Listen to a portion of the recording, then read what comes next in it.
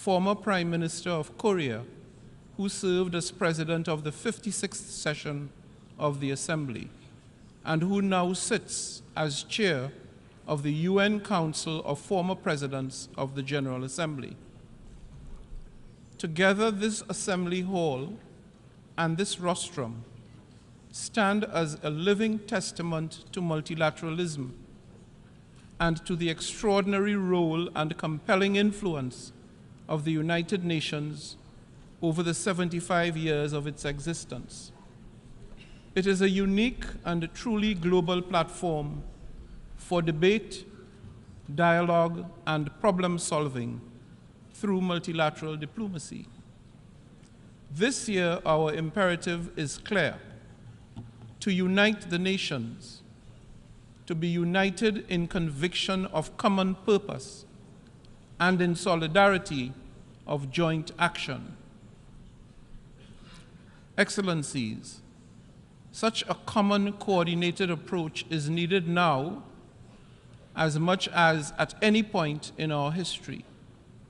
War, climate change, debt, energy and food crises, poverty and famine. These crises are directly impacting the lives and well-being of billions of people around the world.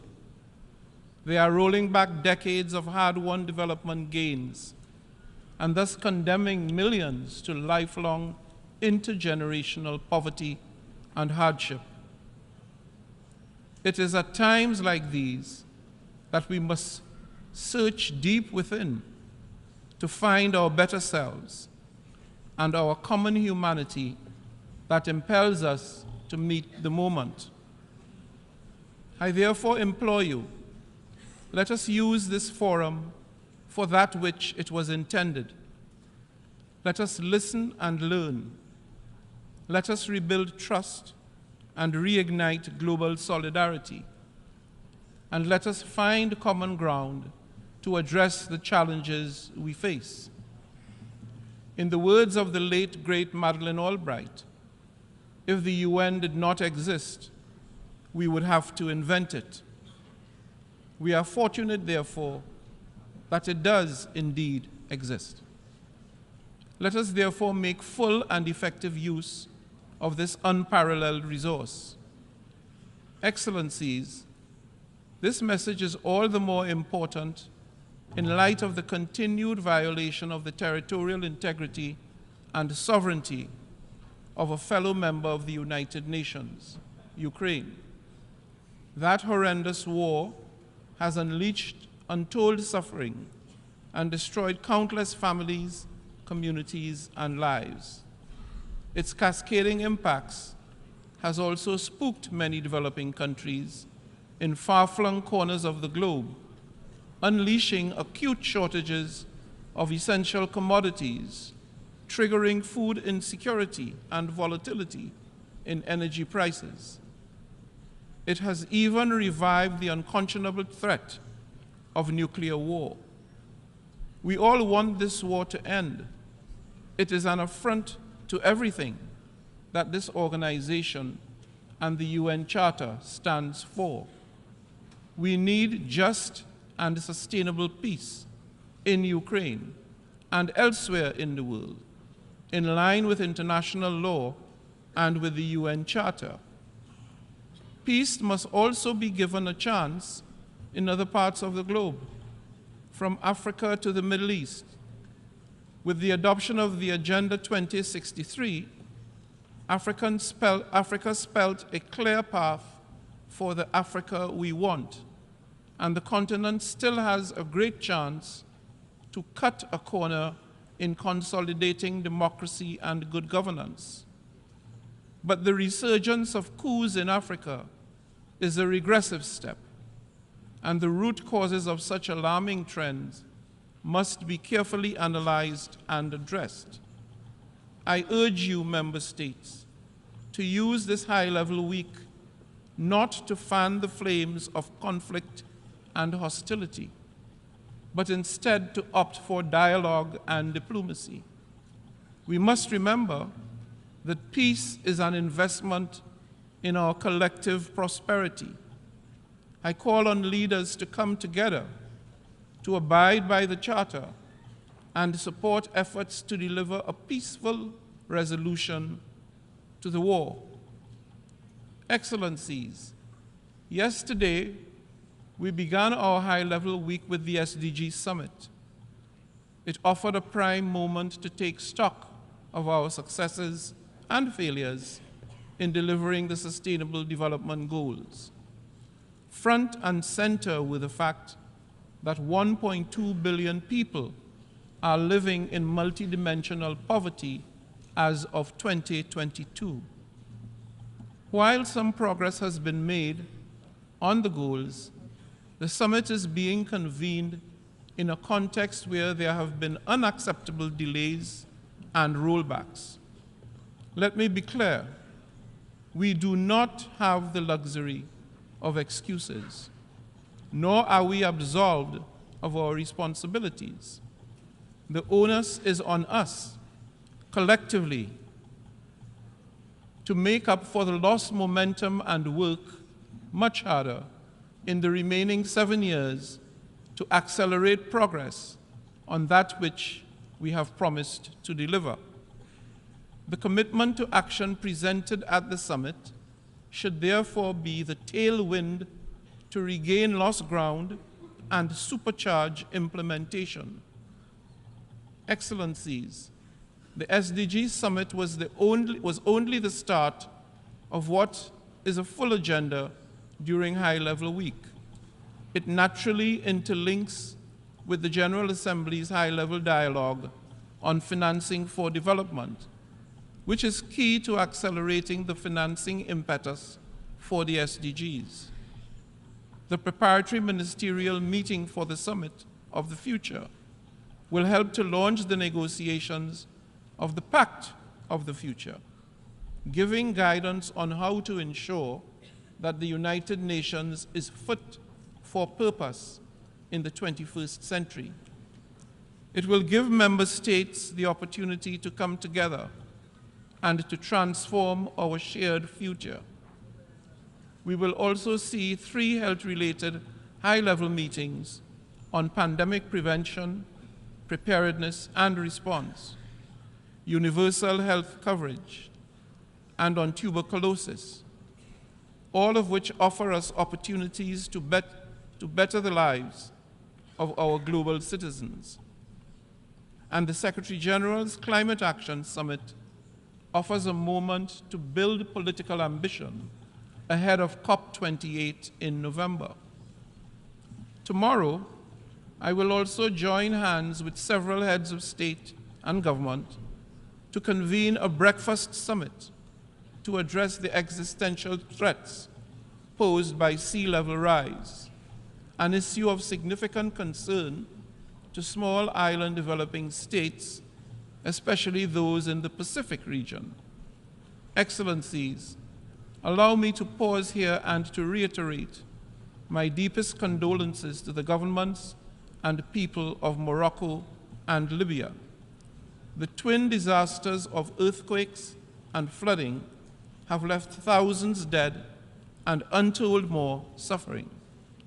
It is my sincere hope that resources and relief can be expedited to support all those who now find themselves in desperate need. As a citizen of a climate-vulnerable region, I urge member states to recognize the continued and escalating impacts of climate change and to deliver real transformative results. Let us work together to unlock the finances and resources required to support those most vulnerable in mitigation, adaptation, and resilience building. And let us continue to work on the Multidimensional Vulnerability Index with the aim of moving beyond GDP to a measure of economic development that effectively captures a country's true vulnerability to external shocks. Excellencies, beyond the high-level week, this year we will commemorate the 75th anniversary of the Universal Declaration of human rights.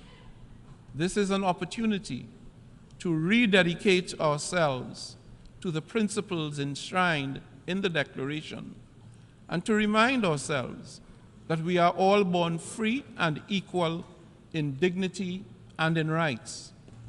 As President of the 78th session, I am committed to championing vulnerable and marginalized groups, including indigenous peoples, peoples living with disabilities, and older persons. I have committed to ensure that we do not continue to neglect countries in special situations, and I intend to soon launch the high-level advisory group on LDCs, LLDCs, and SIDS. But first and foremost, we need to work for all women and girls who are appallingly still struggling for equality and respect. We must walk the talk on gender equality and women's empowerment. This means according women full, equal, and meaningful participation at every level. As an international gender champion myself, I'm strongly committed to promoting gender equality and women's empowerment, and I have appointed a special envoy and special advisor on gender equality and women's empowerment to assist me in this endeavor.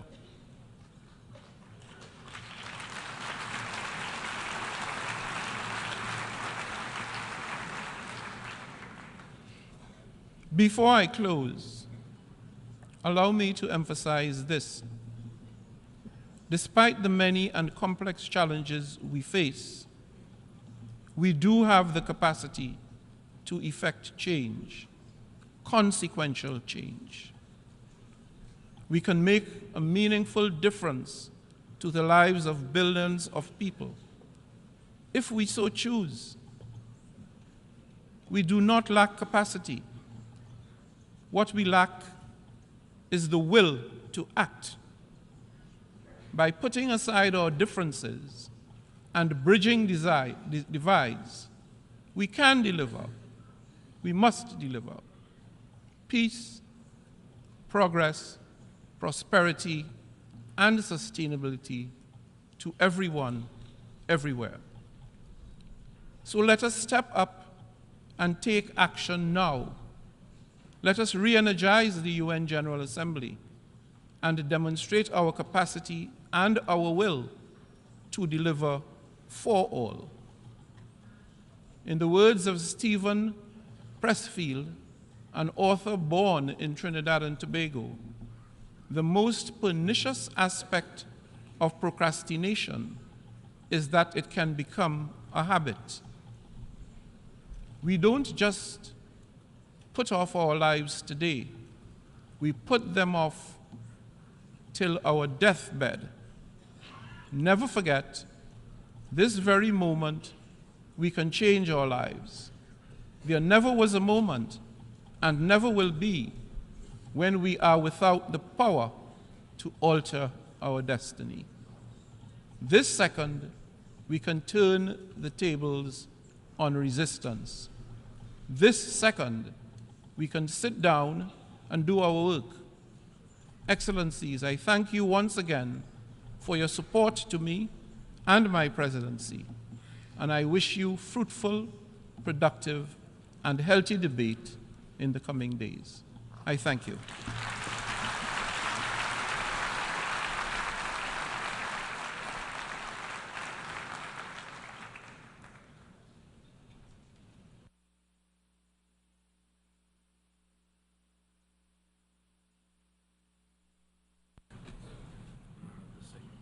Thank you.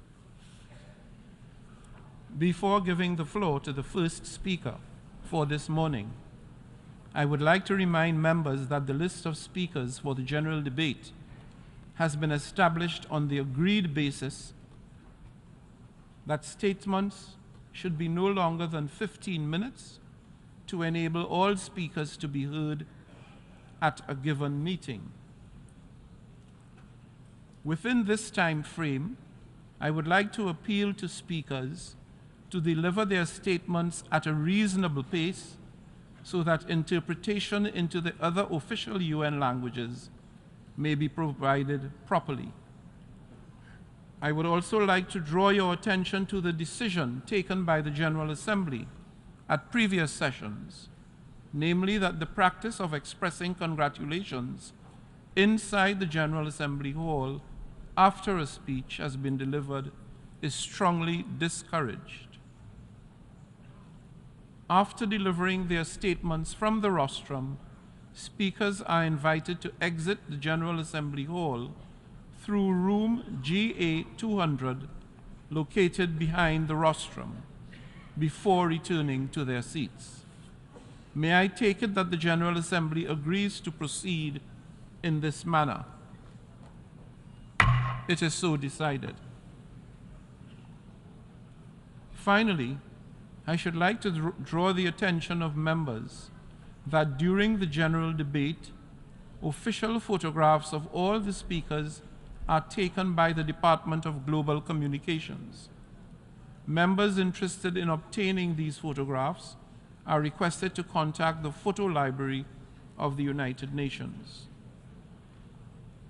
The Assembly will hear an address by His Excellency Luiz Inácio Lula de Silva, President of the Federative Republic of Brazil. I request protocol to escort His Excellency.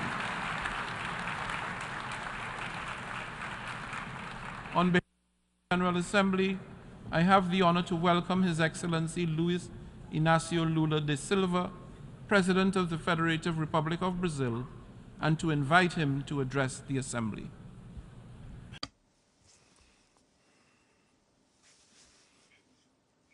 My greetings to the President of the General Assembly, Ambassador Dennis Francis from Trinidad, Tobago. It's a great pleasure to be preceded by the United Nations Secretary General Antonio Guterres. I greet each of the heads of state and government and delegates present. I pay homage to our compatriot Sergio Vieira de Mello and 21 other employees of this organization, victims of the brutal attack in Baghdad 20 years ago. I also wish to express my condolences to the victims of the earthquake in Morocco and the storms that hit Libya. Like what happened recently in the state of Rio Grande do Sul in my country, these tragedies have claimed lives and causing irreparable losses. Our thoughts and prayers are with all the victims and their families. Ladies and gentlemen, exactly 20 years ago, I stood on this rostrum for the first time and said, on that September 23rd, 2003, my first words before this World Parliament be of confidence in the human capacity to overcome challenges and evolve towards superior forms of coexistence. I return today to say that I maintain my unshakable trust in humanity. At that time, the world had not yet realized the severity of the climate crisis. Today, it knocks on our doors, destroys our homes, our cities, our countries, kills and imposes losses and suffering on our brothers, especially the poorest. Hunger, the central theme of my speech at this World Parliament 20 years ago, today affects 735 million human beings who will go to sleep tonight without knowing if they'll have anything to eat tomorrow. The world is increasingly unequal. The 10 richest billionaires have more wealth than the poorest 40% of humanity. The destiny of every child born on this planet seems to be decided while they're still in their mother's womb.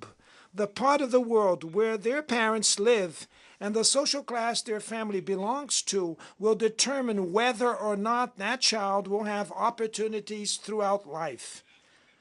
whether they will eat at every meal or whether they will be denied the right to eat breakfast, lunch, and dinner every day, whether they will have access to health care or whether they will fall to diseases that could have already been eradicated, whether they will finish school and get a quality job or whether they will become part of the countless of unemployed, underemployed, and discouraged people. First of all, we must overcome resignation, which makes us accept such unfairness as a natural phenomenon. To overcome inequality, there's a lack of political will from those who govern the world in order to overcome inequality. Ladies and gentlemen, if today I return in the honorable capacity of President of Brazil, it is thanks to the victory won by democracy in my country. Democracy ensured that we overcame hate, misinformation, and oppression. Hope, once again, has won over fear. Our mission is to unite Brazil and rebuild a sovereign, fair, sustainable, supportive, with solidarity, generous, and a joyful country. Brazil is finding itself again with our region, with the world, and multilateralism. As I never tire of repeating, Brazil is back. Our country is back to make its due contributions in facing the major global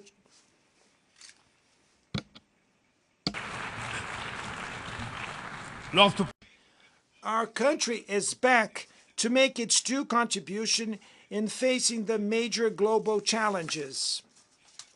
We have reclaimed our foreign policy's universalism, marked by respectful dialogue with everyone. The international community is immersed in a whirlwind of multiple and simultaneous crises. The COVID-19 pandemic, the climate crisis, the food and energy insecurity have been amplified by growing geopolitical tensions. Racism, intolerance, xenophobia have spread, encouraged by new technologies created supposedly to bring us closer together. If we had to summarize these challenges in a single word, this challenge could be called, the reason for its challenge would be inequality. Inequality is at the root of this phenomena, or acts to aggravate them. The UN's broadest and most ambitious collective action aimed at development, the 2030 Agenda, could turn into its biggest failure. We have reached half of the implementation period and are still far from the defined goals. Most of the Sustainable Development Goals are moving at a slow pace. The moral and political imperative of eradicating poverty and ending hunger appears to have been numbed. In the 7 years that we have left, reducing inequalities within and between countries should become the core objective of the 2030 Agenda. Reducing inequalities within countries requires including the poor in government budgets and making the rich pay taxes that are proportional to their wealth. In Brazil, we are committed to implementing all the 17 SDGs in an integrated and indivisible manner. We want to achieve racial equality in Brazilian society through an 18th goal, which we will voluntarily adopt.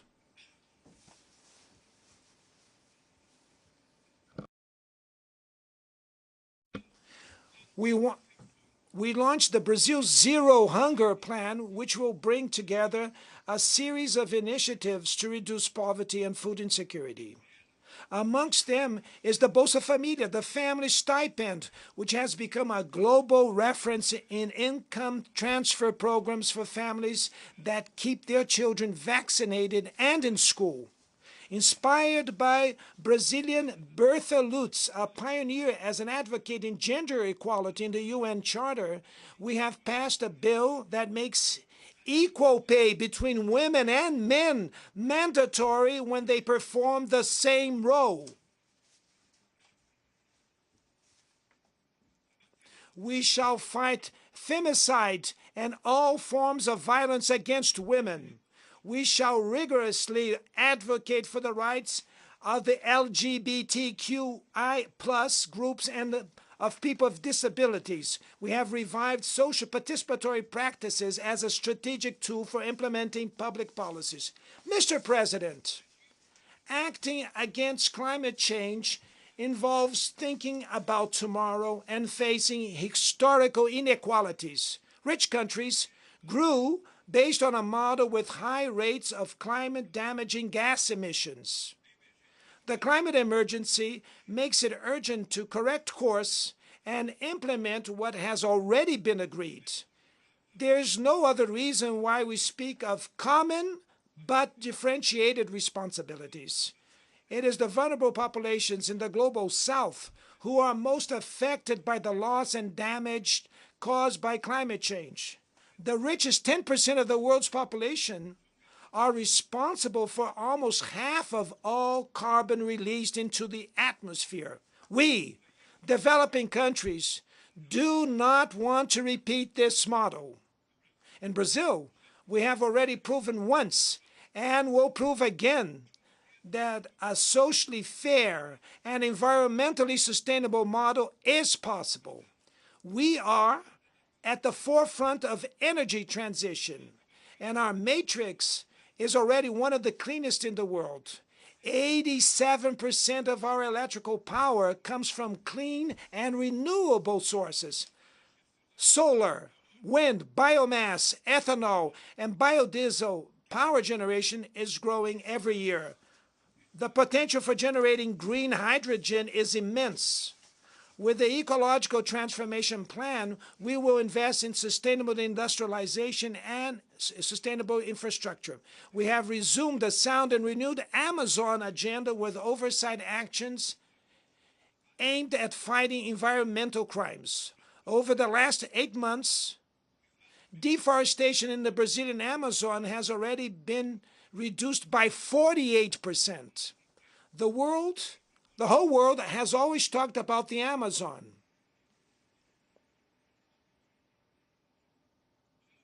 The whole world has always talked about the Amazon. Now, the Amazon is speaking for itself. A month ago, we hosted the Belém Summit meeting at the heart of the Amazon and launched a new collaboration agenda between countries that are part of that biome. There are 50 million South Americans living in the Amazon whose future depends on the decisive and coordination action of the countries that hold sovereignty over the region's territories. We all have also further dialogue with other countries that have tropical forests in Africa and Asia. We want to arrive at COP28 in Dubai with a joint vision that reflects, without any coaching, the priorities for preserving the Amazon, the Congo, and Borneo Mekong basins based on our needs. Without mobilizing financial and technological resources, there's no way to implement what we decided in the Paris Agreement and the Global Biodiversity Framework. The promise to allocate $100 billion annually to developing countries remains just that, a long promise. Today, this amount would be insufficient for a demand that already reaches trillions of dollars. Mr. President, the principle on which multilateralism is based, that of sovereign equality between nations, has been eroding. At the main global governance levels, negotiations in which all countries have a voice and vote have lost momentum. When institutions reproduce inequalities, they are part of the problem, not the solution. Last year, the IMF made available $160 billion in special drawing rights to European countries and just $34 billion to African countries. The unequal and distorted representation of the management of the IMF and the World Bank is unacceptable. We have not corrected the excesses of market deregulation and the support of the ideology of the minimum state. The foundations of a new economic governance have not been laid. The BRICS was the result of this paralysis and constitute a strategic platform to promote cooperation between emerging countries. The recent expansion of the group at the Johannesburg Summit meeting strengthens the fight for an order which accommodates the economic, geographic, and political plurality of the 21st century. We are a force that works towards fairer global trade in the context of a serious crisis in multilateralism. Rich countries' protectionism has gained strength, and the World Trade Organization remains paralyzed, especially its dispute settlement system. Nobody remembers the Doha development round anymore. In the meantime, unemployment and precarious work has been undermining people's confidence in better times, especially the youth. Governments need to break away from the increase in dissonance between the voice of the markets and the voice of the streets. Neoliberalism has aggravated the economic and political inequality that plagues democracies today. Its legacy is a mass of disenfranchised and excluded people. Amidst the wreck, far-right adventurers emerge who deny politics and sell solutions that are easy as they are wrong. Many have fallen to the temptation of replacing failed neoliberalism with primitive, conservative, and authoritarian nationalism.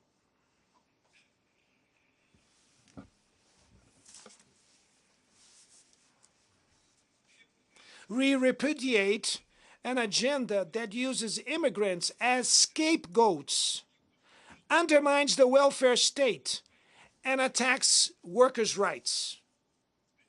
We need to reclaim the best humanist traditions which inspired the creation of the UN. No relevant economical, social, active inclusion policies at cultural, education, and digital levels are fundamental for promoting democratic values and defending the rule of law. Preserving press freedom is essential. A journalist like Julian Assange cannot be punished informing society in a transparent and legitimate way. Our fight is against misinformation and cybercrimes. Apps and platforms should not abolish the labor laws we fought so hard for. Upon taking over as the chair of the G20 next December, we will spare no effort to place the fight against inequality in all its dimensions at the core of the international agenda. Under the motto, Building a Just World and a Sustainable Planet, the Brazilian chair will coordinate social inclusion and fight against hunger, sustainable development, and reform of global governance institutions.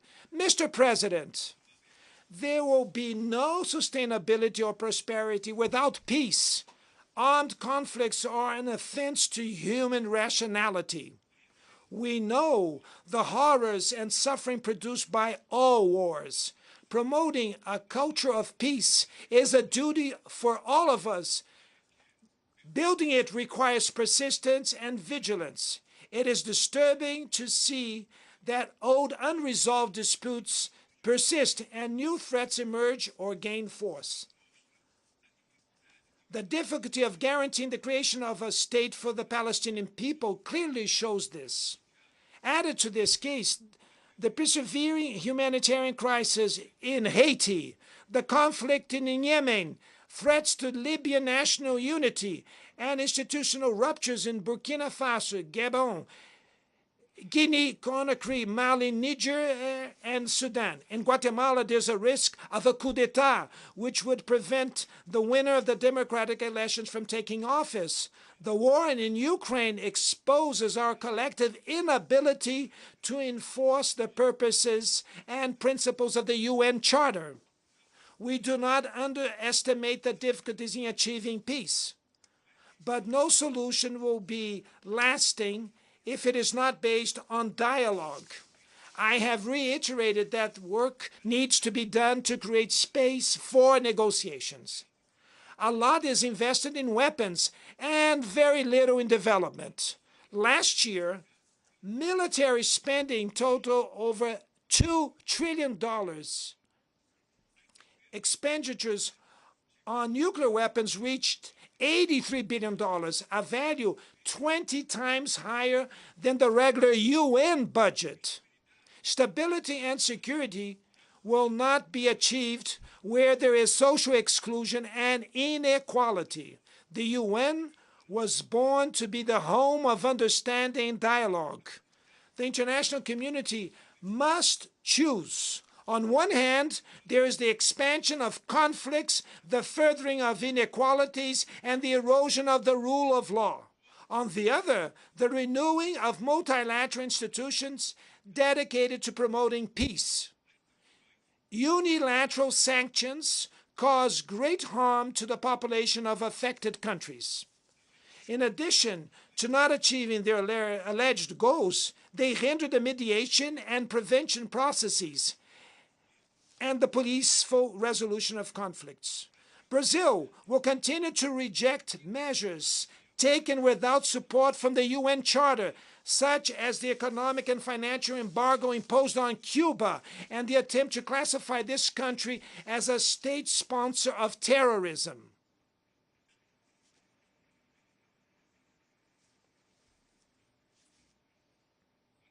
We shall continue to criticize any attempts to divide the world into zones of influence and reviving the Cold War. The UN Security Council has been progressively losing its credibility. This frailty is the specific result of actions from its permanent members who wage unauthorized wars aimed at territorial expansion or regime change. Its paralysis is the most eloquent proof of the urgent need to reform it, which will bring it greater representation and efficacy.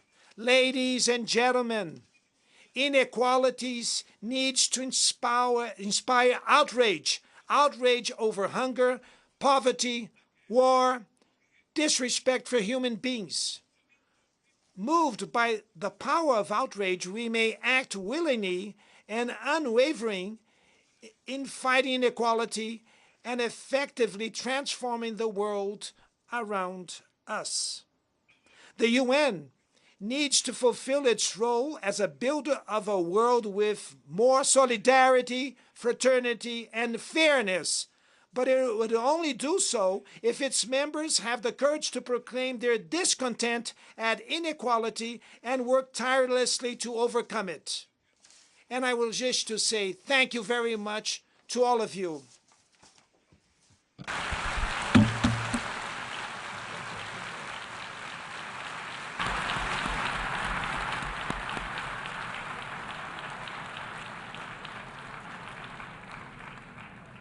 On behalf of the Assembly, I wish to thank the President of the Federative Republic of Brazil for the statement just made, and I request protocol to escort His Excellency.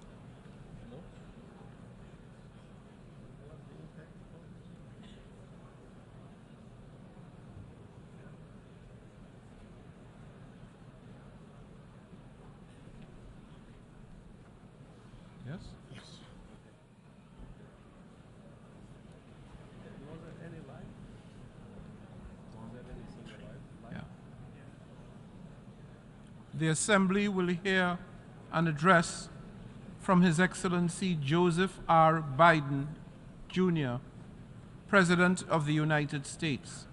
I request protocol to escort His Excellency.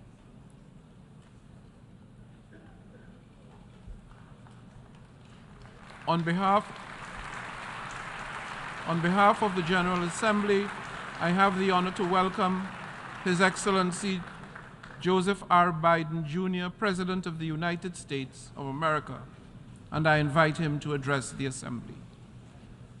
Mr. President, Mr. Secretary General, and my fellow leaders, about a week ago, I stood on the other side of the world, in Vietnam, on soil once bloody with war.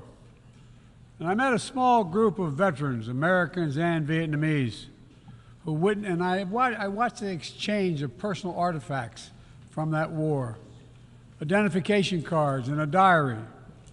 It was deeply moving to see the reaction of the Vietnamese and American soldiers. Culmination of 50 years of hard work on both sides to address the painful legacies of war and to choose to work together toward peace and a better future. Nothing about that journey was inevitable.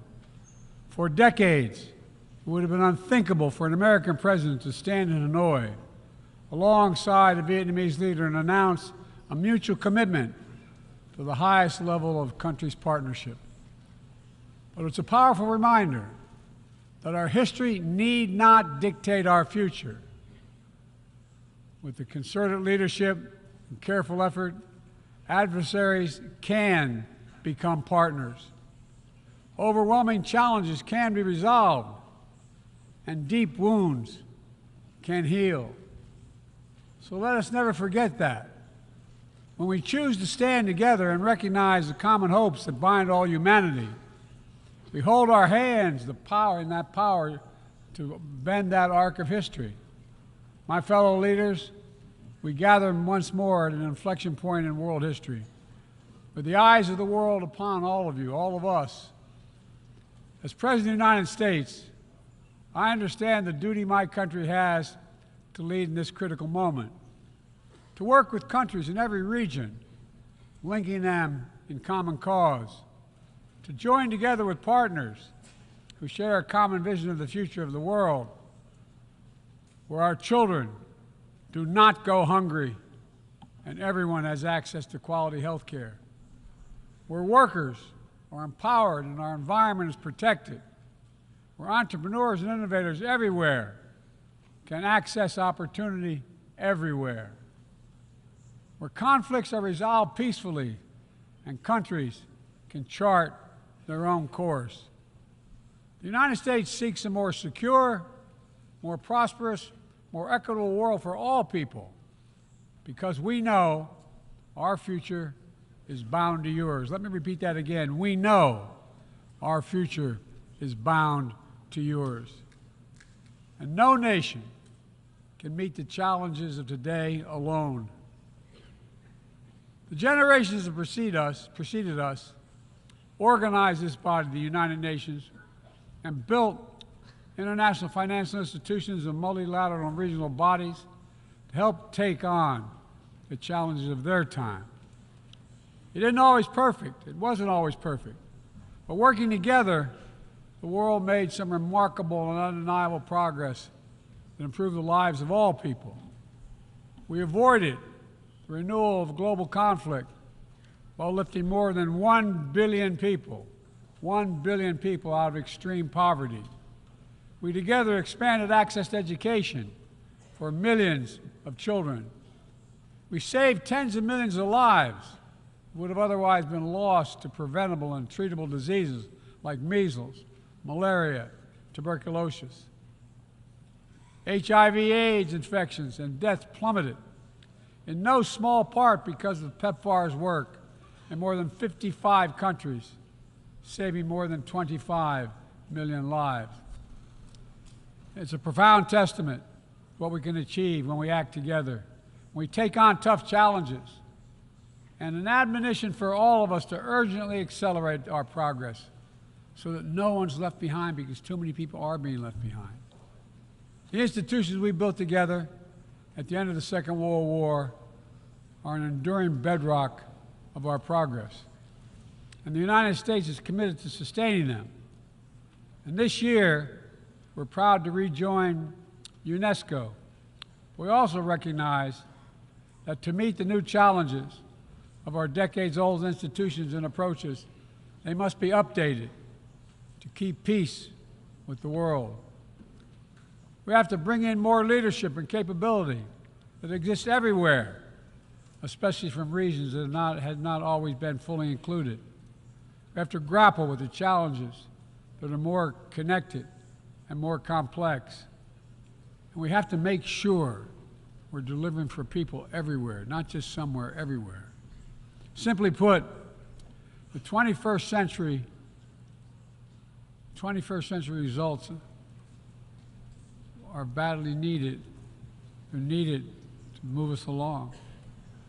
That starts with the United Nations, starts right here in this room. In my address to this body last year, I announced the United States will support expanding the Security Council, increasing the number of permanent and non-permanent members.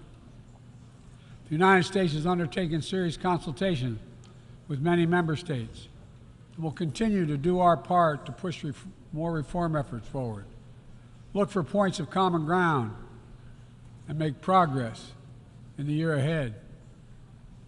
We need to be able to break the gridlock that too often stymies progress and blocks consensus on the Council. We need more voices, more perspectives at the table. The United Nations must continue to preserve peace, prevent conflict, and alleviate human suffering. And we embrace nations stepping up to lead in new ways and to seek new breakthroughs on hard issues.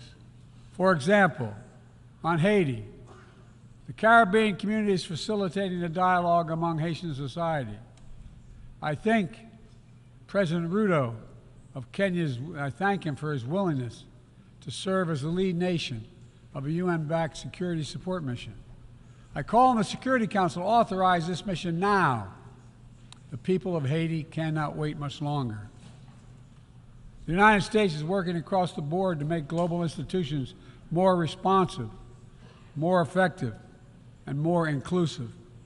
For example, we've taken significant steps to reform and scale up the World Bank, expanding its financing to low and middle-income countries so it can help boost progress toward meeting the Sustainable Development Goals and better address interconnected challenges like climate change and fragility. Under the new president of the World Bank, change is already taking root.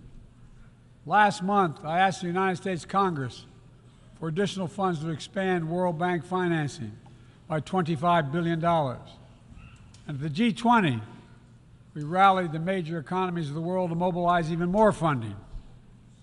Collectively, we can deliver a transformational boost to World Bank lending. And because the multilateral development banks are among the best tools we have for mobilizing transparent, high-quality investment in developing countries, reforming these institutions can be a game changer. Similarly, we proposed making sure developing countries have a strong voice and representation at the International Monetary Fund. We're going to continue our efforts to reform the World Trade Organization, and preserve competition, openness, transparency, and the rule of law, while at the same time equipping it to better tackle modern-day imperatives like driving the clean energy transition, protecting workers, promoting inclusive and sustainable growth. And this month, we strengthened the G20 as a vital forum, welcoming the African Union as a permanent member. By upgrading and strengthening our institutions, that's only half of the picture. We must also forge new partnerships, confront new challenges. Emerging technologies such as artificial intelligence hold both enormous potential and enormous peril. We need to be sure they are used as tools of opportunity, not as weapons of oppression. Together with leaders around the world, The United States is working to strengthen rules and policies so AI technologies are safe before they're released to the public. To make sure we govern this technology, not the other way around, having it govern us. And I'm committed to working through this institution and other international bodies and directly with leaders around the world, including our competitors, to ensure we harness the power of artificial intelligence for good while protecting our citizens from its most profound risk. It's going to take all of us. I've been working on this for a while, as many of you have. It's going to take all of us to get this right. In every region of the world, the United States is mobilizing strong alliances, versatile partnerships, common purpose, collective action to bring new approaches to our shared challenges.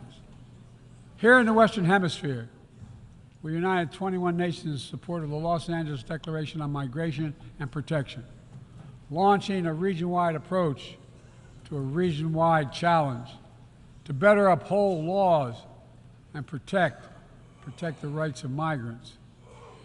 In the Indo-Pacific, we've elevated our Quad partnership with India, Japan, and Australia to deliver concrete progress for the people of the region on everything from vaccines to maritime security. Just yesterday, after 2 consultations in diplomacy, the United States brought together dozens of nations across 4 continents to establish a new partnership for Atlantic cooperation so that the coastal Atlantic countries can better cooperate on science, technology, environmental protection, and sustainable economic development. We brought together nearly 100 countries in a global coalition to counter fentanyl and synthetic drugs to reduce the human cost of this affliction, and it is real. And as the nature of the terrorist threats evolve and the geography expands to new places, we're working with our partners to bring capabilities to bear to disrupt plotting, degrade networks, and protect all of our people. Additionally, we convened the Summit for Democracy to strengthen democratic institutions, root out corruption, and reject political violence. And in this moment where democratically elected governments have been toppled in quick succession in West and Central Africa, we're reminded that this work is as urgent and important as ever. We stand with the African Union and ECOWAS and other regional bodies to support constitutional rule. We will not retreat from the values that make us strong. We will defend democracy, our best tool to meet the challenges we face around the world. And we're working to show how democracy can deliver in ways that matter to people's lives. The Partnership for Global Infrastructure and Investment addresses the enormous need and opportunity for infrastructure investment in low and middle income countries, particularly in Africa, Latin America, and Southeast Asia. Through strategic, targeted public investments, we can unlock enormous amounts of private sector financing.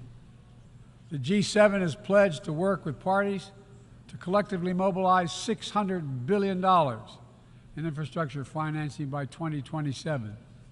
The United States has already mobilized more than $30 billion to date. We're creating a race to the top with projects that have high standards for workers, the environment, and intellectual property while avoiding the trap of unsustainable debt. We're focusing on economic corridors that will maximize the impact of our collective investment and deliver consequential results across multiple countries and multiple sectors.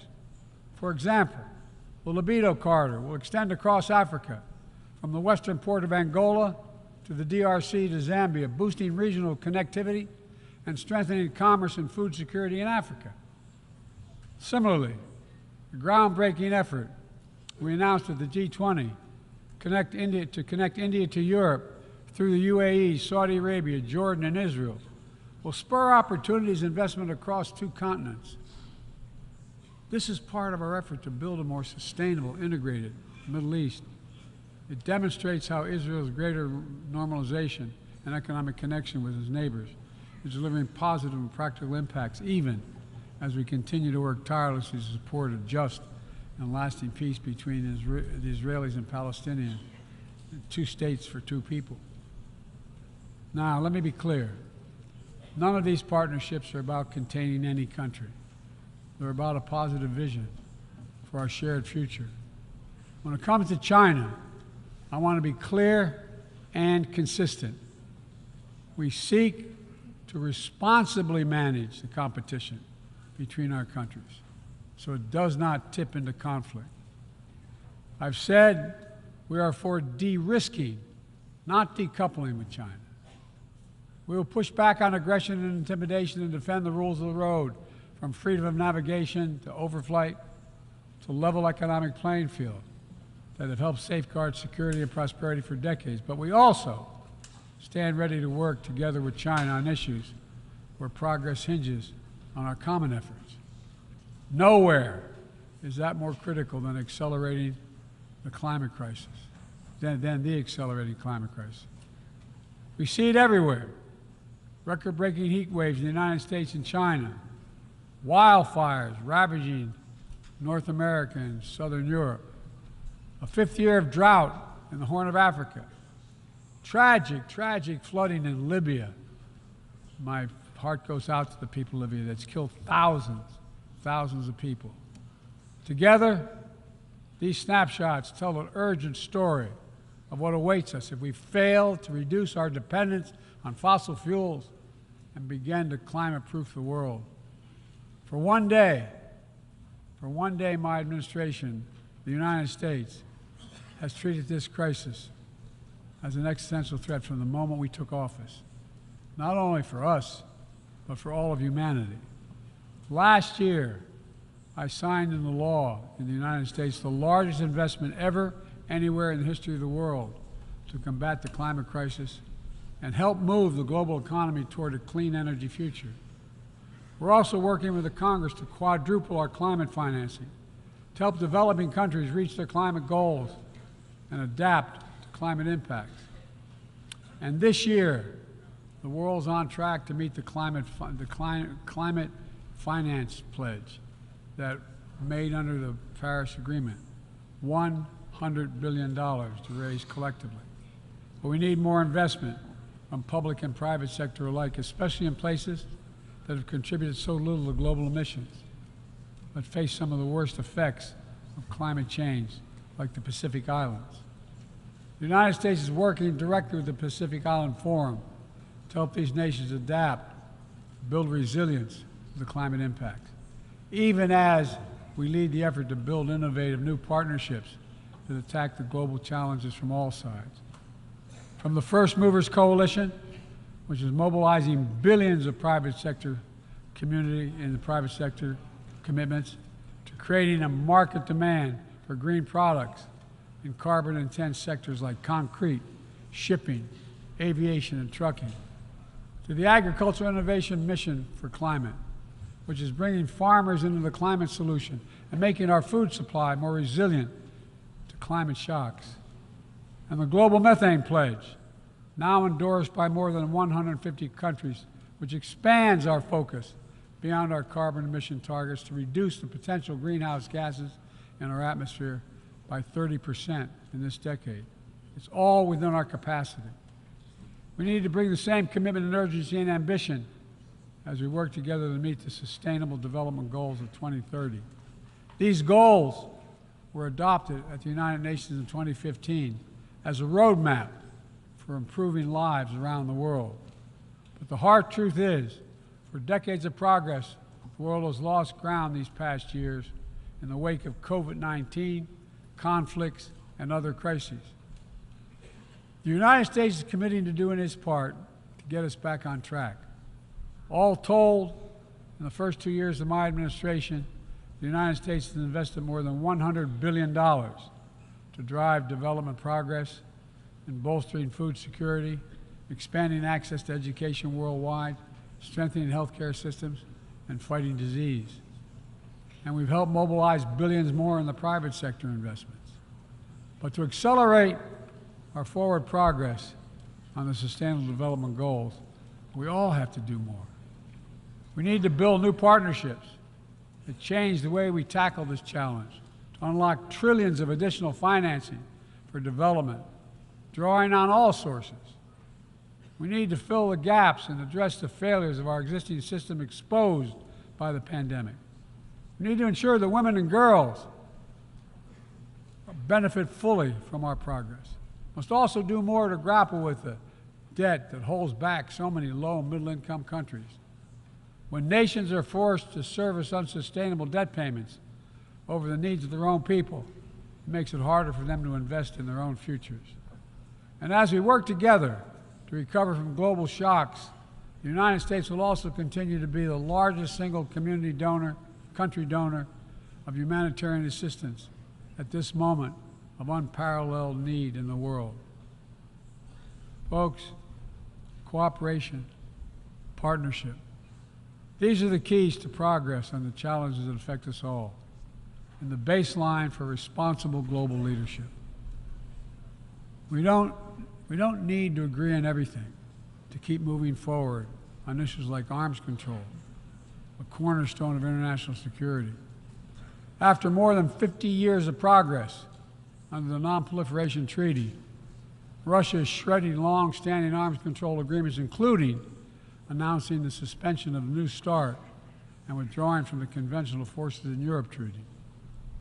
I view it as irresponsible and makes the entire world less safe. The United States is going to continue to pursue good faith efforts to reduce the threat of weapons of mass destruction and lead by example, no matter what else is happening in the world. This year, we safely destroyed at least the last chemical munitions in the U.S. stockpile, fulfilling our commitment toward a world free of chemical weapons. And we condemn the DPRK's continued violation of UN Security Council resolutions, but we are committed to diplomacy that will bring about the denuclearization of the Korean Peninsula. We're working with our partners to address Iran's destabilizing activities that threaten regional and global security, and remain steadfast in our commitment that Iran must never acquire a nuclear weapon. Now, even as we evolve our institutions and drive creative new partnerships, let me be clear. Certain principles of our international system are sacrosanct. Sovereignty, territorial integrity, human rights. These are the core tenets of the UN Charter, the pillars for peaceful relations among nations, without which we cannot achieve any of our goals. That has not changed, and that must not change. Yet, for the second year in a row, this gathering, dedicated to peaceful resolution of conflicts, is darkened by the shadow of war. An illegal war of conquest brought without provocation by Russia against its neighbor Ukraine. Like every nation in the world, the United States wants this war to end. No nation wants this war to end more than Ukraine. And we strongly support Ukraine in its efforts to bring about a diplomatic resolution that delivers just and lasting peace. But Russia alone bears responsibility for this war. Russia alone has the power to end this war immediately. And it's Russia alone that stands in the way of peace, because Russia's price for peace is Ukraine's capitulation, Ukraine's territory, and Ukraine's children. Russia believes that the world will grow weary and allow it to brutalize Ukraine without consequence.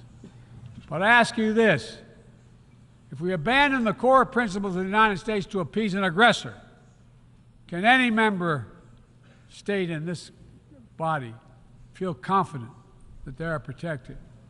If we allow Ukraine to be carved up, is the independence of any nation secure? I'd respectfully suggest the answer is no. We have to stand up to this naked aggression today and deter other would-be aggressors tomorrow.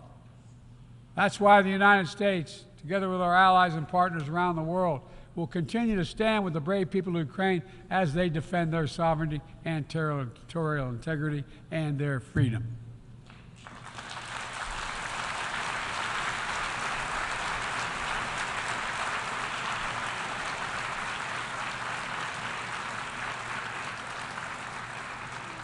It's not only an investment in Ukraine's future, but in the future, every country that seeks a world governed by basic rules that apply equally to all nations and uphold the rights of every nation, no matter how big or small. Sovereignty, territorial integrity, they are the fixed foundations of this noble body. And universal human rights is its North Star. We cannot sacrifice either. 75 years ago, the Universal Declaration of Human Rights captured a remarkable act of collective hope. I say that again, collective hope. Drafted by a committee representing different regions, faiths, philosophies, and adopted by the entire General Assembly. The rights contained in the Declaration are elemental and enduring. And while we still struggle to uphold equal and inalienable rights of all, they remain ever steady and ever true. We cannot turn away from abuses, whether in Xinjiang, Tehran, Darfur, or anywhere else. We have to continue working to ensure that women and girls enjoy equal rights and equal participation in their societies, that indigenous groups, racial, ethnic, religious minorities, people with disabilities do not have their potential stifled by systemic discrimination, that the LGBTQI plus people are not prosecuted or targeted with violence because of who they are. These rights are part of our shared humanity. They're absent, when they're absent anywhere, their loss is felt everywhere. They are essential to the advancement of human progress that brings us together. My fellow leaders, let me close with this. At this inflection point in history, we're going to be judged by whether or not we live up to the promises we made to ourselves, to each other, to the most vulnerable, and to all those who will inherit the world we create, because that's what we're doing. Will we find within ourselves the courage to do what must be done, to preserve the planet, to protect human dignity, to provide opportunity for people everywhere, and to defend the tenets of the United Nations? There can only be one answer to that question. We must, and we will. The road ahead is long and difficult, but if we persevere and prevail, if we keep the faith in ourselves and show what's possible, let's do this work together. Let's deliver progress for everyone. Let's bend the arc of history for the good of the world, because it's in our power to do it. Thank you for listening. You're kind.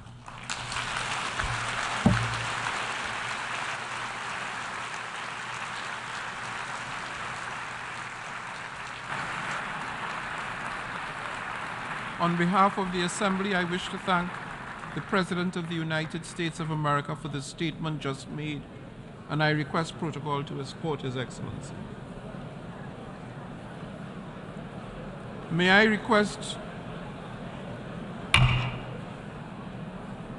request representatives to remain seated while we suspend the meeting for 5 minutes before resuming to hear the next speaker.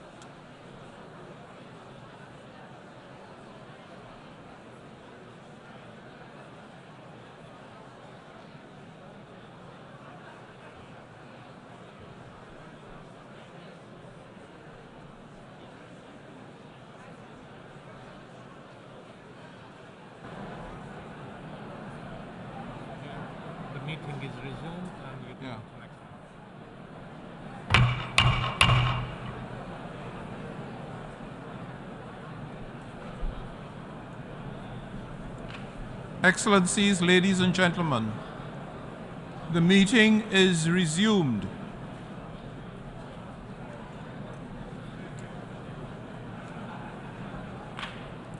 The Assembly will hear an address by His Excellency Gustavo Petro Urrego, President of the Republic of Colombia. I request protocol to escort His Excellency.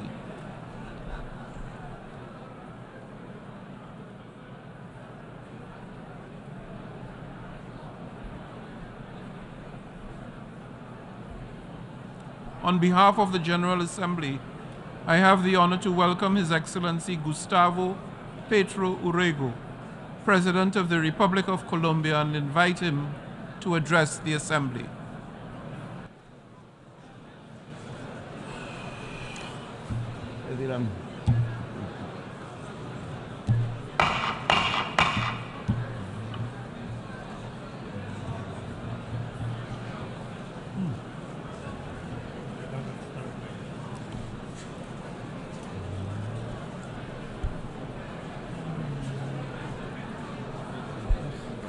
Extraordinary.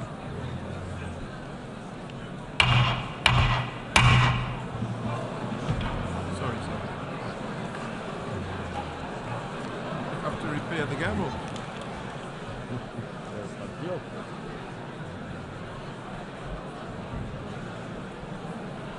This is extraordinary.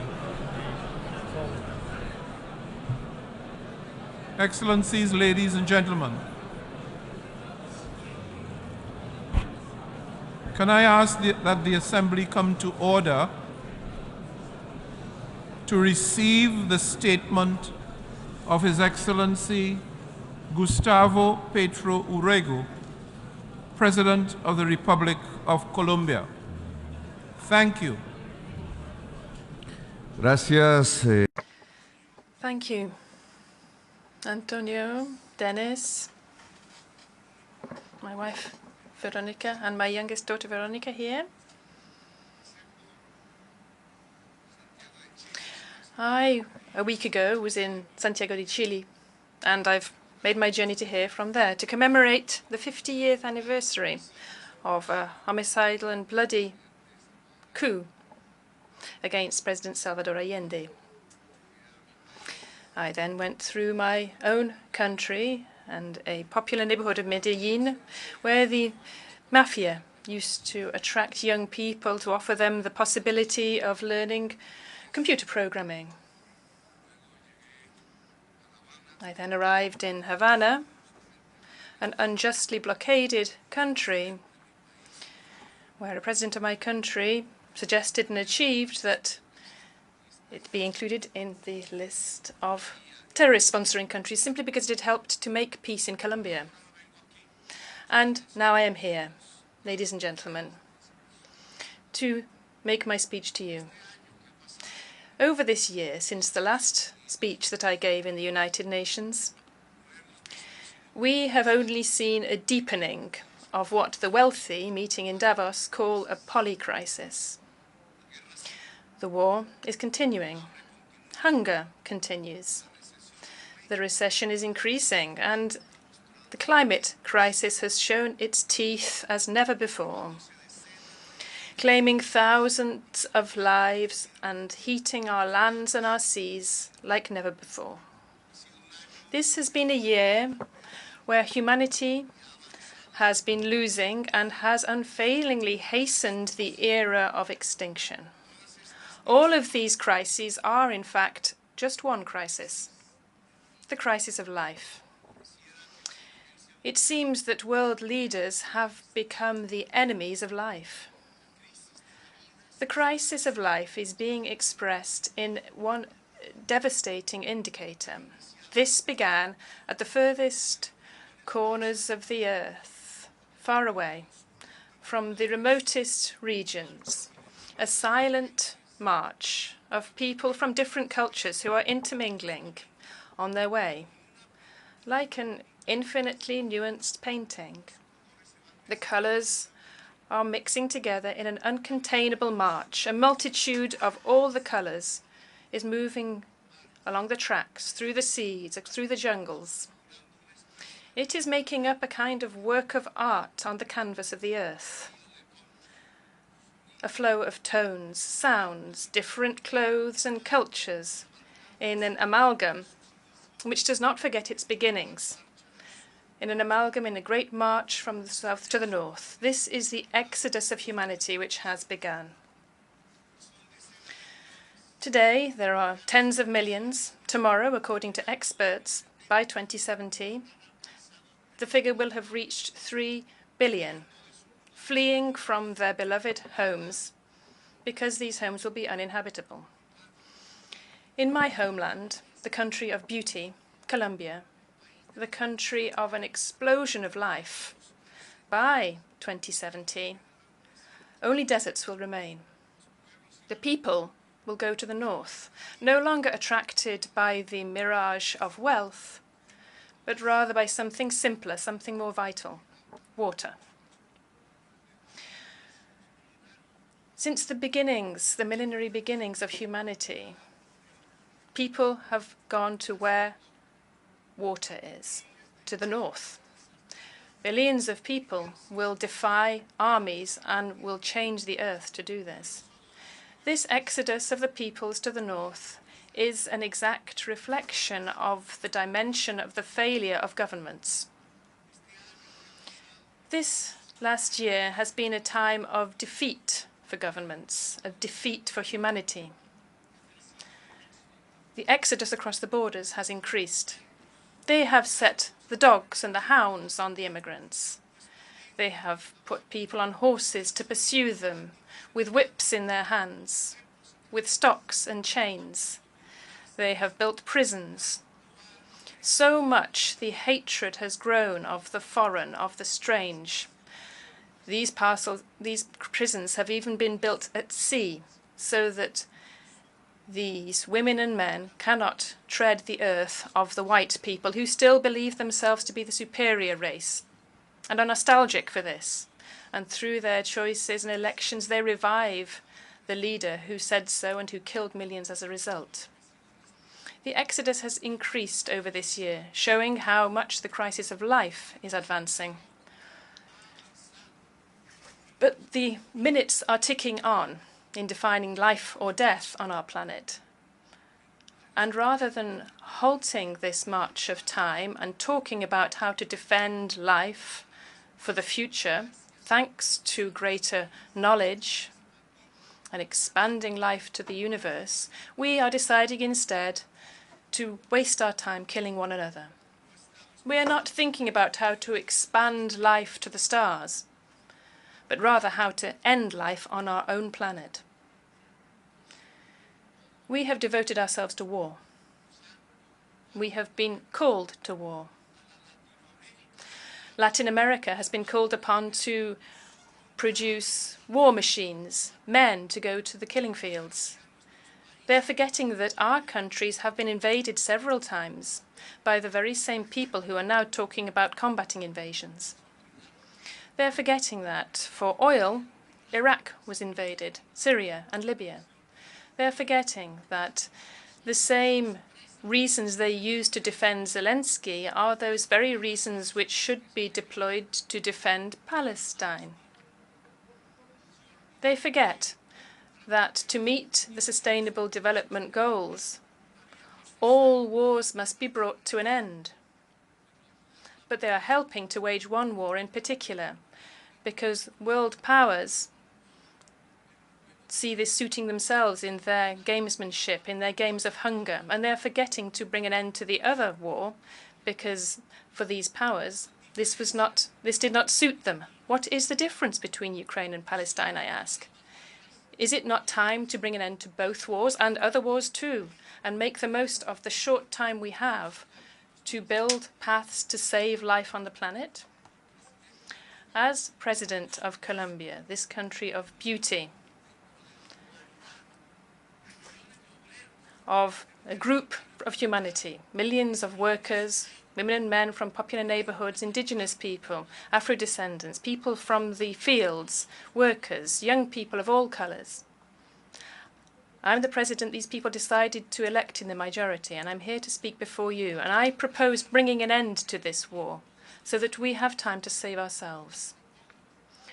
I propose that the United Nations should hold, as soon as possible, 2 peace conferences, one on Ukraine, the other on Palestine.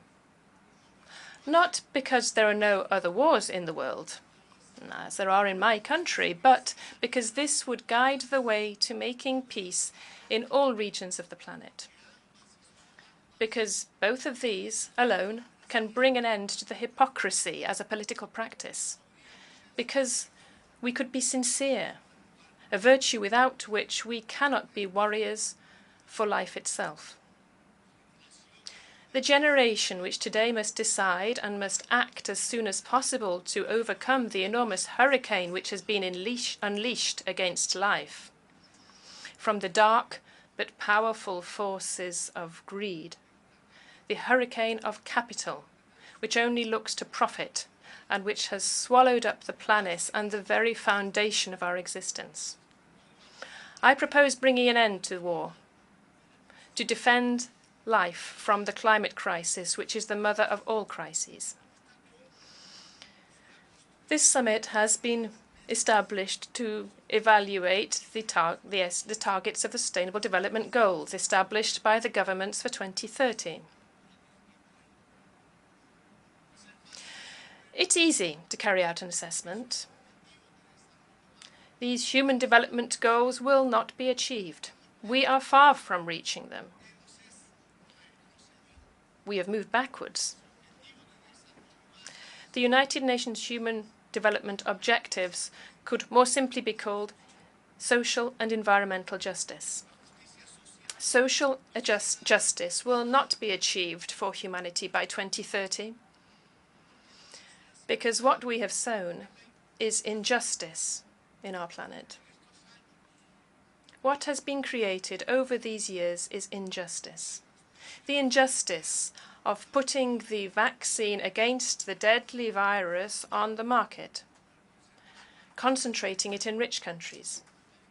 Latin America saw 30% of COVID deaths, although it makes up only 8% of the world population. Who said that health should be a business and not a right?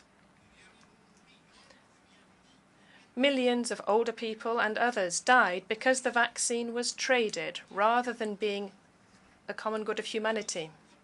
They failed to deliver on their own promise to finance adaptation to climate change. They do not have $100 billion to give to countries to defend themselves from floods, storms, and hurricanes. But they do have that money in a single day to allow Russians and Ukrainians to kill one another. Now we no longer need $100 billion. We need $3 trillion to overcome the climate crisis. And the clock is ticking. Ladies and gentlemen, injustice has been sown. And cannabis growers and coca growers have been arrested rather than tackling the solitude in which the youth of their own countries live. These countries are the greatest economic and military power in the history of humanity. To combat this solitude, they have moved on to the drugs of death, to fentanyl.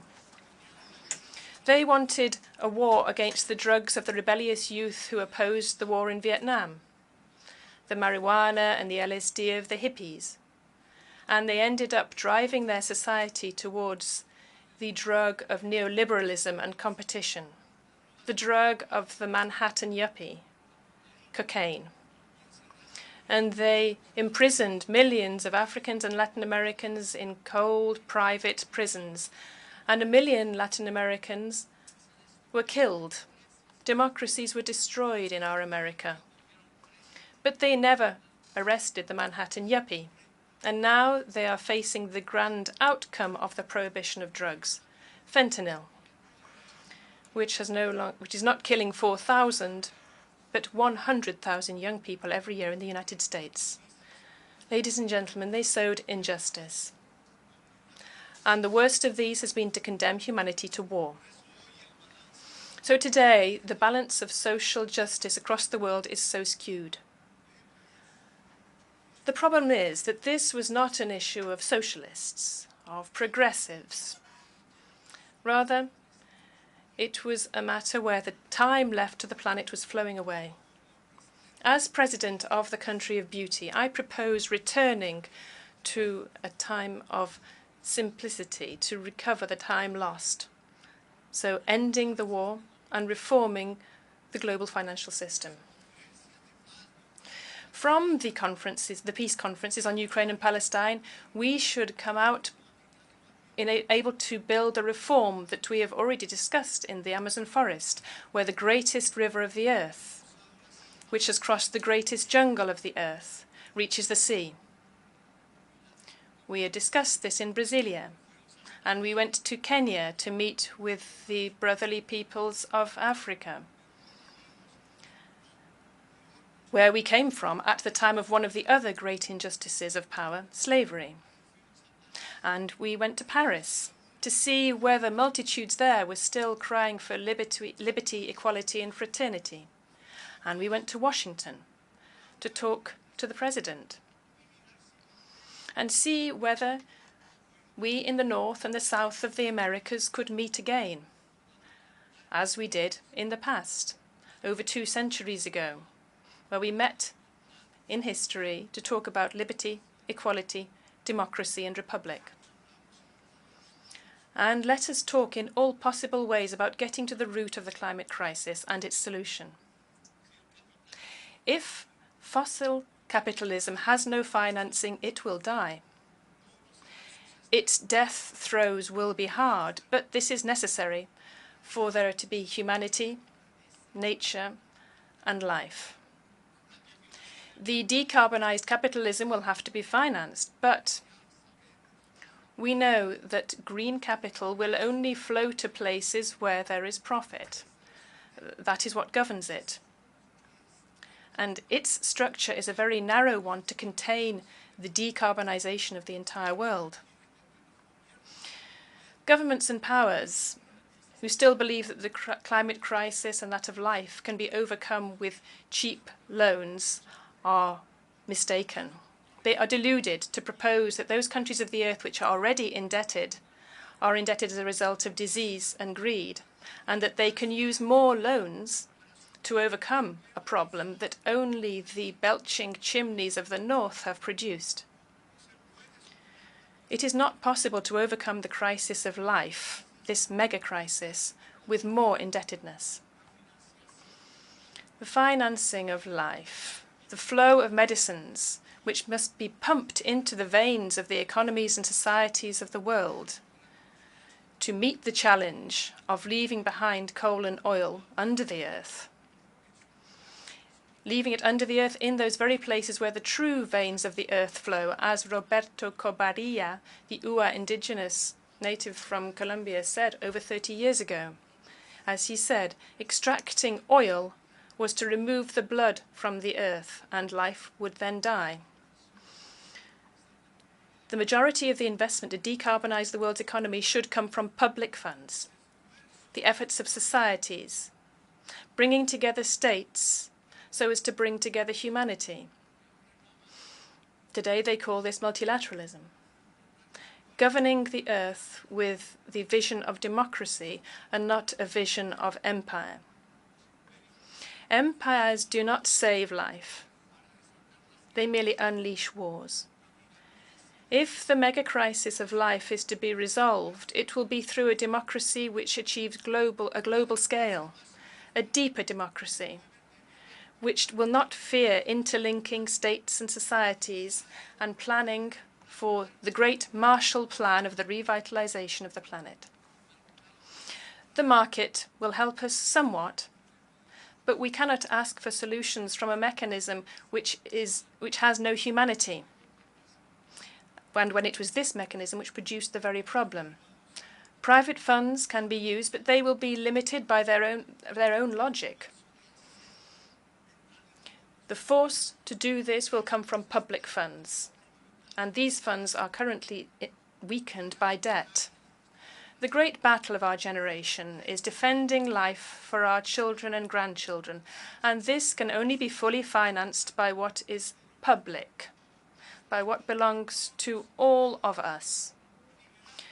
We must liberate the public to save life. Many people may not like this, but if the voice of the public, of the state, of humanity, of multilateralism is to be heard again, this means the voice of change will be heard again. Because in order to save life, this is fundamental. Saving life requires an epoch of change, and it is urgent. Change and life are now synonymous. Youth of all colours today, in order to live, must fly the flags of change, of transformation, of a new humanity. It is democracy, and not authoritarian regimes, which is looking more and more like the Nazis. It is global democracy. These plans, the power of those states who are not tackling war, but are tackling and attacking the plans for life. These plans to achieve the transition to a decarbonized economy and to finance it. The decarbonized economy will, without a doubt, be a more humane and a more just economy. So, I, as President of the Country of Beauty, propose a reform of the global financial system, of the IMF, of the Multilateral Bank, and bringing an end to economic blockades and guiding funds from private capital.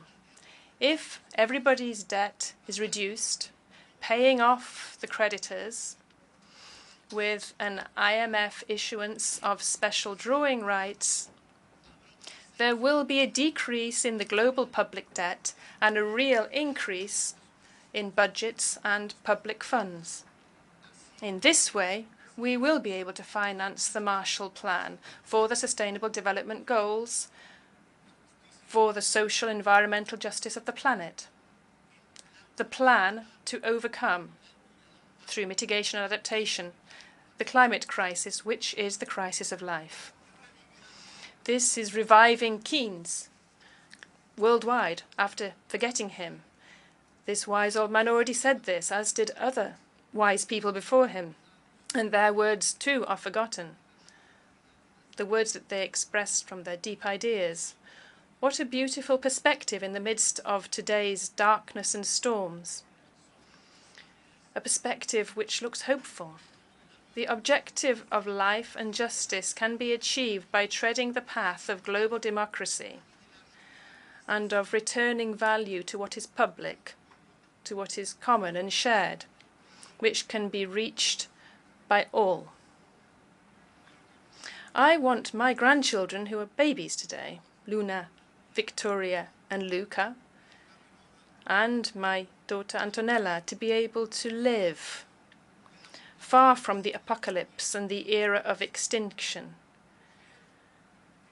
I want them to live in times where humanity was able to stop killing itself and killing the planet, and through the very diversity of its cultures, managed to achieve understanding and to achieve its mission, spreading the virus of life to the stars of the universe. Thank you very much.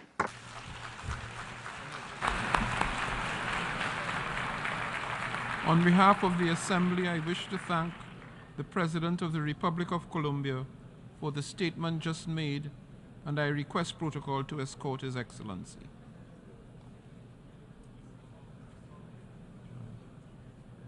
The Assembly will hear an address by His Majesty King Abdullah II ibn al-Hussein II, King of the Hashemite Kingdom of Jordan.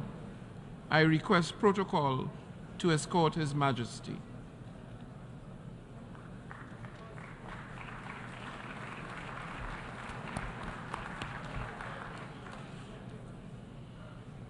On behalf of the General Assembly, I have the honor to welcome His Majesty King Abdullah II ibn al-Hussein, King of the Hashemite Kingdom of Jordan, and to invite him to address the Assembly. Bismillahir Rahmanir Rahim. Mr. President, Secretary General, Excellencies, when human catastrophes seem beyond description, we turn to the appalling statistics. This year around the world, more than 345 million people face food insecurity, daily hunger, or starvation. Among the most vulnerable are 108 million refugees, people who have been forcibly displaced from their homes and ways of life. And 40% of these refugees are children, the most defenseless of all.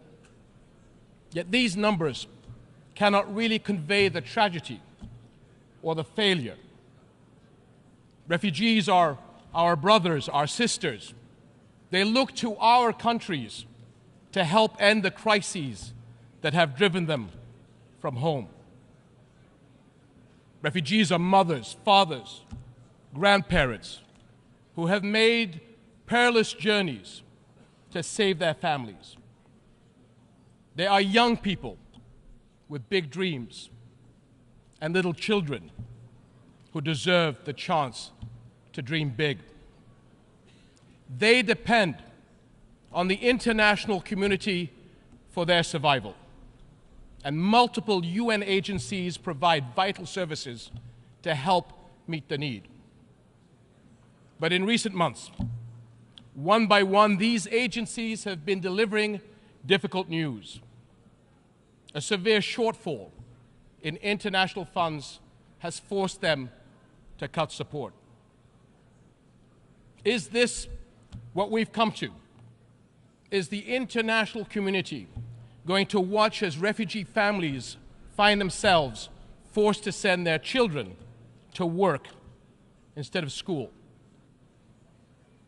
In Jordan, where refugees make up over 1/3 of our 11 million population, cuts have already thrown the lives of hundreds of thousands of refugees into uncertainty. The impact of such humanitarian shortfalls is never limited to a country or a region. Fear and want bring on sharp increases in the number of refugees fleeing to Europe and beyond, on journeys that too often end in tragedy. My friends, Jordanians are serious about our duty to those in need. We have done everything we can to secure a dignified life for refugees.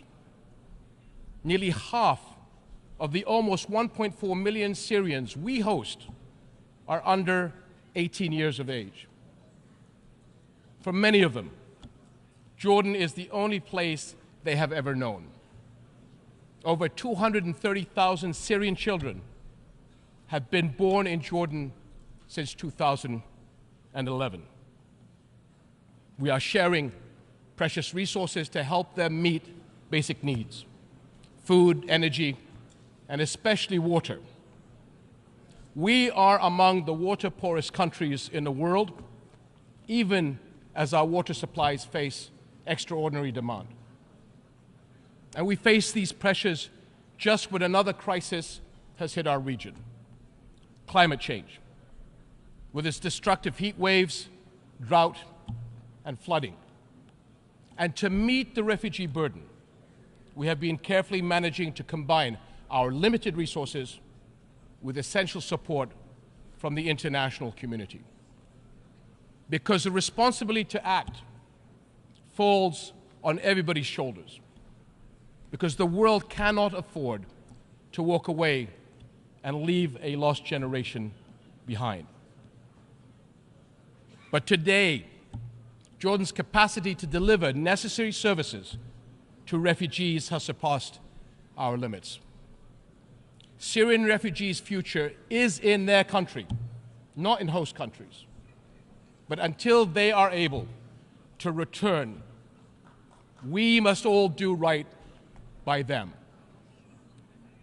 And the fact is, refugees are far from returning. On the contrary, more Syrians are likely to leave their country as the crisis persists.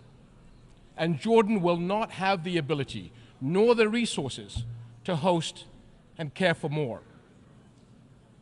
We must find a political solution consistent with UN Security Council Resolution 2254, the step-for-step approach that offers a path forward, proposed by Jordan as the basis for engagement with the Syrian government and coordinated with the UN.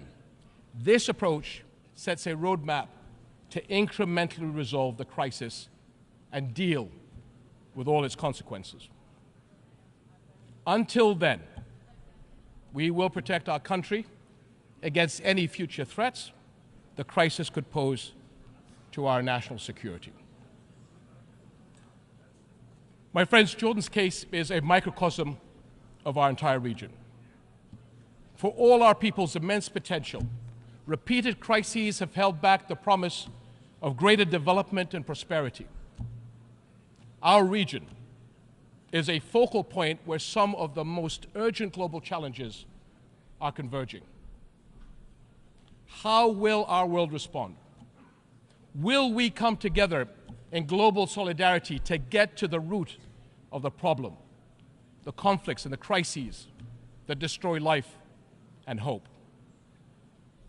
Will we work as one to rebuild the lost trust in international action and help those in want? My friends, our region will continue to suffer until the world helps lift the shadow of the Palestinian-Israeli conflict, the central issue in the Middle East. No architecture for regional security and development can stand over the burning ashes of this conflict. But 7.5 decades on, it still smolders. Where are we going? Without clarity on where Palestinians' future lies, it will be impossible to converge on a political solution to this conflict.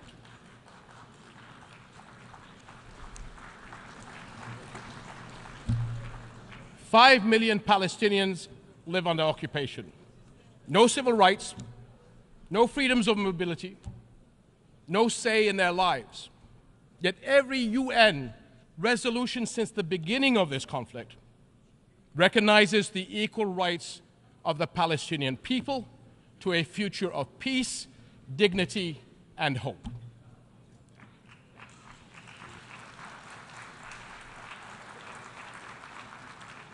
This is the heart of the two-state solution, the only path to a comprehensive, lasting peace. We can see the Israeli people actively defending and engaging in the expression of their national identity. Yet the Palestinian people are deprived of that same right to express and fulfill their own national identity. The basic requirement for that right is the establishment of their own independent and viable state on the June 4th, 1967 lines, with East Jerusalem as its capital, living alongside Israel in peace, security, and prosperity. And delaying justice and peace has brought endless cycles of violence. 2023 has been the deadliest for the Palestinian people in the past 15 years. How can people trust in global justice while settlement building, land confiscations, and home demolitions continue? Where is the global solidarity to make UN resolutions believable by people in need of our help? Jerusalem is a flashpoint for global concern. Under the Hashemite custodianship of Islamic and Christian holy sites, Jordan remains committed to safeguarding the city's identity. But preserving Jerusalem as the city of faith and peace for Islam, Christianity, and Judaism is a responsibility that we all share. And we must not abandon Palestinian refugees to the forces of despair. Sustainable funding is urgently needed by UNRWA, the UN agency that provides vital relief, education, and health services to millions of Palestinian refugees. And this is essential to protect families, keep communities stable, and prepare young people for productive lives. We must protect young Palestinians from extremists who prey on their frustrations and hopelessness by making sure they continue to learn at the schools under the blue flag of the United Nations, as the alternative will be the black flags of terror, hate, and extremism. My friends, we come together here as partners to deal with our challenges and shape a better future. We speak here for our people. We speak for families and the younger generations.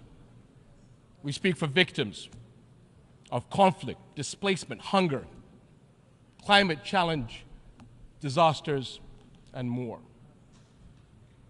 They are not mere statistics.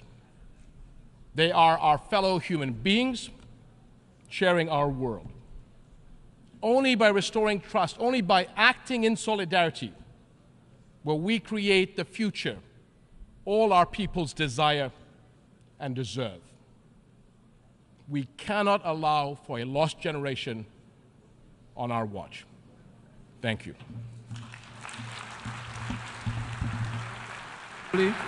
I wish to thank the King of the Hashemite Kingdom of Jordan for the statement just made, and I request protocol to escort His Majesty.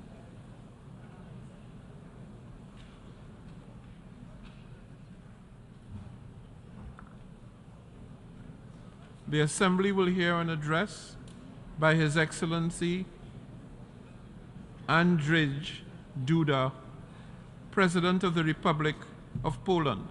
I request protocol to escort His Excellency.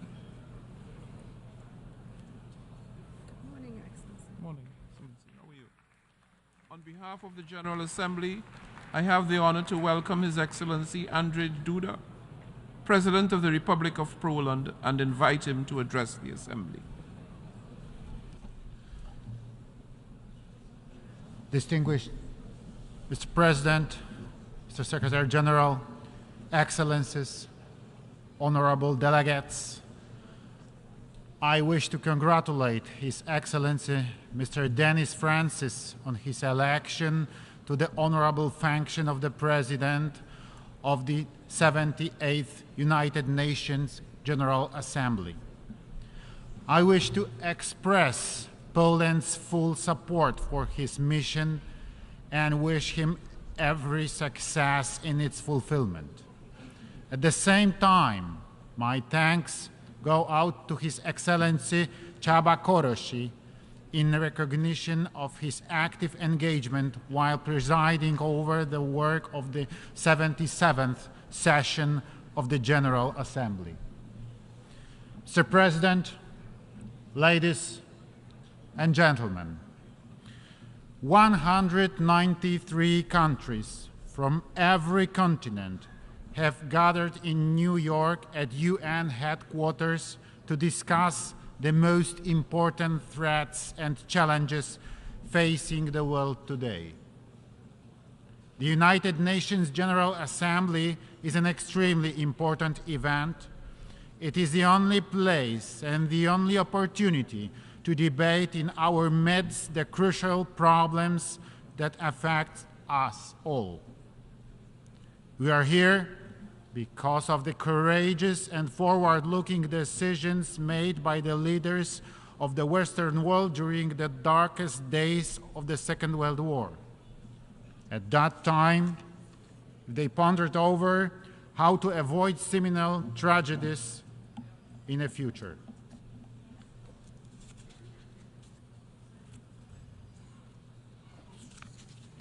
The leaders of the United States and Great Britain, President Roosevelt and Prime Minister Churchill, and soon the other countries of the anti-Hitler coalition, including Poland, signed the Atlantic Charter. It contained the most important principles on which the post-war world order was to be based: self-determination of nations, inviolability of borders, renunciation of violence, economic cooperation, human rights. The Atlantic Charter, together with the Washington Declaration, were the cornerstone in a building of the United Nations organization. Ladies and gentlemen, today once again, it befell on us to live in dangerous times.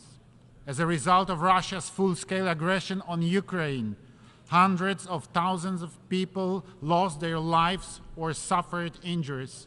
Millions were forced to flee their own home country, and hundreds of millions worldwide are facing the specter of famine and serious economic disruptions. Russia's brutal aggression brought immense global problems in its aftermath. It put to a test international world order. Costs of those barbarian actions, humanitarian, material, and environmental, are incalculable and still growing. For long, world peace has never been as threatened as it is today. We, Poles, know fully well that peace is not to be taken for granted. September in the history of my home country is a special month.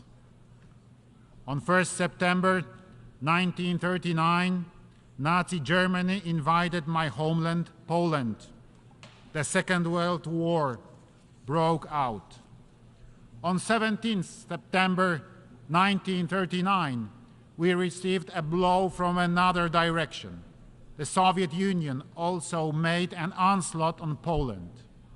In the wake of the alliance between Hitler and Stalin, Nazi Germany and Soviet Russia, Poland lost its independence, was wiped out from the map of the world, and subjected to extremely brutal occupation. This is precisely why we understand the tragedy of Ukraine better than any other country in the world, and the tragedy of other countries experiencing the pandemonium of war.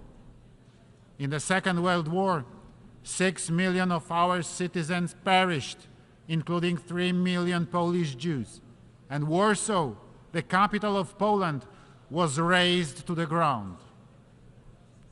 And yet our history stands as a testament that even crimes and persecution are not able to suppress the true spirit of freedom, that freedom will finally prevail.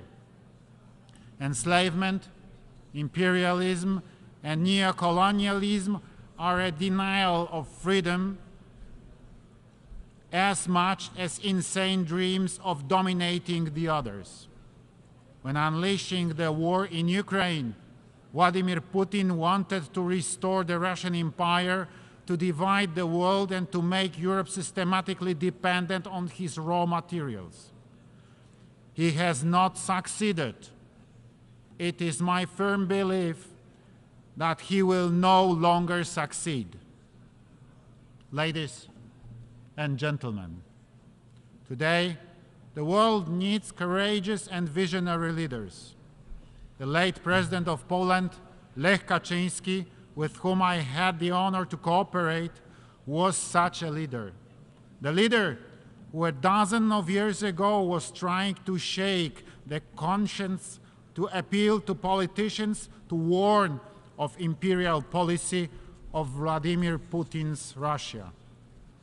Let me recall at this point his seminal words said in Tbilisi at the height of Russian aggression on Georgia in 2008. For the first time in a long time, Russians have shown the face we have known for hundreds of years. They believe that the nations around them should be subjected to them. We say no. Russia believes that the old days of the empire that collapsed less than 20 years ago are coming back. that domination will again be feature of our region? Well, it will not. Those days are over, once and for all. Yes, today, in this very place, at the United Nations headquarters, I wish to reiterate, those days can never return. The logic of conquest, changing borders by force, disregarding the law, and denying the Ukrainian people their right to exist must be stopped. This brutal war must end and not be converted into a frozen war. This can only be done by restoring the full territorial integrity of Ukraine within its internationally recognized borders. Ladies and gentlemen, Poland's position in the face of any war is clear and straightforward. We demand absolute respect for internationally recognized national borders. The inviolability of these borders is a fundamental element of the world order. Today, the victim is Ukraine. Tomorrow, it could be any one of us if we do not follow these ironclad rules, if we do not insistently enforce compliance with international law. Forgotten and unpunished war crimes, crimes against humanity, build a sense of impunity among the perpetrators. Such crimes give permission to their successors and imitators who, following suit, commit similar crimes when they want to dominate and determine the fate of other states and nations. The crimes in a war in Ukraine are the living proof thereof. That is why we are engaged in initiative to hold Russia accountable for gross violations of fundamental norms of international law. We strongly support the work of the International Criminal Court and the International Court of Justice. We support the work of the Independent International Commission under the UN Human Rights Council to investigate violation of human rights and humanitarian law in the context of Russian aggression, and to collect, verify, and preserve evidence. We support the idea of establishing an ad hoc special tribunal. The crimes must be accounted for and the perpetrators punished.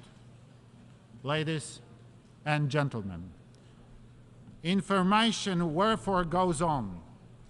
Lie is used to cover up and justify Russian crimes on civilian population. Russia continually tries to shape international public opinion by building a false vision of the reality. In Poland, this comes as no surprise to us, but the world is just about to discover the scale of manipulation and disinformation. This spearhead is often directed also at my country, Poland, labeled in many various ways. This is because we have consistently been opposing Russia's imperial and neo-colonial policy and have supported Ukraine in its defense from the outset. We, as international community, must draw conclusions from the situation. We must confront manipulation and disinformation. We must fight against the hypocrisy of history, the reversal of the roles of the henchman and a victim. What is evil should be called evil. A crime should be called a crime. Ladies and gentlemen, these days, many states are blamed for prolonging the war as they supply necessary weapons to Ukraine in its defense war. This is a completely false logic, as if putting the blame on a neighbor who comes to aid to the people next door defending their own home against mugger. If someone attacks your household, you have the right to defend it and the neighbors should not to stay indifferent. Ukraine would not be able to resist the aggression and effectively stand for its independence if it were not for the assistance of other countries, and primarily on the biggest scale, the United States of America. It is the United States that has been playing a pivotal role in assuring security in Europe for more than a century. I'm saying so as a president of the European country which was plagued by war experience on so many occasions. It must be remembered that the engagement of the United States in the First World War led it to an end, as much as to the restoration of independence by Poland and by other countries of the Central and Eastern Europe. The United States played a pivotal role in defeating Nazi Germany. Without the US support, neither the United Kingdom nor the Soviet Union would have been able to resist Hitler. Finally, the United States was instrumental in the reconstruction of Western Europe in the aftermath of war and in fending off the threat posed by the Soviet Union throughout the Cold War. It is too often that Europe tends to forget that it owes its security and prosperity to the US commitment and presence. In Poland, we recall this very well. That is why Poland's top priority for the time of our presidency of the European Union in the first half of 2025 will be enhancing transatlantic relations and cooperation between the EU and the United States of America. Ladies and gentlemen, Poland has never had colonies, the fact of which we are proud. We emphasize it on all occasions. Instead, my home country was many times brutally attacked, destroyed, and used by the neighbors with their imperial ambitions. For 123 years, Poland disappeared from the maps of the world. That is why we understand very well the countries that suffered colonialism and the challenges they need to confront. Wherever the international community is in need, Poland is always ready to respond to the call and without any hesitation. We provide assistance in many corners of the world. Despite the war in the immediate neighborhood, we will continue our support to the Eastern Partnership countries. We continue to focus on countries of the sub-Saharan region. We are present in the Middle East. Given the refugee crisis caused by the war in Syria, Poland's assistance to Iraq, Lebanon, Palestine, and Jordan will be maintained. Poland will also continue its humanitarian support.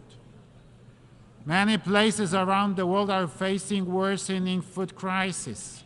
The situation is most difficult in Africa, where 1 in 5 people is suffering from hunger. Also, the population suffering hunger is increasing in West Asia and the Caribbean.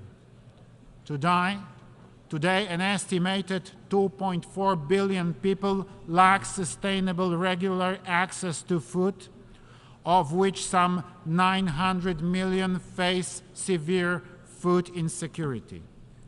Therefore, in 2022, we in Poland have supported the World Food Fund activities in Africa, the Middle East, and Asia, including Lebanon, Afghanistan, Tajikistan, and Syria. We found our activities mainly through multilateral channels, as well as through Polish NGOs and their local partners. Poland fully recognizes the ambitions of the African Union to play an even more active role in the on the global stage. ensuring peace and development in Africa will be facilitated by good and cost-effective governance and the development of democracy on the continent. We respect African solutions to African problems, standing ready to share the experience we have gained in the difficult but successful transformation of our economy. Ladies and gentlemen, Poland is a country of freedom and solidarity. It is known worldwide for the great solidarity movement, which not only stood for workers' rights, but also for freedom and fundamental values. The movement which brought together millions of people courageously defied an evil and changed the course of modern history, bringing about the fall of communism. We are extremely proud of our solidarity. Upon Russian aggression on Ukraine, the Poles have once again illustrated that solidarity is not only the great history, but that solidarity lives in us. Millions of my compatriots committed themselves to bring aid to the people fleeing the nightmare of war. In the very first days of the war, many journalists were coming to Poland and invariably asked me, "Where are the refugee camps?"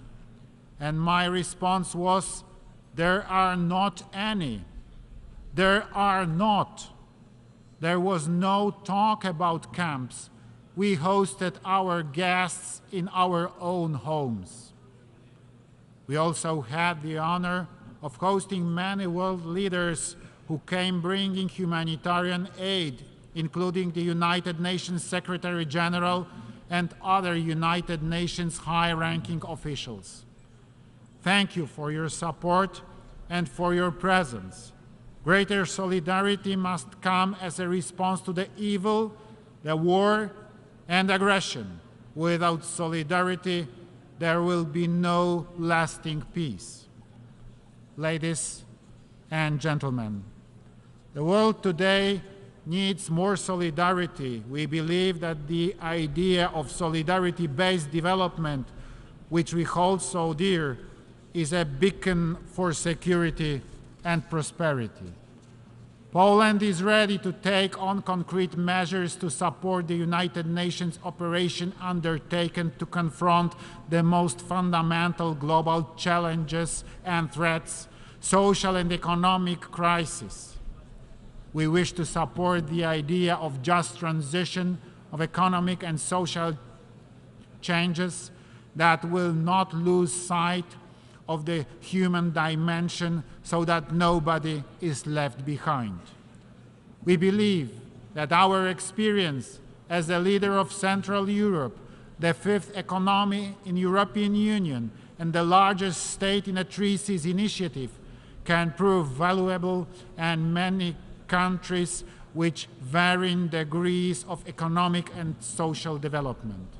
We are ready to share with our partners from around the world not only our experience in the process of economic transformation, but also specific technologies that many Polish companies have available. Poland is proud to have been elected as a member of the United Nations Economic and Social Council for the 2024-2026 term. A key priority for our ECOSOC membership will be to draw the international community's attention to the impact of global crises, such as armed conflicts, the energy crisis, the COVID-19 pandemic, and climate change, their impact on socio-economic development. Time is running out to achieve the goals of the 2030 Agenda and the Sustainable Development Goals, and there are still many challenges ahead, so we must unite and intensify our efforts to accelerate the implementation of the individual tasks. Ladies and gentlemen, Today, the United Nations measures its strength against various challenges. The decision-making impasse in Security Council, the situation in which Russia, one of the permanent members of the Council, is deliberately violating the UN Charter. The lengthy debates are considered as symptom of the weakness of both the organization and its constituent states. There are some people who ask questions about whether the UN is needed at all. Does it fit the times?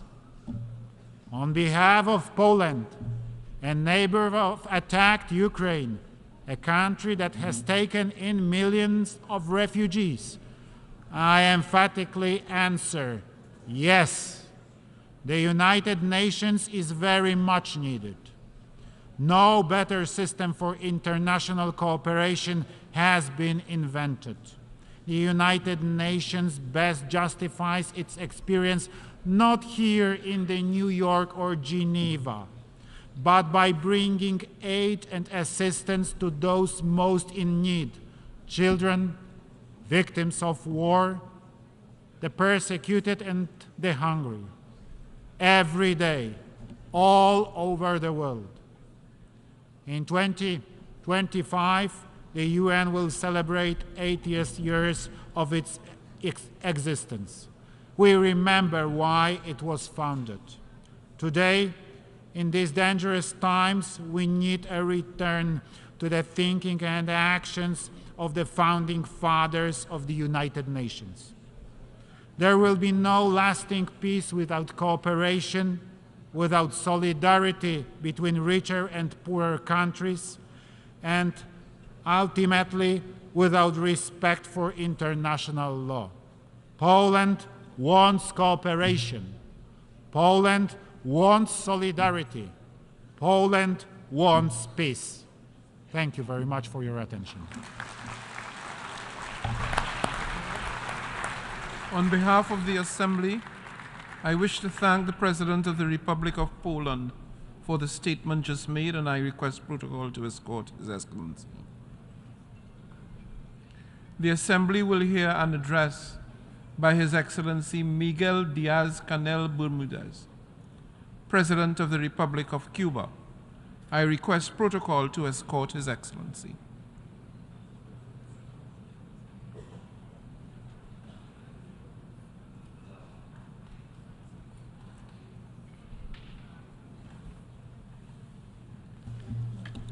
On behalf of the General Assembly, I have the honor to welcome His Excellency Miguel Diaz-Canel. President, I am bringing to this Assembly the voice of the South, the exploited and humiliated, as was said by Che Guevara in this same room almost 60 years ago.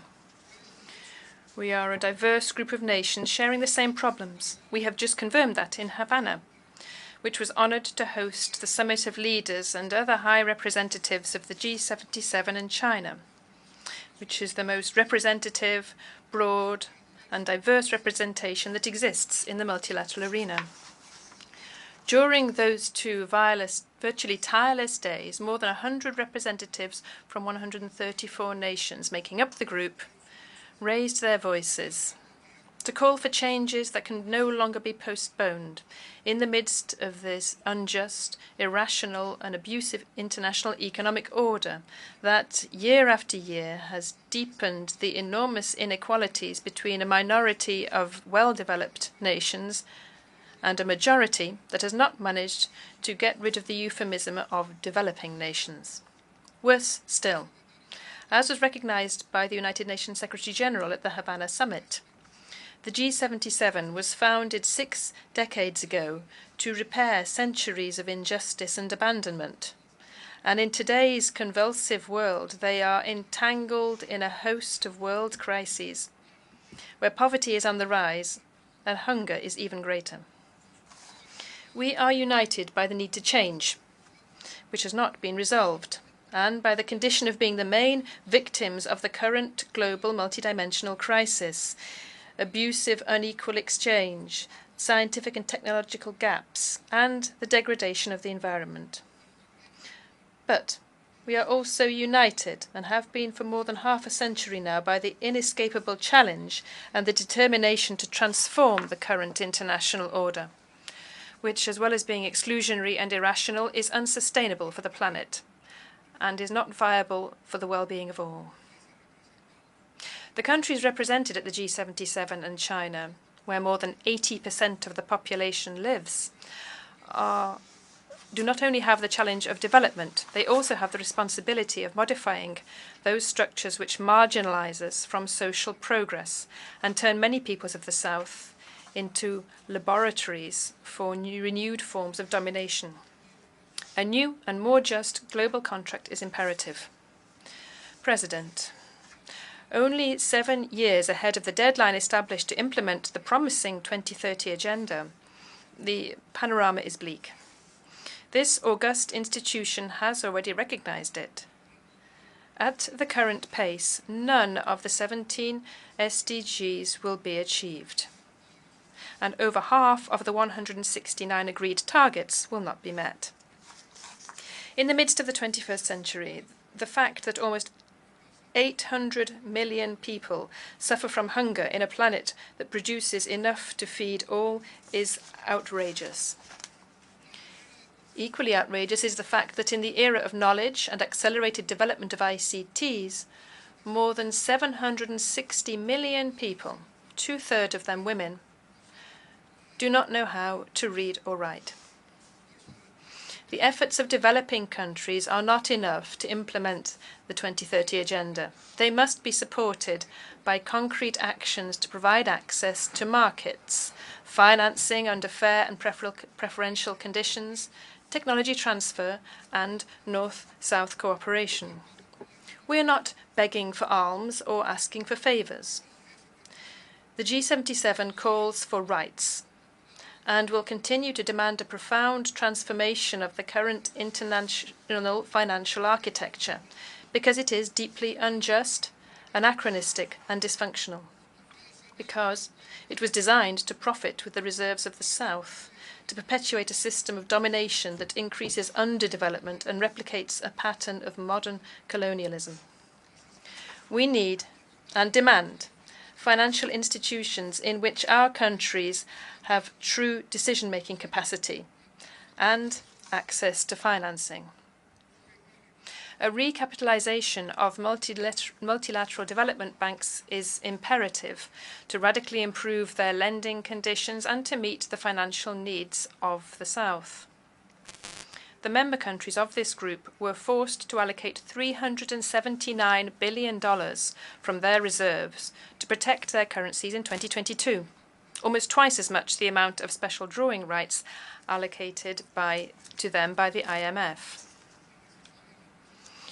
A rationalization, review, and change of role of credit qualifying agencies is needed. Equally imperative is to establish criteria that would go beyond the GDP, to define the access of developing countries to financing under favorable conditions and with adequate technical cooperation.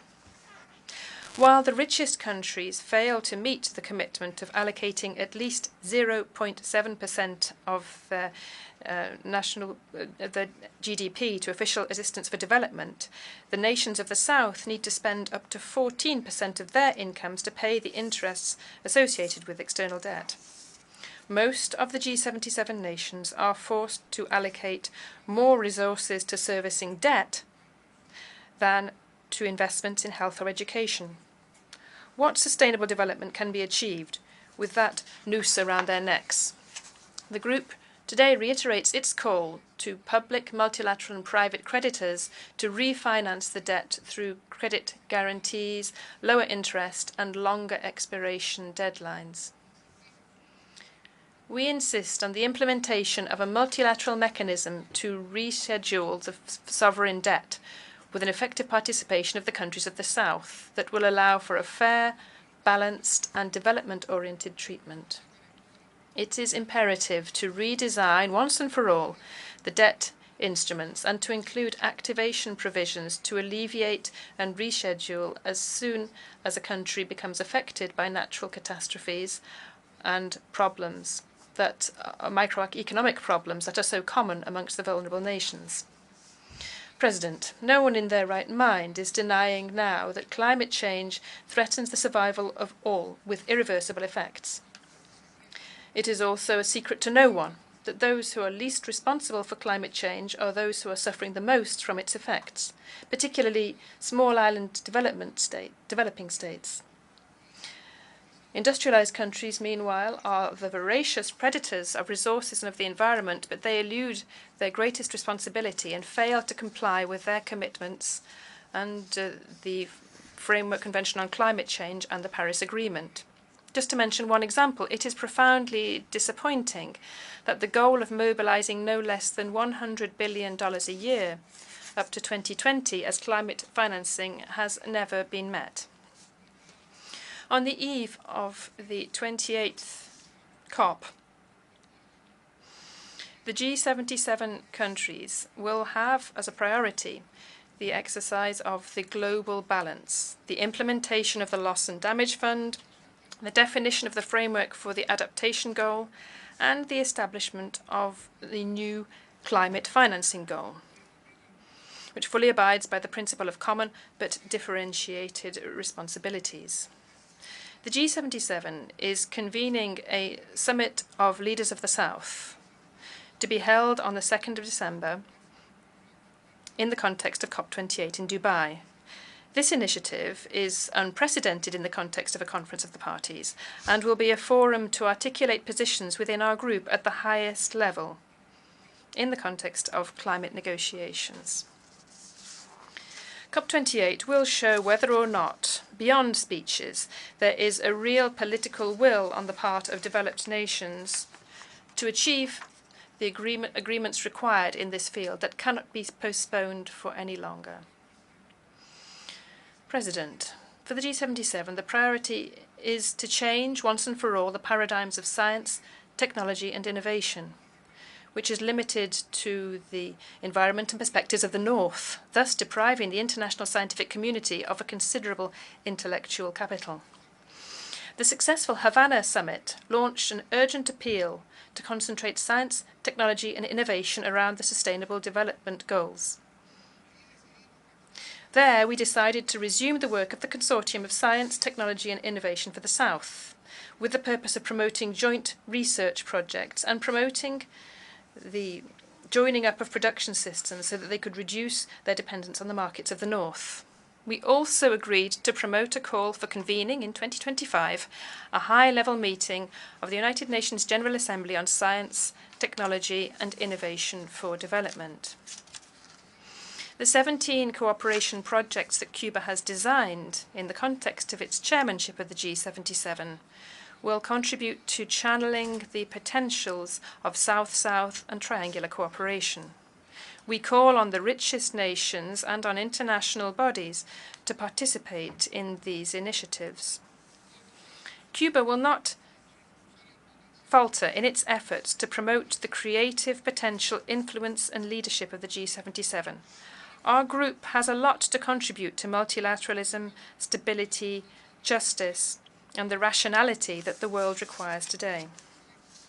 Excellencies, added to the problems and challenges characterizing the reality of our nations and mobilizing peoples are the unilateral coercive measures, euphemistically called sanctions, which have become a practice of powerful states that intend to act as universal judges and to weaken and destroy economies and isolate and subject sovereign states. Cuba is not the first sovereign state against which measures of that sort are applied, but it is the one being subjected to them for the longest period of time, despite world condemnation, which is expressed almost unanimously every year in this assembly, but which is disrespected and goes unheard by the government of the biggest economic, financial and military power in the world. We were not the first, and we are not the last. Pressures to isolate and weaken economies and sovereign states are also today affecting Venezuela, Nicaragua, and both before and after these have been the prelude to invasions and the overthrowing of uncomfortable governments in the Middle East. We reject unilateral coercive measures in countries such as Zimbabwe, Syria, the Democratic People's Republic of Korea, and Iran, amongst many other countries whose people have been suffering from the negative impacts of these measures. We reiterate our solidarity with the Palestinian cause and support the right to self-determination of the Sahrawi people. Let us all struggle for a world of peace without wars or conflicts.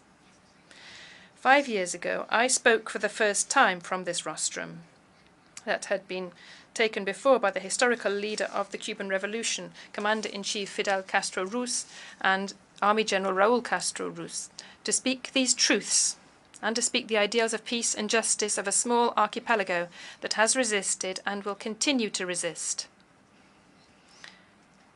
to live up to the dignity, courage, and unbreakable strength of its people and history. But I cannot stand at this global tribune without denouncing once again the fact that for 60 years now, Cuba is suffering from an asphyxiating economic blockade designed to depress its income and living standards, to promote a continued scarcity of food, medicines, and other basic inputs, and to damage its development potential. That is the nature, and those are the objectives of the economic coercion and the great pressure applied by the United States government against Cuba in violation of international law and the UN Charter. Cuba has not implemented a single measure or action aimed at damaging the United States, or its economic sector, or its trade, or social fabric. Cuba has not engaged in any action threatening the United States' independence, harming their sovereign rights, interfering in its internal affairs, or affecting the well-being of its people. The United States' behavior is absolutely unilateral and unjustified. The Cuban people is resisting and overcoming isolation day after day creatively against this merciless economic warfare, which since 2019, in the midst of the COVID pandemic, was opportunistically escalated to an extreme, cruel, and inhumane dimension. The effects are brutal. The United States government is pressuring entities for them not to provide the oxygen of medicine which are needed in Cuba to face the pandemic. Our Cuban scientists created vaccines and developed the ventilators which were needed to save the country and which we put at the disposal of other countries of the world as well. With surgical and vicious precision, they calculated, both in Washington and Florida, how to inflict the greatest possible damage to Cuban families. The United States continues its actions and has tried to prevent the supply of fuel and lubricants to our country, which would be unthinkable in times of peace. In a globalized world, it is not only absurd, but criminal to prohibit access to technologies, including medical equipment, which have over 10% of United States components. It is shameful, their action against the medical cooperation provided by Cuba to numerous nations. It even goes so far as to openly threaten sovereign governments for requesting this contribution and meeting the needs for public health amongst their populations. The United States is depriving its citizens of the right to travel to Cuba, defying its own constitution. The intensification of the blockade has an impact on migratory flows in our country over the last few years, which means a painful cost for Cuban families and has demographic and economic consequences of an adverse nature for the nation. The government of the United States lies and causes great harm to international efforts to combat terrorism when it accuses Cuba, in an utterly baseless way, of being a sponsor of this scourge. Under the shield of this arbitrary and fraudulent accusation, they extort hundreds of banking and financial entities throughout the world and force them to choose between continuing their relations with the United States or maintaining their links with Cuba. Our country is truly under siege. It's suffering from a cruel, silent, extraterritorial economic war. This is accompanied by a powerful political machinery for destabilization, with vast funds approved by the United States Congress, with the aim of capitalizing on the shortfalls caused by the blockade and undermining the constitutional order of the country and its people's serenity. Despite the hostility of this government, we will continue to build bridges with the people of the United States, as we do with all peoples of the world. We will strengthen still further the links with Cuban immigrants in any part of the world. President, promoting and protecting human rights is a shared ideal, which requires a genuine spirit of respect and constructive dialogue between states. Regrettably, 75 years since the adoption of the Universal Declaration of Human Rights, reality is very different from this. This has become a political weapon for powerful nations who seek to force their geopolitical designs upon independent nations, mainly those from the South. No country is immune from challenges, and none has the authority to consider itself an example in terms of human rights and to stigmatize other models, cultures, or sovereign states. We defend dialogue and cooperation as effective ways to promote and protect human rights without any politicization or selectivity, without applying double standards, conditions, or pressure. In this spirit, Cuba has presented its candidature to the Human Rights Council for 2024 to 2026 in the elections which will take place on the 10th of October. We are grateful in advance for the trust of those countries which have already provided their valuable support. If we are elected, the voice of Cuba will continue to stand up for a universal vision, as seen from the South, of the legitimate interests of developing countries, including constructive commitment and the unavoidable responsibility to the full achievement of all human rights for all. Cuba will continue to bolster its democracy and its socialist model, which, although it is buffeted, has shown what a developing country can do, even if it is small in size and with scant natural resources.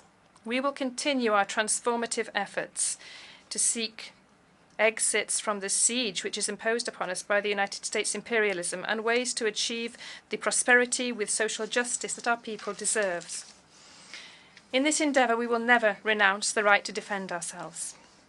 President, distinguished heads of delegation and other representatives, I conclude by extending an invitation to all of you to work to overcome differences and to address shared challenges urgently. To do this, the United Nations and this General Assembly, including with all their limitations, are the most powerful instrument that we have. You can always count upon Cuba to defend multilateralism and together to promote peace and sustainable development for all. It will always be an honor to fight for justice, sharing the difficulties and challenges with the peoples of the South, who are ready to change history. We will prevail. Thank you very much.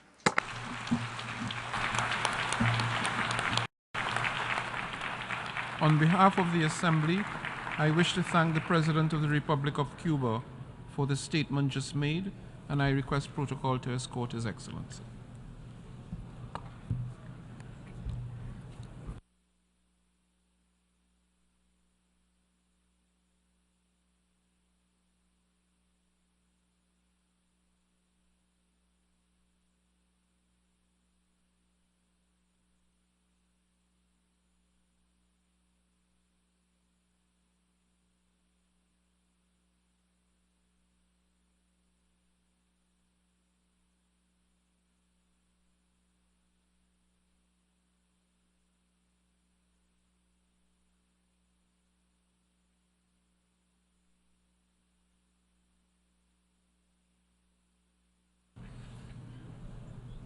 The Assembly will hear an address by His Excellency Recep Tayyip Erdogan, President of the Republic of Turkey.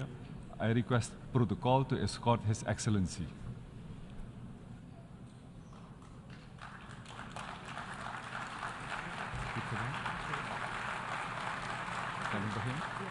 On behalf of the General Assembly, I have the honor to welcome His Excellency Recep Tayyip Erdogan, President of the Republic of Turkey, and to invite him to address the Assembly.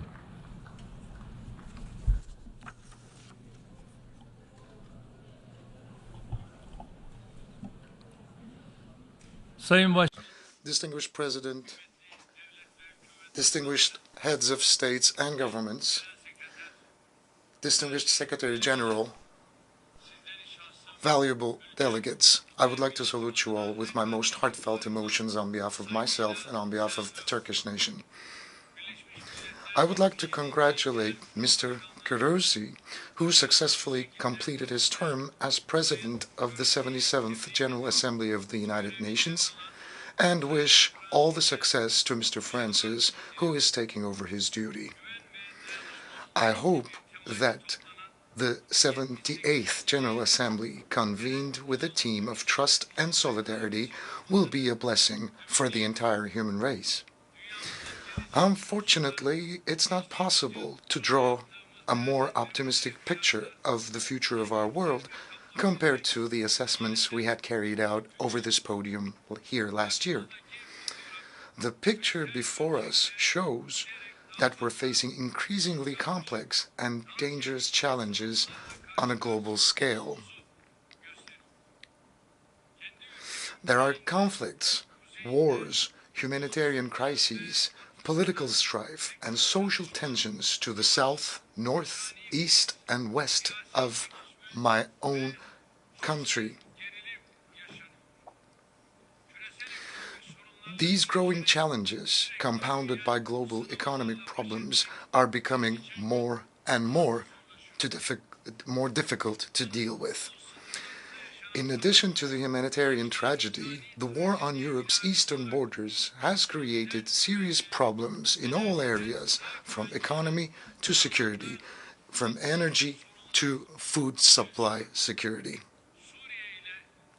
Terrorism, which is used as an instrument of proxy wars in Syria, North Africa, and the Sahel region, is causing irreparable damage to the increasingly fragile international security climate.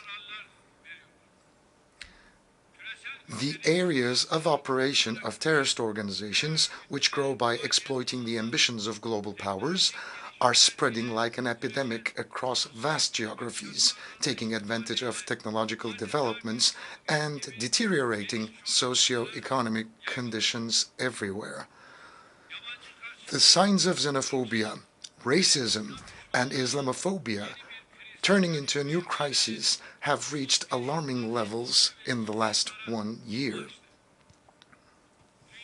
No matter which corner of the world we shall live in, climate change and related natural disasters have become a reality in our daily lives and of our daily lives. On the morning of February the 6th, 2023, Turkey faced, in the words of the Secretary General, quote, one of the biggest natural disasters of the century, both in terms of its magnitude and the area it affected.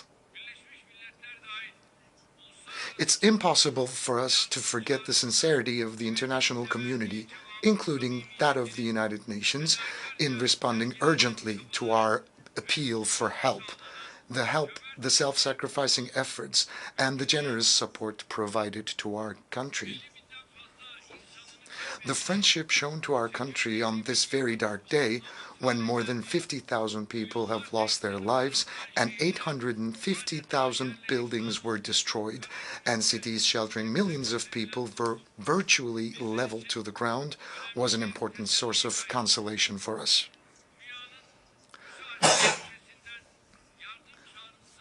We have friends from all across the globe, from 100 countries. I would like to thank you sincerely for the helping hand you have so generously extended to us.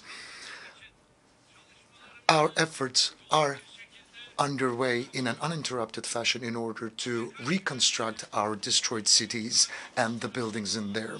And a few days ago, Libya, with which we have strong historical ties, was subjected to heavy destruction and significant loss of life caused by storms and floods. Following the disaster, Turkey immediately mobilized to help Libya, where 12,000 people have lost their lives and thousands are still unaccounted for. Within the first phase, we've sent 3 vessels and 3 planes, along with 567 personnel, relief personnel, hundreds of vehicles, and thousands of tons of food, shelter, and sanitary supplies. Our non-governmental organizations are also participating in the relief efforts in that region with their own means and their capabilities. As a country that stands by the side of the victimized and oppressed people wherever they might be in the world, we haven't and we will not leave our Libyan brothers and sisters alone. And the friendly countries hopefully will be mobilized in order to extend a helping hand to Libya. And I would like to wish an expeditious recovery to our Moroccan brothers and sisters who were hit by a very strong earthquake, just like the one we had recently experienced. Distinguished delegates, we are pleased to see that this year's theme of the General Assembly is in line with Turkey's goals, because our vision of the Turkey's century, which we started to realize in the 100th anniversary of our republic, is the most concrete expression of this overlapping vision. A vision that eliminates global injustices, addressing economic inequalities and producing peace, security, stability, and prosperity. Effective, inclusive, that embraces humanity. In short, it's our call for the establishment of an international system for the benefit of entire humanity, and this vision is finding more and more resonance. We agree with the distinguished Secretary General, Mr. Guterres' recent observation, whereby he stated that the institutions established after the Second World War no longer reflect today's world. This statement expresses our call for the world is bigger than 5. The Security Council has ceased to be the guarantor of world security and has become a battleground for the political strategies of only 5 countries. We consider the recent events taking place in Cyprus as a manifestation of this hollowed-out institutional structure that doesn't inspire justice and trust anymore. As a country that has pioneered numerous initiatives to strengthen peace and stability, we attach great importance to Mr. Guterres' call for a new agenda for peace. With this understanding, since the beginning of the Russian-Ukrainian war, we have been endeavoring to keep both our Russian and Ukrainian friends around the table with a thesis that war will have no winners and peace will have no losers. We will step up our efforts to end the war through diplomacy and dialogue on the basis of Ukraine's independence and territorial integrity. With the Black Sea Initiative, which we had launched together with the United Nations, we have prevented the threat of a global hunger crisis by ensuring the delivery of 33 million tons of grain through the Black Sea to the global markets. However, the failure to implement this agreement in all its elements has left the world facing a new crisis. This initiative had been extended 3 times, in part with my efforts.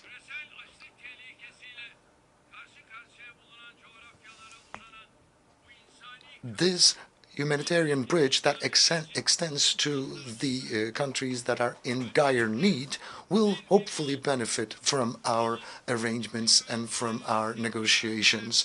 We have a new plan whereby another 1 million tons of grain will be released to the countries in dire need around the world. Our aim is to make the greatest possible contribution to the world peace and prosperity in the face of the conflicts around us. The humanitarian tragedy in Syria is now marking its 13th year, and it's worsening the living conditions of everyone in the region, regardless of their origin and their faith. We are the only country to take a principled, constructive, and a fair stance against developments that threaten Syria's political unity, social integrity, and economic well-being.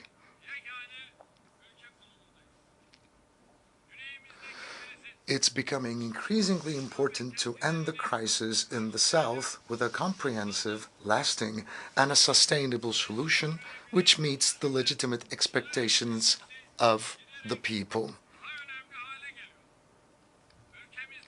The devastating impact of the February 6th earthquakes, which affected 14 million people in our country, was also deeply felt in Syria.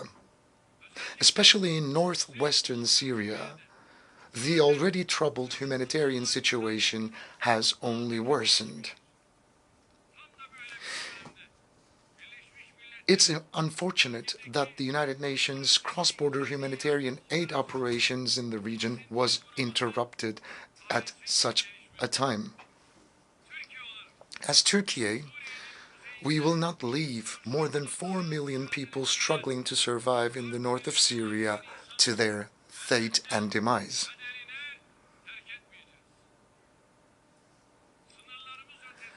As the construction of the settlements we lead beyond our borders are completed, we will continue to encourage the return of the refugees in our country to these settlements. However, the biggest threat to Syria's territorial integrity and political unity is the support given to terrorist organizations guided by the powers that have designs on this country. The Syrian people are overwhelmed by the PKK-PYD terrorist organizations and the radical groups organized on the basis of sectarian divisions, and on the other hand, different groups have reached the point where it is no longer unbearable for the people. As a matter of fact, various consequences of this have started to emerge recently.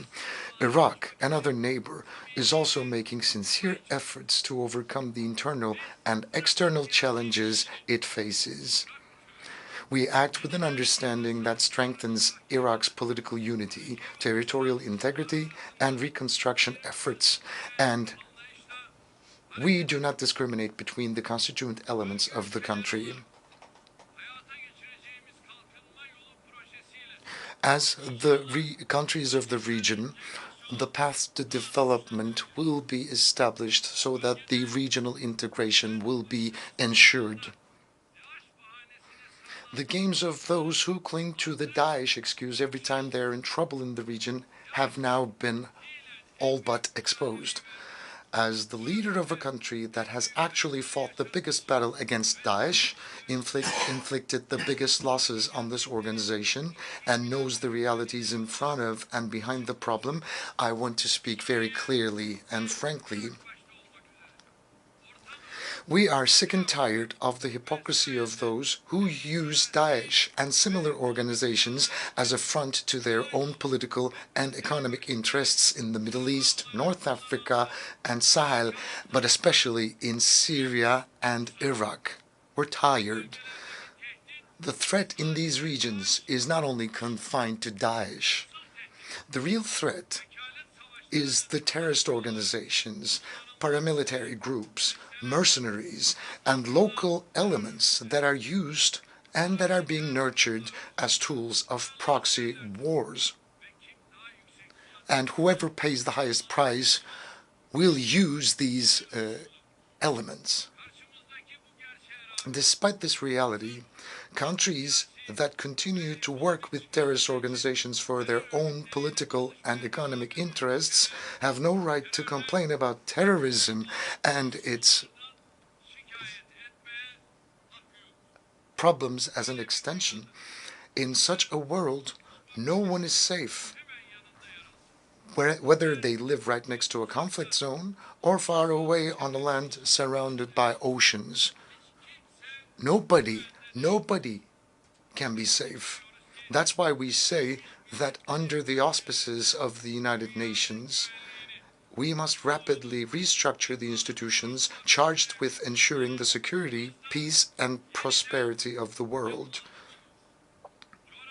We must build a global governance architecture that is capable of representing all origins, beliefs, and cultures in the world with its geography and demographies.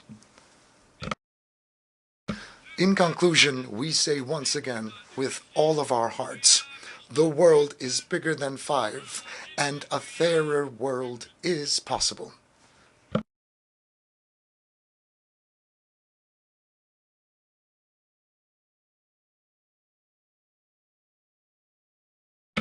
Distinguished delegates, I would now like to briefly share with you my country's approach to various problem areas, starting with our own region. The transformation of the Eastern Mediterranean into a sovereign region of peace, prosperity, and stability will only be possible if the rights and the law of all parties are respected. We have no eyes on anybody's rights, and we do not and will not allow anyone to ignore our rights. This is the 60th anniversary of the emergence of the Cyprus question. The Turkish Cypriot side has always made sincere efforts to find a just, lasting, and sustainable solution to the Cyprus issue. It is a widely accepted fact that this solution can no longer be realized on the basis of the federation model. That's why we invite the international community to recognize the independence of the Turkish Republic of Northern Cyprus and to establish diplomatic, political, and economic ties with this country. We also expect the United Nations peacekeeping force on the island to observe meticulously the impartiality it is obliged to display. We do not want this already discredited force to face another loss of credibility in Cyprus. And we are making sincere efforts for Yemen. We have strong historical ties with Yemen, and we hope and pray that this problem will be settled once and for all through unquestionable respect to the territorial integrity and unity of Yemen. Our relations with Egypt used to be a little stagnant for a while, but we have recently entered an era where the relations are developing quite expeditiously, and our relations are growing on the basis of mutual interests and benefits. It's very important to mention also that in order for peace to reign in the Middle East, the Palestinian-Israeli conflict should be brought to an eventual solution. We will continue to support the Palestinian people and state in their struggle for their legitimate rights under international law. If I need to repeat once again, without the realization of an independent and geographically integrated Palestinian state based on the 1967 borders, it is difficult for Israel to find the peace and security it seeks in that part of the world. In this context, we will continue to pursue respect for the historic status of Jerusalem, in particular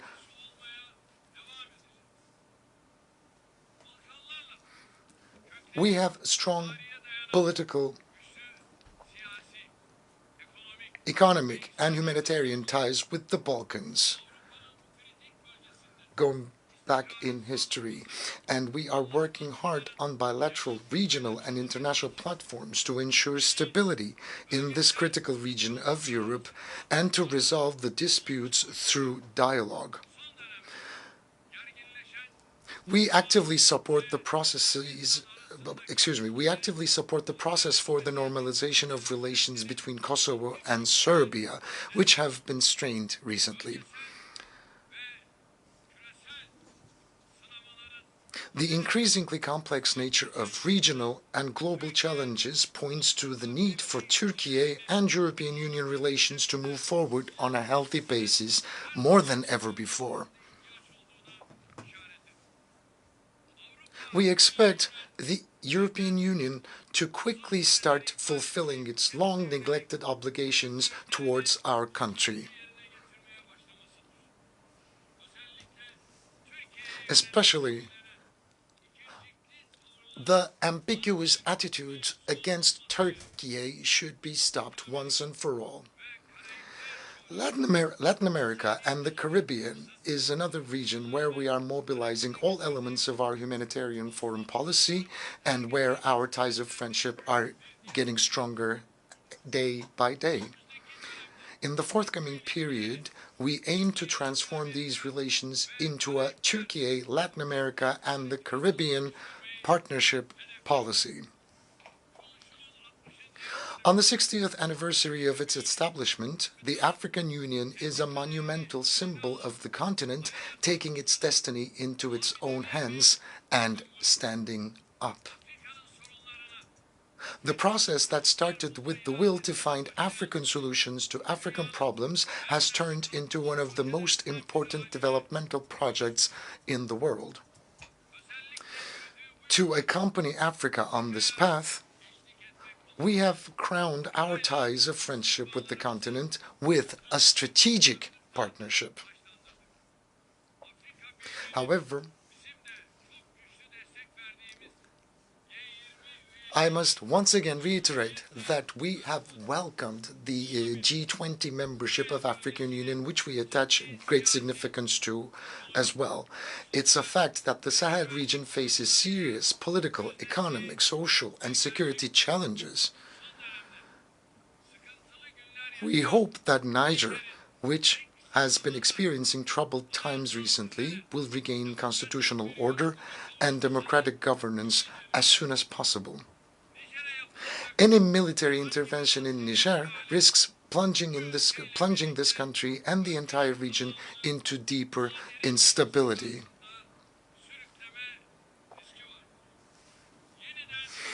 Our Asia Anew initiative has become a symbol of our will to further advance our relations with Asia, our ancestral homeland, on the basis of mutual benefit and common priorities. We have a historic opportunity to build peace, tranquility, cooperation in the South Caucasus. To seize this opportunity fully, we have launched a process with Armenia aiming at good neighborly relations and a full normalization. In the same spirit, we have supported the negotiations between Azerbaijan and Armenia from the very beginning. However, Armenia is not taking the utmost opportunity of this historical chance. We expect a comprehensive peace agreement to be signed between the two countries as soon as possible, and promises to be quickly fulfilled, especially the opening of the Zangezur corridor. And Karabakh is the territory of Azerbaijan. Any other status imposed will never be accepted.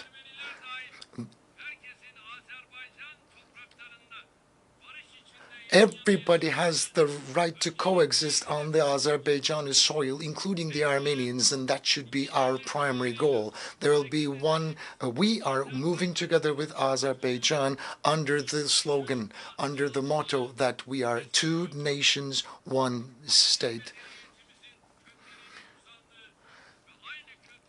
And the efforts for the strengthening of our cooperation with the countries of the Central Asia, where the roots of our ancient civilization lie and where we share the same culture, are currently underway. We are pleased that the Organization of Turkic States is becoming an increasingly effective regional and global actor. The Afghani people, who have been going through difficult times for half a century, are in dire need of humanitarian assistance and support, regardless of political motives. The transformation of the interim government into an inclusive administration in which all segments of society are fairly represented will pave the way for Afghanistan and will be positively received in the international arena.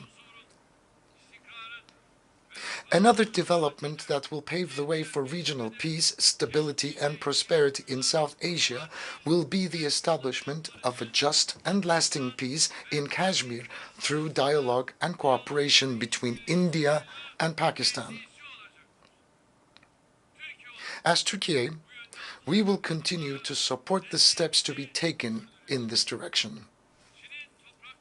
We emphasize at every opportunity that we respect China's territorial integrity and sovereignty. However, we will continue to express our sensitivity regarding the protection of the fundamental rights and freedoms of Uyghur Turks, with whom we have strong historical and humanitarian ties. We are a country that has extended a helping hand to Rohingya Muslims living in difficult conditions in Myanmar and Bangladesh since the first day. Our support for the displaced Rohingyas will continue until their safe, voluntary, dignified, and permanent return to their homeland is ensured. Dear delegates,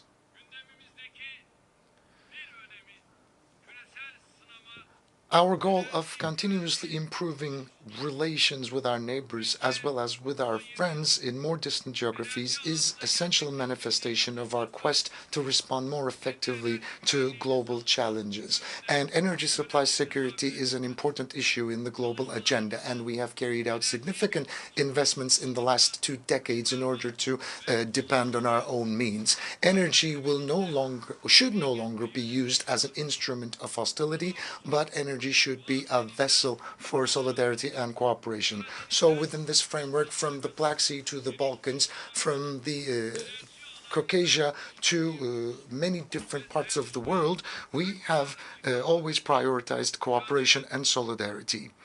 And we are striving to do more. And in the field of transportation, Turkey has the geopolitical position to support all projects that will pass through or around it. Technological innovations should be seen as an opportunity to solve global and regional challenges, not as a trump card to increase competitiveness.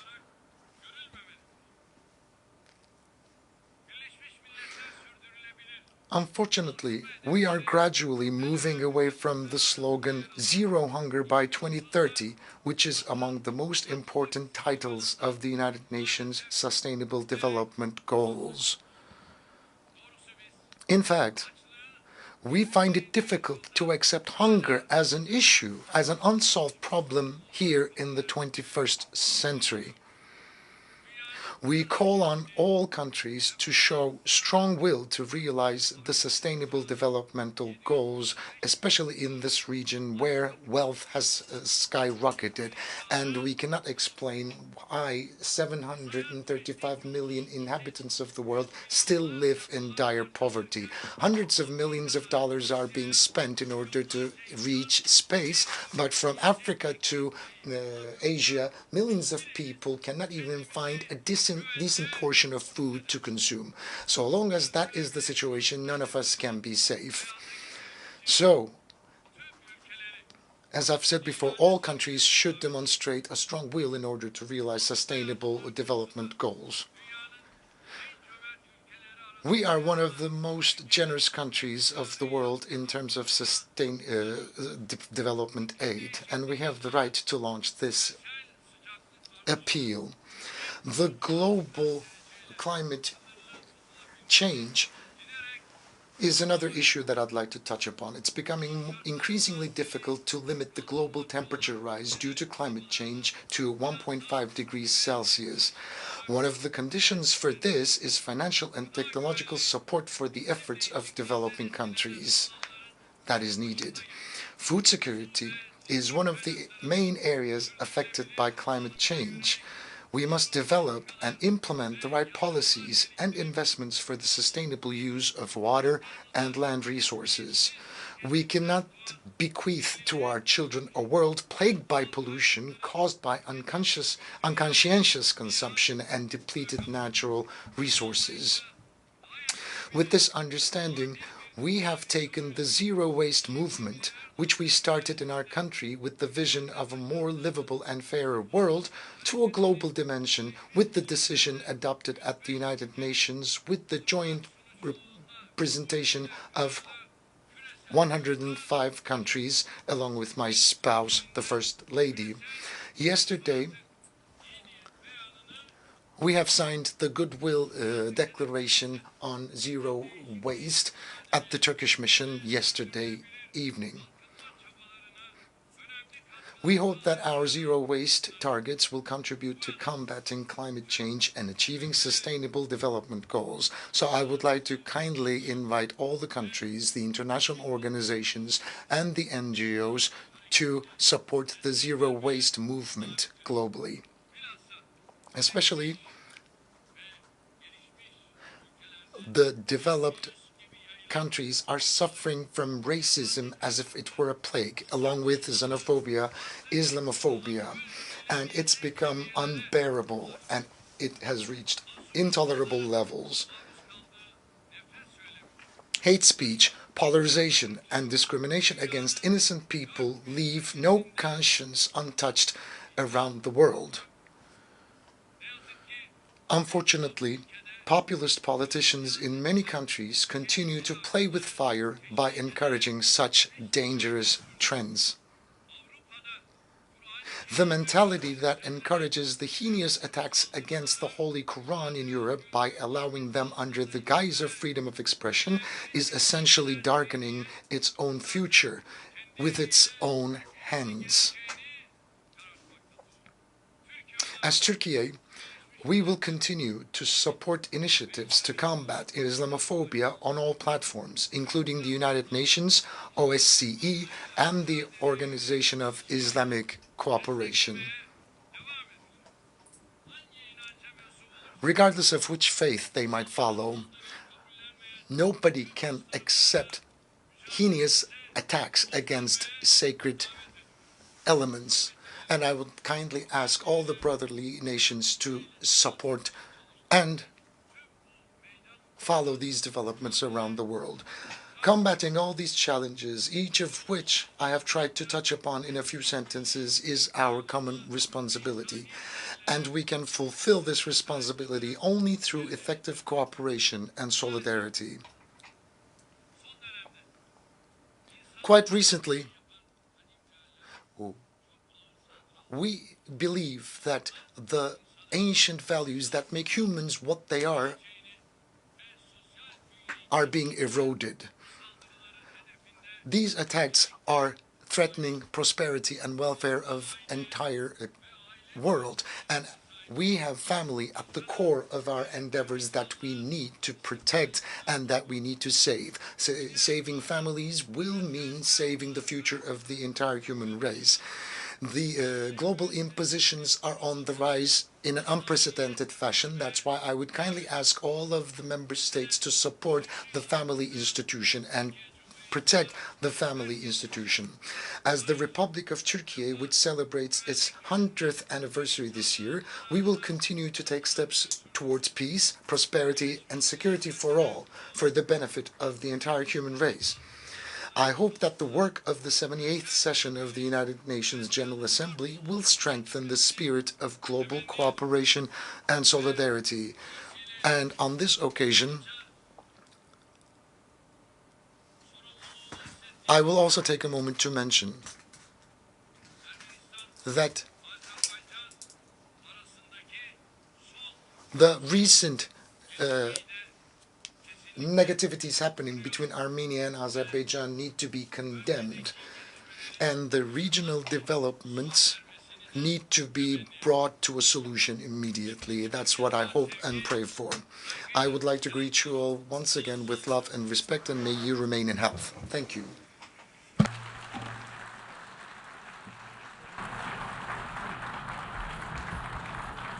On behalf of the Assembly, I wish to thank the President of the Republic of Turkey for the statement just made, and I request protocol to escort His Excellency.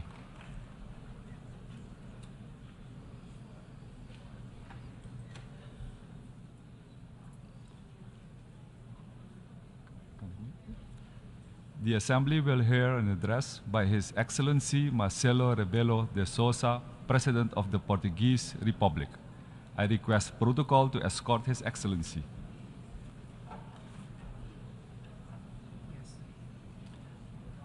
On behalf of the General Assembly, I have the honor to welcome His Excellency Marcelo Rebello de Sousa, President of the Portuguese Republic, and to invite him to address the Assembly.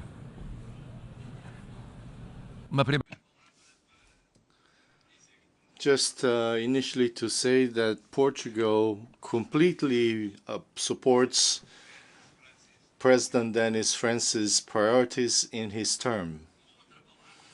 Another word to say to President Sabah Kurossi, whose term has ended. Mr. Secretary General Antonio Guterres,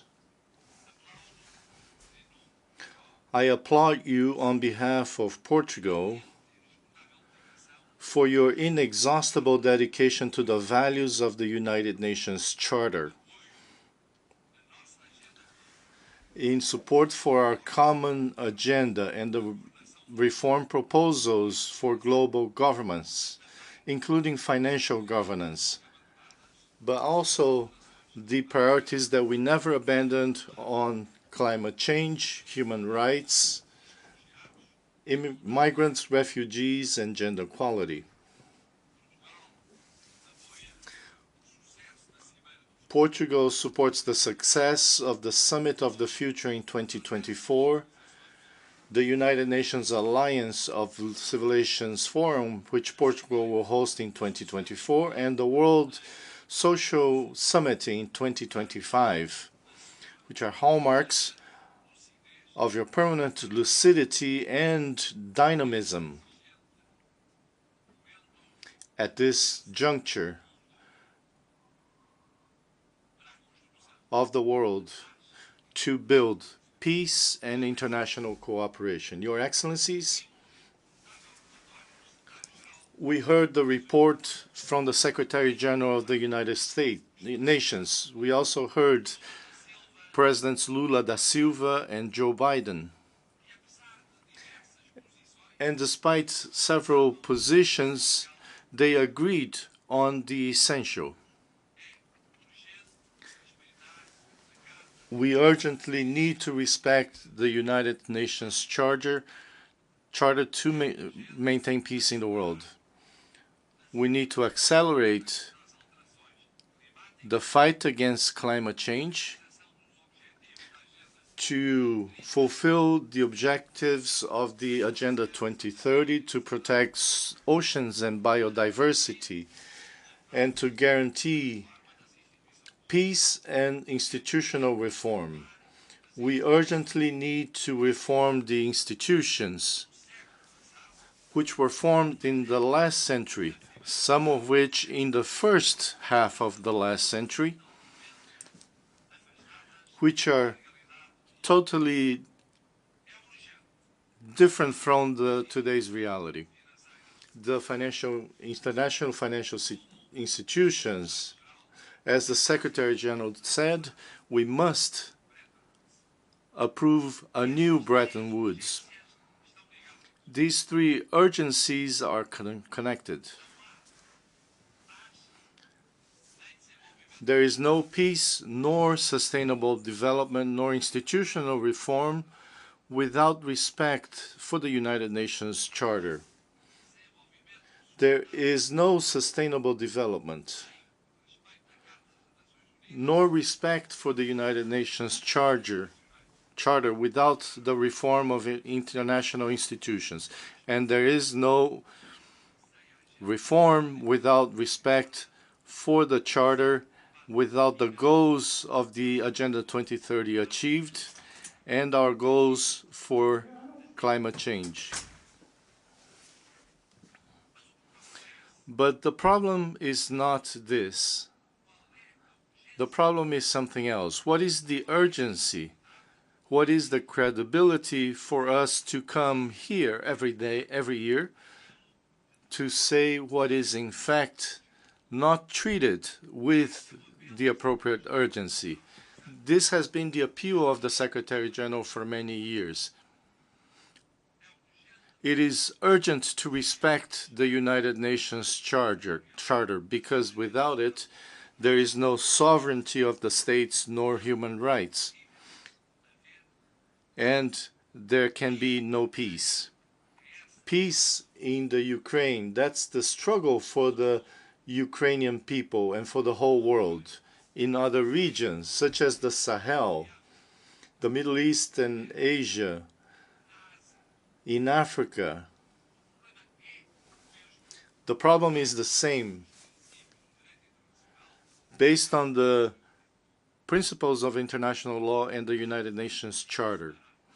Therefore, we cannot differentiate the Ukrainian people's struggle from the struggle for respect for the United Nations Charter. It's also not possible to build peace without accelerating the goals of development for 2030. We are lagging behind. We need to promote equality among states and among peoples. We cannot achieve these goals without reforming international institutions. The concept of security corresponds to a world that no longer exists. Portugal has defended that countries like Brazil and India become permanent members. This decision should be made. These countries cannot be ignored. Similarly, existing financial institutions are incapable of financing sustainable development with equity and with justice. The richer have preference over the poorer nations. And the three urgencies are connected. And they continue to be connected year after year. Portugal defends the respect for the United Nations Charter. Portugal defends the acceleration of the struggle against climate change, trying to move forward in decarbonization, in promoting clean energy, in promoting the ocean, in protecting the oceans and biodiversity, in defending the reform of institutions in the United Nations and the international financial institutions. We will not cease to support the Secretary General of the United Nations because it's easy to come here every year and to make the same promises and never deliver on those promises, not to contribute to peace, not respecting international law and the United Nations Charter, not contributing to justice and sustainable development, delaying the sustainable development goals by 2030, to promise a new world governance with concrete solutions for institutional reform, talking about financing for those that need it without giving examples of such financing. Portugal just signed with Cabo Verde a country that is part of the world of 300 million Portuguese-speaking persons. We signed a environmental and climate fund committing debt to the economic development, sustainable, of Cabo Verde. This should happen systematically because existing debt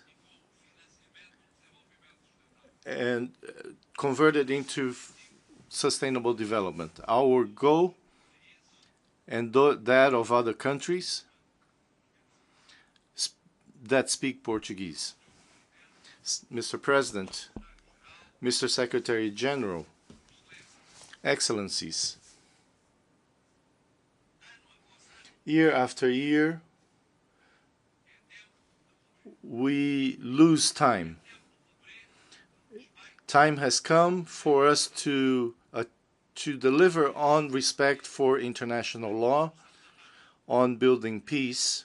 It is time to deliver on international cooperation, on the correction of world inequalities, on climate change, on the reform of the United Nations. It is time to deliver on the reform of international financial institutions. Without this, there is no possible multilateralism.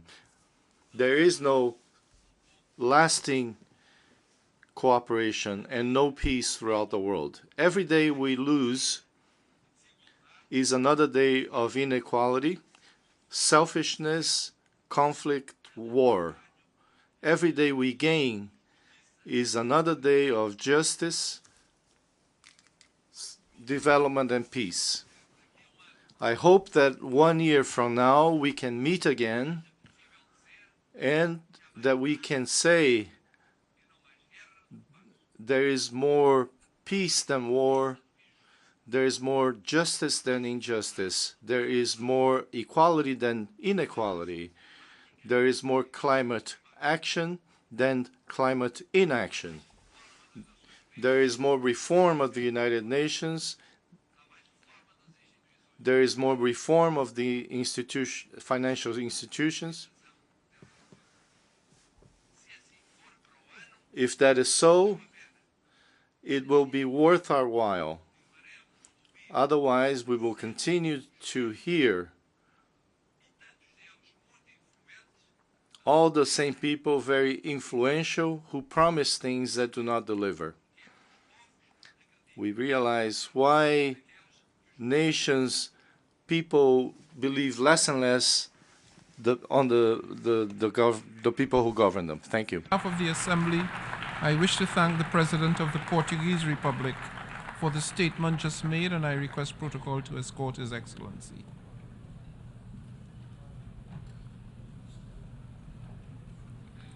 The Assembly will hear an address by His Highness Sheikh Tamim bin Ahmad Al-Thani, Amir of the State of Qatar. I request protocol to escort His Highness.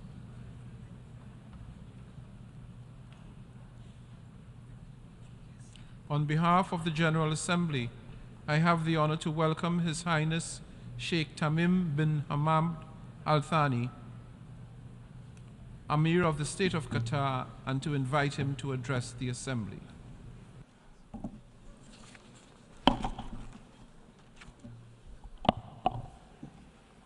Bismillah. In the name of God, most gracious, most merciful, Your Excellency, the President of the General Assembly, Your Excellency, the Secretary General of the United Nations, honorable audience, may God's peace, mercy, and blessings be upon you. At the outset, I would like to congratulate His Excellency Mr. Denis Francis for assuming the presidency of the 78th session of the General Assembly, wishing him success. I would like also to express my appreciation to His Excellency Mr. Chasba Koroshi for his efforts in presiding over the 77th session. I would like to commend the efforts made by His Excellency Mr. Antonio Guterres, the Secretary General of the United Nations, as well as the personnel of the United Nations, towards the fulfillment of its lofty goals.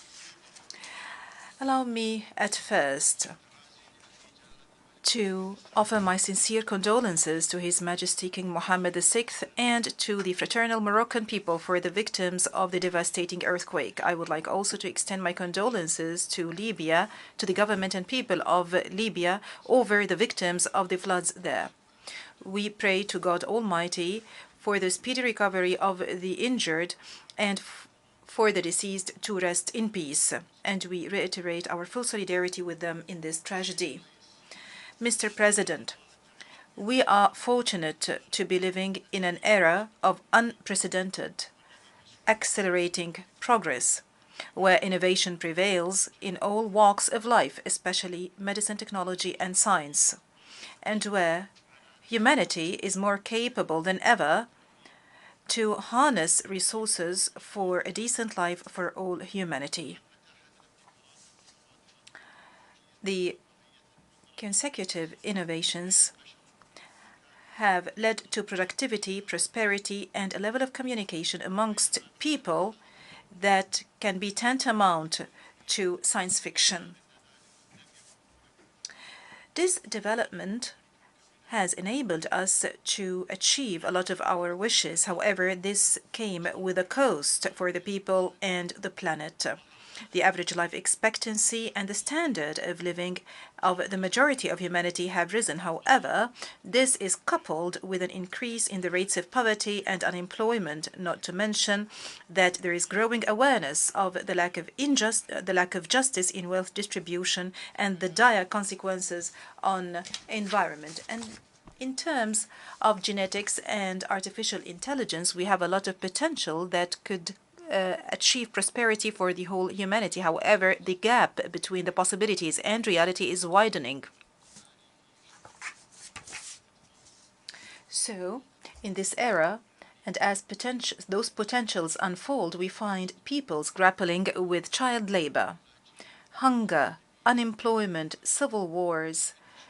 Meanwhile, the developed countries guard their borders against the influx of refugees, as if the peoples on this earth live in two different eras. The accelerating technical development and the growing reliance thereon open up unprecedented prospects for humanity to develop for the better, and undoubtedly science and technology are crucial for increasing productivity and improving human life quality. However, embracing the means without responsibly thinking of the ends to which those means are used have led to major disasters, such as using nuclear weapons, conducting dangerous experiments on humans, as well as genocide in concentration camps. It is incumbent on us to keep pace with the scientific and technical development and to encourage the same in our countries. Meanwhile, barriers between countries in this field must be removed. However, at the same time, we should not ignore risks such as deep fakes, violation of privacy, hacking, phishing, identity theft, educational process disruption by facilitating plagiarism, as well as human deception ploys. Therefore, and in addition to the necessity of cooperation and investment in developing those technologies, we reiterate our call for unison to prevent the misuse of cyberspace and to regulate this vital aspect on the basis of the rules of the international law. In this context, the Web Summit 2024 is set to take place in Doha. This will be a very important opportunity to review development in the field of technology and to create new cooperation opportunities in the realm of technology for the benefit of humanity as a whole. And I would like to take this occasion to welcome you all in Doha. Mr. President, we must not forget that there are peoples around the world, especially in our region, that are overwhelmed by the present tragedies. Thus, the issues that I have just mentioned might seem to them as luxury. Thus, if we truthfully call ourselves international community and not merely entities, separate entities, we have to work and to strive towards ending injustice afflicting those people, at least in accordance with the resolutions of this body and the international law. It is unacceptable for the Palestinian people to continue to languish under the yoke and the intransigence of the Israeli occupation and the rejection by consecutive Israeli governments of any just political solution according to international legitimacy. It is conspicuous to all that the inaction by the international organization to take procedures against the occupation has given Israel the opportunity, and it continues to give Israel the opportunities to undermine the pillars of the two-state solution to the extent that the occupation has become tantamount to a brazen and conspicuous apartheid system in the 21st century. This has been very conspicuous to the extent that even some of Israel's friends have noticed that. Israel also responds to Arab peace and normalization initiatives with more nationalist and ultra-Orthodox intransigence and extremism that is reflected in government coalitions and further settlement expansion. In addition to the Judaization of Jerusalem, attacks on the holy sites, and using heavy-handed and draconian measures against the people in Gaza. Qatar provides and extends political, humanitarian, and development support to our brotherly people in Palestine, and we do also contribute towards rebuilding the Gaza Strip, which is reeling under the siege, in addition, and the embargo, in addition to its continuous contribution to the UNRWA funds. We also maintain our firm stance regarding the fairness of this cause.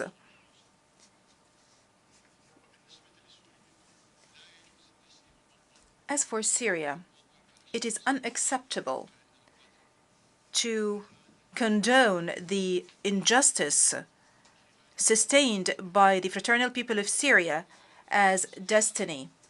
The crisis is awaiting a comprehensive settlement through a political process leading to a political transition in accordance with the Geneva Declaration 1 and the Security Council Resolution 2254, while maintaining Syria's integrity, sovereignty, and independence. It's regrettable to witness this year the outbreak of violence in the Sudan, which had dire effect and impact on the Sudanese people and which has exacerbated the crisis of refugees. We condemn all crimes perpetrated against civilians in the capital Khartoum and in Darfur, and we call for holding the perpetrators thereof accountable. Also, we call for putting an end to the violence and to resort to reason to spare civilians the consequences of fighting. And we do stress our support to all regional and international efforts to facilitate ceasefire and dialogue between all political powers in the Sudan for the future of the Sudan. And in fraternal Lebanon, where the specter of danger hangs over the state's institutions, we do stress the need for finding a sustainable solution to the political vacuum, introducing mechanisms that thwart its recurrence and forming a government capable of addressing the aspirations of the Lebanese people. It is regrettable for the suffering of this fraternal people to be prolonged just because of political and personal calculations. And in Yemen, we call for settling the crisis according to the National Dialogue, the Gulf Initiative, and the relevant Security Council resolutions. And when it comes to Libya, we do stress our unwavering support for the endeavors of the Special Representative of the Secretary General and the head of the United Nations Support Mission in Libya. We do support his efforts to achieve tangible results to resolve the Libyan crisis. It is clear that solution in all fraternal countries that I have mentioned lies in consensus on the rule of law, state, and citizenship. Regarding the situation in Afghanistan, we continue to coordinate international efforts and facilitating dialogue with the United Nations and the countries concerned, in addition to the caretaker government of Afghanistan, to ensure compliance to the Doha Agreement, to avoid the recurrence of past mistakes and to prevent Afghanistan from spiraling into a difficult-to-manage humanitarian crisis or becoming a safe haven for terrorist individuals and groups. We also have to work to ensure that the Afghan people receive the needed international support and assistance and enjoy human rights, particularly minority rights and women's rights to education and work. When we speak about our region, we would like to reiterate our appreciation of the détente and the breakthrough that we have witnessed this year, which is represented in the constructive dialogue and the re-establishment of ties between the sisterly countries, the Kingdom of Saudi Arabia and the Islamic Republic of Iran, as well as between the Arab Republic of Egypt and the Republic of Turkey. Mr. President, the war in Europe drags on. And along with Russia and Ukraine, it is consuming Europe in its entirety, and it is affecting the whole world in vital areas such as energy and food. And in the absence of a prospect for a permanent political solution, and taking into account the ability of certain countries to continue this war incessantly, the only thing and the only aspiration that people are looking up to is a truce based on the damage sustained by the peoples of both countries and the peoples of the world. And because the status quo cannot be accepted, we reiterate our call on all parties to comply with the United Nations Charter and the international law and to respect the sovereignty and territorial integrity of states. We also call upon them to resort to radical peaceful solutions based on those principles. Mr. President, our region is blessed with tremendous potentials and opportunities, and our peoples are tolerant, humane, peace-loving, and talented. During the 2022 World Cup in Qatar, there was an opportunity for interaction between peoples, and it was an opportunity for the world to see our people as they are and to learn about our culture and values, and to learn about Qatar and Qatar's status as a global destination and nexus between East and West. And we emphasized the role that sports could play in building bridges of communication and rapprochement between peoples and cultures. I hope we had contributed through this tournament to breaking the stereotypes and presenting a new, exciting and safe tournament formula to the world. In Qatar, we had a dream. We had a dream for our country to be one of the prosperous nations whose people enjoy well-being and prosperity. We have invested for decades to achieve our dream by planning and development work. We have achieved a lot thanks to God and the solidarity of everyone in Qatar. While investing in liquefied gas was a leverage to realize that dream, this investment also enabled us to play an important role in addressing the energy challenge around the world by embracing a realistic vision that takes into consideration the world needs for a diverse mix of different energy sources, and by using the highest levels of advanced technology, which is environment friendly. We do realize that energy export imposes obligations on us as a reliable partner with world countries.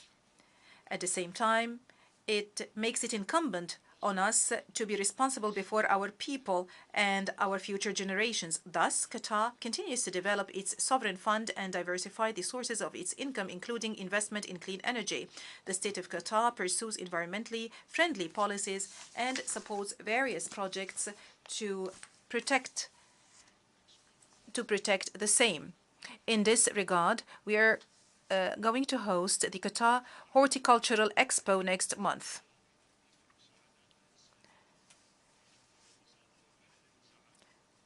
The state of Qatar responsibly works towards strengthening its role in providing humanitarian aid and mediation efforts and to resolve conflicts that affect the world.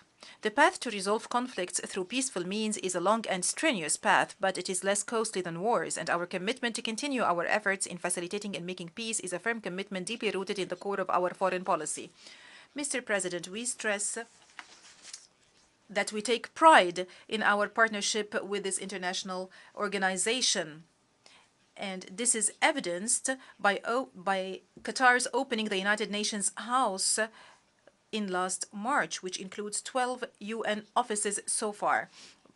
Last March, or in March of this year, my country hosted the 5th United Nations Conference on the Least Developed Countries, which is considered one of the most prominent international fora. During this forum, efforts were galvanized to achieve the ambitious goals of the Doha Action Programme for the benefit of the least developed countries during the decade of 2020-2031. We do reiterate that the state of Qatar is a major and active partner in the endeavors made to respond to the priorities and needs of these countries. Thus, we welcome the Sustainable Development Goals Summit held yesterday. We are also pleased to announce that the state of Qatar is once again undertaking a leading role in major debates under the umbrella of the United Nations, most recent of which is our collaboration with Ireland to facilitate government negotiations on the political declaration adopted by the Sustainable Development Goals Summit yesterday. We believe that cooperation in those areas contributes to hedge against the waves of refugees, which have become a real problem for Europe as well as for neighboring African and Asian countries. Allow me at this point to stress the importance of combating racism and the campaigns of enticement against entire peoples, religions, and civilizations. And on this occasion, I would like to tell my Muslim brethren that we should not fall prey to any idiot or mentally sick person who occurs to provoke us by burning the Quran. And the Quran says, God Almighty says in the Quran, embrace forgiveness and enjoin what is right and turn away from the ignorant. At the same time, I would like to tell all those who justify those ugly and hideous acts as freedom of expression, I would like to tell them that comprising the sanctity of others deliberately should not be seen as an example of the freedom of expression. In conclusion, it is incumbent on all leaders to empower their peoples and to enable their peoples to live in peace and security and to look forward to a better future for their posterity. There are obstacles at the level of the international community, mainly represented in the failure to subject contradictions and competition between major countries on certain issues to the minimum binding principles owing to the variations in governance systems. These issues, which concern all of humanity, include climate change, environmental matters in general, poverty, and the blatant injustice represented by occupation, racism, and war crimes. This is the consensus or the unanimity that should take place in this international organization, in order not to be overwhelmed by details and to safeguard the future of entire peoples from loss due to the unwillingness of those countries to cooperate in implementing international law. And peace be upon you. On behalf of the Assembly, I wish to thank the Emir of the State of Qatar for the statement just made, and I request protocol to escort His Highness.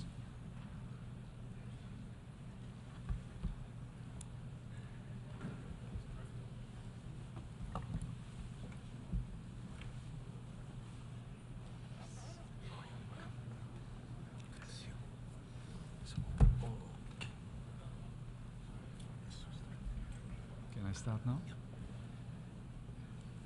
The Assembly will hear an address of His Excellency Matamela Cyril Ramaphosa, President of the Republic of South Africa. I request protocol to escort His Excellency. Yeah. On behalf of the General Assembly, I have the honor to welcome His Excellency Matamela Cyril Ramaphosa,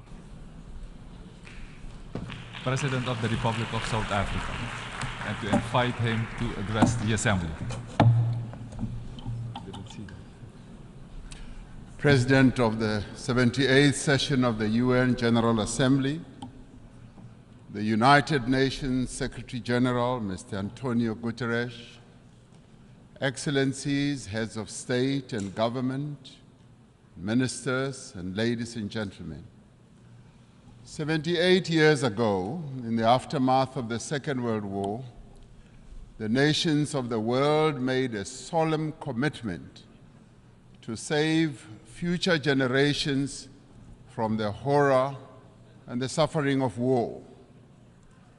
Through the United Nations Charter, these nations accepted a shared mandate to foster peace and promote fundamental human rights, to promote social progress, and to ensure that there's a better standard of life for all. And yet, as we gather here, much of humanity is confronted by war and conflict, by want and hunger, by disease and environmental damage and disaster. Solidarity and trust between states is being eroded. Inequality, poverty, and unemployment are deepening across many nations in the world. In these conditions, and in the wake of a devastating global pandemic, the achievement of the Sustainable Development Goals seem increasingly remote. At the moment when every human effort should be directed towards the realization of Agenda 2030, our attention and our energies have once again been diverted by the scourge of war. But these woes, these divisions, these seemingly intractable troubles can and must be overcome. Over millennia, the human race has demonstrated an enormous capacity for resilience, for an ability to resolve problems, for adaptation, innovation, compassion, and solidarity. At this moment, we are all called upon to reaffirm these essential qualities that define our common humanity. These qualities must be evident in how we work together as a global community and as nations of the world to end war and conflict. South Africa has consistently advocated for dialogue, for negotiation and diplomacy to prevent and end conflict and achieve lasting peace. It has committed itself as a country to the promotion of human rights, human dignity, justice, democracy, and to the adherence of international law. From the experience of our own journey, from the evil system of apartheid, which was declared a crime against humanity by this very organization, to democracy, we value the importance of engaging all parties to conflicts to achieve peaceful, just, and enduring solutions. It is these principles that inform South Africa's participation in the African Peace Initiative, which seeks a peaceful resolution of the conflict between Russia and Ukraine. In this conflict, as in all conflicts, we have insisted that the UN Charter's principle of respect for the territorial integrity of every country should be upheld. Our participation in the African Peace Initiative, supported by 7 countries from the African continent, is informed by a desire to see an end to the suffering of those most directly affected by the conflict and the millions on our own continent and across the world who, as a result of the conflict, are now vulnerable to worsening hunger and deprivation. As we engaged with the parties in this conflict as African leaders, one of the issues we raised was that there should be confidence-building measures that could create a sense of conflict towards the resolution of this conflict. In this regard, we said issues such as the return of the children who were removed from Ukraine should be returned. We also said that the prisoners of war should be exchanged between the two countries. I've just held a meeting with President Zelensky, who says that, in part, some of our efforts are bearing fruit as the children are now being returned and the prisoners are also being exchanged. But then we said we need to see this happening on a much faster pace. As the international community, we must do everything within our means to enable meaningful dialogue, just as we should refrain from any actions that fuel conflict. As we confront other conflicts in several parts of the world, including on our own continent, Africa, we need to be investing in prevention and peace building. We support the call by the UN Secretary General in the new Agenda for Peace for member states to provide more sustainable and predictable financing for peace-building efforts.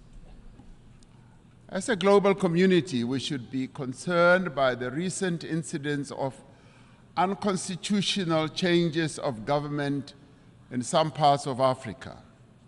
The global community needs to work alongside the African Union to support peace efforts in the DRC, in Libya, Sudan, Somalia, Mali, Central African Republic, South Sudan, North Mozambique, the Great Lakes region, the Sahel, Niger, and the Horn of Africa. The African Union Peace and Security Council has declared that it stands ready to deepen its cooperation with the UN Security Council to silence the guns on the African continent and to achieve peace and stability and development. We are called upon to remain true to the founding principles of the United Nations by recognizing the inalienable right of the people of Western Sahara for self-determination in line with the relevant UN General Assembly resolutions. We must work for peace in the Middle East for as long as the land of the Palestinians remains occupied, for as long as their rights are ignored and their dignity is denied, such peace will remain elusive. The actions of the government of Israel have imperiled the possibility of a viable two-state solution. The principles of the UN Charter on Territorial Integrity and on the prohibition of the annexation of land through the use of force must be applied in this situation as well. South Africa continues to call for the lifting of the economic embargo that was imposed 60 years ago against Cuba, an embargo that has caused untold damage to the country's economy and the people of Cuba as well. The sanctions that are also being applied against South Africa's neighbor, Zimbabwe, should also be lifted as they are imposing untold suffering on ordinary Zimbabweans, but also have a collateral negative impact on neighboring countries as well, such as my own country, South Africa. As many people around the world are confronted by hunger and want, the essential human qualities of cooperation and solidarity must be evident in the actions that we take to bridge the divide between the wealthy and the poor. We must summon the necessary will and resolve to regain the momentum towards the achievement of the 2030 agenda. This means that we must address the fundamental developmental challenges that have long characterized as well our unequal world. To address the developmental challenges that face many people in the world, we are required to focus on targeted investment, on technology transfer, capacity building support, especially in key areas such as supporting industrialization, building infrastructure, ensuring that agriculture investment takes place, ensuring that there is investment in water, energy, education, and health. This also requires predictable and sustainable financial support, including supportive trade policies from the international community. We call on the partners of the wealthier countries to meet the financial commitments they have made. It is a matter of great concern to us from the global south that these wealthier countries in the global north have failed to meet the undertakings they made to provide $100 billion a year for developing economies to take climate action. This must be changed, and the money must be made available in the interest of development. We support the proposals outlined in the Secretary General's Sustainable Development Goals stimulus.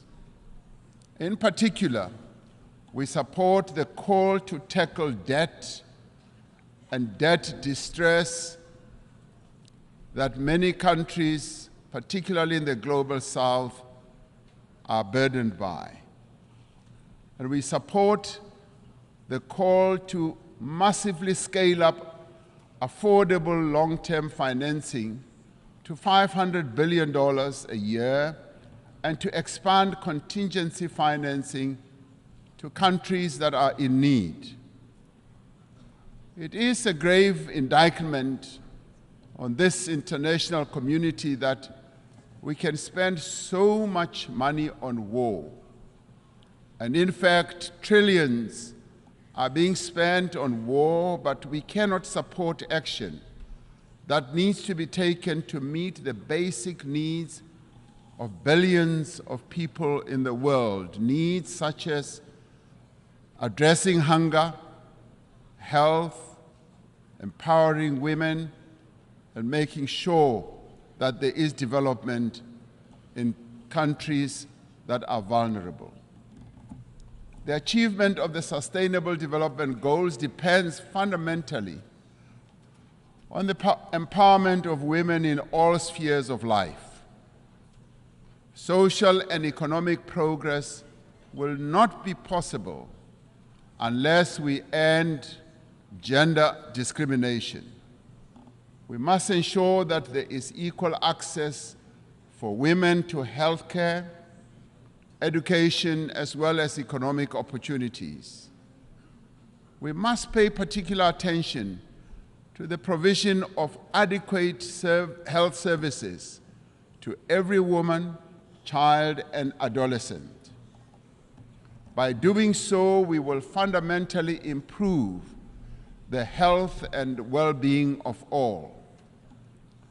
The empowerment of women must be central to the actions we now take towards the realization of Agenda 2030. The women of the world need empowerment. They have a right to empowerment. They have a right also to participate equally in decision-making structures of all institutions in the world. I am proud that in South Africa, 50% of the members of the cabinet of South Africa are women. And today I'm accompanied by an all-women delegation to this United Nations General Assembly. It should be a matter of concern to us all that the majority of people who are sitting in this assembly are men. The question we have to ask, where are the women of the world? The women of the world have a right to be here, to represent the views of women across the world. The essential human qualities of innovation and adaptation must be evident in the actions we take to prevent the destruction of our planet. Africa is warming faster than the rest of the world. We are told that the 20 climate hotspots in the world that we have, we find 17 of them in Africa. Africa is least responsible for the climate damage that has been caused, and yet it bears the greatest burden. Centuries after the end of the slave trade, decades after the end of the colonial exploitation of Africa's resources, the people of our continent are once again bearing the cost of industrialization of the North and the development of the wealthy nations of the world. This is a price that the people of Africa are no longer prepared to pay. Many countries in the North count their assets in the mineral resources that are beneath the African soil. The wealth of Africa belongs to Africans. The mineral wealth that is beneath the soil of Africa must, in the end, accrue to Africans. We urge global leaders to accelerate the global decarbonization while pursuing equality and shared prosperity. We need to advance all three pillars of the Paris Agreement: mitigation, adaptation, and support, with equal ambition and urgency. African countries, alongside other developing economic countries, need increased financial support to both implement the 2030 Agenda and to achieve their climate change goals in a comprehensive and integrated manner. We need to operationalize the Loss and Damage Fund for vulnerable countries hit hard by climate disasters as agreed at COP27. Africa has embraced this challenge. Africa is determined to deploy smart, digital, and efficient green technologies to expand industrial production, to boost agricultural yields, to drive growth and create sustained employment for Africa's people. As the global community, we must ensure the essential qualities that define our humanity are evident in the institutions that manage the conduct of international relations. We require institutions that are inclusive, that are representative, that are democratic, and advance the interests of all nations. We require a renewed commitment to multilateralism based on clear rules and supported by effective institutions. This is the moment to proceed with the reform of the United Nations Security Council, to give meaning to the principle of the sovereign equality of nations, and to enable the Council to respond more effectively to current geopolitical realities. We are pleased that the common African position on the reform of the Security Council is increasingly enjoying wide support. This process must move to text-based negotiations, creating an opportunity for convergence between member states. The recently held BRICS summit in Johannesburg also affirmed the view that the United Nations Security Council should be reformed and should ensure that those who are not represented, that is, nations that are not represented, are also represented. We must ensure that the voice of the African continent and the Global South is strengthened in the United Nations and broader multilateral system. All the peoples represented here in this United Nations had their origins in Africa. In Africa, they developed the tools and capabilities to spread across the world and achieved remarkable feats of development and progress. And all this was due to the skills and the talent that originated from the African continent.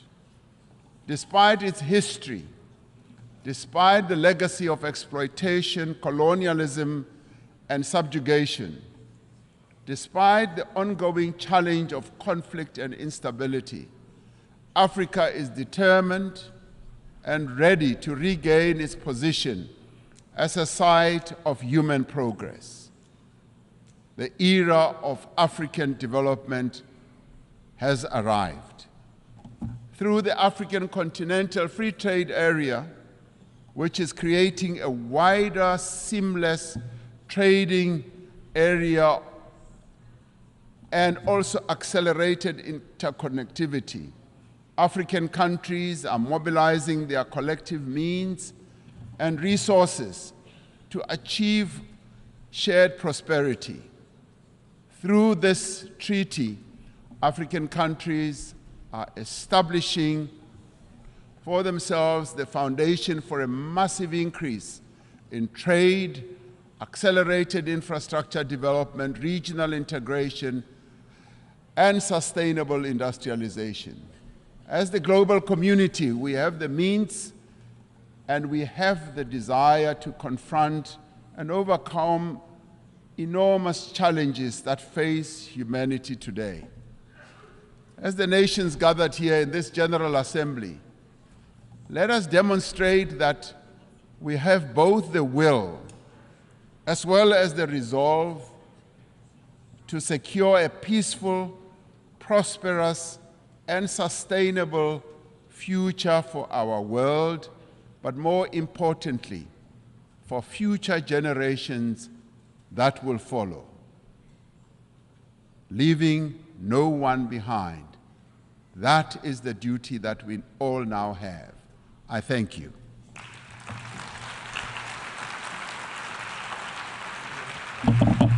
I wish to thank the President of the Republic of South Africa for the statement just made, and I request protocol to escort His Excellency.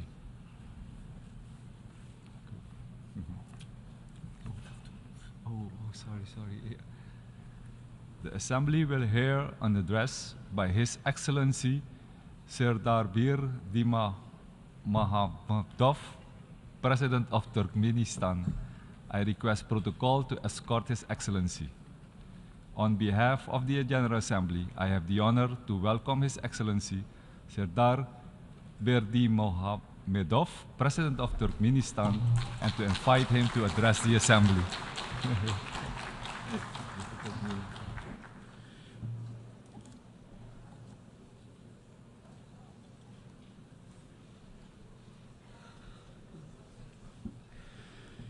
Dear heads and members of delegations, ladies and gentlemen, first of all, I would like to congratulate you with the opening of the 78th session of the General Assembly of the United Nations and wish you the productive work. I would like to congratulate Dennis Francis with his election as the President of the General Assembly of the United Nations. Today, high responsibility should unite all member states of the United Nations. Each of them should and has the means to significantly contribute to the tackling of the tasks of the UN. Current world faces very serious challenges out of multiple reasons. All of them, despite their difference in appearance, influence the course of the interstate relations in a greater or lesser extent, and often negatively influence the implementation of agreed plans and programs on key areas of the global agenda.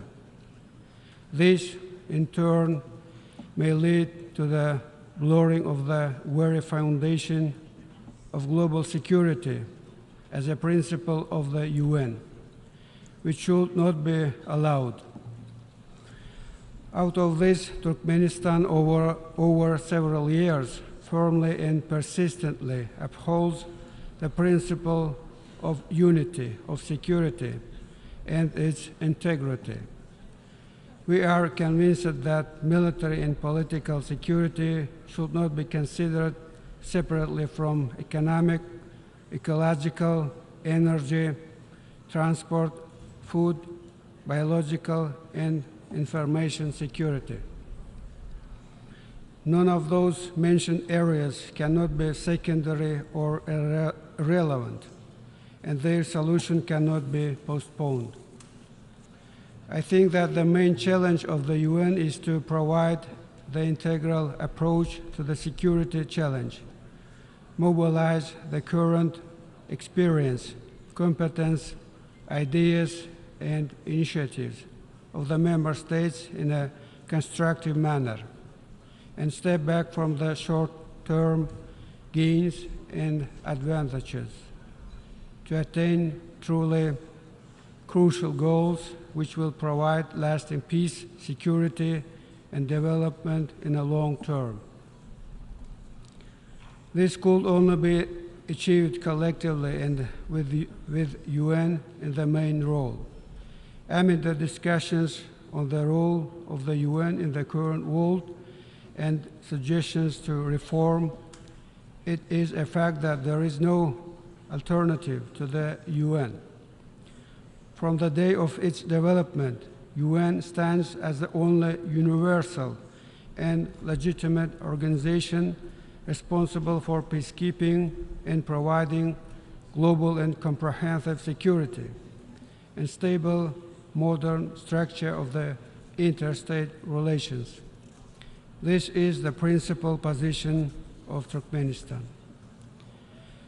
And for this reason, we have to consistently and persistently make use of the potential of global organization, its political, diplomatic tools, and moral authority in order to make balanced, non-ideological assessment of current events and tendencies, and to overcome the distrust and confrontational tensions in the world politics, and try to indicate the perspectives to compromise and to consider mutual interests. It is only possible under the auspices of UN in an open and genuine dialogue. We are aware that achieving this kind of dialogue will not be easy. However, it is necessary. On this regard, Turkmenistan proposes to begin discussing the opportunities of the development of the strategy of global security based on the principles of the Charter of the UN and universal standards of international law, considering the current realities and tendencies of global development. In our opinion, such strategy should reflect the existence of new risk factors which appeared recently, along with traditional risk factors. Also, we consider it necessary to include a number of areas of the UN into it, in particular, preventive diplomacy as the instrument to prevent and diffuse conflicts, usage of the potential of neutrality for peaceful and political diplomatic settlement of disputes and contradictions, recovery of the structure of trustful dialogue based on the decisions of the General Assembly of the UN, and declaring 2021 as the International Year of Peace and Trust, and 2023 as the International Year of Dialogue as guarantee of peace. Time confirmed the relevance of these resolutions in current situations. In order to achieve global and comprehensive security, Turkmenistan emanates from the necessity of giving a pronounced regional context to the work of the UN. We conclude that such approach aims to contribute sufficient specificity and to increase its functionality and effectiveness. I am convinced that the time has come to launch an inclusive, full format and systematic dialogue between Central Asia and UN. Turkmenistan respectfully invites partners to its initiations.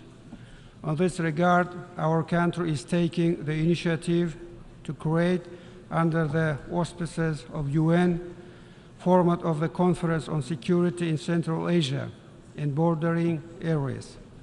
Goal of the conference is the development of approaches and decisions aimed in aligning and synchronizing the efforts of the Central Asian states and global community, international organizations, financial and economic institutions to provide stable, conflict-free development of the region. We express our readiness to host the first conference in Ashgabat in 2024. Dear participants, among the key areas of the work of the UN in coming years, Turkmenistan considers the addressing of urgent climate and ecological issues. Among them, we highlight the issues regarding global methane pledge. I have to tell that with joining the Paris Agreement for Climate Change in 2017, a number of relevant national programs were adopted in our country. National events are being held aimed at reducing and eliminating negative effects of methane emissions into the atmosphere. We are primarily talking about phased implementation and use of modern, green, and resource-saving technologies, mainly in energy, industry, and transport areas. At the same time, we welcome the efforts of the global community for realizing global methane pledge.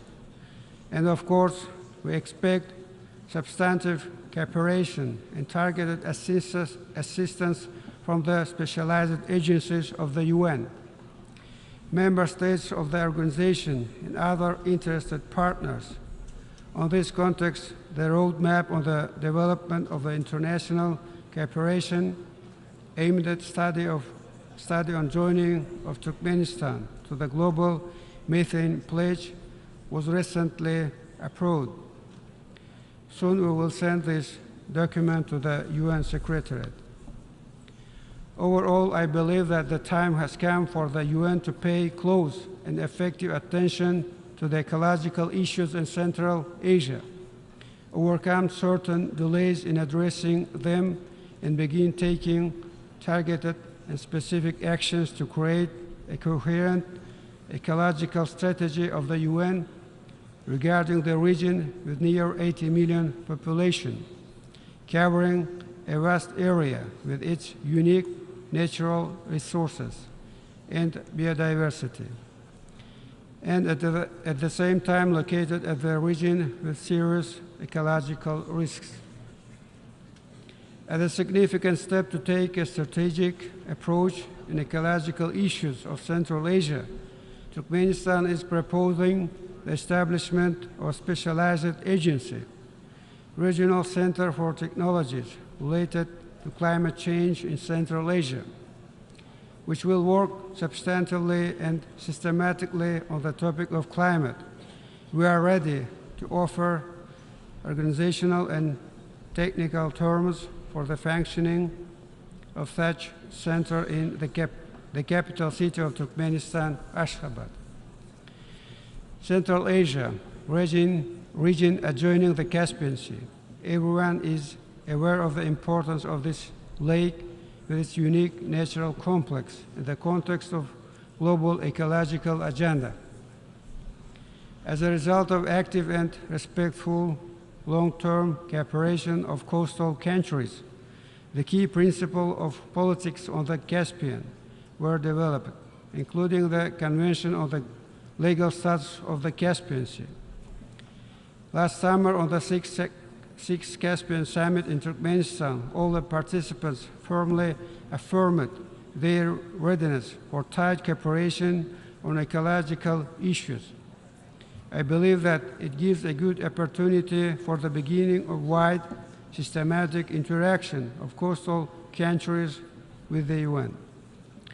On this regard, Turkmenistan is proposing the creation of the Caspian Ecology Initiative, which will be aimed at becoming a platform for substantive and professional interaction on a wide range of issues associated with environmental protection of the Caspian, preserving its biological resources, and tackling of the several pressing ecological issues.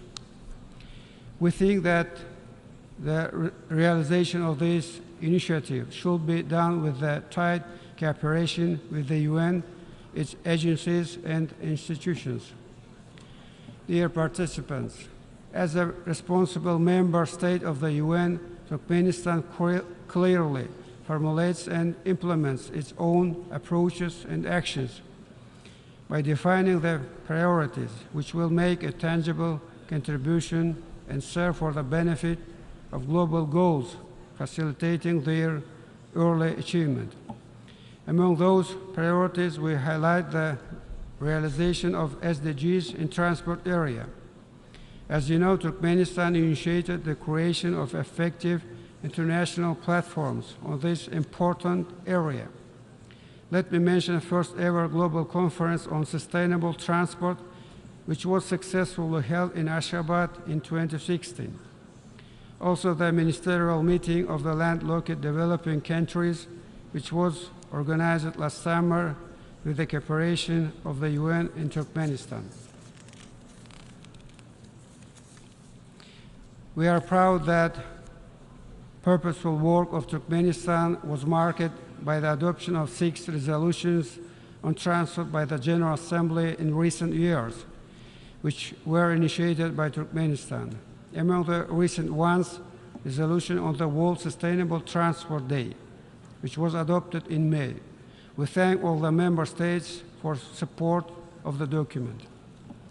On this regard, relying on the state of the resolution, Turkmenistan is proposing to convene a high-level meeting within current session on occasion of the World Sustainable Transport Day.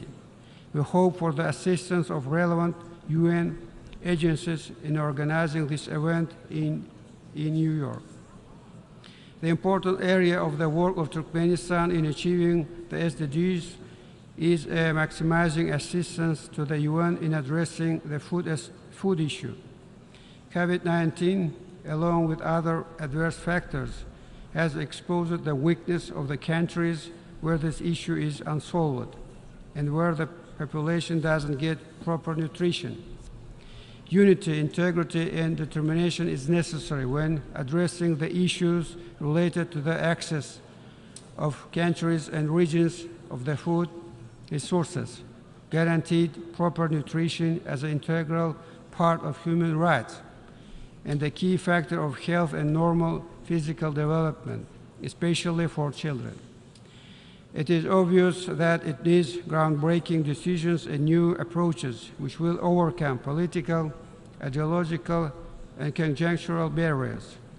Consequently, Turkmenistan comes forward with an initiative to convene a major international forum on food security with the cooperation of World Food Programme, World Health Organization, and United Nations Children's Fund under the auspices of UN. We express our readiness to provide terms for holding such an event in the capital city of Turkmenistan within the agreed time frame. Dear participants, dear heads and members of delegations, next year in Turkmenistan and far beyond its border, including the UN, will celebrate the 300th anniversary of prominent son of the Turkmen nation, poet, philosopher, and public figure, Mahmud Praga. Whole humanity honors the memory of him and pays due respect to the great humanitarian who majorly contributed not only to the world literature, but also to the development of Eastern civilization and of the whole world. And I would like to conclude with an excerpt from the poem of Mahmud, Call to the Humanity, in which he addresses his fellows and descendants these life-affirming lines: no matter asleep or awake, he will be loyal to his intentions. Let the loyalty to the creative thoughts, ideals of peace, justice, and progress serve as a main and clear guide in our joint work. Thank you very much. On behalf of the Assembly, I wish to thank the President of Turkmenistan for the statement made, and I request protocol to escort His Excellency.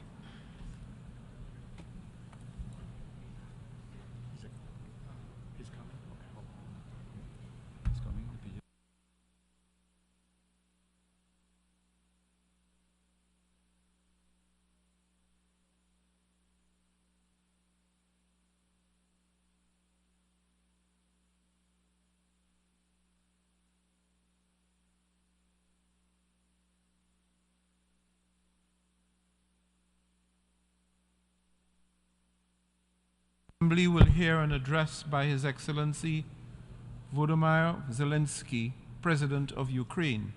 I request protocol to escort His Excellency. On behalf of the General Assembly, I have the honor to welcome His Excellency Volodymyr Zelensky, President of Ukraine, and invite him to address the Assembly.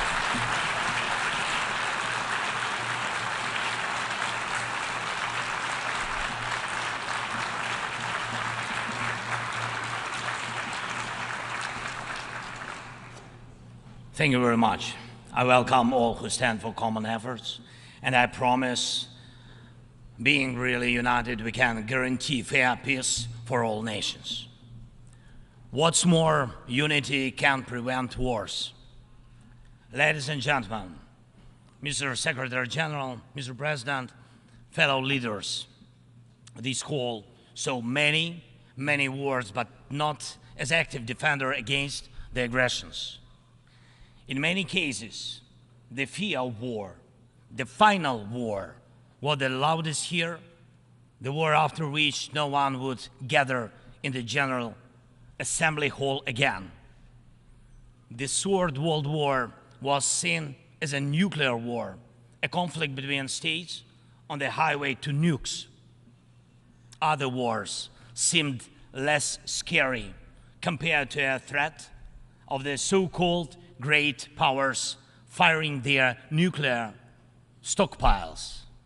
So the 20th century taught the world to restrain from the use of the weapons of mass destruction, not to deploy, not to proliferate, not to threaten with, and not to test, but to promote a complete nuclear disarmament. Frankly, this is a good strategy, but it should not be the only strategy to protect the world from the final war. Ukraine gave up its third largest nuclear arsenal. The world then decided Russia should become a keeper of such power. Yet history shows it was Russia who deserved nuclear disarmament the most back in 1990s. And Russia deserves it now. Terrorists have no right to hold nuclear weapons. No right. But truly, not the nukes are the scariest now. While nukes remain in place, the mass destruction is gaining its momentum. The aggressor is weaponizing many other things, and those things are used not only against our country, but against all of yours as well. Fellow leaders, there are many conventions that restrict weapons, but there are no real restrictions on weaponization. First, let me give you an example. The food. Since the start of the full-scale war, the Ukrainian ports in the Black and Azov seas have been blocked by Russia. Until now, our ports on the Danube River remain the target for missiles and drones. And it is a clear Russia's attempt to weaponize the food shortage on the global market in exchange for recognition for some, if not all, of the captured territories. Russia is launching the food prices as weapons. The impact spans from the Atlantic coast of Africa to the Southeast Asia, and this is the threat scale. And I would like to thank those leaders who supported our Black Sea Grain Initiative and program Grain from Ukraine. Thank you so much.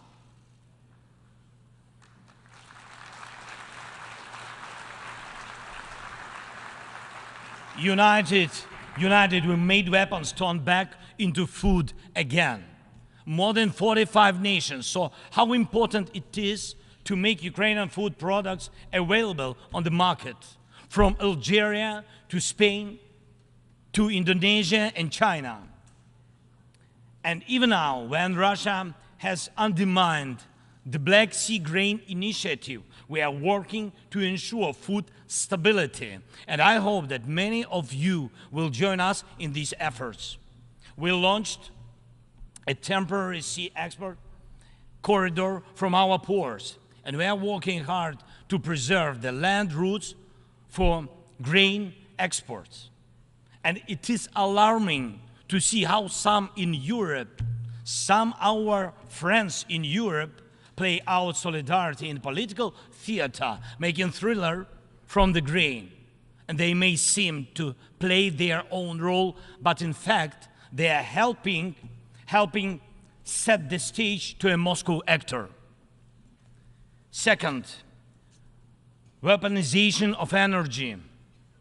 Many times the world has witnessed Russia using energy as a weapon. Kremlin weaponized oil and gas to weaken the leaders of other countries when they came to the Red Square. And now this threat is even greater. Russia is weaponizing nuclear energy. Not only it is spreading its unreliable nuclear power plant construction technologies, but it is also turning other countries' power plants into real dirty bombs. Look, please, what Russia did to our Zaporizhia power plant. Shelled it, occupied it, and now blackmails others with radiation leaks. Is there any sense to reduce nuclear weapons when Russia is weaponizing nuclear power plants? Scary question. The global security architecture offers no response or protection against such a treacherous radiation threat, and there is no accountability for radiation blackmailers so far. The third example is children. Children. Unfortunately, various terrorist groups abduct children to put pressure on their families and societies. But never before the mass kidnapping and deportation would become a part of the government policy. Not until now.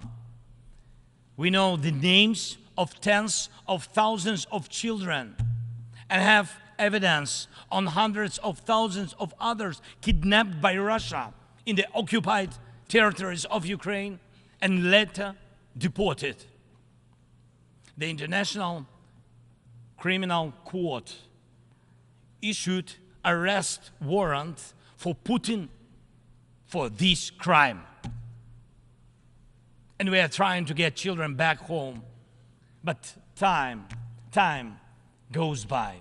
What will happen with them? What will happen to them?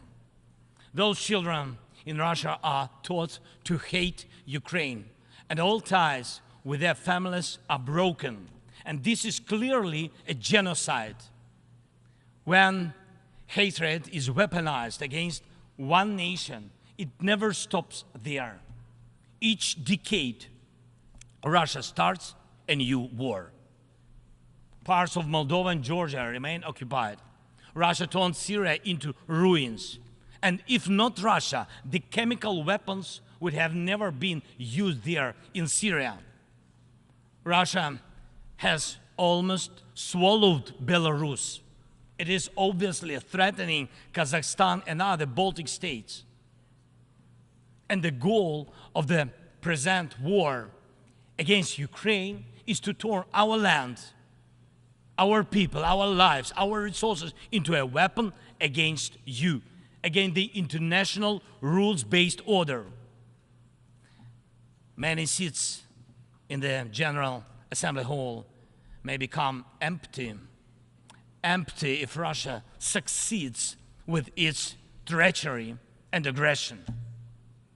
Ladies and gentlemen, the aggressor scatters deaths and brings ruins even without nukes, but the outcomes are alike. We see towns, we see villages in Ukraine wiped out by Russian artillery, leveled to the ground completely. We see the war of drones. We know the possible effects of spreading the war into the cyberspace. The artificial intelligence could be trained to combat well before it would learn to help the humanity.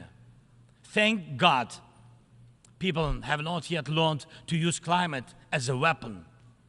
Even though humanity is failing on its climate policy objectives, this means that extreme weather will still impact the normal global life, and some evil state will also weaponize its outcomes. And when people in the streets of New York and other cities of the world went out on climate protest, we all have seen them. And when people in Morocco and Libya and other countries die as a result of natural disasters, and when islands and countries disappear underwater, and when tornadoes and deserts are spreading into new territories, and when all of this is happening, one unnatural disaster in Moscow decided to launch a big war and kill tens of thousands of people. We have to stop it. We must act united to defeat the aggressor and focus all our capabilities and energy on addressing these challenges. As nukes are restrained, likewise the aggressor must be restrained, and all his tools and methods of war.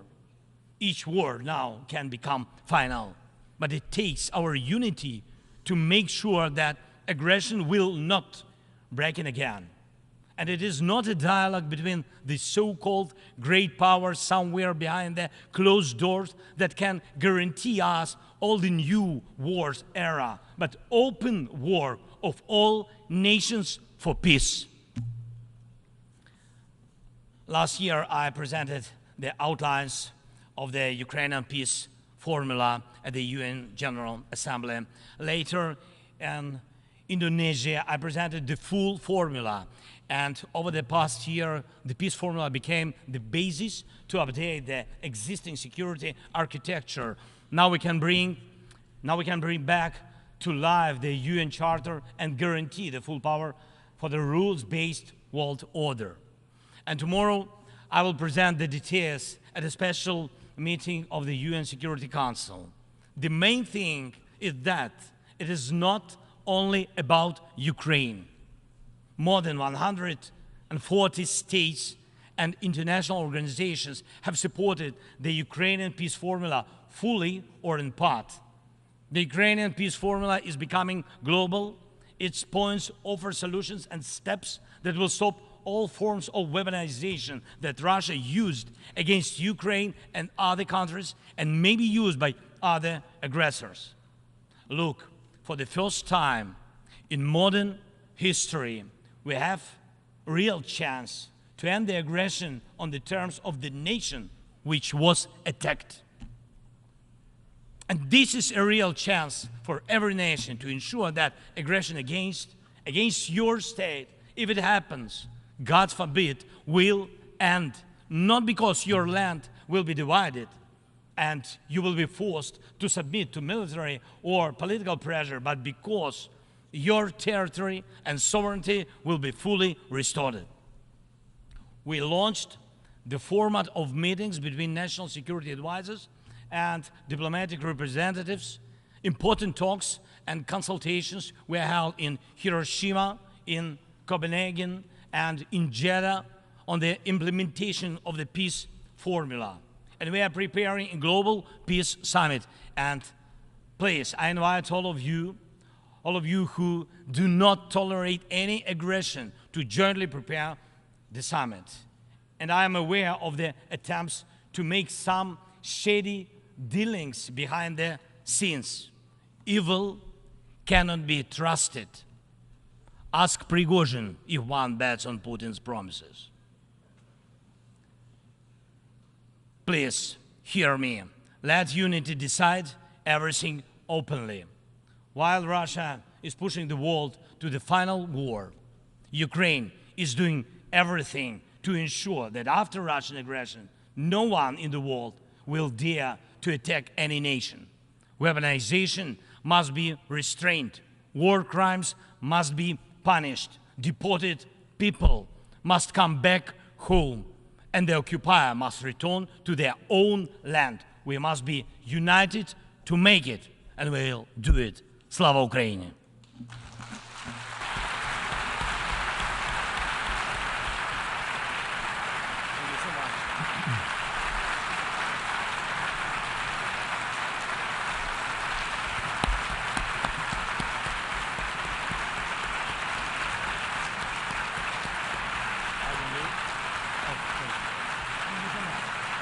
On behalf of the Assembly, I wish to thank the President of Ukraine for the statement just made and request protocol to escort His Excellency.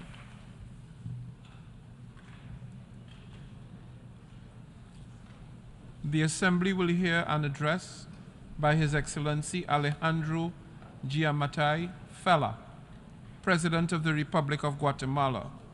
I request protocol to escort His Excellency.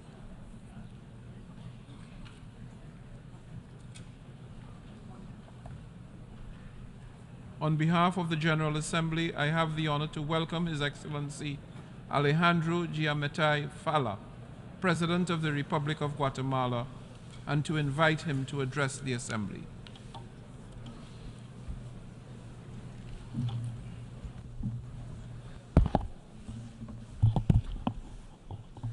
Excelentísimos, Excellencies, President of the General Assembly, Secretary General of the United Nations Organization, ladies and gentlemen, heads of state and government, ministers for foreign affairs, honorable delegates, ladies and gentlemen, I wish to express my gratitude for the work of the President of the 77th session. I also wish to congratulate the President of this session, Mr. Denis Francis. I commend him for choosing the theme he's chosen for this session. That touches on the need to rebuild trust between nations and to address threats to peace, prosperity, and progress of the peoples of the United Nations. Today, we stand at an unprecedented moment in time. For more than a year and a half, we have watched in horror the war launched by the Russian Federation against Ukraine play out. That war violates the most fundamental principles on which the international order was built following the Second World War. Delegates. And you know what is even worse still? That it would seem that we've got used to that war, and we've got used to the following: to flagrant violations of human rights in Ukraine, to war, to death. Worse yet, we, instead of tackling all of the above, we've got used to turning a blind eye in the face of a tragic and harsh reality that we pretend to ignore. All of this has led to mistrust between human beings, to inequality between nations, to non-compliance with peace agreements, and under these circumstances, prosperity and progress of humankind is impossible. Today, here, before you all, I declare that this organization is not particularly active. We have food insecurity, people are killed by war, there are major migratory flows, and these count among other myriad problems. Consequently, we need to make this organization work. We need to work together to do that. We need a revitalized organization which seeks out solutions, but above all, we need countries that are prepared to look beyond their ideological positions, countries that are prepared to overcome age-old conflicts. Now is the time that the human beings represented among your people, now is the time for them to shake hands. Now is the time for them to be ready to share their wealth and to invest in countries that need that investment to generate wealth to survive. It is a matter of saving the very human race. It's a matter of saving the planet. It's a matter of having future generations that will be able to live in peace and development.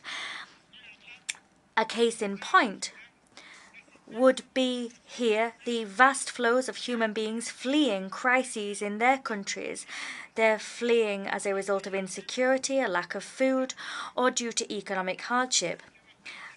Consequently, under this new order that we need to usher in, we have to build a United Nations striving for peace and human development. We must demand adherence to international law. We must demand respect for the principle of the peaceful resolution of disputes, and we must demand the respect of the self-determinations of peoples. In order for these goals to be achieved, every country must raise its voice. Every country needs to say enough is enough. And today my country adds its voice to those crying out to say enough is enough. My country is adding its voice to the global call for the immediate withdrawal of Russian forces, for the respect of the territorial integrity and unity of Ukraine within its internationally recognized borders. Slava Ukraini.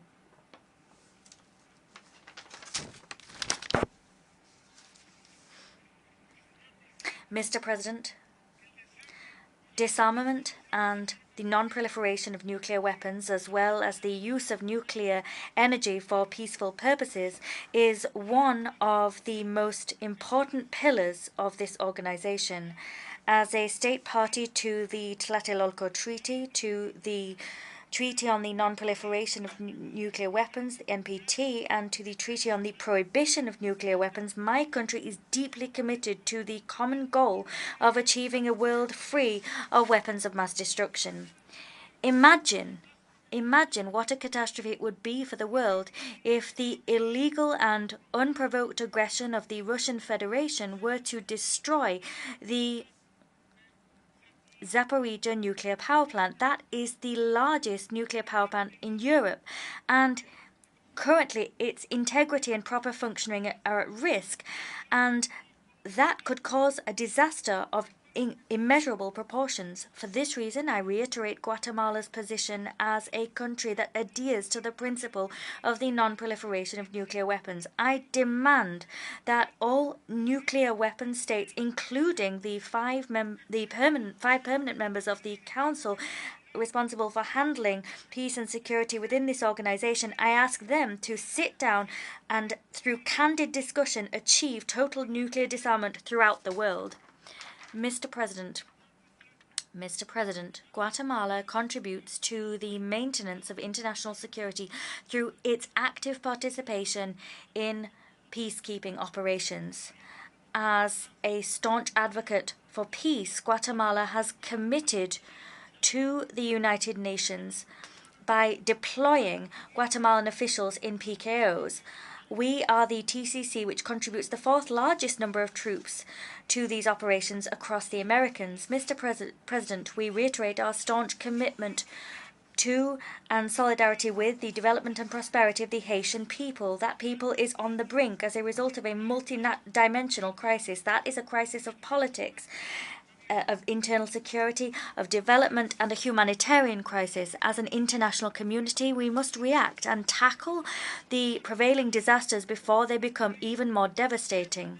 Consequently, if this organization decides that a new peace mission is to be deployed on Haitian territory, it can count on the participation of Guatemala.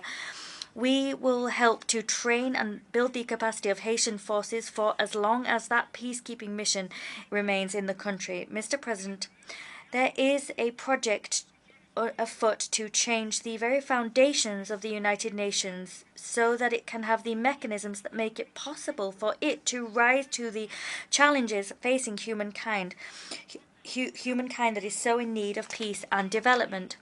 Guatemala calls upon this community of states to rapidly move forward with a proposal drafted under the aegis of country-level experts. That proposal should define the substantive reforms necessary in the United Nations so that it can return to the commendable path it embarked upon following its foundation in 1945. Over the years, we have strayed too far from that path. I would propose that without delay, we undertake a fourth amendment to our founding charter. These amendments must ensure that it adopts a new approach, that it is in sync with our current times. Of course, these are difficult times, but ours is an era which brings with it major opportunities. When making these amendments, we must ensure proper recognition for the sovereign equality of states. That must be a reality. The resolution of conflicts between countries via peaceful means must be an obligation. Nuclear energy must be used exclusively with peaceful purposes, but perhaps the most important of all is that when amending this charter, the members of the United Nations exclude no one. As our holy book, Popol Vuh, states, it is the holy book of one of the greatest civilizations of the world, the Maya civilization. It states, no one must stay behind, everyone must rise up. Today I wish to say to you that I am the leader of a founding nation of the United Nations. As such, I recognize that the transformation of this body will prompt a radical shift in multilateralism. That new multilateralism must recognize the importance of inclusion and the universality of this organization. How can it be that in the midst of the 21st century, this organization keeps a country like Taiwan outside its doors? That country is one which contributes to science, high technology, healthcare, development, and many other fields. But what's most significant is that we have kept the Taiwanese citizens from having a voice that represented in this organization. Guatemala exhorts the United Nations to use any and all means necessary to guarantee international peace and security on the Taiwan Strait. Moreover, we condemn the constant and ever-increasing military maneuvers seen in the waters and airspace around Taiwan. These maneuvers imperil security in the region and affect international transport and trade. Mr. President, 4 years ago, I took office as the President of the Republic of Guatemala, and over that time, I have heard great speeches made. I have seen great treaties signed and great commitments made to halt climate change. I want to say to you all today that the world is in a worse state than it was 4 years ago because more than speeches, commitments, and treaties, what the world needs is action. The region that suffers most the ravages of climate change is the Caribbean and the Central American region. And that is true despite the fact that we produce an infinitesimal percentage of global greenhouse gases. And in spite of that fact, we are the ones that suffer the most damage year on year. Our resources are being depleted, and we must get into debt to rebuild countries which next year are simply damaged once more. This prompts us to take out loans from international sources which are only too happy to grant them. But these are organizations which live off immorally high interest rates. However, the reports issued by United Nations rapporteurs talk about the scant development of our peoples. They point it out to us and they criticize us. But who is pointing the finger at those who, following their industrialization and as a result of their paltry commitment to tackling the effects of climate change and greenhouse gases, cause the death of human beings throughout the world? There are countries that neither accept UN agreements on climate change nor pay their contributions to the climate budget. These nations Neither do these nations take responsibility for the toxic pollution of their industries, and far less for the destruction that these industries cause. Is that fair? Mr. President, the serious threat posed by the consumption of drugs, particularly synthetic drugs, must be a source of grave concern to the international community. These drugs represent an invisible enemy that is affecting health and that is also undermining governance and hampering development in various countries. This organization must alter the way in which it broaches this issue.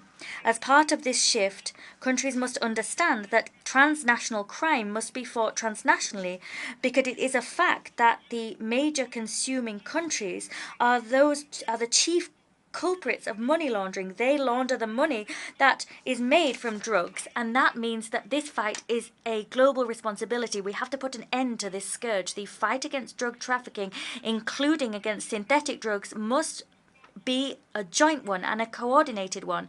Information as part of this fight must flow in accordance with applicable domestic and international legislation. It is necessary to implement effective strategies to tackle the criminal organizations responsible for the deaths of hundreds of thousands of people every year. A world free of drugs will not be achieved without a world committed to fighting against them. Mr. President, Guatemala is unstintingly committed to promoting food security and to fulfilling the zero hunger goal, which is part of Agenda 2030 for Sustainable Development. In this spirit, we have increased our budget for feeding our citizens, and we have strengthened our school feeding law. The goal of that law is to guarantee the feeding of girls, boys, and teenagers of school age in a sustainable fashion, and the ultimate goal of that action is to guarantee that these groups have a dignified, healthy, and active life. I am proud to inform you that in 2022, these efforts benefited 2.6 million students in public education establishments. Guatemala also notes with alarm that there has been the suspension of the Black Sea Grain Initiative. We underscore at this juncture the risks that non-renewal poses for food security across the world. It hampers humanitarian operations which themselves contribute to alleviating hunger at a global level, and its non-renewal destabilizes food prices. We condemn the use of hunger as a weapon of war. Doing that is a violation of human rights and of international humanitarian law. We call for reason to prevail. We call for cooperation. And we call upon all to avoid a further worsening of the global food situation. Mr. President, a topic which seemed to not be particularly important, but which should have been treated as pivotal within a revitalized organization, is cultural heritage, because the mosaic of cultural diversity of our world is under threat. That threat is particularly acute in times of war. We must strengthen and safeguard the evidence of our past. Having that evidence is vital to understand our present and to build our future. In Guatemala, we've worked arduously to implement the principle of caring for a heritage and to display our heritage and our millennia-old cultural richness to the world. It was deeply satisfactory and a source of great pride to see our celebration of Holy Week declared as an intangible heritage of humanity. Moreover, I wish to with you that yesterday the archaeological park Takalgi-Abaj was declared a global heritage of humankind, and that is considered to be the first city in which the Mayan civilization was born. As an old refrain goes, he who knows not his past does not have a safe future guaranteed. Mr. President, Guatemala has long distinguished itself as a country calling for the respect of the peaceful coexistence and the coexistence of international law and the respect of sovereignty as two principles. We've demonstrated that with deeds, and it's been demonstrated that we can settle differences via international justice bodies, and that's the case with our territorial maritime and land dispute with Belize. Both countries are committed to resolving that peacefully and respectively in line with any decision made by the ICJ. Dear friends, the goodwill between parties has been shown clearly between Belize and Guatemala, and that's an example of how you can peacefully resolve a dispute via international justice. And that pathway stands in stark contrast to international war brought about by the foolishness of human beings. Mr. President, Guatemala recognizes that one of the gravest and most alarming threats to life and freedom in our times is human trafficking. That is not only a despicable practice which violates human rights, but it's a real crime against humanity, one which violates the most fundamental values that we cling to as a community of nations. The trafficking in persons is a crime linked to slavery, bearing in mind that trafficking involves the buying and selling of human beings that should be able to live in freedom as part of a fundamental right to life. Consequently, in absolutely unequivocal terms, my country condemns this crime, and in this spirit we've adopted a series of legal and political measures to suppress that phenomenon. We have a public policy in place against the violence, exploitation and trafficking in persons that harmonizes and enhances state-level action to guarantee the protection of the victims of trafficking in persons as well as their comprehensive care. Moreover, our laws promote the prevention, detection, prosecution and punishment of those responsible for this abhorrent crime. In this same vein, we have a policy for the comprehensive protection of children and adolescents. That policy is focused on guaranteeing the holistic development of girls, boys and adolescents and ensuring that development is inclusive and equitable. That policy was adopted in 2022 and it now is an umbrella for 90 programs within the executive that aim to ensure development for the human being from cradle to grave. Through these various initiatives, Guatemala is seeking to distinguish itself as a leader in the fight against trafficking in persons. We have made this our priority. It's a scourge that we want to halt, to bring in human dignity, because the numbers of persons trafficked are on the rise. I must remind you that the gross profit made by trafficking in persons exceeds the profit made by the international arms trade, and soon these profits will surpass those garnered by the illicit drug trade. Children are snatched from their homes, they're handed over to gangs that prostitute them, and then, once they've ceased to be fresh meat for those criminals, they are butchered and their organs are sold for transplants. We cannot remain indifferent and passive in the face of these horrific crimes. Mr. President, this is my last speech before this General Assembly as a head of state. And contrary to the supposed truths we've heard from this podium today, I will hand over power to the person who was elected as a result of who will be elected in the elections on the 14th of January. The elections we've already seen were rooted in unnecessary international involvement.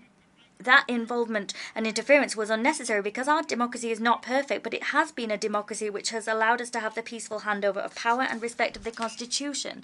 And we have a continent where some presidents fight to stay and cling to their jobs, and they allow re-elections which go against their own constitutions, but we have remained faithful to our constitution and the principle of democratic handover every 4 years.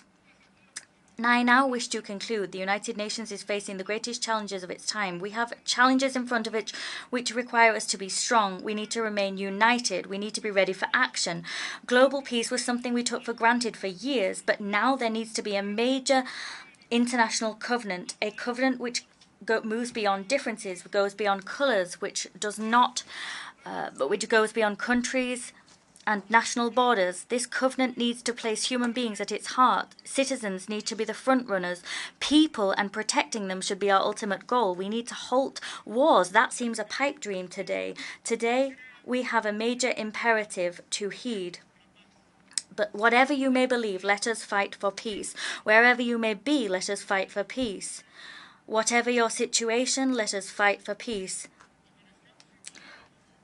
If we don't do that, we'll one day wake up and we'll have been invaded or killed by others. That's why we must stand united. We must strive so that one day we can, as citizens of the world, wake up in a climate of peace, progress and development.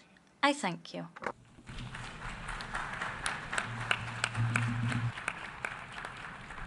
A nombre de la Asamblea. On behalf of the Assembly, I thank the President of the Republic of Guatemala for the address just delivered, and I request protocol to escort His Excellency.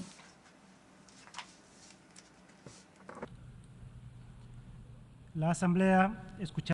The Assembly will now hear an address by Her Excellency Katalin Novak, President of Hungary. I request protocol to escort Her Excellency.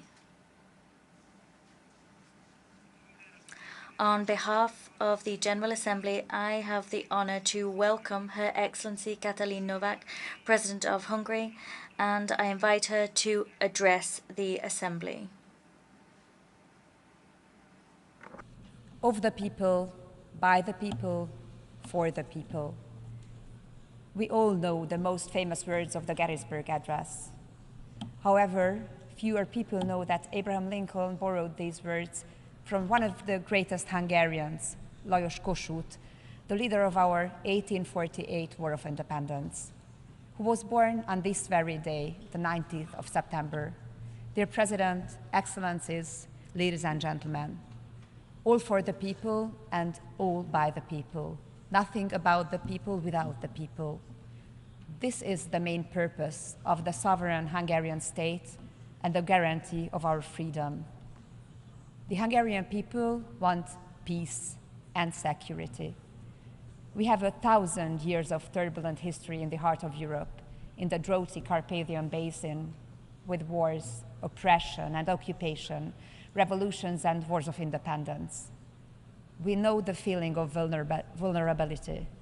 We know what it is like to live divided and what suffering wars cause. We know how precious freedom is and how painful it is to be deprived of it. I myself was born during the decades of Soviet oppression, when my country was not free.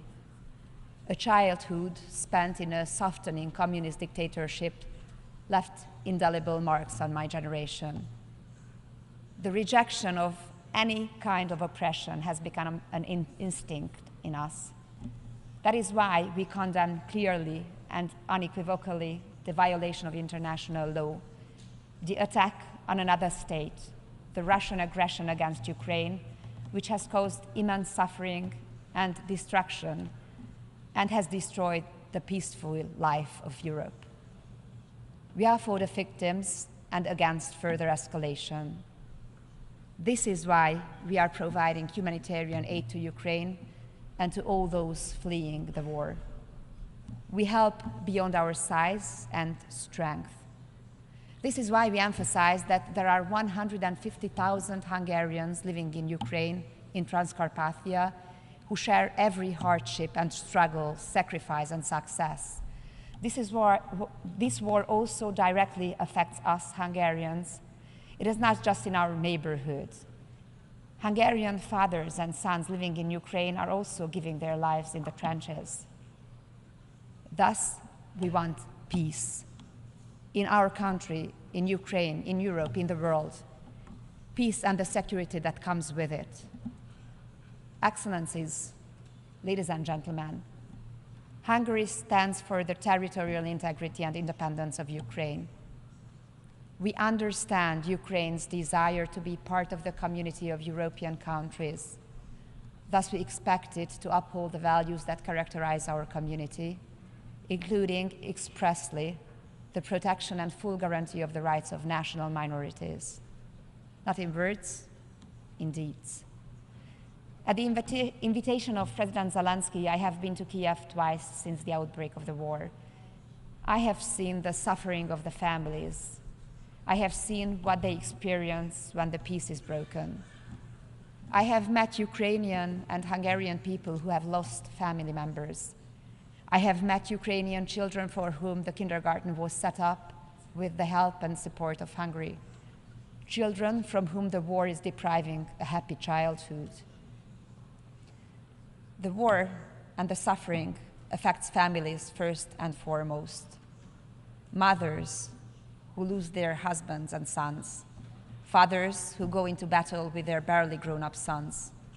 Children who lose their sense of security and faith in the future. There is no alternative to peace. The killing, the terrible destruction must stop as soon as possible. War is never the solution.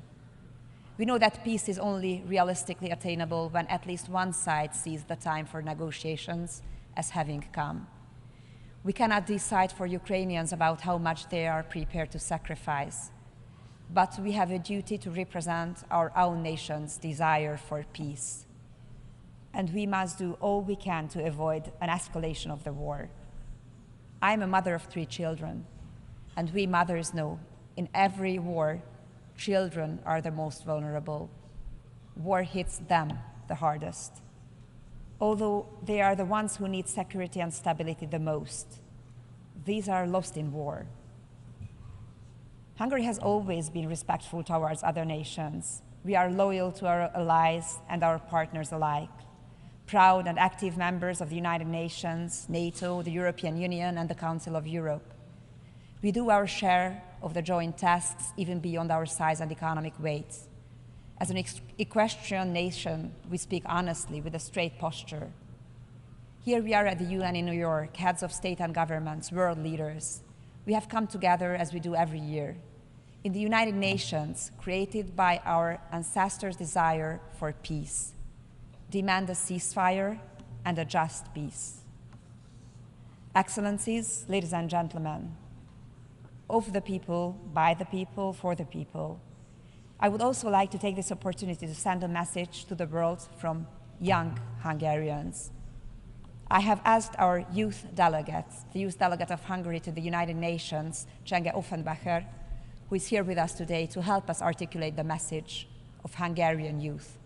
This is the sentence they gave me. Today, we need solidarity with each other more than ever. So young people feel that we must look out for each other, that we must not let go the hands of others reaching out towards us.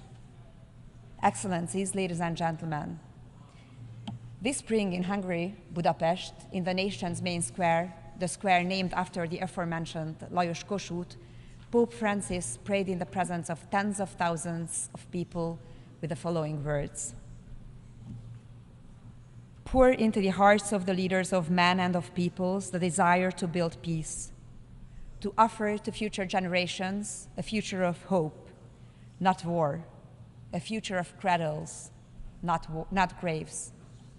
The 5th Budapest Demographic Summit, the most important international forum on demographic issues, was concluded 3 days ago. A large part of the world is facing, in addition to war, a difficulty that is oppressing it from within. In Europe and in many of your countries, the demographic winter has turned into an ice age. Public leaders, thinkers, demographers, and the representatives of family organizations and professional workshops from 60 countries and 5 continents sought answers on how to protect and strengthen families and how to overcome our demographic difficulties. If we do not address this issue, it will have an immeasurable impact on our economies, societies, and security in the near future. Elon Musk may be right when he says that demographic decline is a more serious problem than the climate crisis. Little attention is paid to the real and irreversible change of the world. If there is no child, there is no future. What is the point of looking after the earth if we don't have children and grandchildren to pass it on to? If childlessness becomes widespread, if fewer children continue to be born each year than the number of those who pass away in our countries, our beloved world that we believe to be secure will be shattered. We Hungarians see the solution to the demographic crisis in strengthening and supporting families. Our aim is for everyone to have a full and happy family life and to have all the children that young couples want. Hungary was the first country in the world to put the strengthening of families and the tackling of the demographic crisis into the focal point. We have built a broad family support system. In the European Union, we are the ones who spend the most on family support. This has not destroyed the Hungarian economy. On the contrary, strengthening families is positive in economic terms. We protect parental freedom. We strongly believe that the right to raise children does not belong to the state, nor to NGOs, nor to the media or the knowledge industry, but to parents. Anyone who has a child is ready to fight at any time to ensure that their child can live in peace and freedom. Families pass on their values from generation to generation in the face of every difficulty, every historic trauma, every challenge. The message of the Demographic Summit of Budapest, our capital city, which is 150 years old this year, is clear. Pro-family forces stand up for their values and interests. Even at a time when anti-family and anti-child ideologies are on an unprecedented offensive. In fact, especially then. We recognize that family is the key to security. A strong, united, and healthy family is a guarantee of security. Thank you for listening. A nombre de la Asamblea, agradezco a la presidenta de Hungría. Thank you to Hungary for that statement, and I now ask protocol to please accompany His Excellency. Her Excellency. La Asamblea escuchará ahora. The Assembly will now hear an address by His Excellency Alain Berset, President of the Swiss Confederation. I request protocol to escort His Excellency. En nombre de la Asamblea. On behalf of the General Assembly, it is my honor to welcome His Excellency Alain Berset, President of the Swiss Confederation, and I invite him to address the Assembly. Président de l'Assemblée générale, Mr. President of the General Assembly, Mr. Secretary General of the United Nations, ladies and gentlemen, Excellencies, we are in a period marked by a succession of crises, by an increasing number of major conflicts in a world full of tension. The challenges that we're confronted with are significant, very significant, and I do think, however, that our mindset and our attitude in terms of tackling them are unwavering. Are we ready to do everything that we possibly can to try to improve the situation? Well, we need to do so in order to combat together various crises, the climate crisis, wars, social conflicts, growing inequalities, and also the weakening of democratic institutions and the ongoing erosion of multilateral structures and multilateralism. Your Excellencies, almost everywhere, protectionism and self-centeredness and looking inwards are making progress, but we know that these things and threats and violence have never provided the slightest solution to problems and inequalities in the world. It's true that we can all see this clearly. We are going through a crisis, most probably the most significant one since the end of the Second World War. The Russian Federation, by launching a war of aggression against Ukraine, has attacked not only a peaceful country, but also has attacked international law and also multilateral structures. What is specific is that this aggression was action taken by a permanent member of the Security Council of the UN, which, according to the UN Charter, nevertheless shoulders the primary responsibility for the maintenance of international peace and security. Today, we should reiterate this. The key principles are in the UN Charter, and we, of course, need to seek to uphold the mandate that was conferred upon us in this context. What we see is that it is the poorest and most vulnerable states which would suffer the most if our confidence in the international system should waver. I mentioned the United Nations Charter. That is a cornerstone of public international law.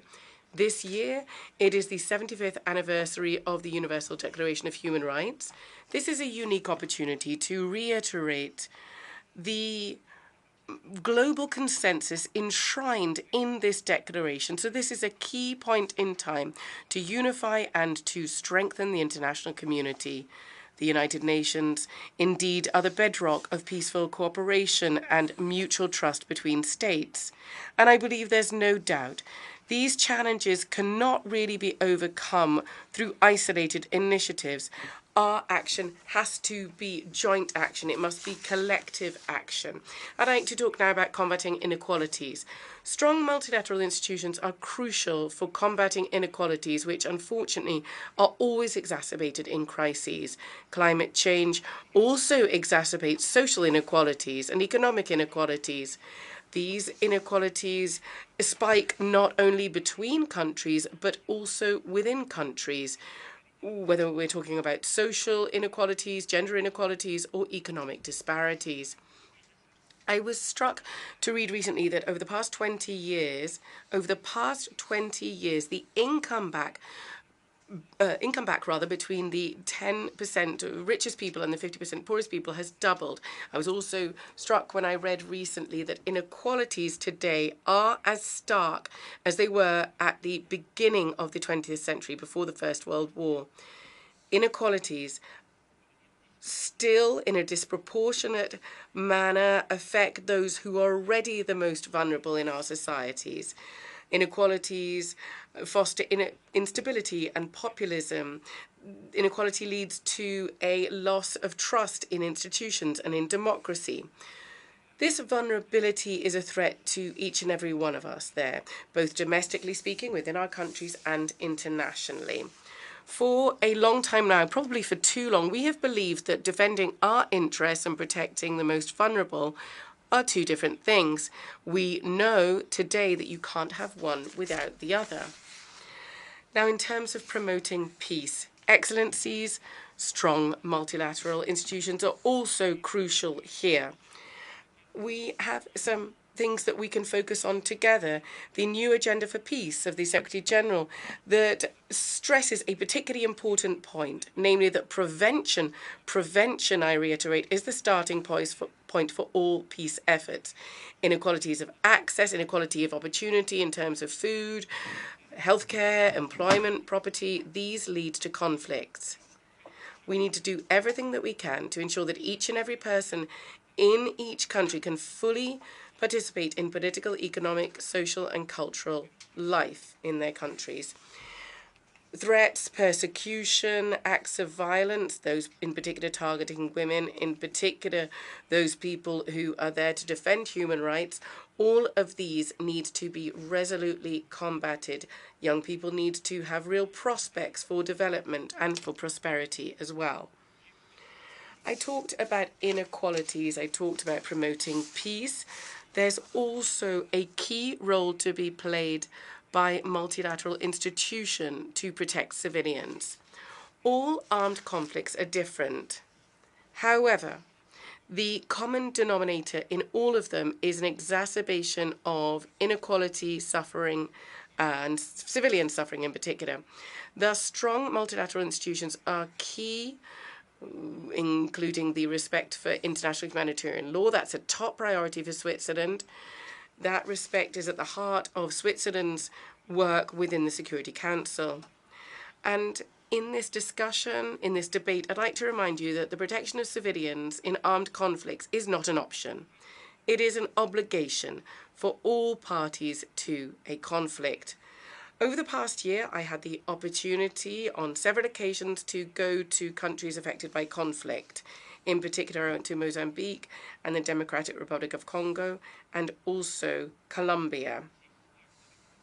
These contacts with the people affected by conflict highlights the extent to which work on the root causes of conflict is crucial in terms of guaranteeing lasting peace. I was also able to see on the ground the extent to which the full participation of women is crucial to bring a return to peace. This is why my country, Switzerland, is continuing its strong commitment to implement the Women, Peace and Security agenda of the United Nations. This is also why we are continuing to mobilize to ensure the full implementation of all pertinent resolutions here. During armed conflict, the shortage of essential goods and services for civilians cost many more lives than the direct impact of hostilities does. It also exacerbates inequalities and undermines peace returning. In this context, I'd like to stress to you the importance of UN peacekeeping missions. They carry out essential work for the worst affected populations. And in this context, I think that all humanitarian stakeholders should be protected and supported. There are also other stakeholders as well as UN missions. And so in this context, the commitment of the ICRC needs to be strongly defended. The increasing number of crises means that the organization has had to deal with an unprecedented spike in and a worrisome spike in needs. We're the depository of the Geneva Conventions, and we are the headquarters of the ICRC, and so Switzerland is resolutely committed to this humanitarian work. The work of the ICRC is crucial for the protection of civilians. Ladies and gentlemen, excellencies, I have cited a few examples, and we see that there are numerous huge challenges. We need to see where are our common interests, not certainly in global disorder that some people are trying to promote to their gain, but rather in a renewed global order that guarantees stability, trust, and shared objectives. This is precisely why we need to take a stance. This is precisely why we need to undertake to ensure that this international cooperation thrives. The United Nations doesn't come from nowhere. It embodies the hope, the institutionalized hope of a better world. It was an idealistic project. It was born during a different time of war, of brutality and despair. And it is based on the belief that cooperating at the international level is crucial. It is based on the belief that the world can only be better if each and every person shoulders their responsibilities. And it is based on the belief that ultimately what unites nations and what unites people is much, much stronger than that which separates them.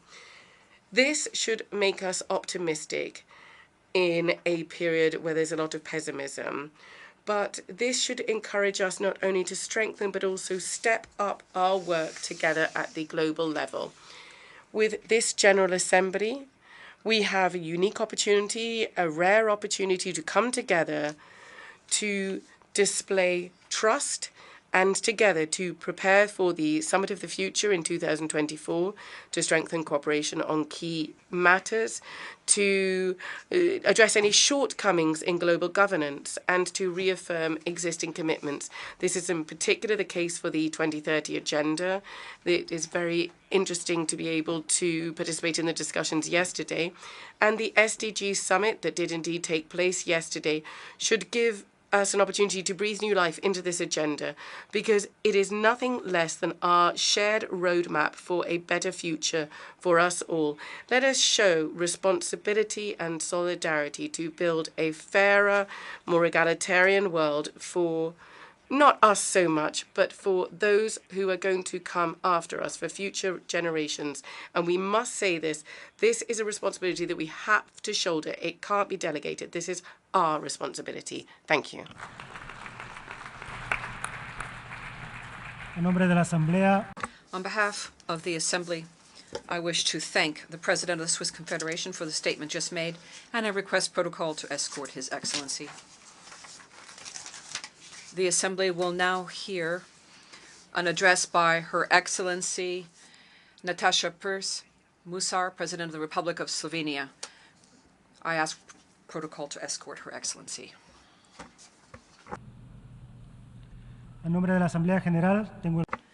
On behalf of the General Assembly, I have the honor to welcome Her Excellency Natasha Pers Musar, President of the Republic of Slovenia, and I invite her to address this Assembly. Ladies and gentlemen, Your Excellencies, Mr. President, let me first congratulate you on your election as the President of the 78th session of the General Assembly. It is truly a great honor to address you for the first time as the President of Slovenia. You lead this institution in the most challenging of times such as have not been seen since the establishment of the United Nations. I will return to this point again later. We live in a world in which various actors, including private companies and individuals, affect international relations at all levels and across sovereign boundaries. It is a world that has changed demographically and technologically. It is a world in which human dignity is still not guaranteed for all and is increasingly challenged for the most marginalized and vulnerable people. It is a world with a set of normative commitments, including legally binding treaties, which are not being implemented. It is a world where there are many wars, deadly conflicts, aggressions against states, and the suffering of many civilians who fear for their lives or are affected by the socio-economic destruction caused by conflicts. It is a world that has not universally recognized the seriousness of the climate change unfolding before our eyes. It is a world that lacks global solidarity for the implementation of the development goals that we all have committed to. It is a world that needs the United Nations with a reformed, representative Security Council that will be able to respond to all of the mentioned challenges effectively and in an adequate and fair manner. We should tackle these challenges as one. If we continue to prioritize national interests, private interests, or just some particularistic interests of individual actors and leave the resolution of global problems on the sidelines, we will extinguish ourselves as a civilization. In this context, I would like to briefly touch upon 4 issues that call for the attention of all of us and which require that we all adopt and implement appropriate measures. Climate change, Security Council reform, the pitfalls of the digital age, and of course, gender equality. On climate change, it may sound like a cliché to say that we need to abandon the business as usual mentality, but it is not a cliché. Business as usual is not working. It is failing us all. Climate change is the greatest challenge of our time. The catastrophic floods that hit Slovenia in August are just one more event among the many, many events around the world that prove the point. I trust that we will be able to overcome the consequences of the floods. But think of countries that have less capacity to do so. Think of small island developing states, for example. They are frequent victims of catastrophic natural disasters, but the recovery costs are disproportionately high. Everyone should invest in an environmentally sustainable world, but I want to be clear, not everyone equally. Global solidarity is a matter of climate justice. Intergovernmental solidarity, with richer states contributing more than the poorer ones, and with the richest private companies also contributing their fair share, must be guided by the understanding that climate change is a result of human activities, past and present. Therefore, I am pleased to announce that Slovenia plans to increase its contribution to the Global Climate Fund by 50%. Addressing the growing financing gap between the needs of developing countries and available financial resources is essential for the implementation of Agenda 2030. However, I am very concerned that the current geopolitical polarization is hindering collaborative climate action. I only wish that in such circumstances, scientists were listened to more. According to the IPCC, simply keeping our promises would already be a step in the right direction. Sustainable development must become our joint and purposeful goal and principle guiding everyone's behavior. We must integrate climate action as well as the related question of water and food security into conflict prevention, conflict resolution, and sustainable peace building.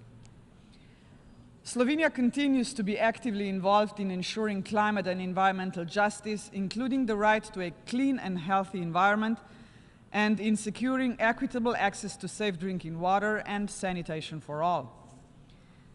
During the UN 2023 Water Conference, I emphasized, water is life, water is existence, water is peace.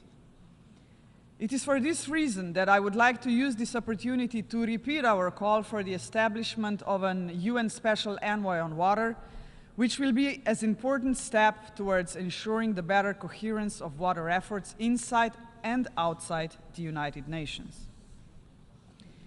Mr. President, on the 6th of June 2023, Slovenia was elected to serve as a non-permanent member of the UN Security Council for the period 2024-2025. I would like to use this opportunity to thank you all for your confidence in electing my country to serve on the Council. It is with great honor, profound humility, and a sense of shared responsibility that we assume this task. Our term will be carried out in response to numerous conversations and exchanges we had with member states during our campaign. With regards to the Security Council, I cannot avoid the discussions on its reform, which have been going on for decades. I truly hope that we will soon see the light at the end of the tunnel. Slovenia has always been among the member states claiming that a change in the composition of permanent and non-permanent membership is long overdue. The current distribution of seats in the Security Council is neither fair nor representative. Furthermore, Slovenia belongs to the majority of member states that are deeply concerned about the unlimited use of the veto power, which is causing us to lose faith in the Security Council. It also results in the Security Council failing to act when action is required. In Europe, we view Ukraine as a case in point.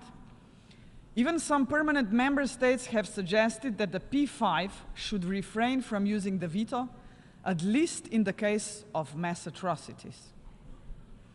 We are all seeing this most valid suggestion ignored. In this regard, we commend Liechtenstein's recently introduced veto initiative as an important invitation to the P5 to reflect thoroughly on the situation before resorting to a veto. At the same time, it needs to be recalled that the UN Charter itself gives the P5 an opportunity to express their displeasure with decision-making, but still to act responsibly. They may not like a draft resolution, but they can choose to abstain and let the UN pursue without interruption its main goal, to maintain peace and security for all, not for merely a few, and certainly not just for one. Excellencies, by losing trust, we attack the very foundations of organized society of our international community. I am afraid that in our digital age, part of the problem of losing trust lies with the science and technology. Inventions are meant to advance humanity. Social media were not invented to disconnect us, but too often they do exactly that. Artificial intelligence can be useful, but can it can also be dangerous.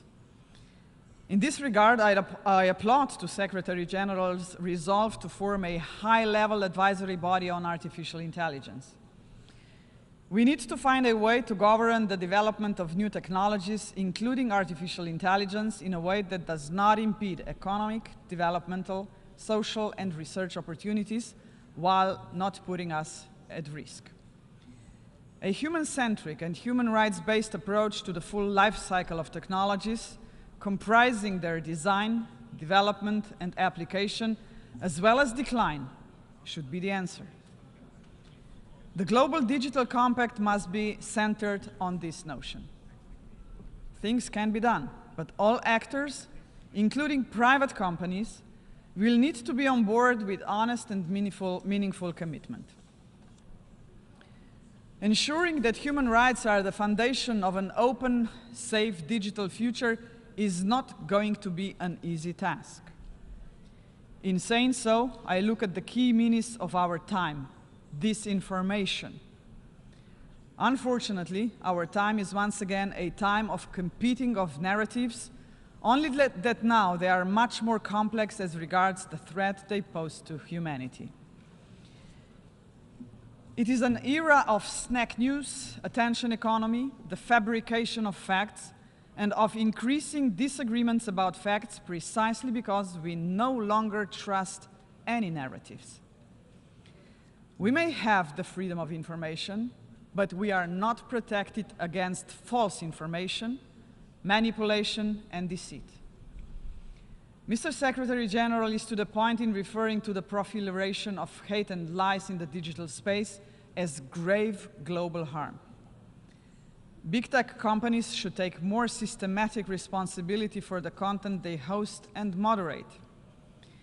They should better protect users from hate speech, disinformation, and other harmful online content. What is unacceptable offline should not be acceptable online.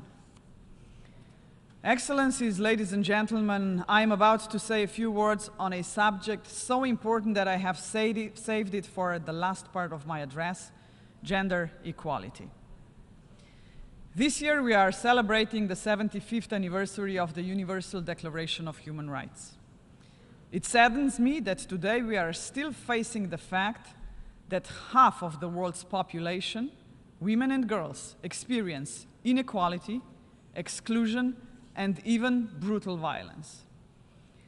The societal marginalization of women and girls, often coupled with poverty, a lack of opportunities to receive quality education, and exclusion from labor markets and decision-making processes, is not only unjust. It also results in a monumental waste of potential for our societies. To ensure dignity for everyone, including women and girls, we all must pursue this goal, whether in the West or East, the North or South, or anywhere in between. We should start at home, also in our United Nations home. In this regard, I would like to recall an outstanding detail that illustrates the need to take SDG goal number 5 very seriously. Namely, that it will take 140 years to achieve the equal representation of women in leadership positions in the workplace. This is simply unacceptable. The Secretary General agrees. The achievement of women's full, equal, and meaningful participation in political and public life is part of his new agenda for peace.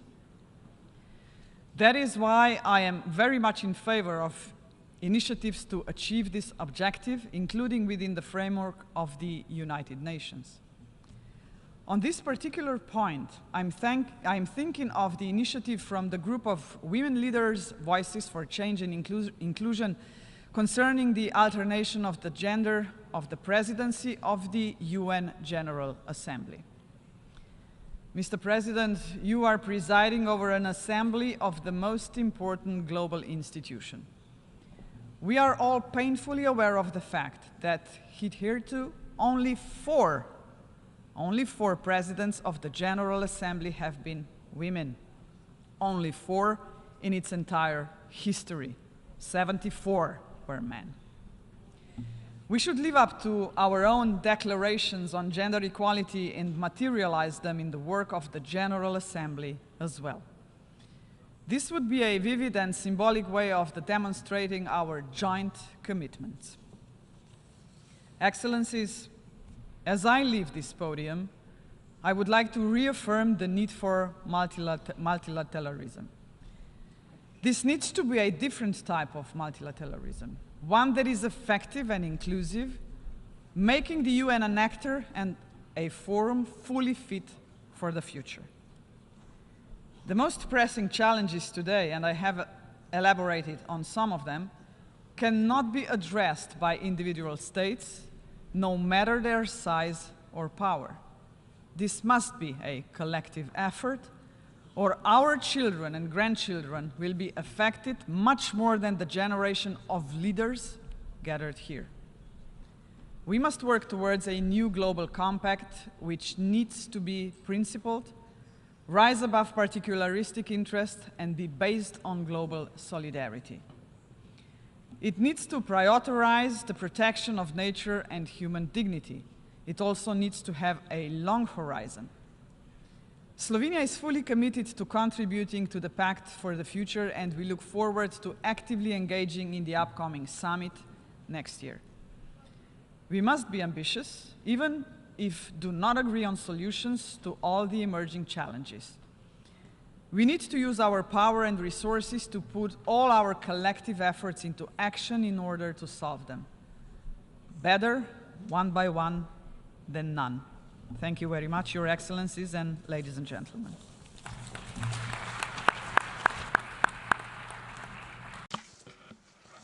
On behalf of the General Assembly, I thank the President of the Republic of Slovenia for the statement that she has made, and I would ask a protocol to escort Her Excellency. The Assembly will now hear a statement by His Excellency Shavkat Mirziyoyev, President of the Republic of Uzbekistan. I request protocol to escort His Excellency.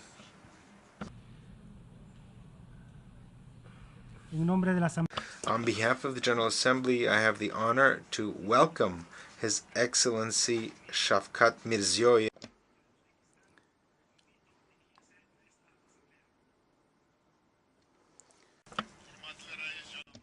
Distinguished Mr. President, distinguished Secretary General, heads of delegations, ladies and gentlemen. Today's session of the United Nations General Assembly is taking place in the context of fundamental changes in the system of international relations. There is a global crisis of confidence.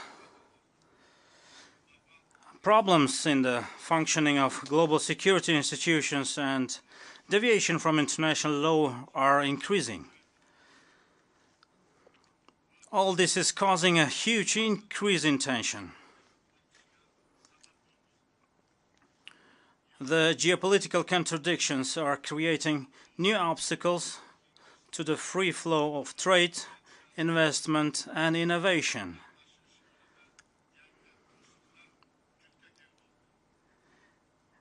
Even on the issues that concern the fate of humanity as a whole, such as climate change, hunger, and inequality, one can feel that mutual communication has been lost. In such a complex situation, the idea of preserving the spirit of practical cooperation and interaction, placing common interests above existing conflicts and strengthening unity among countries is becoming more relevant than ever. Last year we launched the Samarkand Solidarity Initiative aimed at common security and development. Our main goal is as follows: to comprehensively understand the responsibility for the present and future of our countries and peoples, to engage in a global dialogue all parties that are ready for open and constructive cooperation. I am confident that holding a summit of the future next year, at the initiative of the UN Secretary General, will serve to address the current challenges of international and regional development, increase the influence and effectiveness of our organization. Dear participants of the Assembly, we remain committed to continuing our policy of creating new Uzbekistan, which is a law-governed, secular, democratic, and social state. Our country is boldly pursuing the path of fundamental reforms at strengthening the principles of democracy and justice based on the noble idea of in the name of human values and interests. In April this year, for the first time in the history of Uzbekistan, a nationwide referendum was held on the renewed constitution, which defines the priorities of national development. More than 90% of the voters in the referendum supported this truly popular constitution. This has ensured that our reforms have become indeed irreversible. In our basic law, we have reaffirmed our commitment to the principles of equality of all citizens, human rights, freedom of speech and conscience, regardless of nationality, language, or religion.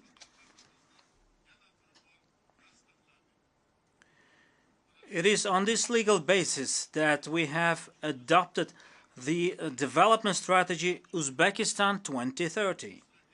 This strategy is in line with the United Nations Sustainable Development Goals, and we are fulfilling all commitments we have undertaken. Ladies and gentlemen, as an outcome of the ongoing reforms, the economy of Uzbekistan, despite the global challenges, is showing a steady growth. Over the past 6 years, the gross domestic product of the country has grown over 1.5 times. Our main objective is to double this figure by 2030. Another priority of our economic liberalization is to become a full member of the World Trade Organization in the near future. Since 2017, poverty in our country has been halved thanks to the policies aimed at improving the living standards of our people. We plan to reduce it to 7% by 2030. We intend to increase by several times the scale of water supply, healthcare, education, and other social services to population. We support the UN Secretary General's initiative, Global Accelerator on Jobs and Social Protection.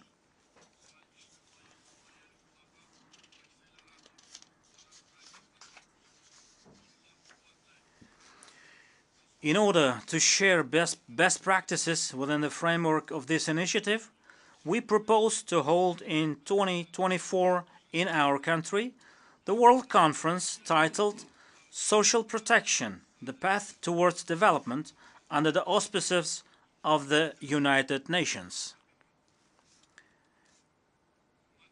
Dear participants of the summit, in recent years, Uzbekistan achieved remarkable results in the protection of human rights. Forced labor and child labor have been completely abolished in our country. For a century, millions of people were forced to pick cotton in Uzbekistan.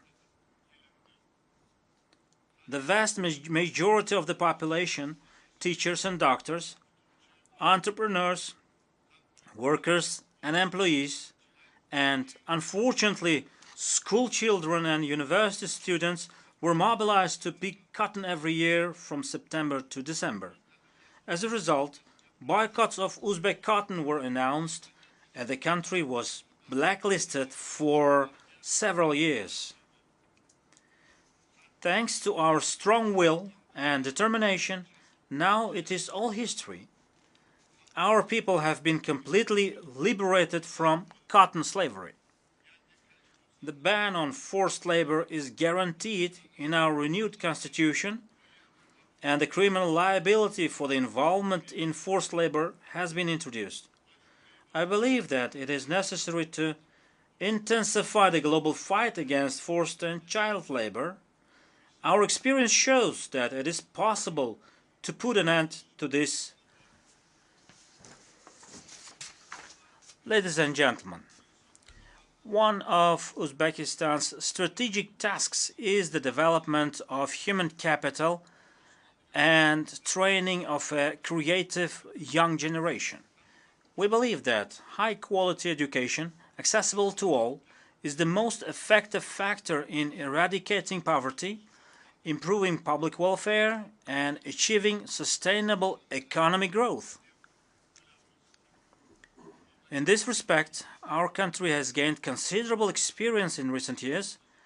The education system is undergoing radical transformations. In the last 6 years, the coverage of preschool education has increased from 21% to 70%, and that of higher education from 9% to 38%. By 2030, we will create conditions for every child to have access to preschool education and for half of secondary school graduates to obtain higher education. Dear heads of delegations, in recent years, Central Asia has embarked on a path of good neighborliness, stability, joint partnership, and progress. Thanks to our joint efforts, Uzbekistan has managed to address problems of state borders, transport corridors, and water use with all its neighbors. Mutual trade between the countries of the region has grown by more than 2.5 times, and the number of joint ventures has increased 5-fold. Our region has become a promising center for economic development, transport and communications bridge connecting East and West, North and South. This has led to a growing interest in our country. Central Asia's openness to the world is becoming the main condition for ensuring the region's security and stable development. It is safe to say that our people unite around a growing sense of regional identity, and this sense is growing ever stronger.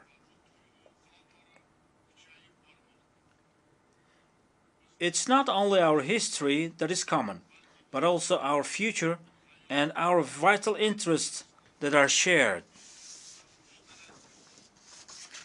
Expanding our regional cooperation is and will be our only choice.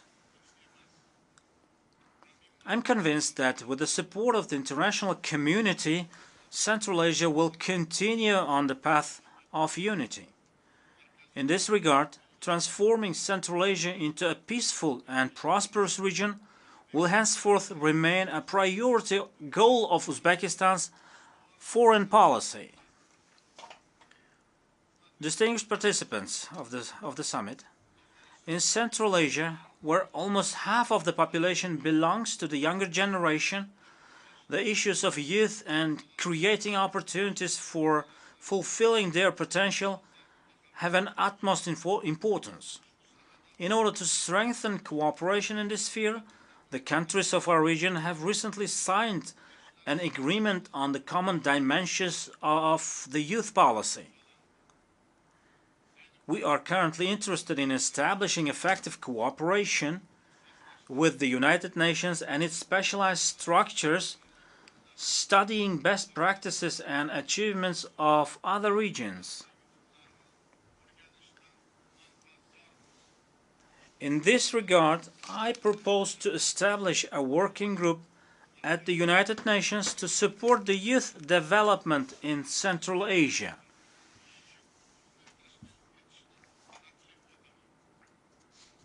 As part of this, it would be expedient to develop the program Central Asia's Youth Agenda 2030. Distinguished heads of delegations, the active participation of women in society and public management, public administration is an urgent issue today. The noblest goal of our national policy is to ensure family stability, legal protection, and peaceful life for women and girls. In addition, we are carrying out systemic work to achieve equality between men and women. For example, last year, 49% of university enrollments accounted for girls.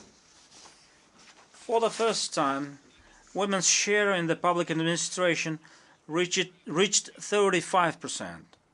A special law has been passed to protect women and minors from domestic violence.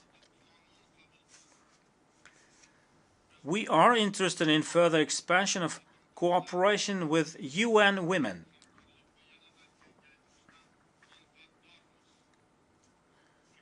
As a joint initiative, we propose to hold the Asian Women Forum in Uzbekistan next year to discuss the issues of fulfilling the creative potential of women and exchange experiences and best practices.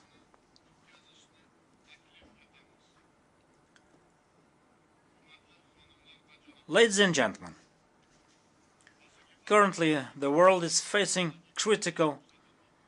a critical environmental situation. The triple planetary crisis, crisis of the climate change, the loss of biodiversity, and the environmental contamination are worsening. In such challenging conditions, while Central Asian countries grapple with the RLC tragedy, the region is becoming one of the most vulnerable parts of the world in the face of climate change. Uzbekistan is doing its best to mitigate the consequences of the RLC tragedy, which remains a global problem. In recent years, 1.7 million hectares of green areas with drought-tolerant plants had been created on the dried-up bed of the RLC. The support of the international community is essential for us to continue these vital efforts. Over the next 30 years, the air temperature in our region has increased by 1.5 degrees. This is more than twice the global average warming. As a result, nearly 1/3 of the total area of glaciers in the region has melted. If this tendency continues, the flow of the two major rivers in our region, Amudarya and Sidarya, may decrease by 15% in the next 20 years. It is expected that per capita water supply will decrease by 25% and agricultural yields by 40%. Unless we take timely and effective measures, the consequences of these problems will seriously undermine our region's socio-economic stability. Given this context, we support the establishment of the position of the Special Representative of the UN Secretary-General for Water Resources. We are in favor of attracting and introducing the state-of-the-art technologies in the process of establishing a water-saving technologies platform in Central Asia using the United Nations water mechanism. We are building up a systemic cooperation as part of the Green Development Program adopted by the countries of the region. Such a partnership completely meets our interest and is aimed at preventing threats related to climate change. In this context, I believe that the introduction of the Central Asian Climate Dialogue would be expedient. We put forward an initiative to adopt a UN General Assembly resolution Central Asia facing global climate threats, solidarity for common prosperity.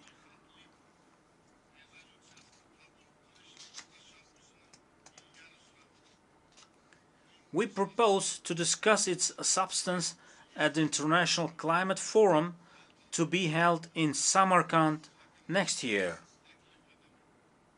In this regard, I would like to emphasize that adapting the main sector of Uzbekistan's economy to climate change, achieving carbon neutrality, and drastically increasing the share of green energy remains a strategic task for us. Dear participants of the Assembly, we need to strengthen our joint efforts in preventing the spread of the scourge of extremism and radicalization of youth. Last March in Tashkent, the Joint Plan of Action for the implementation of the United Nations Global Counterterrorism Strategy in Central Asia was adopted. As part of our national strategy on countering extremism and terrorism, we are placing a particular emphasis on this matter. This includes helping people affected by extremist ideas to return to a normal life and their reintegration into society. We have gained unique experience in this regard. We have conducted the humanitarian operation Meher, which means benevolence in English 5 times. As part of that operation, we have repatriated to our country more than 530 citizens, primarily women and children from conflict zones in the Middle East and Afghanistan. They have all received medical, psychological, social assistance and other support. In June this year, here at the United Nations headquarters, the international community learned the stories from people repatriated to our country and embarked on a new life.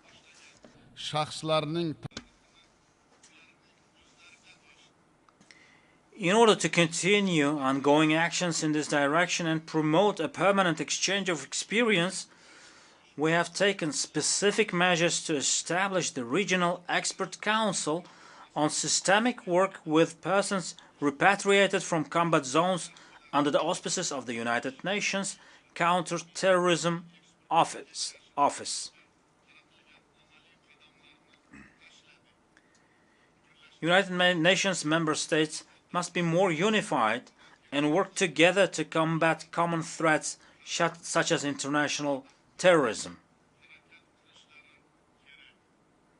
I would like to emphasize another important matter. We believe that the recent manifestations of religious intolerance and Islamophobia that have taken place in some countries are unacceptable. In order to promote globally the ideas of religious tolerance and cooperation, we propose to establish in Uzbekistan the International Center for Interreligious Dialogue and Cooperation under the auspices of UNESCO.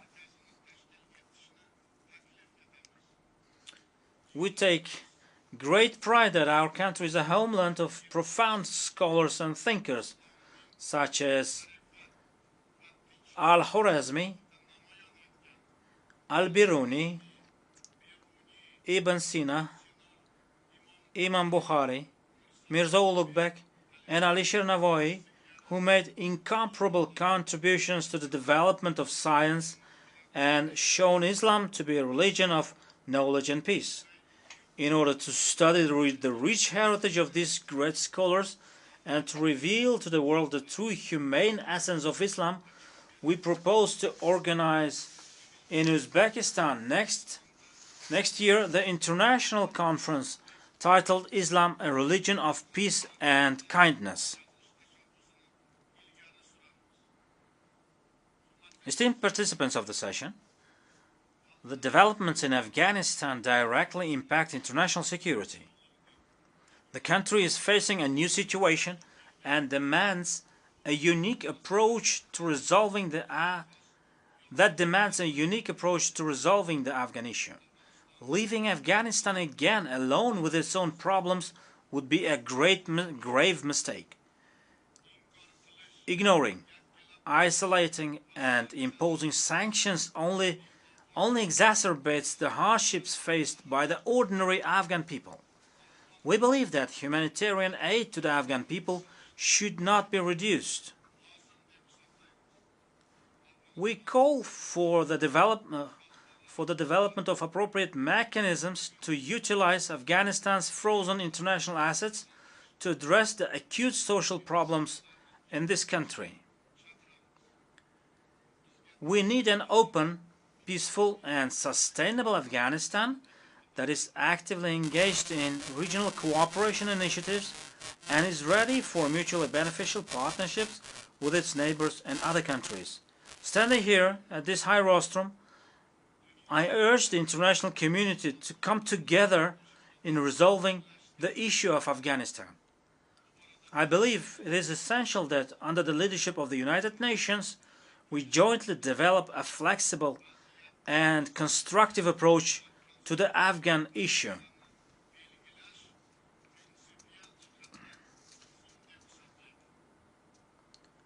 Dear President, dear participants of the Assembly, in this turning point of history, we must all consider what planet we will leave to the future generations.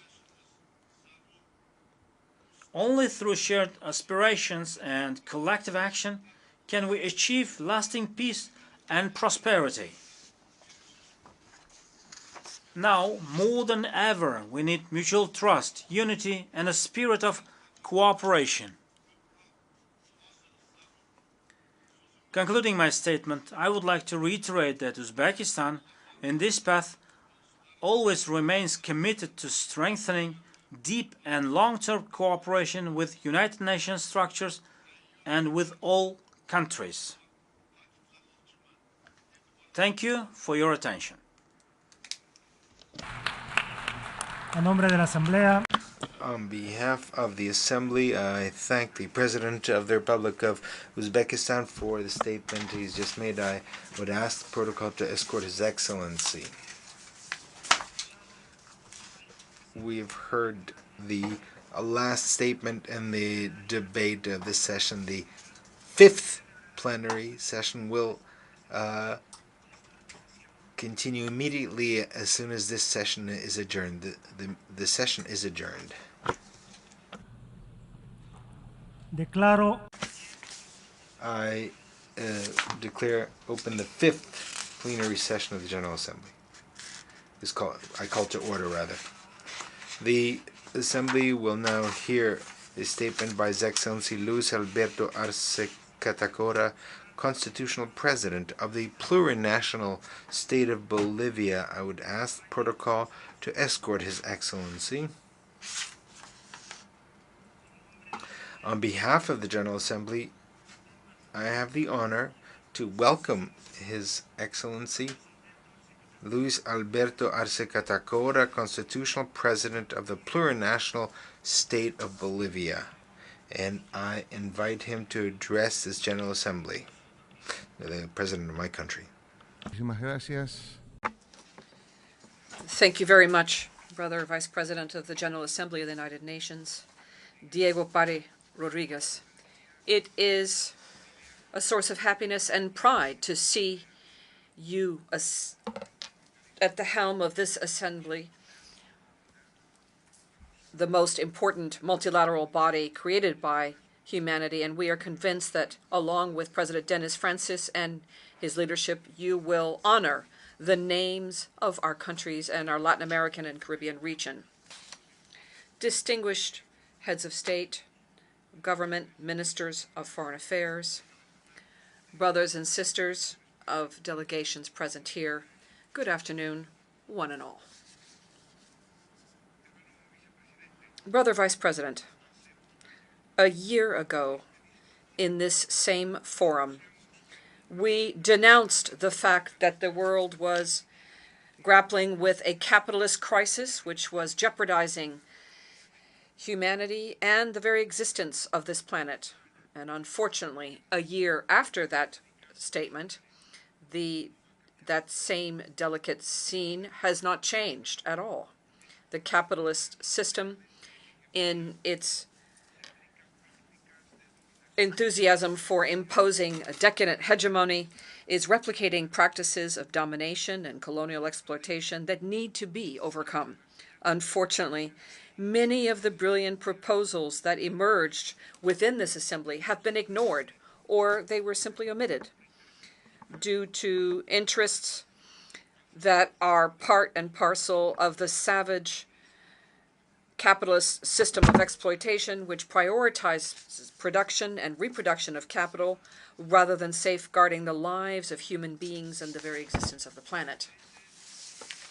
It is clear that we find ourselves before increasing precariousness of the economy due to the impact of the many bellicose conflicts that are shaking the world today. Peace and security are very much at risk, at imminent risk, given the lack of determination by the international community to propose solutions that would emphasize dialogue and put an end to bellicose efforts and warmongering promoted by the transnationals of war. To that, we must add the serious impact of the environmental crisis, the impact on all living systems in all corners of the world. According to experts, due to the prevailing system, we have exceeded 6 of the 9 planetary limits within which humanity and Mother Earth as a whole need to be able to live in order to continue developing and prospering. It's worth highlighting here that this tragic situation was further exacerbated in recent decades due to the unipolarity and unilateral inaction and due to unfulfilled commitments. Pending challenges continue to be many and enormous, and today we find ourselves, however, at the dawn of a new international configuration. We are convinced that we are bearing witness to the building of a new international order, a situation whereby the United Nations and the General Assembly needs to uphold the principles for which it was created and play a vital role.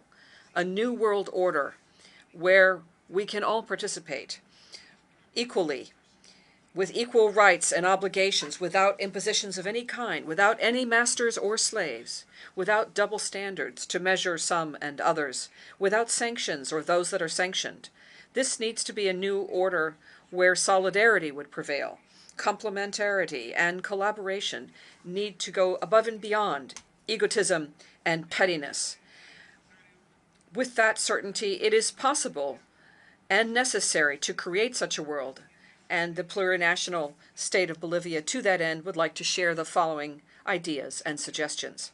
First, we reiterate that, like we said last year, our proposal is that the world be declared as a territory of peace. We must put an end, once and for all, to the arms race, and we must prioritize dialogue, sincere dialogue and diplomacy amongst peoples in order to settle armed conflict that threatens the very existence of humanity. It is urgent that our nations unite in a collective effort, bringing together diverse voices, especially those from regions that are far removed from the rhetoric of confrontation, and yet these far-removed peoples are those that suffer the repercussions from war in different dimensions. We need to give peace a chance, and in that endeavor, the Organization of the United Nations has a fundamental role to play in order to reduce tension and to make progress in dialogue that would make it possible to consolidate sound diplomatic policies and settlements of disputes which are on the agenda of our organization. And along these ideas, we'd like to reiterate our deep-seated concern due to the escalation of violence of the conflict in Eastern Europe and the threat of several countries to exacerbate the situation through confrontation and the use of weapons of mass destruction, weapons that use impoverished radioactive elements, and non-conventional weapons. which are banned by international law through various international instruments which are binding. We note with great alarm that military expenditures around the world have reached historical numbers. Up to April of 2023, the world invested more than $2.24 trillion in weapons and the industry of war. If those resources were to be invested in peace, in mediation, in dialogue, in the development of peoples, and invested in life rather than investing in destruction and death, we would not find ourselves on the verge of a crisis which further exacerbates inequality around the world and which are contrary to the very objectives set forth in this scenario and further exacerbate poverty around the world. The ways and means of waging war should not be unlimited. An increasing number of countries is seeking to use outer space in order to improve their military capacity with a view to protect their national security, and yet further endangering the peace and security of our planet in doing so. We deeply regret that maintaining peace and security has become a goal which is increasingly challenging. A genuine pace can only be achieved through the effective implementation of the mechanisms set forth in the United Nations Charter and in the complete elimination of all types of weapons. Bolivia will always be committed to defending and strengthening multilateralism and to continue to contribute to disarmament by upholding international law, international humanitarian law, and doing so from a vision based on peace and social justice, the well-being of people, and peaceful coexistence. We reiterate our regional commitment to proclaim Latin America and the Caribbean as a zone of peace, based on the promotion and respect of the proposals and principles set forth in the United Nations Charter and in international law. As we expressed in the context of the 7th Summit of Heads of State and Government of the Community of Latin American and Caribbean States, CELAC. Also, at this summit between the European Union and CELAC, which was held in Brussels last July, we indicated our desire to have a Latin American, Caribbean, and Europe living in peace. Our desire that our peoples would be able to bring about peace in a capitalist model which cannot actually offer us peace, and thereby abandon practices which in past histories have not been satisfactory in terms of achieving an equitable and complementary relationship between our regions. It's necessary to therefore break the international unfair order, which is smothering our peoples, and we feel it is time now to debate within the context of the United Nations how to build a new covenant for the future. But to do that, we need to recall the past. We need to resolve the present and prepare ourselves for the future. We are compelled to address the needs of present generations and future generations in an equitable manner.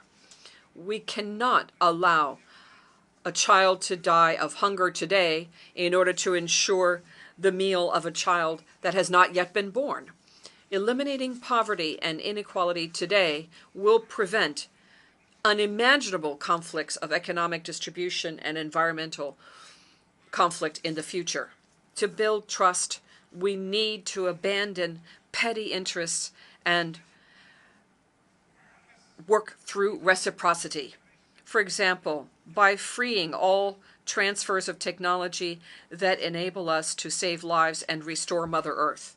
In order to revive global solidarity, we need to recognize each other and our relations within the context of all of us being humans. For example, in the context of climate change, let us recall that each state needs to earmark resources for the damage and loss fund, in proportion to the historic responsibility that should be shouldered with regard to producing greenhouse gases. Action for the Agenda 2030 will only be possible if we make peace and solidarity the driver of prosperity. We must be bold and transform war expenditures and those on death into investments for life. And with these resources, we can overcome and meet the goals of sustainable development. This is the only way to make Mother Earth sustainable within a space that functions in a safe way for all humanity. It's the only sustainable, fair, environmental, and socially appropriate way to convert the system into one that is progressive. We must achieve these goals in a fair and equitable manner for all, without any political or financial impositions. Third, it's necessary and urgent to change the capitalist system in a time of neoliberalism, which multiplies and reproduces forms of domination, exploitation, and exclusion for the great majority. Brothers and sisters, the multidimensional crisis of capitalism has been laid bare in the context of post-pandemic world and has been exacerbated by the effects of the military conflict in Eastern Europe. And these are nothing but manifestations of the transition towards a configuration of a world order which is different from the one we currently have. In response to this, and has never happened before, the global South is raising up in a peaceful and constructive manner. They are standing for regional and interregional processes of cooperation and integration. And the clamor has increased to reconfigure the international financial system and transform our understanding of what scientific development should be, that is respectful in turn of Mother Earth, and how to pursue this in an equitable manner while also recognizing the historical responsibilities that need to be shouldered vis-a-vis our nations and in all dimensions. Given the irreversible march towards a multipolar world, it is undeniable that each strength influences new initiatives and economic integration, trade, and cooperation amongst countries. The surgence and emergence of trade blocs such as Asia, Africa, South America, or the BRICS make it possible today for nations to have access to international markets without needing to compromise their sovereignty.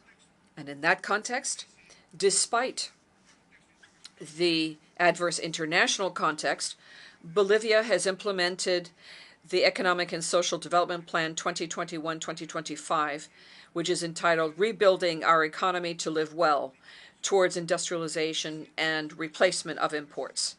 And this plan lays the foundation in order to grapple with the global economic crisis and to develop public policy to strengthen our national economy and promote our development capacity. And in this regard, action developed for the purposes of economic rebuilding and building our economic system to be more productive exceeded 6% in 2021, and management in 2022 achieved 3.5%. And in 2022, our nominal GDP increased by $40,703 billion in 2021 and reached $44 billion in 2022, which is the highest figure in our history. Likewise, the GDP per capita increased by 7.4% over the figure for 2021, achieving a figure of $3.6 billion, again, the highest figure in the history of our country. I should also mention here that what is happening this year, we see accumulated inflation, which is only of 1.6%, which is the lowest figure for our region and much lower than many countries on the planet. This indicator was achieved by us without raising interest rates, without practicing neoliberal monetary policy, and especially without reaching into the pockets of the poorest of our people, which is where inflation lives. The achievements of our country are based mainly on a horizon which is a civilizing horizon based on living well and reivindicating the culture and life of a community, respecting living together in harmony, in balance, and in complementarity with all other human beings, while also being in harmony with Mother Earth and nature. 4. The climate crisis requires concrete action and renewed commitments. Bolivia has suggested, through recognition of the Mother Earth in the General Assembly and through the resolution approved in April of 2009, an effort for the entire international community to become aware of the importance of restoring our natural processes for the very survival of the human being on this planet, and providing for an alternative vision which is anti-colonial, an alternative to capitalism and mercantilism. In this understanding, our vision is based on sustainability of development and is deeply rooted in our vision of living well and in harmony with nature. This vision is born of the millennial and ancestral thoughts of our peoples and the indigenous peoples in our nations, which are the very foundation of our plurinationality.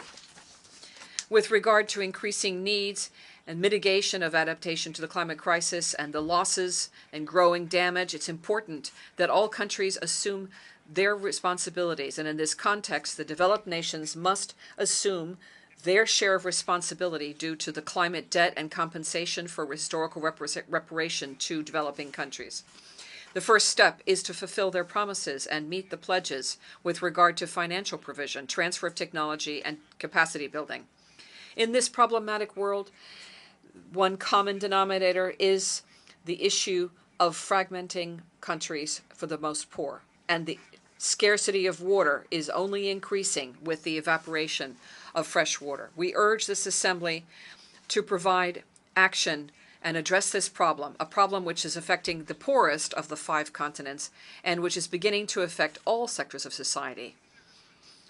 Bolivia would highlight here that this year, by consensus, the conservation and sustainable use of marine biodiversity of areas beyond national jurisdiction, the BBNJ, was adopted by consensus because it is a significant step towards protecting our oceans and the sustainability and use of our resources, benefiting the developed nations especially those that are landlocked. This treaty will establish rules and regulations to prevent the sustainable exploitation of resources, will protect the interests of landlocked countries, and will prevent the exhaustion of marine resources. The BBNJ Treaty is a historic opportunity to mark the difference in protecting our oceans because they are a common good of all humanity. And in this context, we highlight the special mention for the indigenous peoples and landlocked countries. Together, we can ensure that the oceans will continue to be sources of life and prosperity for present generation and future generations in an equitable manner. 5, we must continue promoting a broader view of human rights and democracy. Despite the progress achieved, the world continues to be an unequal world. And while it's true that peoples shape their own destiny, it is also true that for our peoples to live well, this has been undermined for centuries due to legal, economic, and ideological colonialism. You know better than anyone that it has not been possible to exercise the right to development due to history. The systematic transfer of wealth from the south to the north has put us at a disadvantage up until today. We have had to navigate the waters of a crisis imposed only on the south, which is not the same than to talk about economic, social, and cultural rights as to talk about health, education, food, access to knowledge, and technology in a continent where, in another, in the south and in the north, it's not the same. In this context, it's not possible to plan without also addressing the historical responsibilities. Without assuming those responsibilities, we cannot fulfill our potential as peoples and make possible our right to development. In the plurinational state of Bolivia, we have understood that democracy is not possible without development. And development cannot have better indicators than the exercise of collective rights, rights that are promoted, protected, and guaranteed by the state, but rights also that go hand in hand with a high level of democratic participation of social collectives. In Bolivia, we have understood that economic stability also requires substantive change in food sovereignty, access to intercultural and multilingual education, in sexual and reproductive health for Bolivian women. From our experience, I would like to highlight that the active participation of indigenous peoples in the affairs of state has made our recent achievements possible, and that is why I call on this assembly to continue making progress towards strengthening the rights and participation of indigenous peoples. Another topic of great interest to my country are the rights of women. It is estimated that in the world 736 million women, that is 1 out of 3 women around the world, have been victims of physical violence or sexual violence. Violence suffered by women needs to stop being a solitary and private experience, and it needs to be recognized as a public issue on which we need to take urgent action. Maternal mortality is another great issue we must grapple with, since every day 800 women die due to pregnancy-related complications. Sustainable development will not be possible if we do not provide women with an opportunity to live without fear of violence and to exercise their reproductive and sexual rights with access to universal health care. 6, unearthing or stopping the international system of implementing sanctions and unilateral coercive action. We need to uproot this. Brother Vice President, another topic that I could not but mention on this opportunity is that relates to unilateral coercive measures and sanctions that are imposed on brother peoples, undermining their ability to develop the most basic human rights. These measures are a reflection of a dysfunctional system which is far removed from international law and multilateral. It's a clear examples of these measures, which is illegal, inhuman, and criminal, is the economic and financial embargo imposed by the United States against Cuba. The restrictions imposed make it difficult to have access to food, medicine, and other basic goods, creating human suffering which impacts their economy and development. We call for the compliance with the many resolutions adopted by this General Assembly and to build a world that's fair and more solidarity, where all countries can prosper without regard to their political differences. We also reject and condemn the inclusion of Cuba as a promoter of terrorism on the unilateral lists of the United States, using this argument to impose greater restrictive measures against the Cuban people.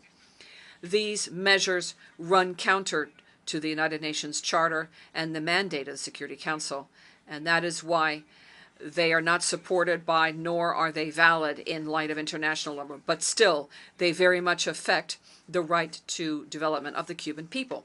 7, we must stop as soon as possible the trampling of the Palestinian people.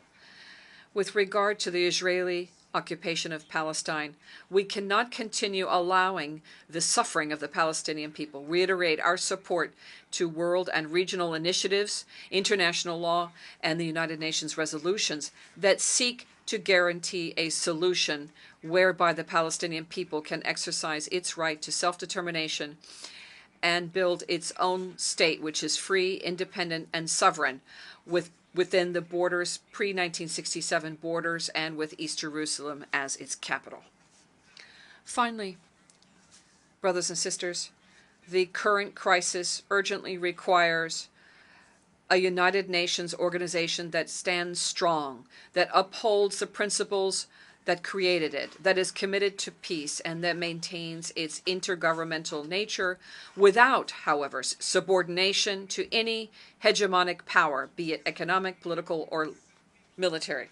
Because the solutions to the many challenges facing humanity will only become a reality with sincere commitment and the political determination of all countries and their actors, and prioritizing the common interests of humankind and of especially the most vulnerable people and sectors of humanity. Thank you.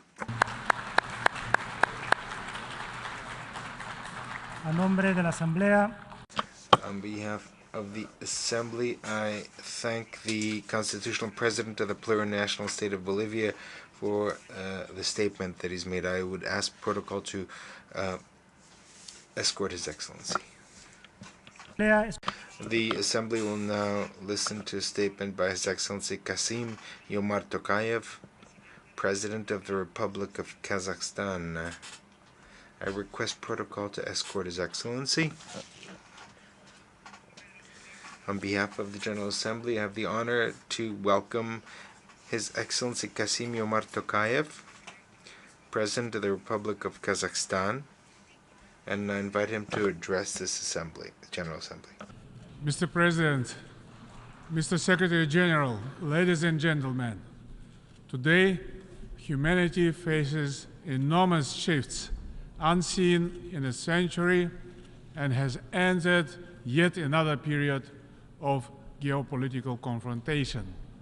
The essence of the threat comes from the simultaneous erosion of fundamental principles of international law embodied in the Charter of the United Nations.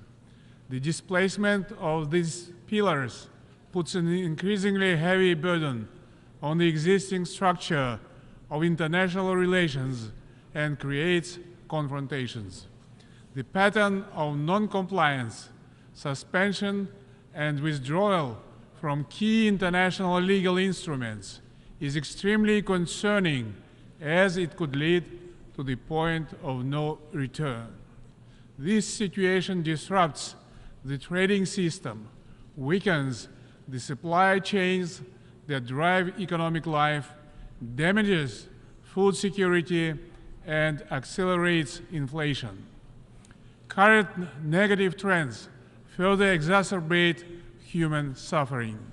108 million people are forcibly displaced, more than 1 billion live in poverty, and 2 billion do not have access to essential medicines. The ultimate result is humanity's loss of confidence in the future stable development of the world. The younger generations no longer believe that the world they inherit will be a better one. Therefore, Kazakhstan finds it necessary to restate its unwavering commitment to the principles of the United Nations Charter. The leaders gathered here are responsible for the fate and future of humankind. Yet, as we approach the United Nations 80th anniversary, we have come almost full cycle to the organization's point of departure. The resolution of political issues by force, in fact, results only in deadlock. Dialogue is the only way to create a conducive environment that enables agreement on new principles and norms. Despite best efforts, conflicts persist in many regions of the world. We urge all parties to seek diplomatic solutions to the conflicts based on the UN Charter and universally recognized international law. In this regard, Kazakhstan commends all efforts and plans proposed by different states and groups of countries in support of a political settlement of the Ukrainian crisis.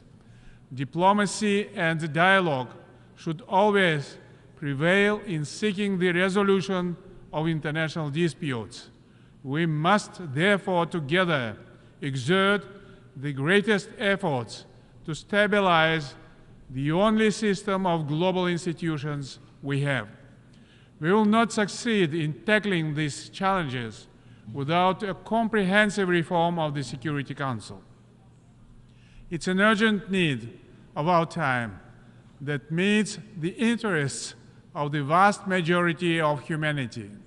I am strongly convinced that the voices of middle powers and all developing countries in the Council need to be amplified and clearly heard. Since the Security Council appears unable to move beyond deadlock, it should become more representative so that other countries, including Kazakhstan, can play a greater role in the maintenance of peace and security. In our region, the growing engagement of member states has been a positive force in the transformation of the Conference on Interaction and Confidence-Building Measures in Asia into a full-fledged international organization that can contribute to continental mediation and peacemaking. Similarly, as the current chair of the Shanghai Cooperation Organization, Kazakhstan put forward the initiative of world unity for a just peace and harmony. This initiative, which we invite you to join, comprises a new security paradigm, a fair economic environment, and a clean planet. Open dialogue between the global South and the global North is its central pillar. Of all the challenges we face, perhaps the most destructive is the threat of use of nuclear weapons. 30 years ago, Kazakhstan voluntarily renounced the fourth largest inherited nuclear arsenal. That's why the logic of the nuclear agenda must be reversed. Only mutual trust and cooperation between nuclear powers on the path to a world free of nuclear weapons can produce global stability. In this context, Kazakhstan declares its continuous commitment to the Treaty on the Prohibition of Nuclear Weapons. We support the development of new mechanisms in the field of disarmament and non-proliferation. A strategic plan for the complete renunciation of nuclear weapons by 2045 could well be the most significant contribution to the global security of this generation of leaders. At the same time, COVID-19 has painfully illustrated our vulnerability to future biological risks and threats. Kazakhstan appeals to the Secretary General and the President of this Assembly to launch the process of establishing an international agency for biological safety. We welcome the Secretary General's new agenda for peace. This strategic document must confront a trust vacuum and growing hostility in the world. In the upcoming Summit of the Future next year, Kazakhstan will play a constructive and supportive role to adopt a pact for the future. But the search for peace is not just about the banning of weapons or the signing of declarations. Interreligious and interfaith dialogue plays a key role in fostering a culture of peace. We are therefore concerned about recent acts of profound disrespect towards holy books. Such barbaric acts against Islam or any other religions cannot be accepted as expressions of freedom, free speech, and democracy. All holy books, including Quran, deserve legal protection against vandalism. Finally, a culture of peace can only be based on the principles of unity in diversity and mutual respect. I am proud, therefore, of the outstanding role of the Astana-based Congress of the leaders of world religions. In brief, Kazakhstan is a peace-loving nation that pursues its own national interest while continuously searching for peaceful solutions of pending international issues. Independence, territorial integrity, and sovereignty are core principles that will guide my people now and in the future. We will continue cooperation with our major allies on all strategic issues. Ladies and gentlemen, we need new assessments that will enable us to tackle pressing global economic problems while ensuring the right to development. To do this, we require an open, transparent, and inclusive multilateral trading system based on WTO principles and rules. We also need to think about a better global food security system. Nearly 10% of the world's population faced hunger last year.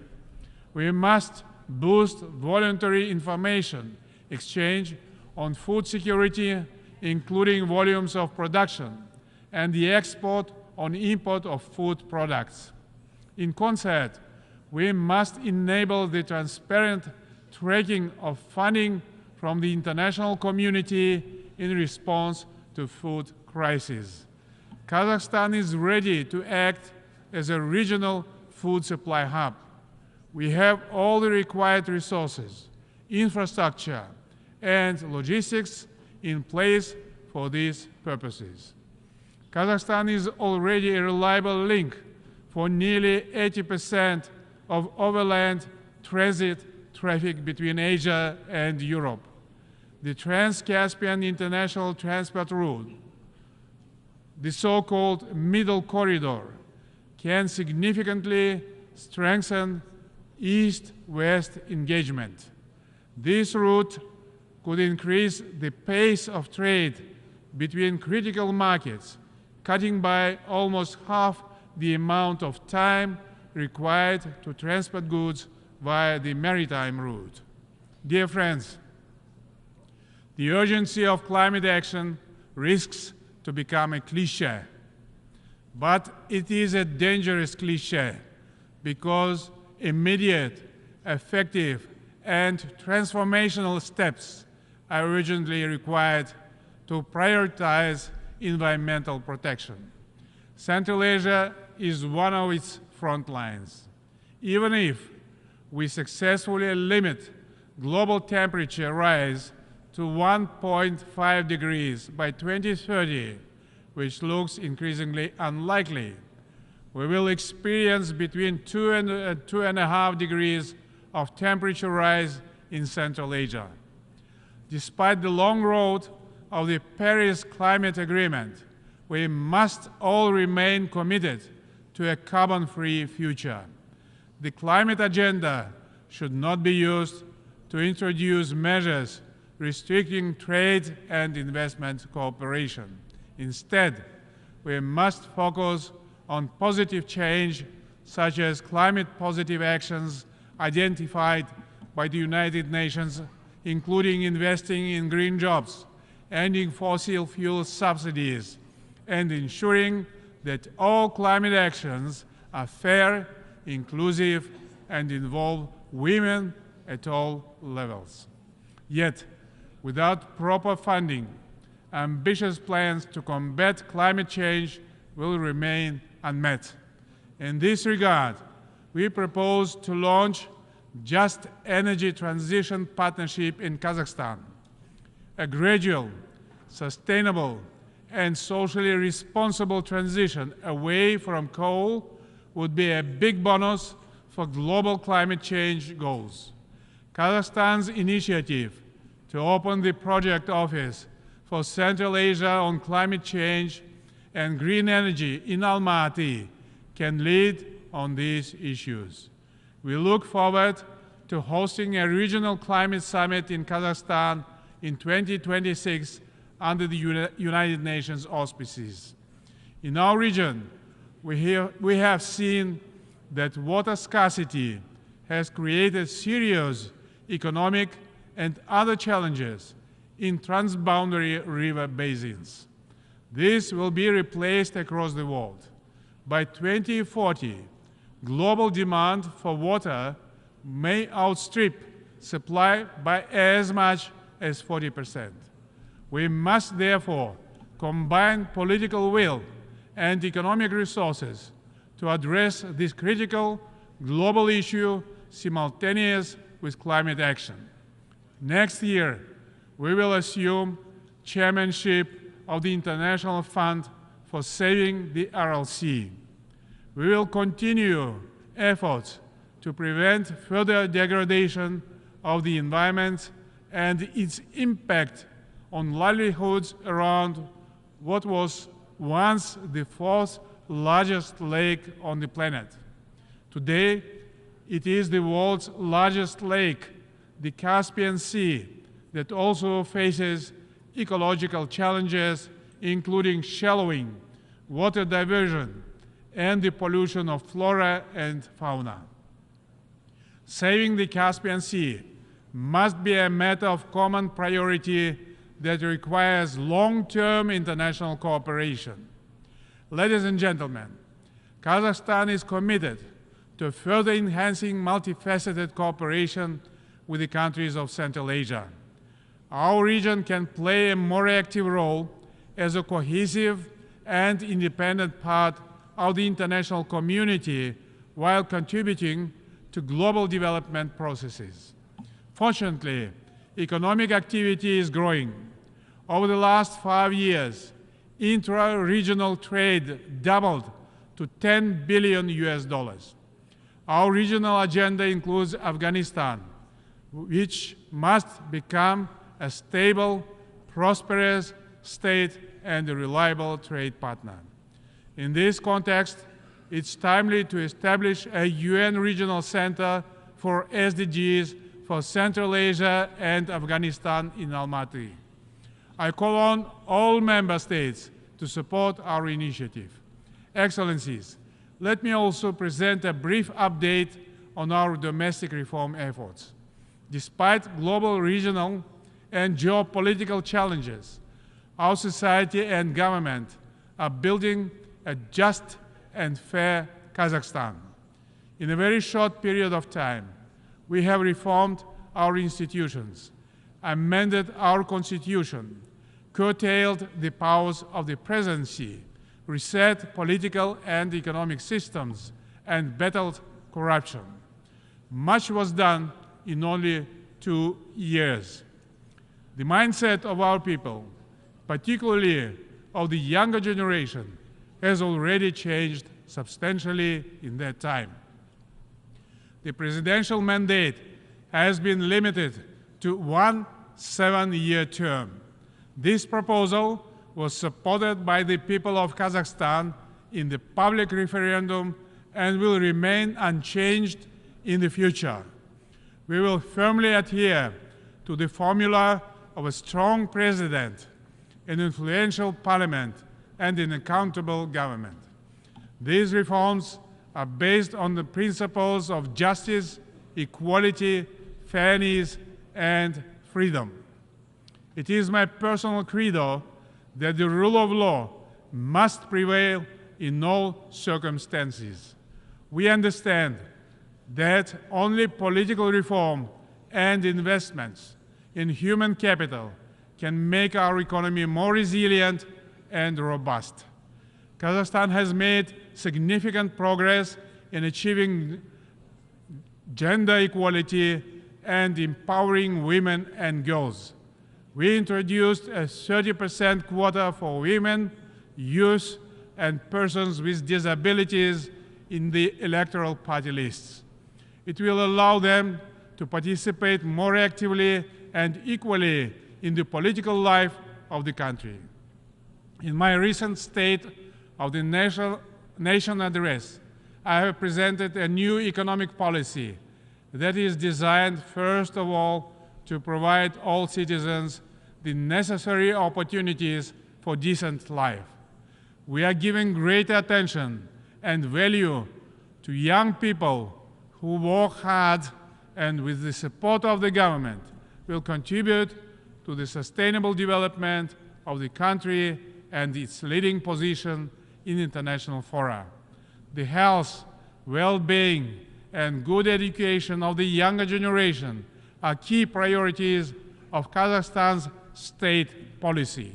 I place my hope in the younger generation. They will drive our country into the future. At home and abroad, we are working for that better future. Let us rekindle the spirit of unity and collective action that underpins the United Nations. Let us remember that our shared commitment to a better world transcends our differences. Kazakhstan stands ready to collaborate with all member states in the pursuit of a brighter, more just, and sustainable world. Thank you for your attention. A nombre de la Asamblea. On behalf of the General Assembly, I would like to thank the President of the Republic of Kazakhstan for the statement just made, and I request protocol to escort His Excellency. The Assembly will now hear an address by His Excellency, Mr. Sayyid Ibrahim Raisi, President of the Islamic Republic of Iran. I request protocol to escort His Excellency.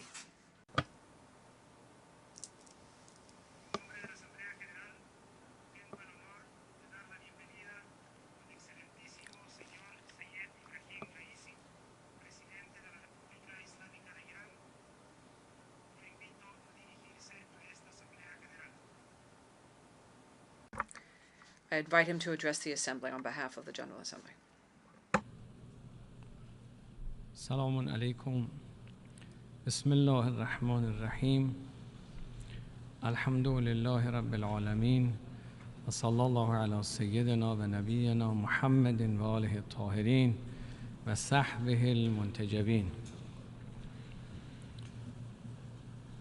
فبشر عباد الذين يستمعون القول فيتبعون احسنه. آقای رئیس، انتخاب جناب عالی را به ریاست 78مین نشست مجمع عمومی سازمان ملل متحد تبریک میگویم.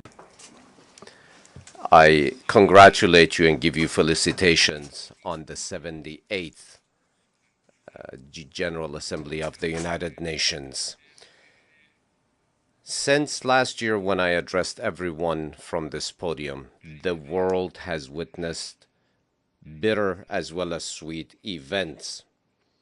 But the world, nearly 8 decades following the establishment of the United Nations, the new session of the General Assembly commences as the world is experiencing unprecedented and historic changes. Meanwhile, the assurance of a luminous future for human society lies in the devoted observance of lofty virtues that guide people towards excellence and noble ideals.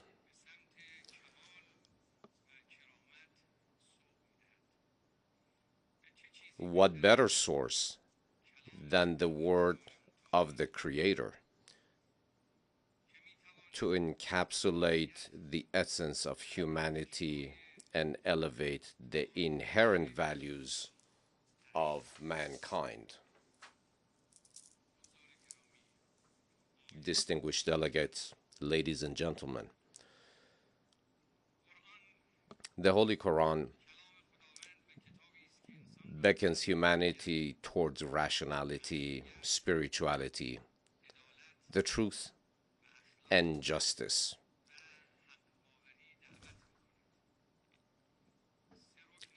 It expounds upon the unity of mankind, proclaiming all earthly inhabitants.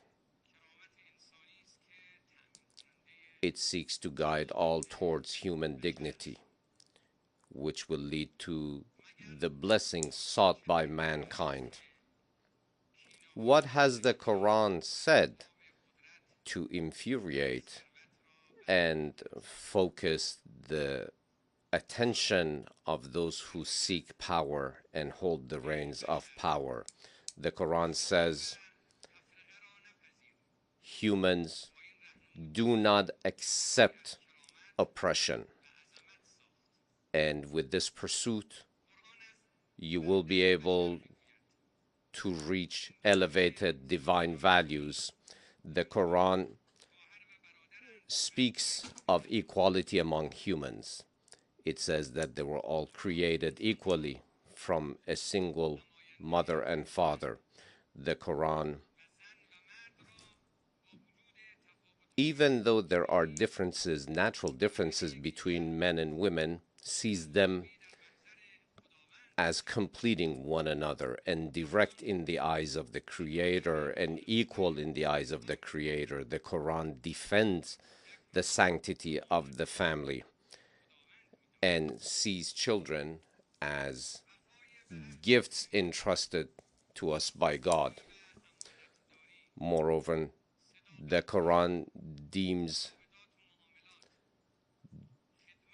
believes in serving those who have less than we do, and it directs our beliefs and faiths as forbidden, recognizing the sanctity of these values. Is this the first time that the words of God, of the Omnipotent, are being burned? Presuming while they do so that they can extinguish the divine voice for eternity? Did Nimrod, Pharaoh, Caron,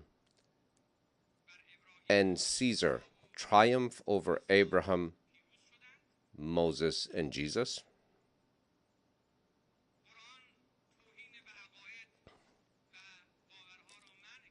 The Quran forbids all forms of violence in human interactions and deems respect towards Abraham, Moses, and Jesus on par and equal to with the sanctity for the Prophet Muhammad, peace be upon him.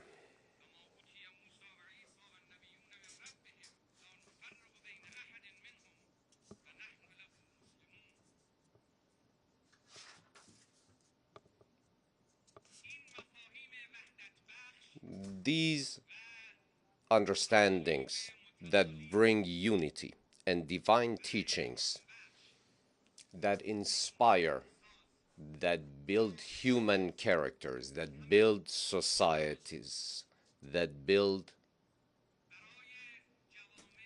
progress for human societies will never be burned,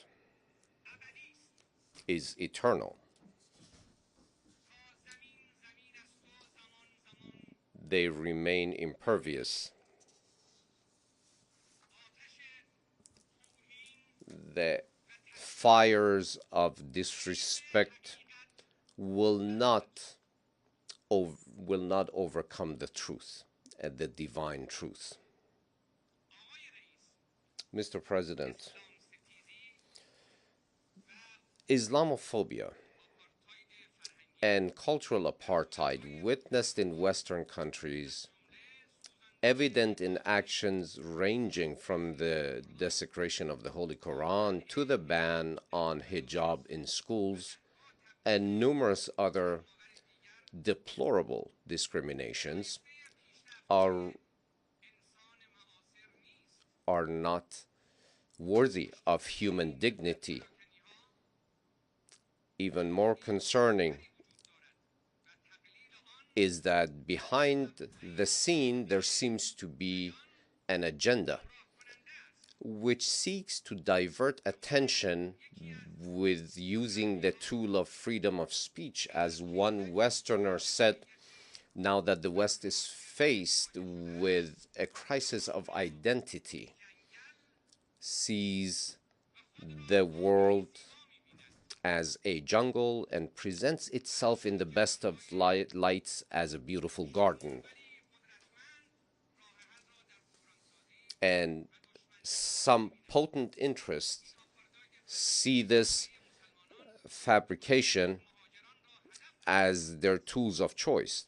These apartheid has targeted the Muslim community, particularly the immigrants who are themselves victims of colonial policies. In alignment with all adherents of faith and advocates for freedom, we firmly believe that reverence for religions should hold a prominent position on the United Nations agenda in order to indoctrinate the proper framework for respect to all world religions. Concurrently with the war on Islam, we are also seeing a war against the framework of the family. The family is the most fundamental column that has supported human development, which is now under attack. Today, crimes against humanity are not just the occupation of lands and oppression against people and mass killings, but it's also a concerted attack on the family itself. That is also a crime against humanity. The protection of the nucleus of the family, made up of the sanctity of marriage between a man and a woman, is an inherent truth to be accepted by the entire world. The proper teachings of the populations at large throughout the world, unless done so within the framework of the family, will not yield the desired results. These are divine words: mother, father, natural words and concepts such as family. Actions that can be seen as wanting to bring cessation to the human race itself. We are today in need of a world movement that brings commitment to the existence of the framework of the family, so that all members of the families can experience life in peace and stability next to each other. We ask, therefore, all religious leaders to adhere to their historical responsibilities in defending the sanctity of the family and move against fabrications. We expect from the United Nations to put a very high priority on its agenda and give the proper protection to the framework of the family. Ladies and gentlemen, we find ourselves at a critical junction in history. The global landscape is also undergoing a paradigm shift towards an emerging international order, a trajectory that is not reversible. The equation attributed to the hegemony of the West no longer resonates with the diverse realities of today's world. The former old liberal order, catering to the ambitions of voracious rulers whose hunger has no end, and to that of the capitalist, has been relegated to obsolescence. In short, to endeavor to universalize American ideals throughout the world have proven to be failures. The Iranian nation takes pride in having instrumentally unmasked the true nature of the rulers in both the East and West through its Islamic revolution. In conjunction with other nations of West Asia, Iran has played a significant role in defeating the global arrogance. Now that global nations exhibit heightened resistance and awareness as non-Western powers have emerged, there is a collective hope for the establishment of a novel and equitable world order. Central to the forthcoming international order is the abandonment of global arrogance in favor of regional cooperation and orders. The Islamic Republic of Iran advocates for maximum economic and political convergence within and between regions, and is interested in interacting with the global community under the principle of justice.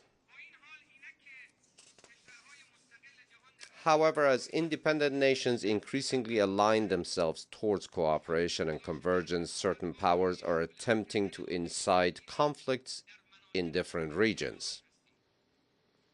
Employing a Cold War mentality, they strive to reconstitute blocs on a global scale. This regressive endeavor poses a significant threat to the security and prosperity of nations. The Islamic Republic of Iran staunchly maintains that the formation of new East-West divides should not be permitted to take shape, making trade corridors unsafe, diminishing countries from allies to dependents, stifling the economic progress of sovereign nations, and fomenting proxy wars across Asia and Europe are all elements of this sinister chain. Ironically, these actions are put forth in the name of defending democracy. However, the global community, including nations in West Asia, have discerned the true essence of Western democracy, an appellation that all too often is a code name for coup d'etats, occupations, and ongoing wars. The true nature of the liberal democracy project has become evident to the world, revealing it to be nothing more than a velvet glove hiding a cast iron hand. A school that was once envisioned as a beacon for the world has transformed into a cautionary tale illustrating the limitations and shortcomings of the system, nearing the conclusion of its trajectory. Ladies and gentlemen, right at a time where certain powers are steering the world towards more wars, the Islamic Republic of Iran has put forward a policy of neighborhood and integration. This policy of neighborhood is a benevolent one towards the region and is prioritized on the regional agenda. The Islamic Republic extends a warm welcome to any hand that is extended in friendship, firmly believing that an independent and robust neighborhood represents an opportunity for the entire region. We will welcome any extended hand quite warmly.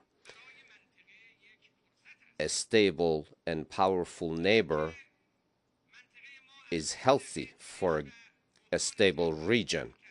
Having traversed 2 decades of imposed tensions and crises within our region, the fruit of resilience from free nations from Syria to Palestine to Yemen to Afghanistan,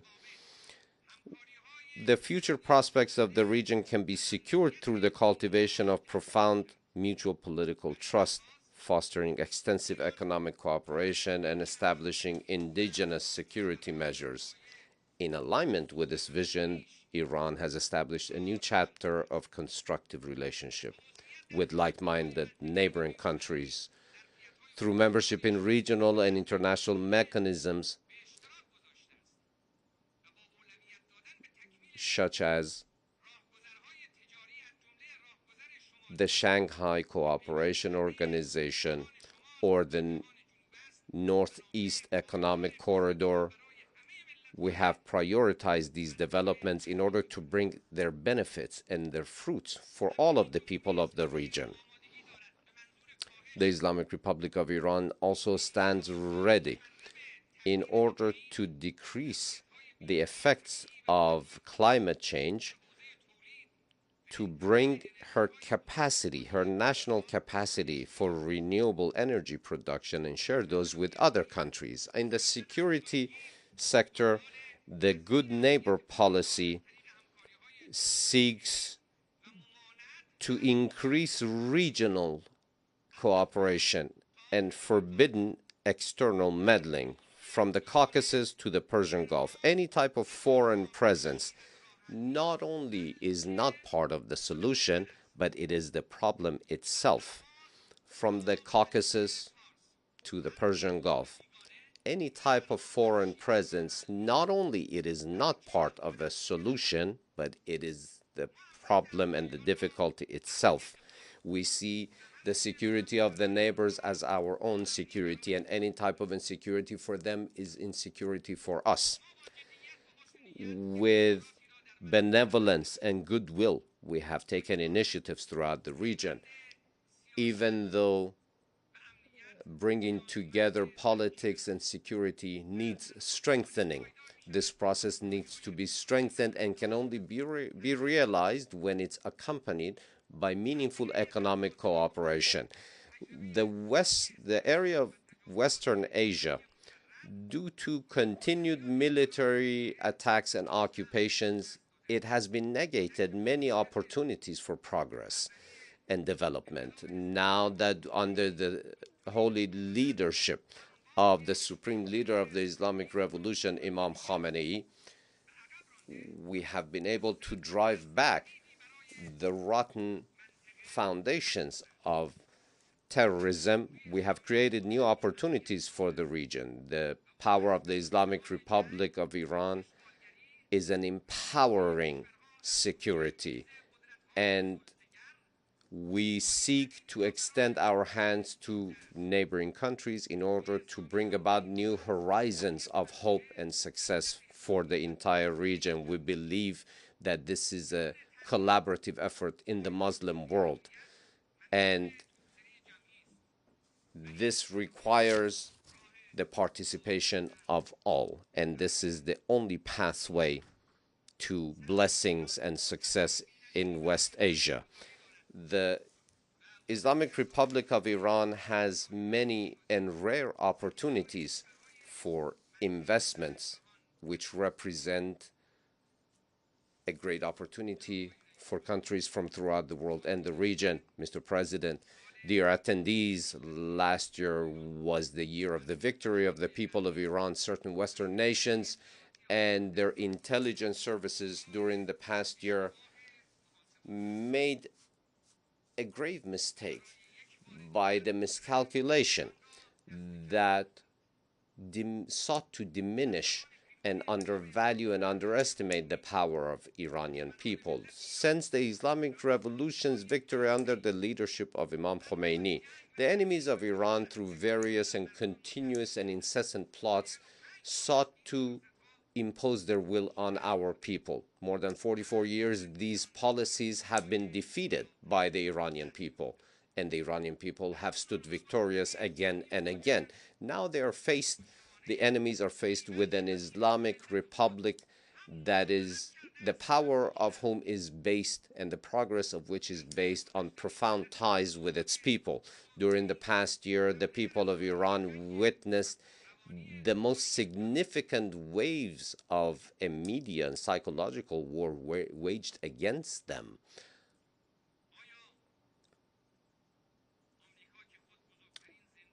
The United States of America, which now possesses the biggest women's prison, therefore mothers' prisons in Iran, can sincerely be the defender of women's rights.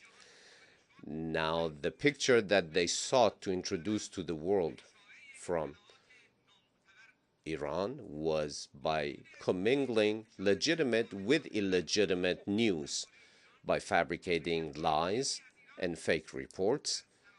Realities from Iran were censored throughout the world in order to negate the truth. Have you ever heard anything about the chemical bombardment against the Iranian people, those chemical weapons that were supplied by certain European countries to Saddam Hussein? Have you seen those whose bodies are severely and gravely damaged by chemical attacks, who are still alive but in hospital for 35 years? Have you seen their photos and images? Have you seen ill children who cannot overcome immune system diseases because of sanctions imposed on us that prevents obtaining proper medication for their treatment? Have you seen those photos? Have you seen the pictures of patience, of sacrifice, and steadfast fortitude of the Islamic people of Iran? Have you seen those pictures? Have you seen the unprecedented movement of the remembrance of the martyrdom of Imam Hussein, the Prophet Muhammad's grandson? 22 million strong marching towards his burial site for the anniversary of his martyrdom. Many countries' safeties today throughout our region are owed to the sacrifices of our martyred general Haj Qasem Soleimani. Had it not been for his sacrifice, the hero of anti-terrorism activities, many of the countries in the region would have burned to the ground in the fires set by ISIS and Daesh. Have you seen, do you recall the steadfast stories of heroic fights against terrorism through Hollywood-like generated reports in the news media? Have you seen the 25 million strong funeral of the late commander, General Qasem Soleimani, throughout Iran? Those were censored throughout the world in the West.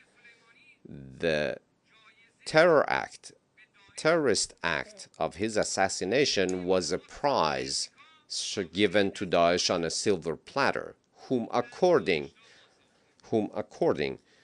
to certain American officials had confessed that ISIS was an American creation. His killing, his martyrdom, was a gift to that same ISIS. Instead of recognizing him for his sacrifices, he is assassinated. Why?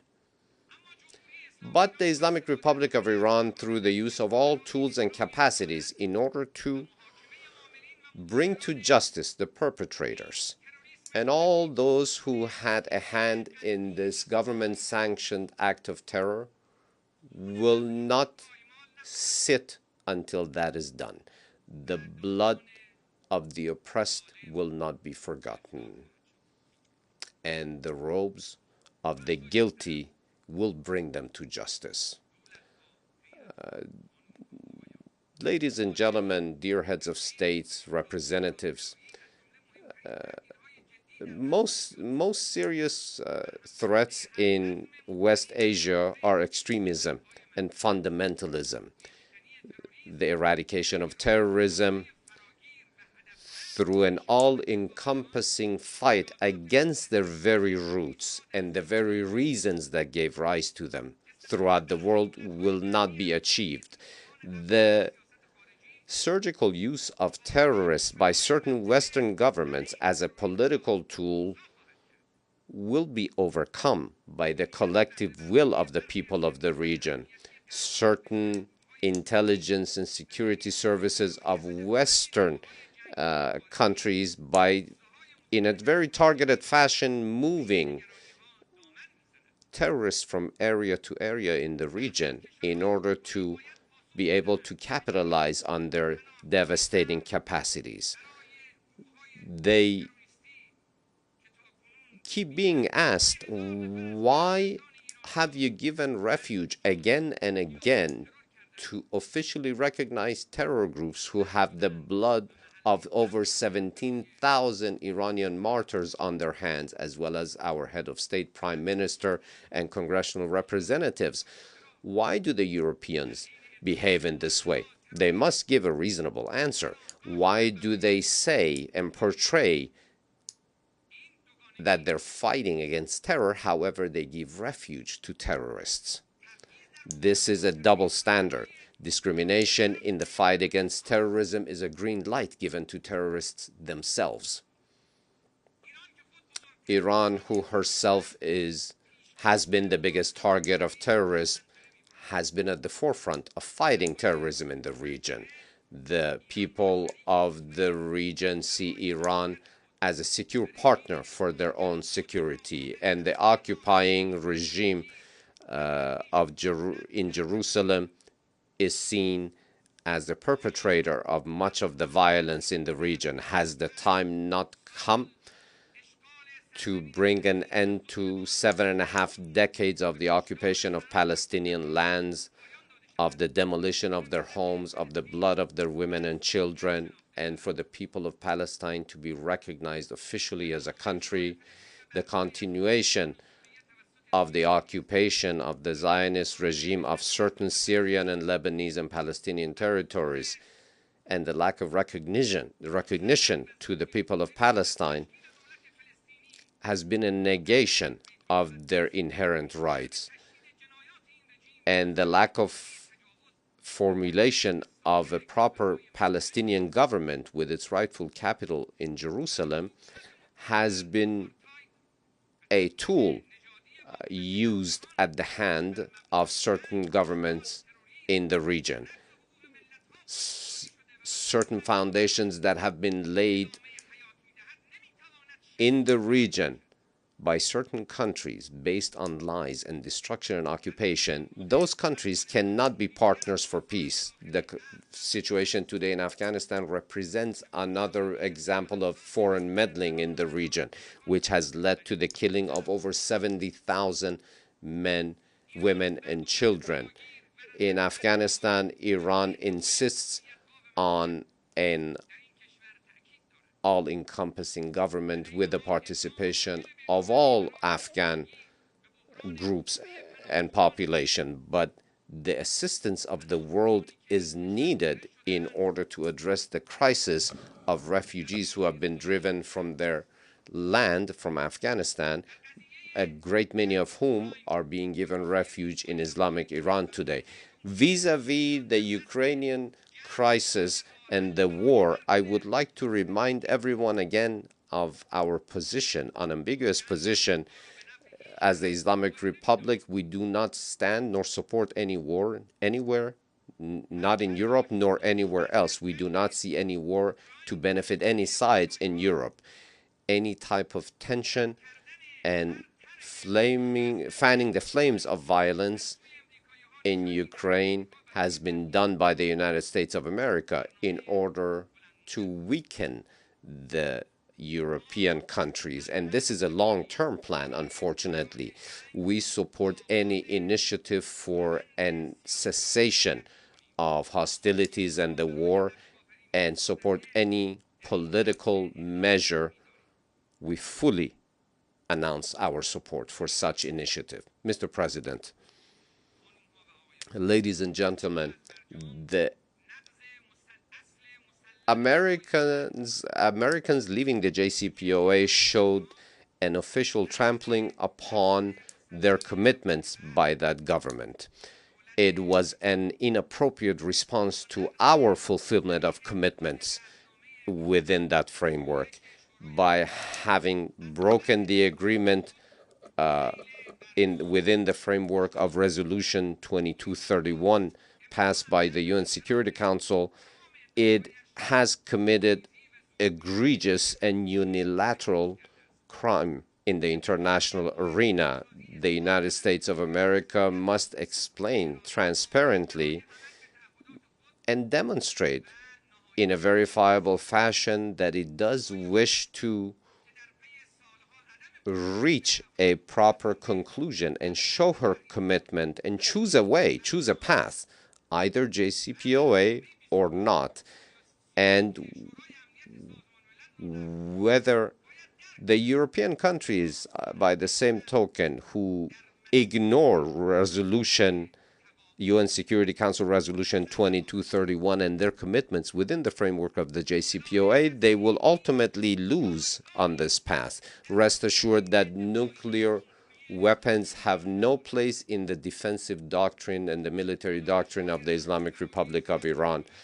The international organizations, multiple official reports have stated as much. The Islamic Republic of Iran, as 2 decades ago, will never fall short of obtaining the inherent right of the Iranian nation to have peaceful nuclear energy. Not only we have lived up to our commitments, but unfortunately, the United States not only doesn't adhere to her commitments within any framework of international treaties such as the NPT, but it does impose sanctions with that excuse as a political tool on people such as the people of Iran. But I am saying today that these sanctions have not yielded the desired results. It is time now for the United States to bring a cessation to her traveling on the wrong path and choose the right side. Ladies and gentlemen, humanity is entering a new framework. Old powers will keep their current downward trajectory. They are the past and we are the future. I repeat once again, they represent the past and we represent the future. We are the future. Our viewpoint towards the future is one of hope. The world awaits the day that has been promised by all faiths throughout the world, by all Abrahamic faiths, that ultimate seeker of justice does exist. We do believe that according to divine will, just as divine prophets have promised, justice and fairness will overtake the world.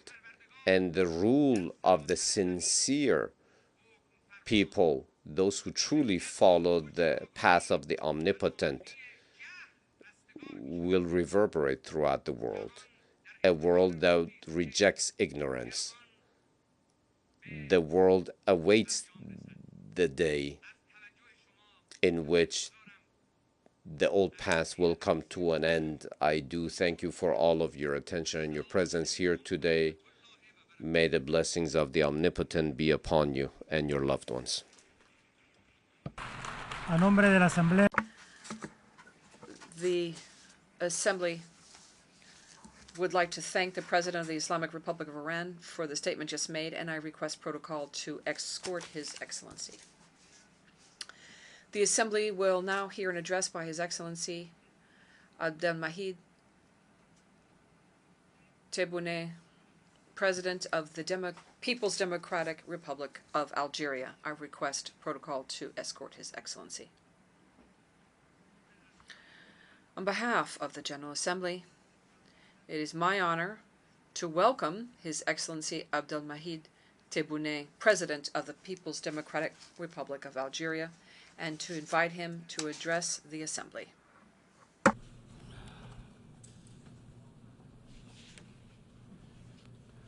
Bismillah ar-Rahman ar-Rahim. In the name of God, the compassionate, may peace be with the messengers. Your Excellency, President of the General Assembly, Excellency, Secretary General of the United Nations, Your Highnesses, Your Excellencies, ladies and gentlemen, allow me on this occasion to greet all the heads of state and delegations that are participating in the 78th session of the General Assembly of the United Nations. I also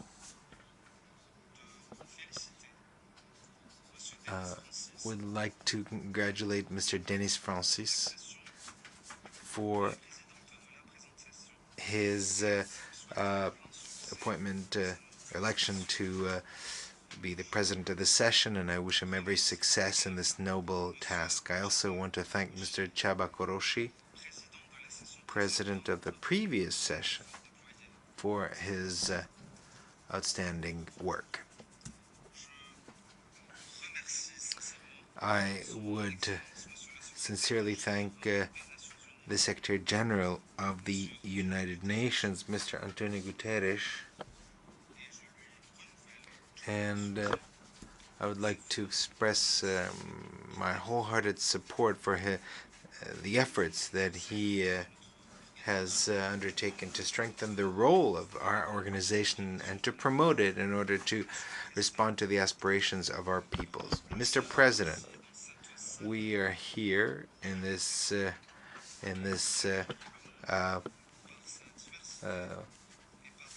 global hall that welcomes the entire world with all its differences and diversity, and we are here.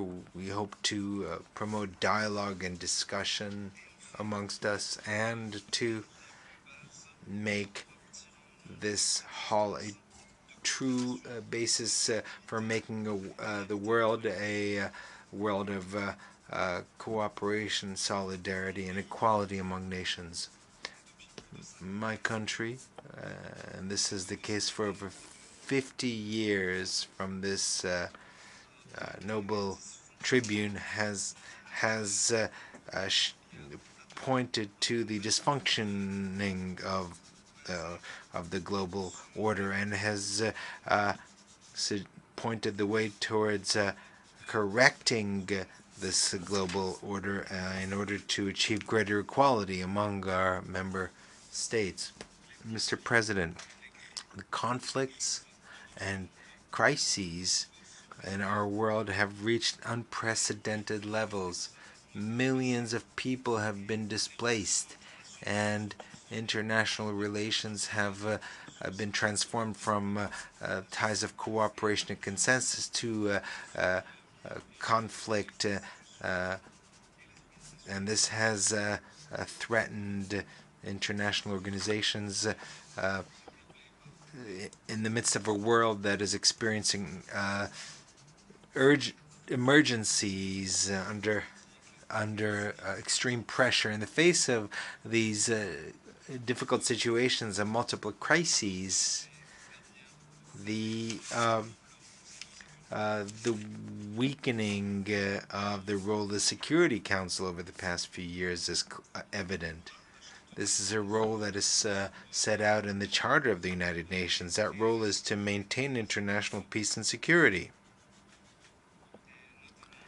and in particular by preventing the use of force and by tackling the causes that threaten peace, international peace and security, by ensuring a peaceful resolution of conflicts. I think the time has come for all of us to reflect together, to uphold the principles and goals of the UN Charter, and to strengthen our common engagement, and to establish a sound framework for strengthening international cooperation, making it more effective, and especially on major issues. The goal should be to consolidate international peace and security and to achieve the Sustainable Development Goals in a multipolar world. Following this logic, Algeria, which is preparing itself to be a non-permanent member of the Security Council and aware of the responsibility that is incumbent on us, especially in the face of the challenges that the international community is facing.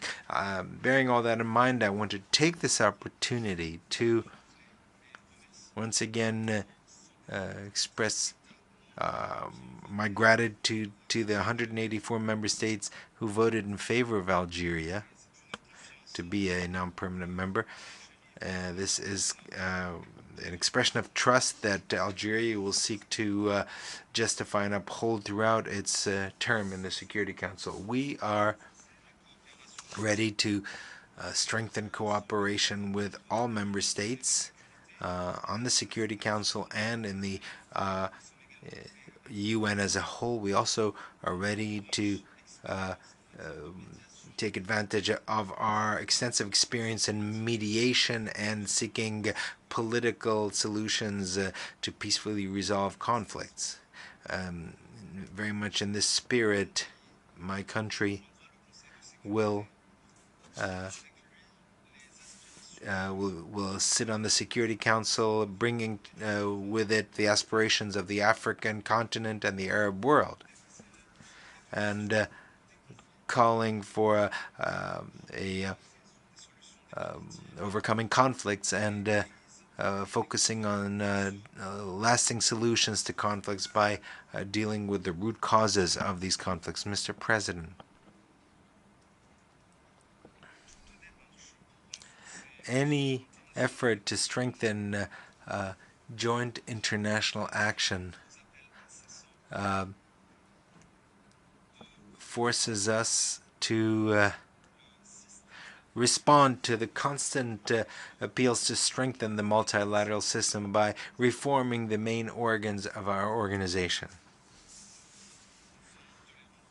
in order to make them more transparent and ensure the necessary balance among the main organs and ensure an equitable geographical distribution, and thus revitalize the central role of the General Assembly as the only organ which truly reflects the diversity of our international community. This is a key element in strengthening equality among states and strengthening the pillar of a true democracy. Also, to make progress on intergovernmental negotiations on reforming the Security Council is essential, based on an inclusive and comprehensive approach. This should be an absolute priority for the international community in order to find a consensus and to implement a true reform that ensures greater representation and transparency. And here I reiterate the commitment of Algeria with regard to the common African position and the need to put an end to the historic injustice against the African continent. Mr. President, Algeria is aware of the price of freedom. We will never abandon just causes, and we will always support oppressed peoples who are fighting for their freedom. This is why we have always supported the Palestinian cause, in order to allow the brethren Palestinian people to exercise their inalienable rights and to establish their own independent states based on the 4th of June 1967 borders with Jerusalem as the capital, in conformity with the international resolutions and international law. As part of our support for the Palestinian cause, which is a just cause, last year my country, under my own personal supervision, held a summit to bring together the various Palestinian factions at a summit which was crowned with the adoption of the Algiers Declaration. In this context, I would like to reiterate our attachment to the Arab Initiative, Peace Initiative, as a framework for resolving the Palestinian issue and putting an end to the occupation, which is the main cause of instability in the Middle East region. I want to appeal to the conscience of the international community to assume its moral and historical responsibility and allow the Palestinian people to regain their rights and decide on their future. Furthermore, I would like to take this opportunity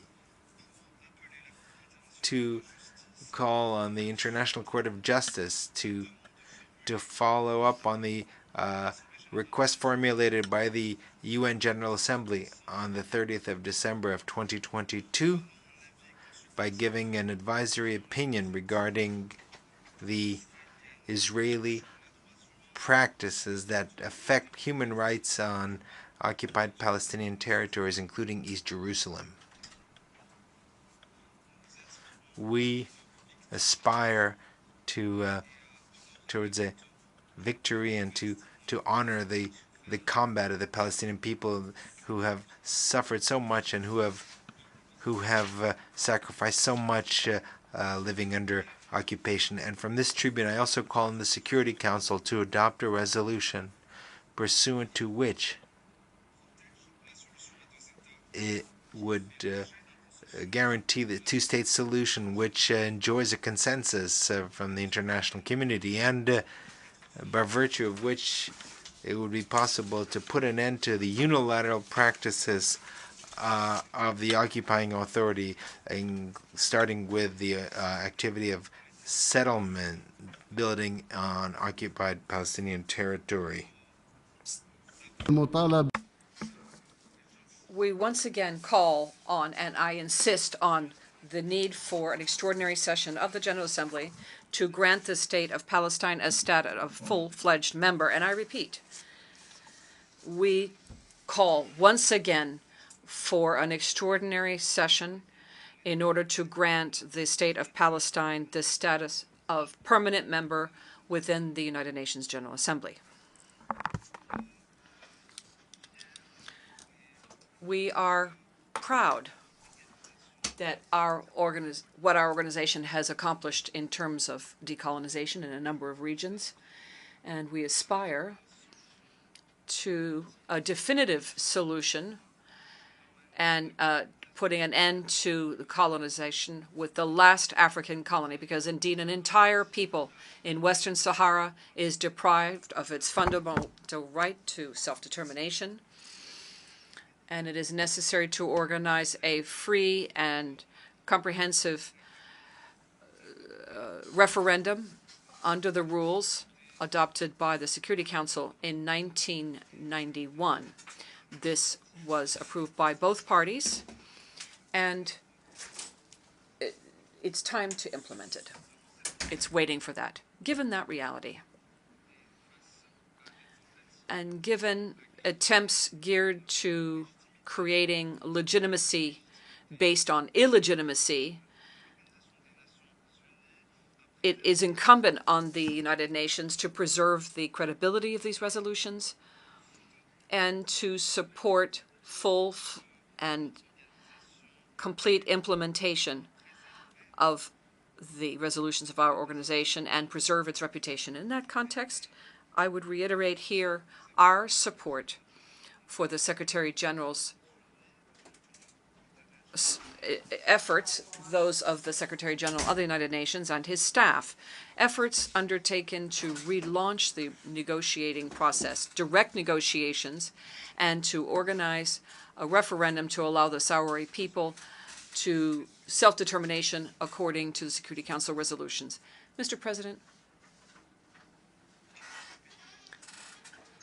my country is closely following and with great concern what is occurring in some countries, friendly nations, sister nations, and we are undertaking every effort in order to find peaceful solutions and to bring points of view and positions closer together. Turning now to the situation in Libya, brother nation. Here, I reiterate our support to the United Nations efforts in order to find a political solution led by the Libyan people themselves and allowing them to preserve the unity of Libya, its sovereignty, and its territorial integrity. Turning to the situation in Mali.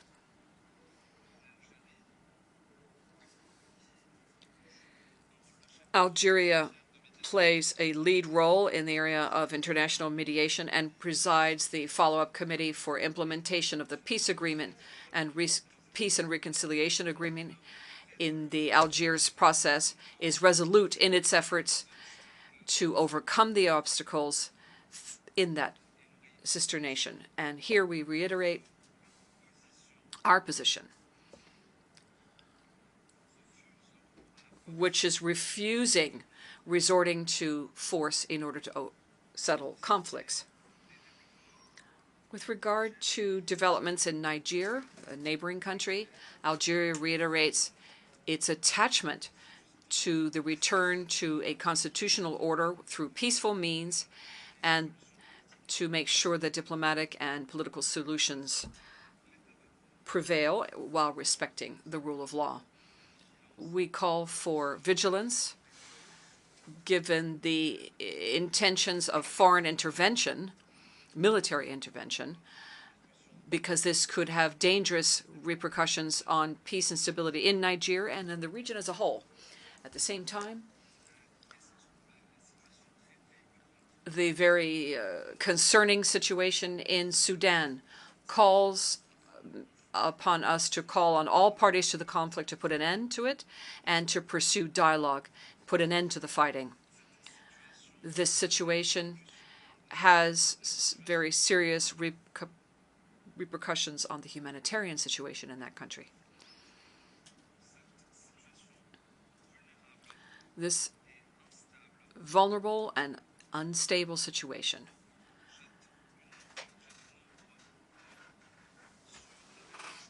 is casting a shadow over the entire Sahel region and the Sahara region. Its development has been stopped, and it is now experiencing famine. And turning to the issue of climate change, this is further exacerbating instability and is fueling terrorist groups who are making this region one that they use as a base for their criminal activities. In that context, Algeria will spare no efforts to support development in the region, and we are prepared to share our experience in the area of combating terrorism and extreme violent extremism.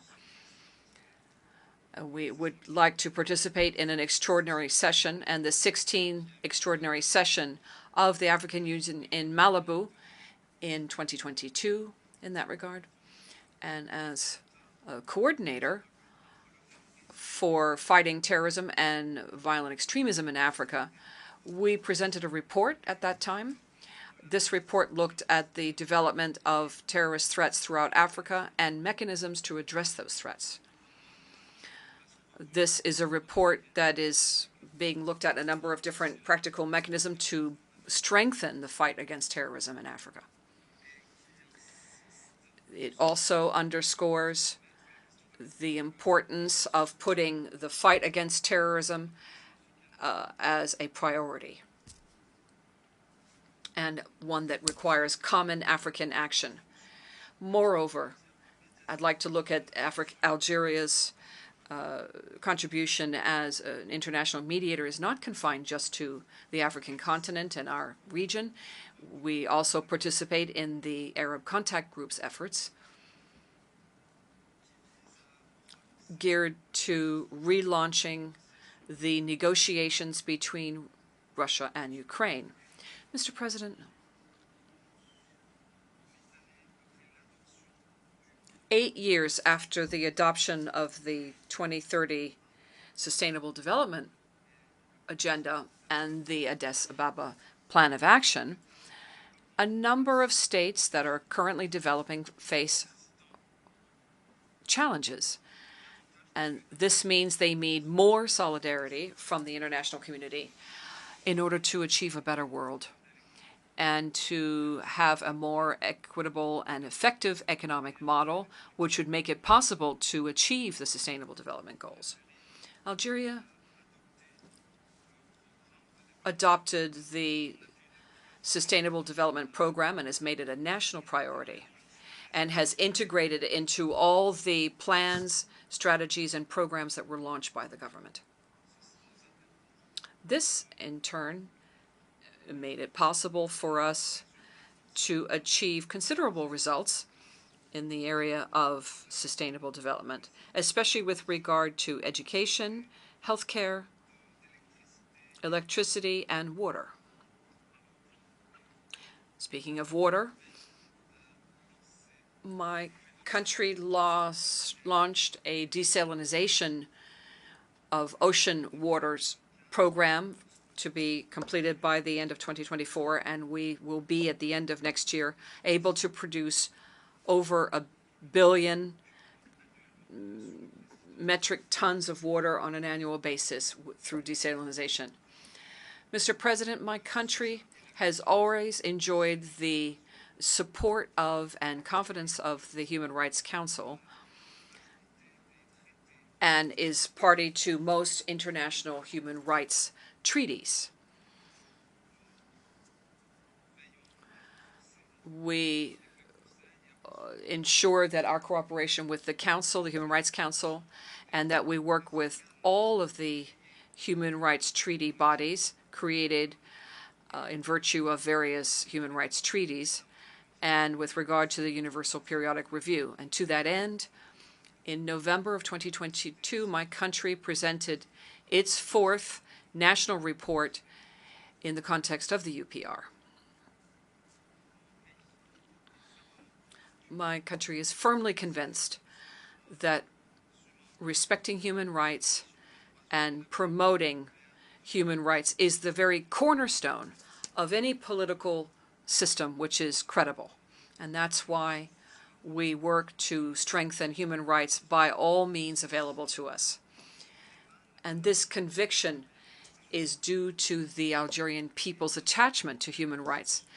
And my country's constitution was amended in 2020 based on our convictions and the belief in the importance of strengthening fundamental freedoms and human rights. The amendments bans any explicit undermining of these freedoms and liberties. It also creates equality between all citizens, men and women, in terms of rights and duties, and strengthens the effective participation of all, especially in the area of promoting women's rights and the empowerment of women economically and politically, and women's participation in positions of responsibility. We are also seeking to guarantee a principle of equality in the labor market and to strengthen the role played by women in the area of peace and security, and strengthening the status of women in all areas of life, be it at the national, continental, or international levels. A practical national plan in the context of implementing Resolution 1325 of the Security Council has been implemented. It was adopted in October 2000, and a plan was adopted in order to strengthen the role of women in prevention of and resolution of conflicts, in keeping with the principles of our foreign policy. Algeria has many young people and a great deal of capacity. Young people account for 70% of our national population. Algeria, therefore, adopted measures in order to provide institutional management level with the means necessary to build capacity for young people and to integrate young people as a driving force of the process of sustainable development and a driving force behind the economic, political, and cultural arenas. By way of conclusion, we aspire to a world where peace and prosperity would reign, peace and prosperity for all human beings under the aegis of the United Nations.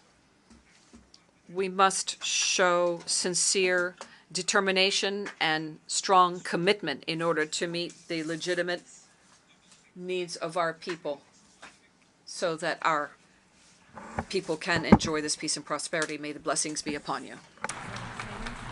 On behalf of the Assembly, I wish to thank the President of the People's Democratic Republic of Algeria for the statement just made, and I request protocol to escort His Excellency.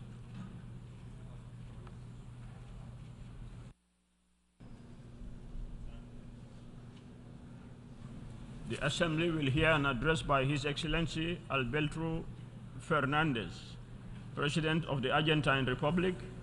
I request protocol to escort His Excellency.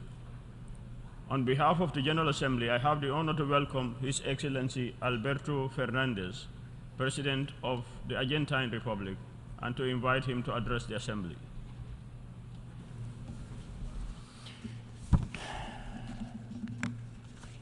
Buenas tardes. Good afternoon. Mr. President,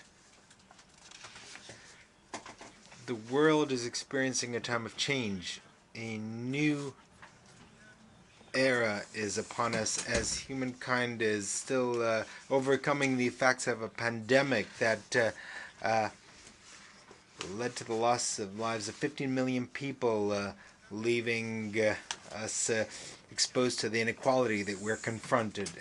In the meantime, the climate crisis has subjected our planet to all kinds of extreme events. Cyclones, tornadoes, unexpected flooding, or extensive droughts have affected millions of human beings in every corner of the globe. All this is taking place while a war is continuing, carrying away human lives and unleashing an energy and food crisis of unheard of proportions. As all these calamities are occurring, we are witnessing an astounding technological revolution. The robotization and the acceleration of the process of incorporating artificial intelligence forces us to rethink our education, processes of production, and the preservation of work. How we will be capable of confronting these changes and harmonizing interests in this new landscape selves, that is the true challenge that we are confronting today. As I speak before this assembly, I confess that I feel duty-bound to be absolutely frank with you. The problems of the world demand solutions. We have spent too much time diagnosing problems. We cannot continue speaking of these while we're teetering on a ledge. The risks of perpetuating this current situation are very high. We have covered half the path towards the implementation of the 2030 agenda, and yet we know, as ECLAC mentions, that only 1/4 of the targets that we have set for ourselves will be achieved by 2030. This inability to behold a better future sows unease in the developing world, where the poorest and the most vulnerable people live. It is impossible to want to achieve an equitable future by promoting and continuing the same paradigms that have generated inequality in which we live. International financial engineering has demonstrated that it is abusive and it is unchanged. How can we achieve sustainable development without financing that contributes to this? The international financial system has not demonstrated a determination to adapt itself to a world that wants to restore a lost equality. Quite to the contrary, it only seeks to impose the same orthodox policies that have deepened inequality and misery around the world. The global financial architecture only serves to concentrate income in the hands of the few and to marginalize vast regions of the world.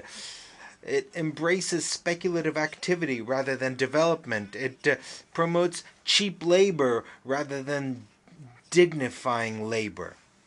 The time for words is over. The time has come to promote social justice in the world. The International Monetary Fund cannot continue increasing its interest rates each time that the U.S. Federal Reserve increases its rates to contain national inflation. It cannot continue to do this, and yet it does so. And in this context, it is shameful that even today, IMF applies surcharges to many countries who are already burdened by the unbearable weight of external debt.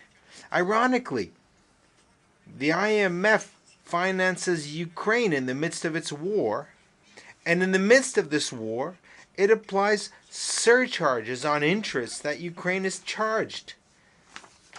It's shameful. We need a new framework for dealing with sovereign debt, which is guided by the development of social justice.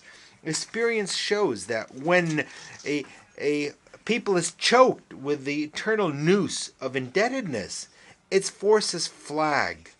Social crises are compounded and debts become unpayable.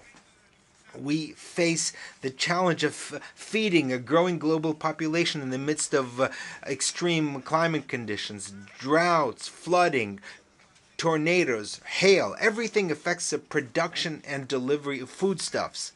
We know this from our own experience. Argentina lost over 20% of its exports due to the worst drought of the past 100 years. No less than 3% of GDP were wiped out. We all know today that the global market of foodstuffs has been poisoned by financial speculation, and it only leads to greater income for the few and instability and misery for millions of human beings. To find a long-term solution to the problem of food security, it is essential that there is a system of international commerce of agricultural products that is more fair, more transparent, more equitable, and more predictable. We need to eliminate distortions produced by subsidies, and we need to prohibit foodstuffs from being an object of financial speculation. Both of these things discourage the necessary investments in order to increase production that will help satisfy the growing global demand for foodstuffs. Argentina considers multilateralism as the best tool to find shared solutions to shared problems. It reflects our mission to be guided by solidarity and to cooperate in the striving for collective well-being. Hegemonic agendas have only served to promote distrust, encourage arms races, and limit the possibilities for economic and scientific technological cooperation. In the current context, as we know, there is a confluence that has been provoked by over a decade of accumulated crises, starting from the effects of the financial collapse of 2008 up to the war unleashed by Russia in occupying Ukrainian territory. The effects of this war are there in plain sight. In addition to the terrible humanitarian consequences, the military conflict is generating historic levels of inflation around the world, but with particular impact on the prices of foodstuffs and energy. This situation has also given rise to other tensions less noticed by public opinion, but that also profoundly affect international peace. Just as an example, I'd like to highlight the blockades by Azerbaijan in the Lachin corridor, which have provoked a humanitarian crisis, which once again is punishing the Armenian people. Just today, while this assembly is being held, in the news we read that Azerbaijan has started military operations with the goal of taking control of Nagorno-Karabakh. The international community cannot remain indifferent to this reality. It must act preventively to avoid new ethnic, racial, religious, or political persecution. As we've always done, we will continue demanding of the parties to conflicts that they show the wisdom and convene peace negotiations and demand multilateral organizations to regain the strength that they seem to have lost, the strength to uphold international rules. The countries of the global south, we have historically shared our visions about the international system and on the responsibility incumbent on multilateral organizations in the area of development, peace, global security, cooperation, and decolonization. I represent a country that this year will celebrate our 40th anniversary of restoration of democracy, a country that learned from its historic past that it will never again accept violations of human rights, and a country that has promoted as a policy of state the right to memory, to truth, and to justice. We are proud that of these 4 decades of uninterrupted democracy, during which the promotion and protection of human rights have been a fundamental path of the road that we have traveled. Today, UNESCO declared a World Heritage Site the Museum of Remembrance, ESMA, which was a clandestine center of detention, torture, and extermination, in which the dictatorship perpetrated its worst atrocities. By actively preserving memory that the deniers want to conceal, we will make sure that this pain will never again be repeated. In the face of these crimes against humanity, Our solution is not revenge but justice. And precisely because we know the horror represented by the disappearance of 30,000 human beings, we have taken this opportunity to reiterate our appeal to adhere to the International Convention for the Protection of Persons Against Forced Disappearance. We need more states to be committed to this so that this crime is completely eradicated. The challenge that we have before us is to consolidate and move forward our efforts on the rights agenda, which means achieving democracies with greater equality among them and equality among its citizens. Human rights admit no kind of regression. If there's regression, those who gain are the advocates of authoritarianism and those who promote a hate discourse. Democracies lose legitimacy, and the crisis of representation that is generated winds up undermining the institutions of the rule of law. Preserving the rule of law is a shared conviction on our continent. This is why we're particularly concerned about what is taking place in Guatemala. The international community must activate the relevant mechanisms that ensure respect for the popular verdict.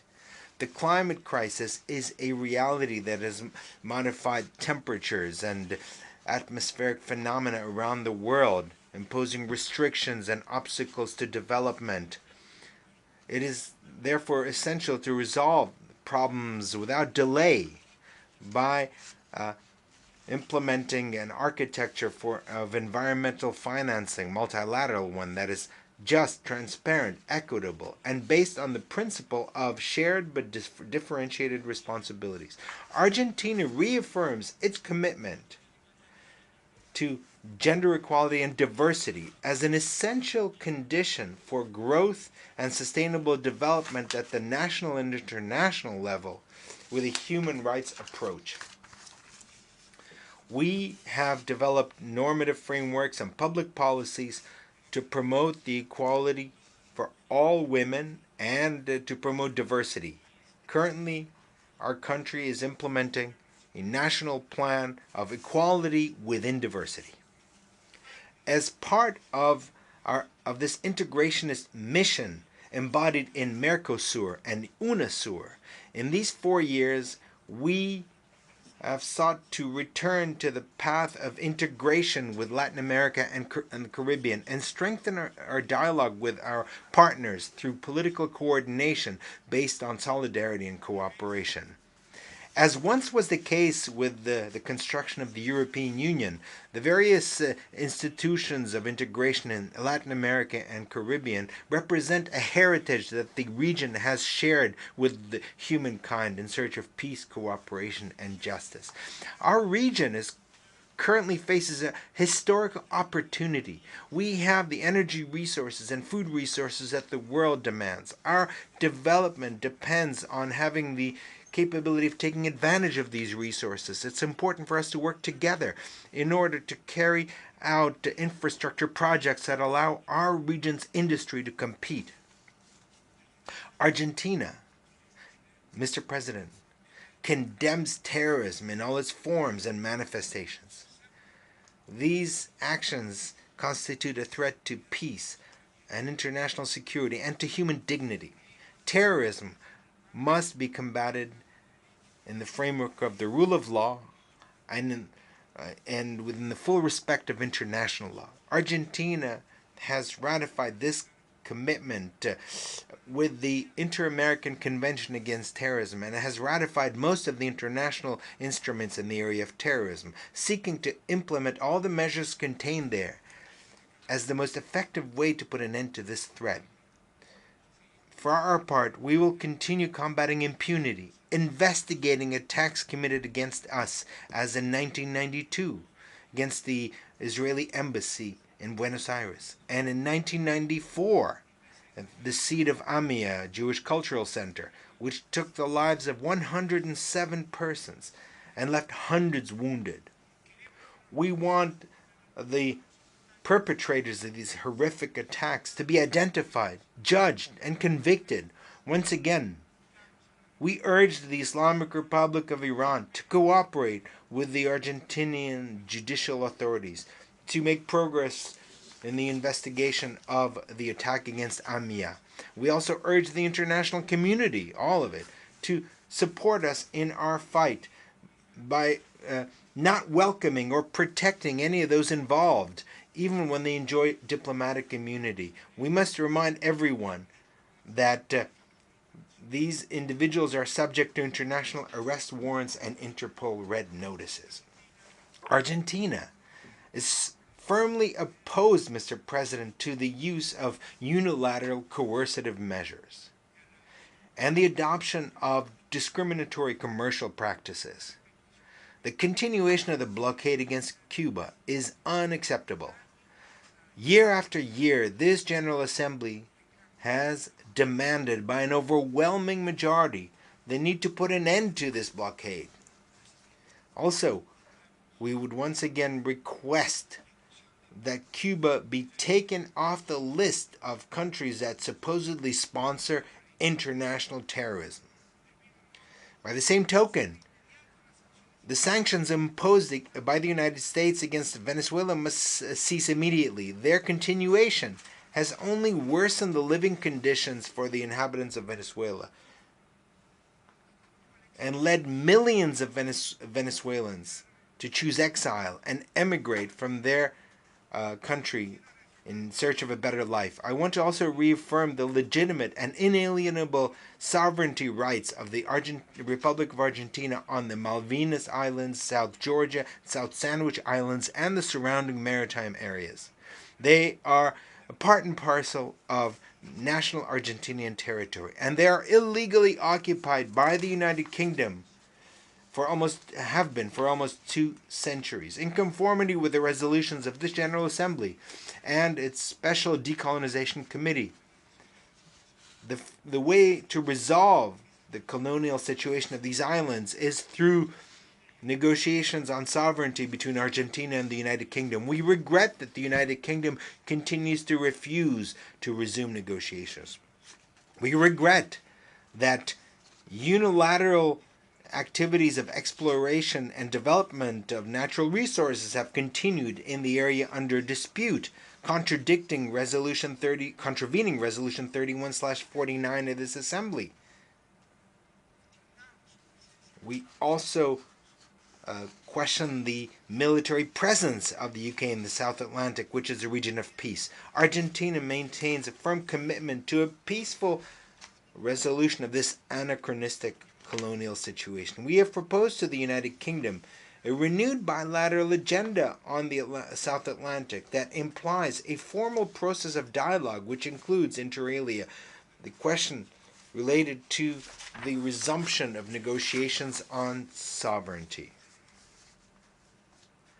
We also have expressed our readiness to continue with the task of identifying the remains of ex-combatants in the framework of obligations deriving from international humanitarian law, and with a view to providing a response and solace to families of the soldiers who lost their lives. Unfortunately, the United Kingdom has rejected our proposal. Notwithstanding this, Argentina reiterates its request to the Secretary General that in the framework of his good offices that he redoubles his efforts to bring both parties together and bring them to the negotiating table. The motto of the 2030 Agenda is "Leave no one behind." May no one lose sight of the path towards justice and development. We are convinced that this is a noble goal that applies to individuals and applies to entire peoples. However, please let us not convert this phrase into an empty phrase, into a dead letter. If we do, remorse won't serve anything. It won't be able to repair the ruined lives, the lives without a future, or to return the lost lives. Thank you very much.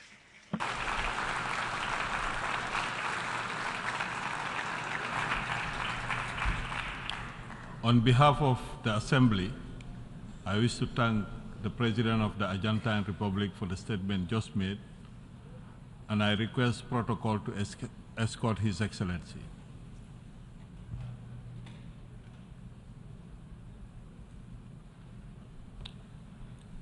The Assembly will hear an address by His Excellency Nayib Armando Bukele, President of the Republic of El Salvador. I request protocol to escort His Excellency. On behalf of the General Assembly, I have the honor to welcome His Excellency Nayib Armando Bukele, President of the Republic of El Salvador, and to invite him to address the Assembly.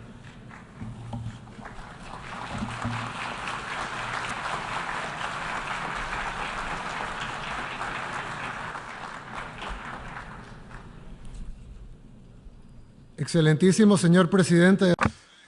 Your Excellency, President of the General Assembly, heads of state and government, my wife, Gabriela, my daughter, Laila, distinguished members of the different delegations here with us today, friends watching us on the different platforms, ladies and gentlemen.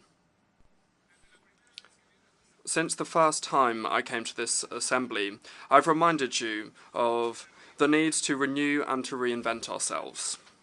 And I'm not only referring to this organisation or to this General Assembly, but rather to all countries, especially those that have similar circumstances to ours. Nor did I say this just because, but rather because I believe it, and because in my country, in El Salvador, this is what we're doing. El Salvador, like other developing countries, has always dreamed of being great. For some countries, this dream at some point became possible. However, for others, like our country, this was always something unthinkable. We didn't believe it was possible, or even that we'd get close. In fact, I think that nobody listening to this speech would have thought that they'd say the name El Salvador, or hear it, and think of a global benchmark or a positive example. However, despite all of the stumbling blocks, we decided to take the risk. We didn't accept the fate that others had decided for us.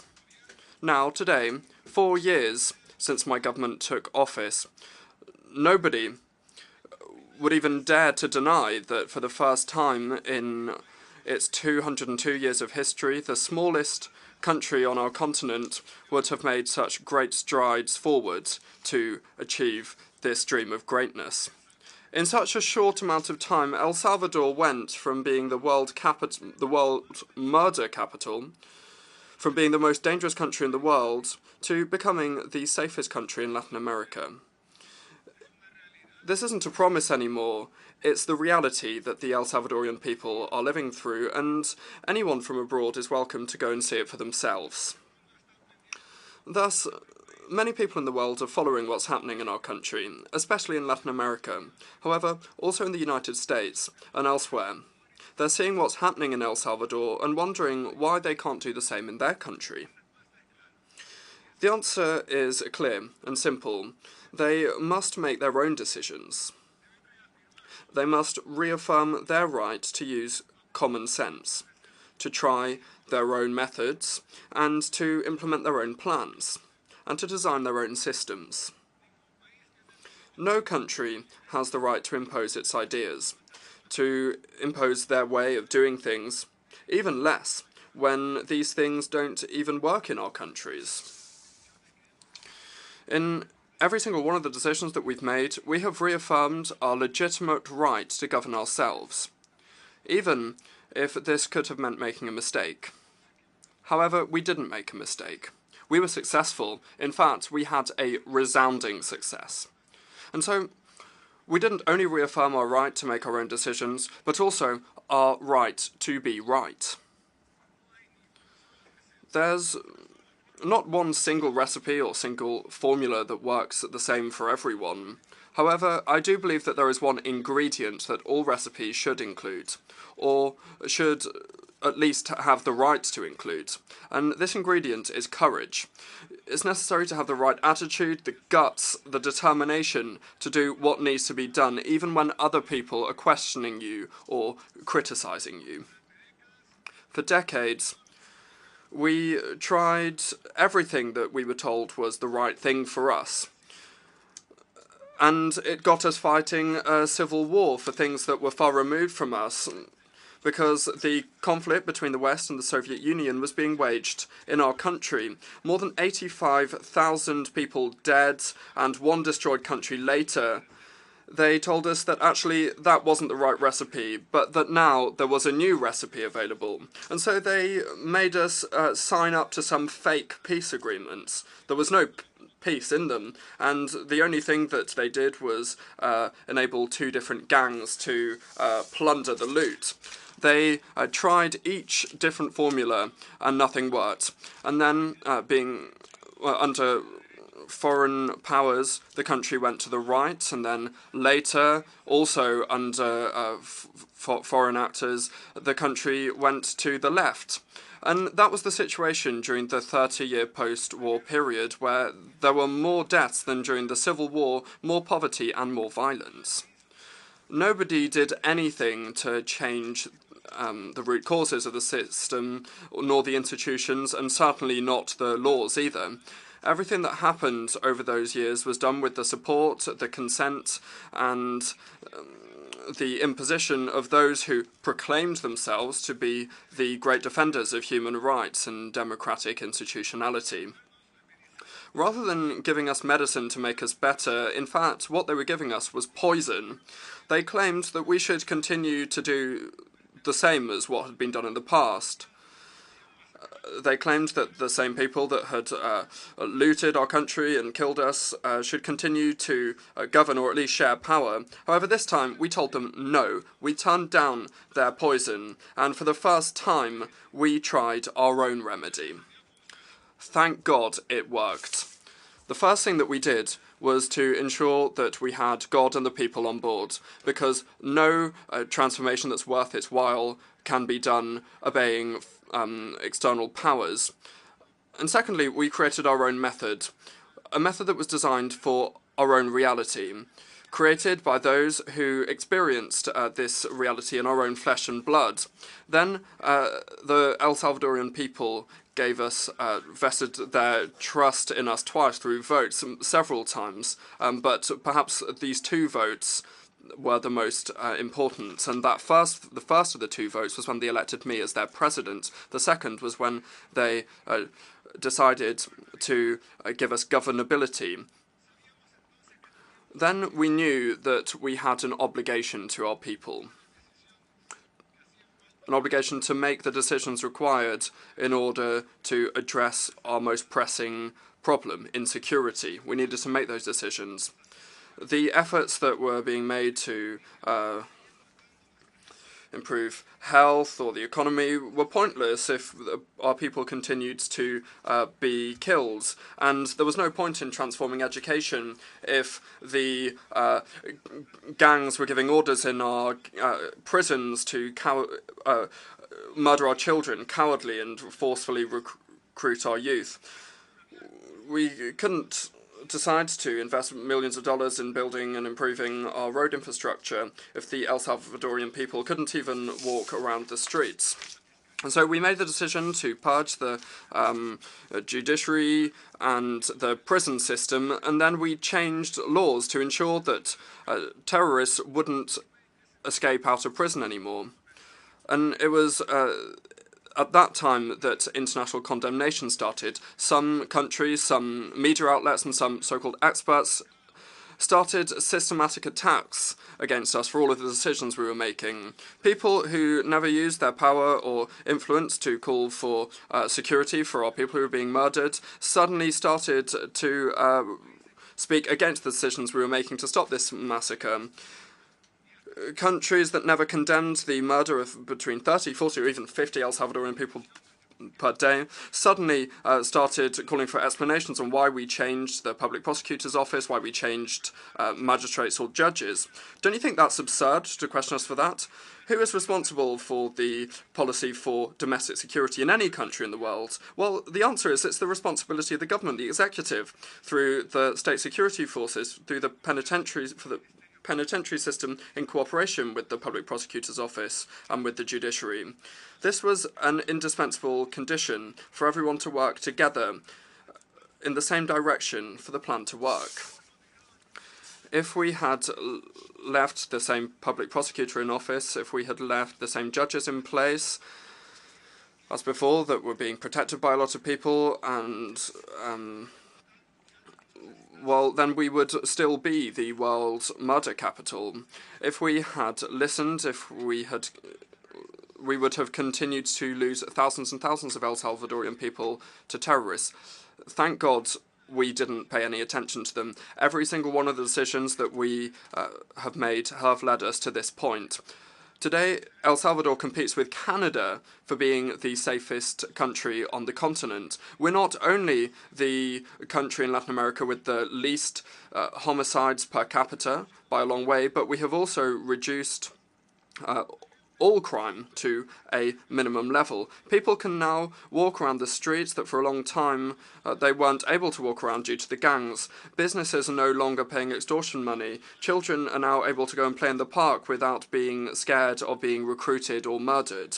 These are things that a lot of you might take for granted, think are basic, to walk around your streets, but in our country they didn't exist.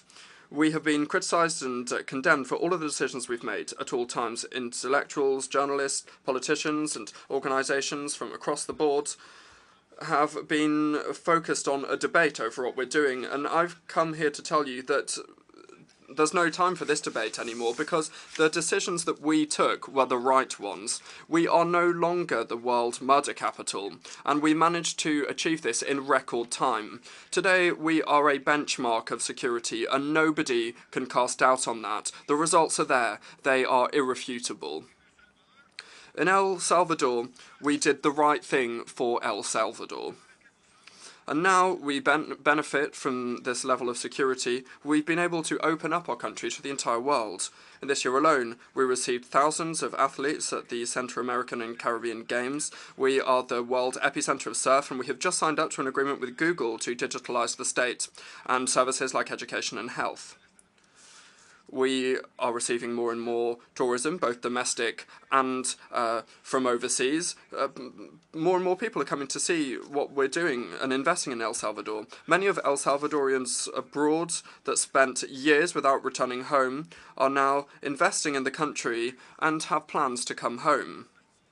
According to a study carried out last year, in 2022, by the International Organization for Migration, a United Nations agency, more than 60% of the El Salvadorian people who live in the United States, there are a lot of El Salvadorians in the United States, plan to return to El Salvador.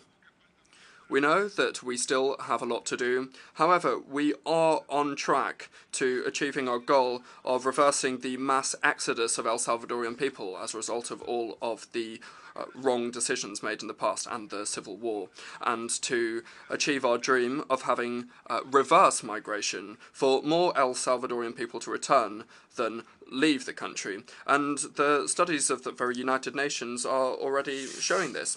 Within a few months, we will also be hosting Miss Universe. And that is another event that will put us in the eyes of the world and will bring even more tourism and even more investment. In addition to all of this, we are establishing more and better relationships with our allies who want to support us to build our country, to build our dream. And I'm not just saying all of this to boast, although I am very proud of everything that we have achieved. I'm saying this because this is an example of what all countries can achieve when they start to claim their sovereignty. Look at us. We were recognized for violence, and now we're recognized for our landscapes, our waves, and above all, for our courage. Now the world can see our full potential. We have a country full of marvellous things to offer. People who visit us can eat on the beach, can surf world-class waves at the perfect temperature all year. They can have lunch in the mountains and taste the best coffee in the world with volcanoes and beautiful lakes as a backdrop, and they can then have dinner in the capital with all of its modernity, commodities, and with the security that many cities in the first world would like to have. And they can do all of this in just one single day. But the best thing is that they will find in our people a friendly, hard-working people that is always looking to do something new.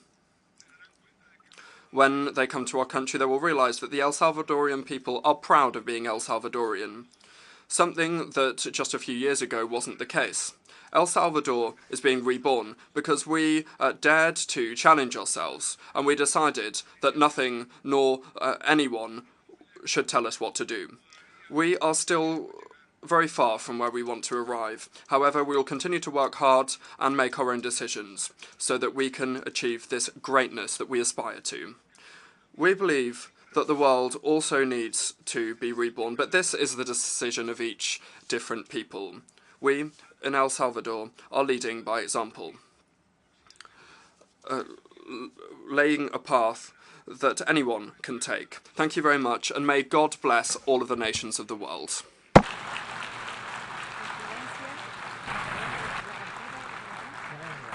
On behalf of the Assembly, I wish to thank the President of the Republic of El Salvador for the statement just made, and I request protocol to escort His Excellency.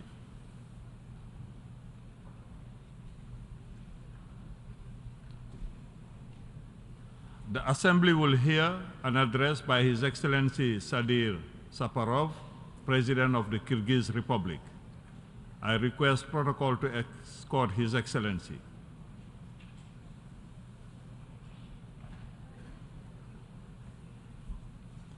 On behalf of the General Assembly, I have the honor to welcome His Excellency Sadir Saparov, President of the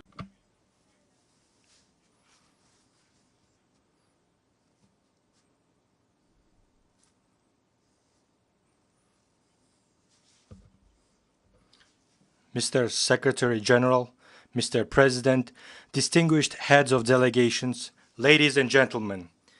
First of all, I would like to congratulate the High Representative of Trinidad and Tobago, Mr. Dennis Francis, on his election as the President of 78th session of the UN General Assembly. I would like to wish you success and fruitful accomplishments in this important position. You can count on the support of Kyrgyzstan during your presidency. I express my gratitude to the President of previous 77th session of UN General Assembly, the representative of Friendly Hungary, Mr. Csaba Kureshi, for his active work and support for his international initiatives of Kyrgyzstan. Ladies and gentlemen, today the world is at a turning point. We are all witnessing and seeing with our own eyes the negative changes in the world order, increasing geostrategic competition between major powers and their blocs. Geopolitical tensions are leading to the fact that the world is moving towards fragmentation into regional, sub-regional, financial, and economic blocks and systems.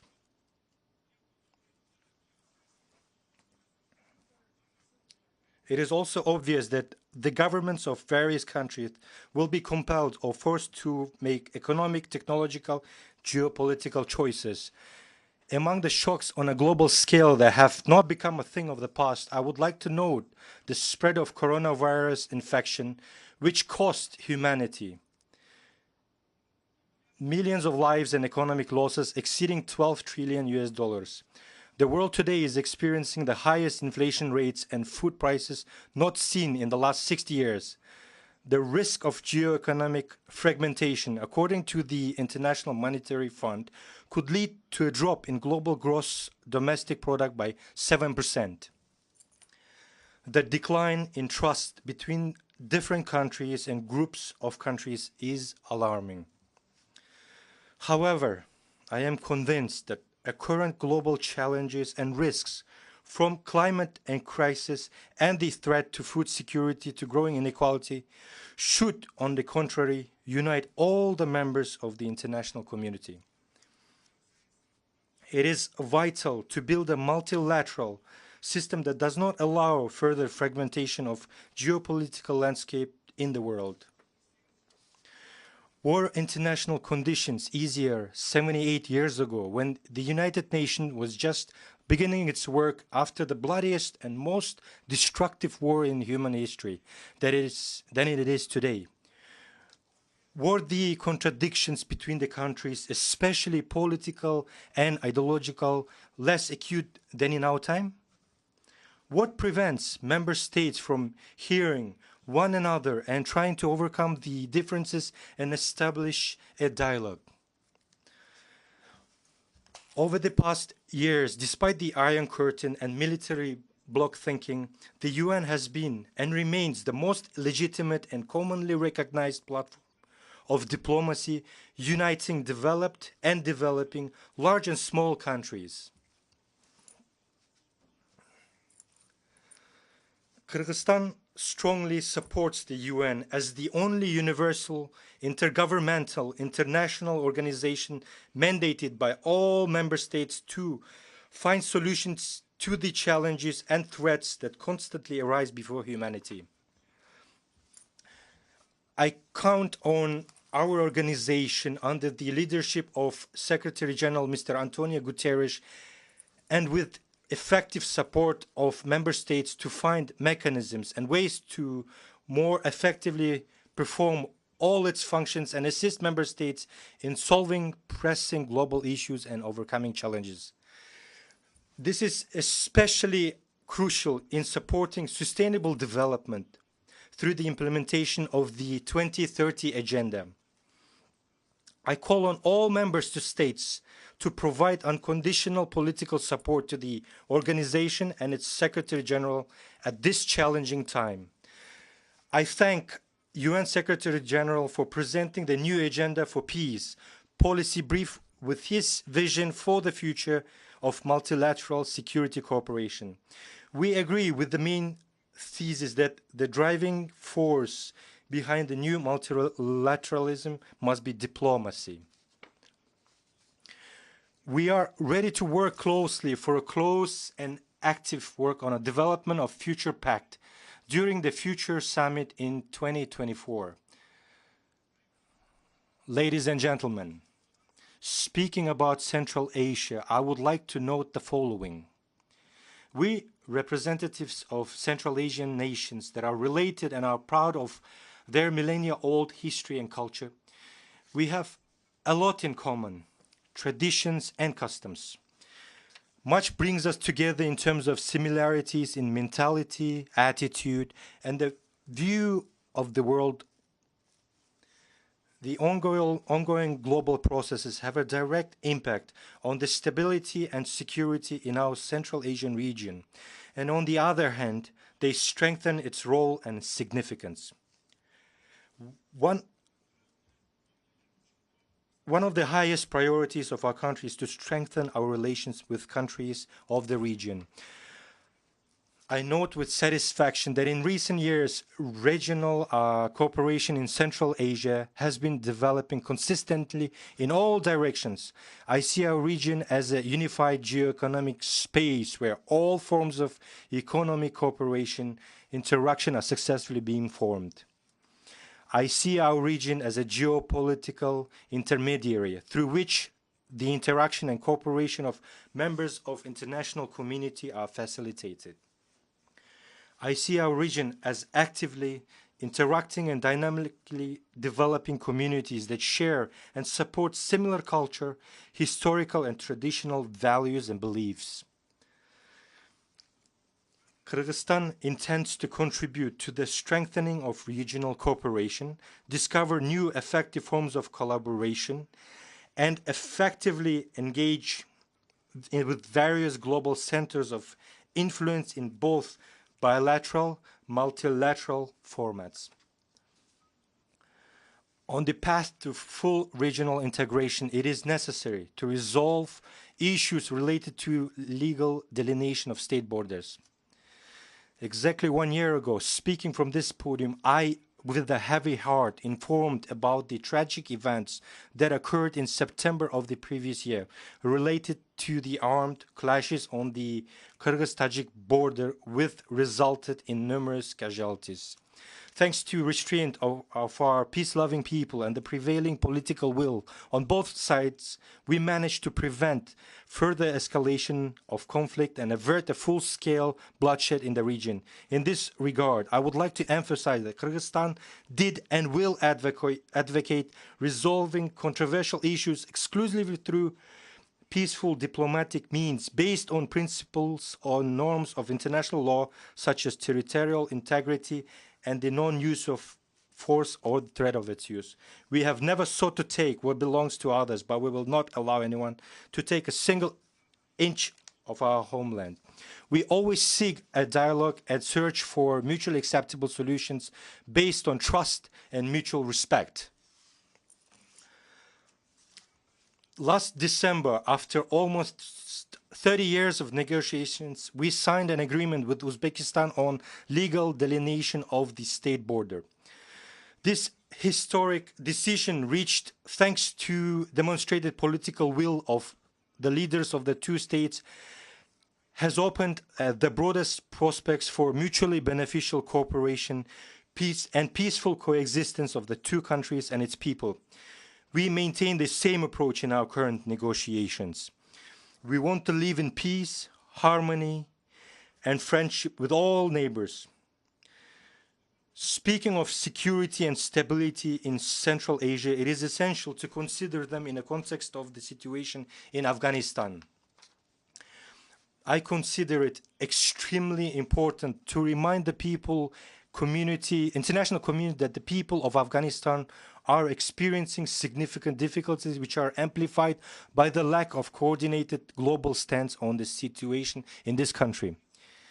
It would not be an exaggeration on my part to say that Afghanistan is threatened by humanitarian crisis with its inevitable consequences for the security of not only the surrounding regions, but also for the entire world community. Kyrgyzstan is interested in a peaceful, stable, and prosperous Afghanistan. We call on the international community to continue providing humanitarian economic assistance to Afghan people. Ladies and gentlemen, just yesterday concluded the SDG summit, which once again reaffirmed the importance of unwavering commitment to sustainable development, identifying challenges in their implementation and outlining specific commitments by states.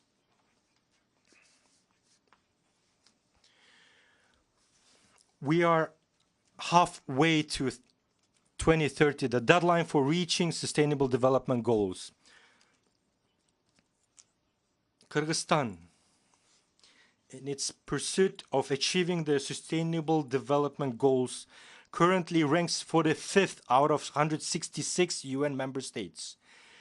We aim to be among the top 30 countries in reaching SDGs by 2030. The international community must breathe new life into these goals and strengthen solidarity in their attainment. It's important that we don't get lost in numbers, schedules, diagrams, and other economic intricacies, because the essence and core of the 70 goals are about people themselves. The year 2030 is very close, and we will have to ask ourselves, have the urgent needs and aspirations of humanity been addressed? Is it their security, prosperity, and well-being ensured? Are they happy? What does the future hold? Problems such as extreme poverty and climate change can only be solved by finding a global collective response. As rightly emphasized by the esteemed Secretary General of the UN in his report on financing sustainable development, without the means to invest in sustainable development and carry out transformations in energy and food systems, developing countries are falling behind on the path of achieving sustainable development goals. The current realities are such that developing countries are facing a dual challenge. They need to invest in development while simultaneously adapting to climate change. In this regard, we call for urgent action to implement Addis Ababa Action Agenda on financing for development, specifically for the swift establishment of the fund aimed at providing compensation to countries for losses and damages related to climate change, alleviating the burden of external debt, and improving the international architecture for debt resolution. Ladies and gentlemen, at previous climate change summits and conferences, ambitious statements and promises were made. It is also clear that the level of annual funding announced in 2015 under the Paris Agreement is no longer sufficient anymore. We consider it necessary to revise, significantly increase the level of funding that meets the real needs of countries vulnerable to climate change. Another issue is that a significant portion of the climate financing is provided to low and middle-income countries in the form of loans. There is also no distinction in the loan allocation procedures for projects with a cost of $1 million or $1 billion. This undermines the very essence and purpose of climate agreements. I have already reached out to our partners with a request to exchange external debt for environmental projects. Unfortunately, we have not yet received responses from most of the developed countries. Only the German government agreed to write off 15 million euros of debt. We would like to take this opportunity to thank the German government. We urge donors to reconsider their approach in favor of providing climate financing to countries on grant basis. We support the Bridgetown initiative proposed at the last climate conferences in Sharm el-Sheikh, as well as the calls made at the Summit for New Global Financial Pact in Paris in June this year to mobilize the necessary financing and structural reform of the international financial architecture. If we don't start doing this now, then injustice in the world will grow. Rich countries will continue getting richer, and poor countries will continue getting poorer.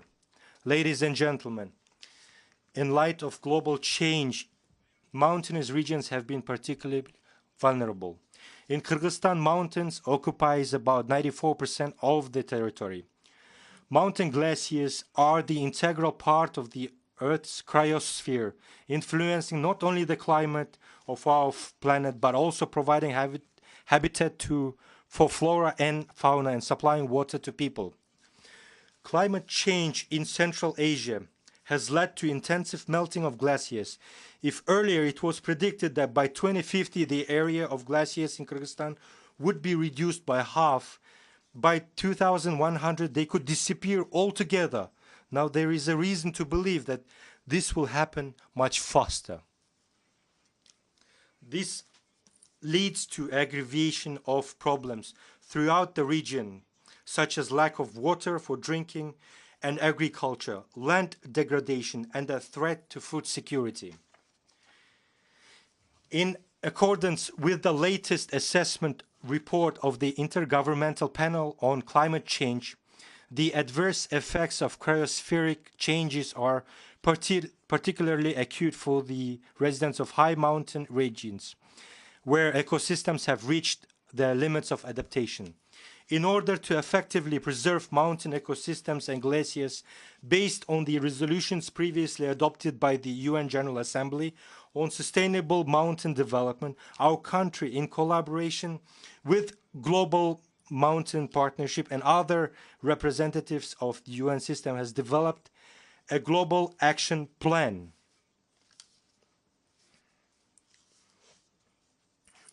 We are grateful to all partners, countries, and international organizations for their joint work. Kyrgyzstan advocates for the creation of a broad coalition of mountainous countries. We believe that climate adaptation and the transition to green economy will be among the main priorities of the future in coalition. As you may know, in 2022, at the initiative of our country and the Italian Republic, the United Nations General Assembly unanimously adopted the resolution on sustainable mountain development, co-sponsored by 110 member states.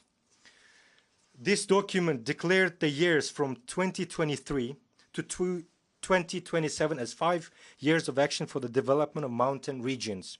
I would like to take this opportunity to express my sincere gratitude to all UN member states for supporting our initiative. To further implement the UN resolution, I have signed a decree on declaring the years from 2023 to 2027 as the 5-year period of action for the development of mountain regions in the Kyrgyz Republic, and a national roadmap for the implementation of the 5-year period of action for the development of mountain regions for 2023 to 2027 has been developed, which will also be adopted shortly. The roadmap includes measures at the global, regional, national levels, including within the framework of existing prospective projects and measures related to SDGs.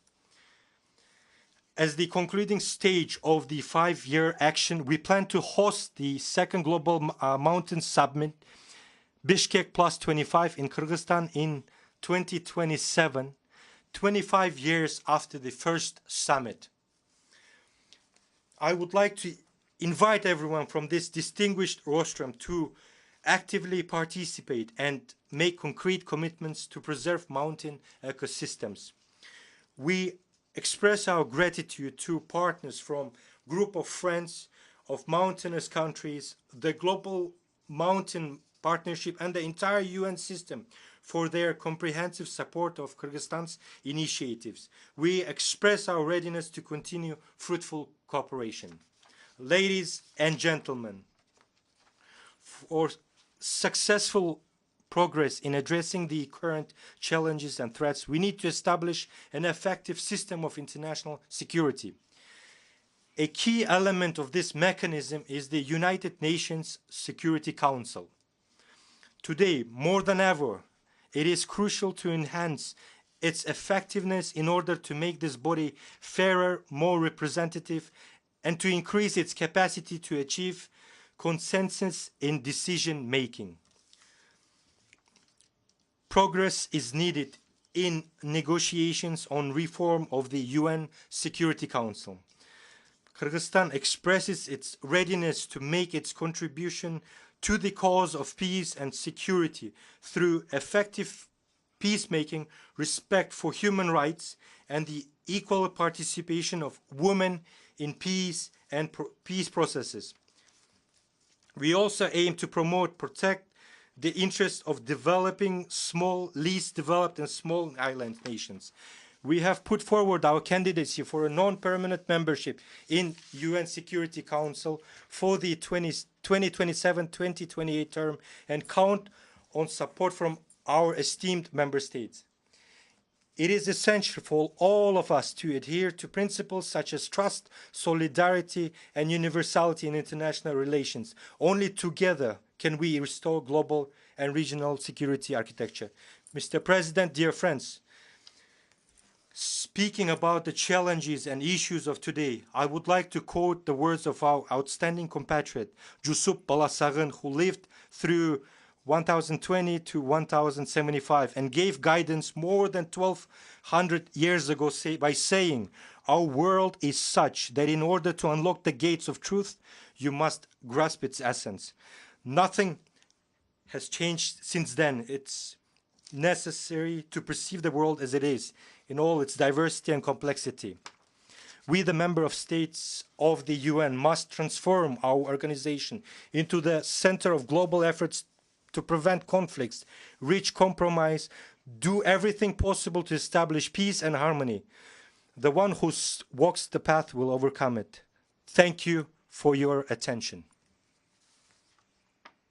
On behalf of the Assembly, I wish to thank the President of the Kyrgyz Republic for the statement just made, and I request protocol to escort His Excellency.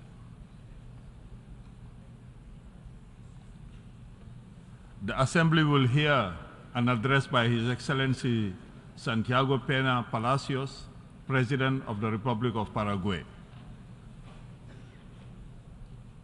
I request protocol to escort His Excellency.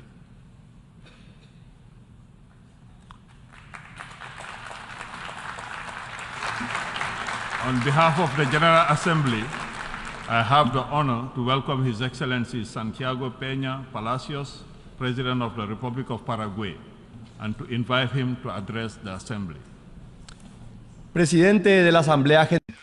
President of the General Assembly, distinguished heads of state and government, distinguished ministers of foreign affairs, my dear wife, Leticia, my son, Gastolo, Constanza Serenella, ladies and gentlemen, in 1945, the representatives of 51 states, one of them my country, agreed to create the United Nations.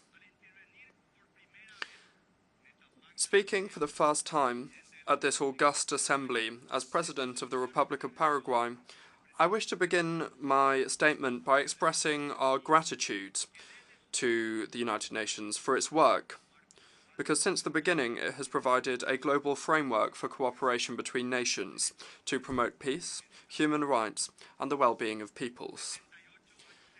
78 years later, multilateralism faces very visible challenges in terms of efficacy and legitimacy. In a world of so much wealth, levels of poverty and inequality continue to be stubbornly high, while mass migration due to armed conflicts and a lack of opportunities, international terrorism, transnational crime and geopolitical tensions pose challenges that cooperation mechanisms and governance that have prevailed over the last 8 decades are clearly behind in responding to. The lack of tangible results, inefficacy perceived in multilateral institutions, and difficulties in addressing global problems in an effective manner have led to frustration and have led to an increase in the sense that national interests should prevail over multilateral cooperation. The imposition of certain trends or cultural or ideological approaches is perceived, not wrongly, as interference in sovereignty and in national values that erodes trust and weakens willingness to cooperate in the multilateral sphere. As a result, we are seeing growing levels of distrust between member states that makes cooperation and the willingness to commit to things of common good difficult. The 2008 crisis, the pandemic, and now the conflict in Ukraine have laid bare the weaknesses and the limitations of multilateral institutions in their ability to tackle global challenges and systemic risks. The United Nations, in the last case, and its Security Council have adopted measures whose results, sadly, are far from being encouraging. Despite having suffered the misfortune of 2 unfair wars, one that put us to the edge of extinction as a nation, the spirit and the history of Paraguay compel us to choose dialogue and not force as a mechanism to settle any dispute. And this is shown in the Gondra Convention of 1924, proposed by a distinguished Paraguayan and approved by all Latin American countries unanimously without a single amendment, and its purpose was precisely to avoid and to prevent wars between states in the Americas. Humbly, however, with a sense of conviction, we are all in we urge for all parties involved in this conflict to immediately put an end to military actions and to avoid further victim and harm. We support peace initiatives driven forward by Brazil, a kindred country and a strategic ally, as well as by Pope Francis, whose moving presence is a source of inspiration for the whole of humanity. There can be no doubt that we need to work to revise and to reform the mechanisms, means and institutional capacities of multilateral organizations in order to avoid new wars like the one that is afflicting Ukraine. However, with or without reforms, we need to put an end to the terrible loss of so many human lives. We must work to strengthen the United Nations in order to build new capacities to enable us to respond effectively and efficiently to the ongoing and changing global challenges. When it comes to the reform and expansion of the Security Council, Paraguay believes that the organic and functional structure of the United Nations should reflect the dynamics of the international stage in a participatory, democratic and equitable manner, as observed in the guiding principles of the Charter, to promote peace, security and prosperity in our countries in equal conditions. In this regard, the government of Paraguay expresses its support to the Republic of China, Taiwan, to become a comprehensive part of the United Nations system. Climate change is a great global challenge, and we must adopt both rigorous as well as fair measures to avoid further damage to the planet and its inhabitants. Trade restrictions based on criteria such as agricultural practices or environmental standards are bringing about discontent and uncertainty, and they are unfair and discriminatory barriers because they seek to extrapolate realities from highly developed regions to developing countries, and they do not take account of their differences, nor do they adequately value the practices to mitigate the environmental effects in these areas. This implies that LDCs should assume responsibility for the environmental damage caused by industrialization in the 19th and 20th centuries when mitigation measures didn't exist, and have the obligation to do this rather at the expense of turning down opportunities for trade expansion, creating jobs and wealth. It is necessary to address these concerns and to promote a more equitable and collaborative approach that takes account of the specific needs and realities of each country in the context of multilateral decisions related to environmental standards.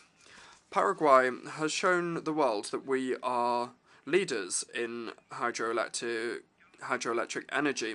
We are a clean and sustainable source that meets both our own domestic needs as well as the needs of our neighbours. We have put Paraguay on the map as an example to follow in the transition to a more sustainable world. While other countries are still discussing reducing emissions, we have already taken concrete and effective measures. We are a concrete example of how a nation can use natural resources in a responsible and sustainable manner to promote economic development and at the same time to mitigate climate change. For more than 30 years, we have been adopting sustainable agro-fisheries practices that do not only ensure a prosperous future for our farmers, but also they guarantee the integrity of our land and our water resources. We have acted with a sense of courage and responsibility, basing our public policies on science and on evidence. For years, we were subject to criticism and finger-pointing, unfair finger-pointing. However, today, thanks to the work of several governments, I can certainly tell you that the facts speak for themselves. 44% of Paraguayan territory has conserved its forests. 95% of the legumes and cereals sowed in Paraguay in 2022 are using sustainable technology such as direct sowing and crop rotation. And we've been free from deforestation since 2004 as a result of our zero deforestation policy. This data is a testament to the fact that it is possible to strike a balance between agricultural production and the conservation of our natural resources. And the Paraguayan countryside is ready to enter the most demanding international markets, respecting the principles of clean and sustainable production. However, we will not stop there. Paraguay is also committed to overhauling our natural ecosystems. We're promoting the reforestation and conservation of species, and we have undertaken the National Participatory Plan for Forest Restoration. We have also significantly reduced extreme poverty over the last 2 decades, showing that it is possible to protect our environment while prospering economically at the same time. Paraguay reaffirms its commitment to the values and to the central objectives of the United Nations. We understand our responsibilities. However, they are differentiated, and we are prepared to lead with example on the path to a more sustainable and equitable world. Today, we face 4 global challenges that are causing geopolitical tensions: access to water, food security, energy sufficiency, and the resilience of logistical chains. Because Paraguay is a power on these matters, we are called to be protagonists in the concert of nations. We have the largest global underwater reserves of fresh water, including the Guarani aquifer that we share with our neighbours. Paraguay is a global supplier of food, being one of the few countries in the world that is able to produce food for its population and for 100 million more people around the world. In hydroelectric energy, we are pioneers in regional electricity integration, and today we have decided to move towards even more efficiency and energy sustainability. Paraguay aspires to become the logistical center of the South American bi-ocean road corridor, which turns our geographical central location into an opportunity and strengthens our integration with neighbouring countries and markets in the Pacific. This trade corridor will be a source of renovation and empowerment for Mercosur and the Alliance of the Pacific, promoting cooperation between both blocs. Further, thanks to the Paraguay-Paraná hydroway, this multimodal network will become the most competitive transporter of different products, facilitating the management of river transport. Without a doubt, this will give a fresh impulse to the process of South American integration and will transform the vision to resolve conflicts that may arise. Paraguay is determined to abandon the old image of a island surrounded by land, as described by the Cervantes laureate of Paraguay, Augusto Roa Bastos, and following our historic, geographical and cultural vocation to become the centre of South American integration. One of our main objectives is to contribute to improving regional integration. In this regard, the aquifers, the bi-ocean corridor, hydroelectric power stations, and navigation on our rivers are delicate processes of balance between integration and the sovereignty of our peoples. We are aware that the progress achieved towards integration, that progress has been achieved towards integration. However, we are far from being satisfied, and we are making progress with courage and determination. Latin America is the region of the world with the highest potential for development. However, we will only be able to develop this potential if we respect ourselves, working together and in harmony, and by respecting each other. Since the last century, the 20th century, we have been moving as a country into a process whereby we are building and strengthening our democratic institutions. This year, we renewed this in our country with a transparent electoral process with broad participation from our citizens, where the Paraguayan people expressed their will with a firm democratic vocation and vested their trust in the rule of law. Paraguay today is living through the longest period of democratic coexistence, with more than 35 uninterrupted years of the values of free, participatory and pluralist democracy, convinced that there is no other acceptable system than being unshakable in upholding human rights and liberty. Paraguay, the country of the prose of Augusto Roa Bastos, the universal music of José Asunción Flores, and guitar with its dulcet tones and Ñanduti lace, Berta Roas, this country has a real rhythm that was born in the spirit of the Guarani language.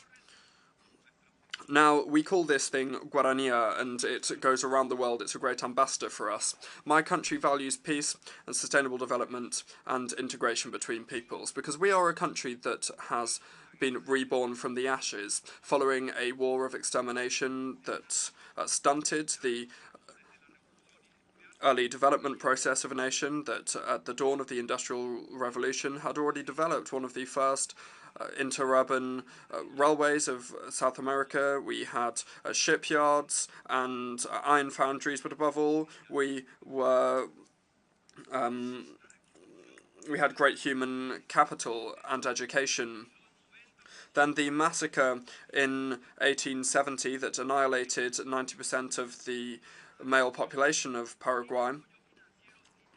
The reconstruction process after this was headed up by patriotic compatriots without financial nor technological support, and with a small flow of European migrants that arrived and established themselves in the country despite this bad record. However, as Bernardino Caballero said in his presidential message in 1884, Paraguay has the undeniable merit of having risen from the rubble without having requested support from the outside. We have been steadfast in this, the virtue of the strong, and triumphed, being the maker of our own destiny.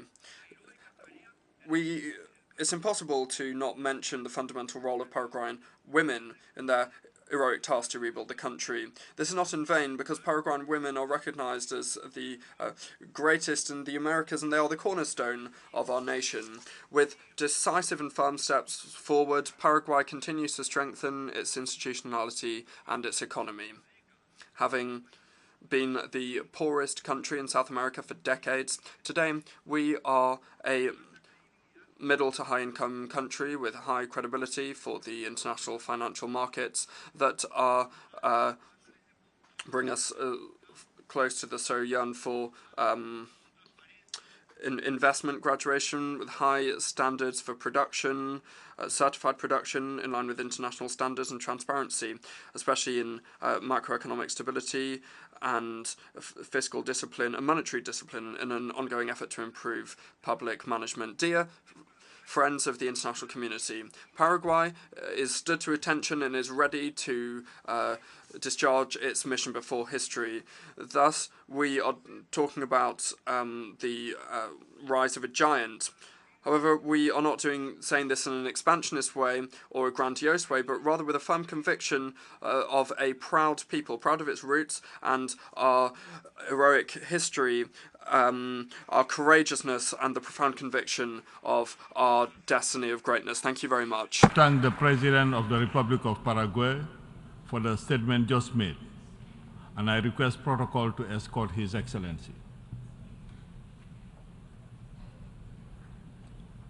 The Assembly will hear an address by Her Excellency Dina Ercilia Boluarte Zegara, President of the Republic of Peru. I request protocol to escort Her Excellency.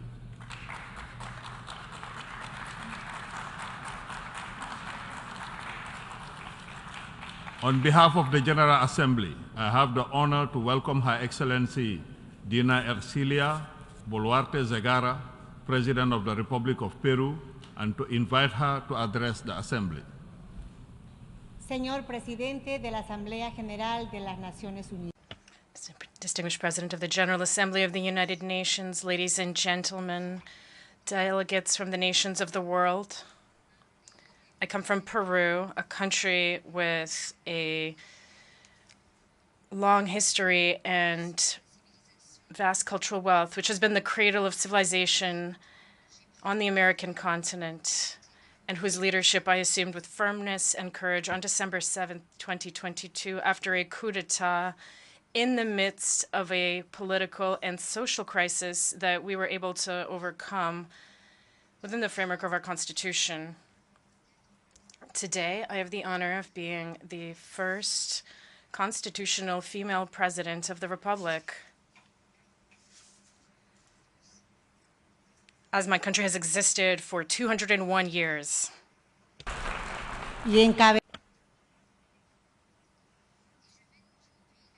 And today, I lead my country's delegation to the United Nations General Assembly.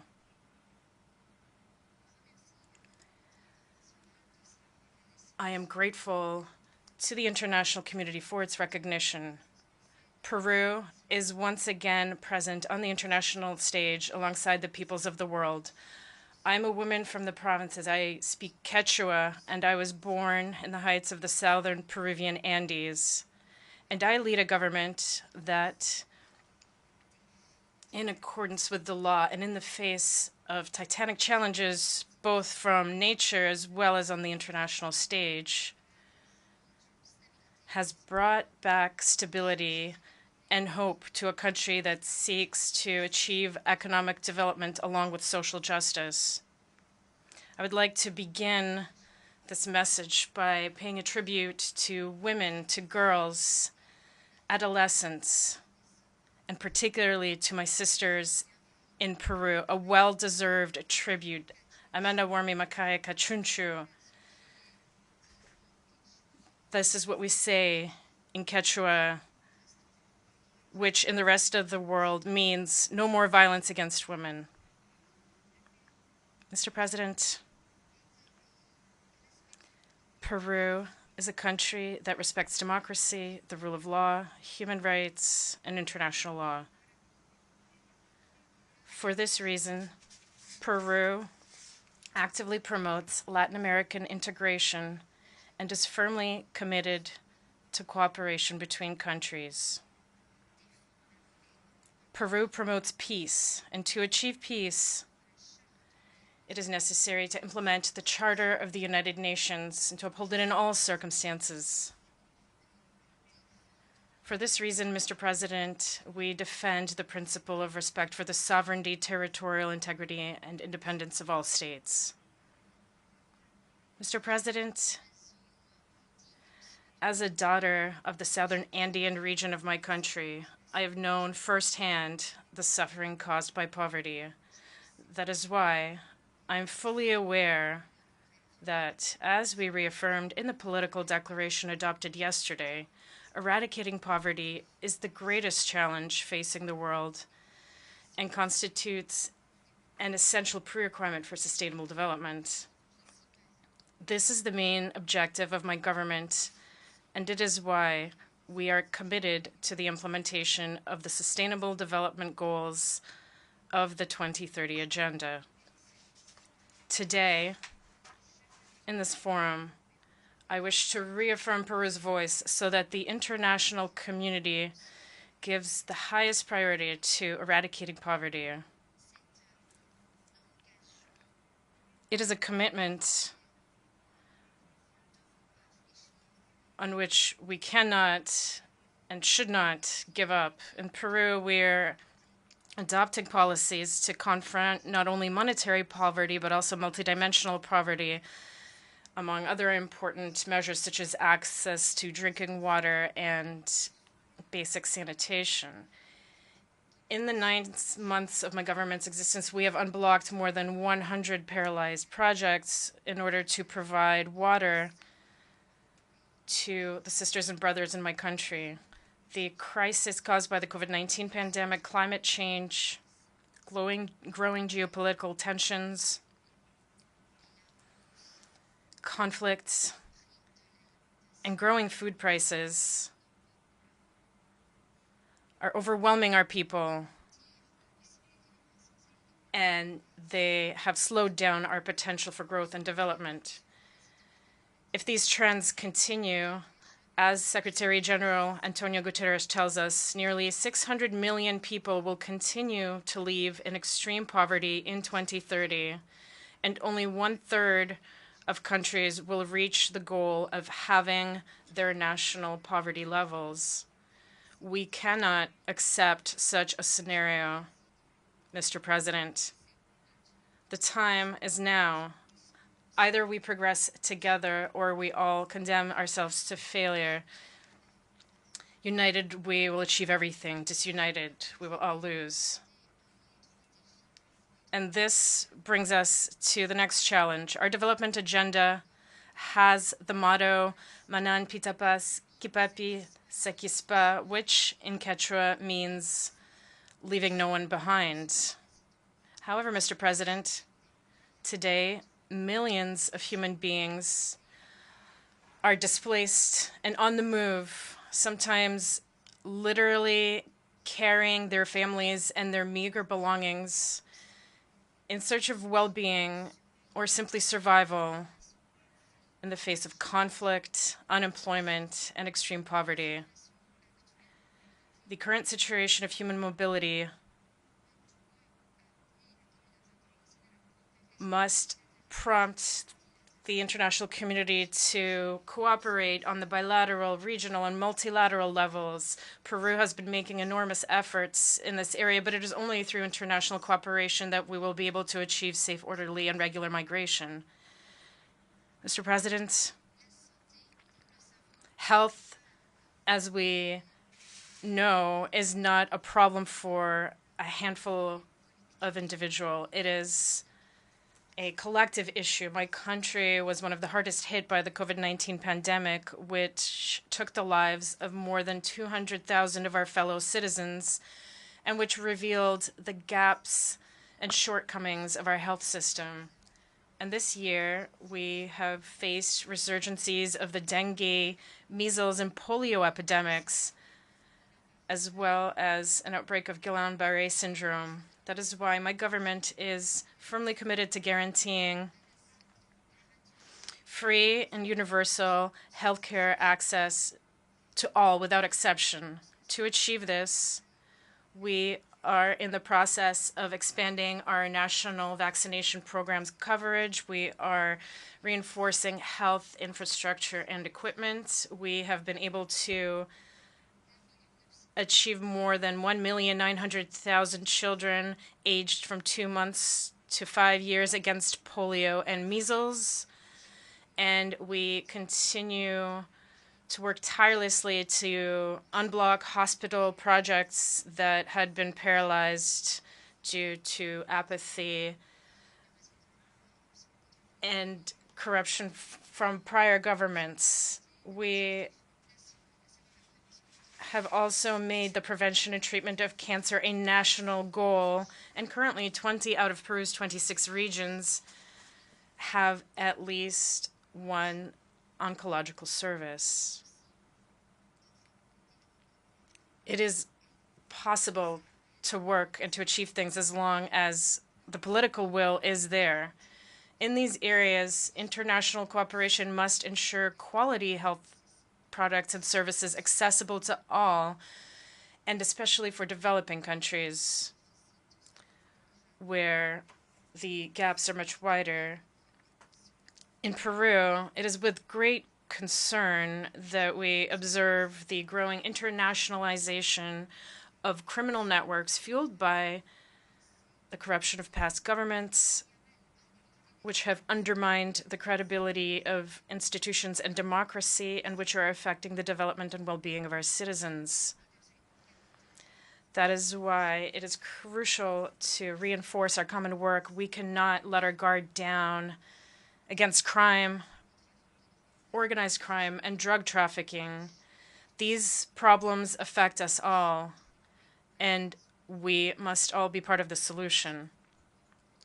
Our children and grandchildren are at risk of experiencing the hell that a triple environmental crisis would bring now that we are entering this era of global boiling, as the Secretary General of the United Nations has called it. Climate change, loss of biodiversity, and pollution put our very existence as humanity at risk. Peru is facing these phenomena with a sense of urgency and determination.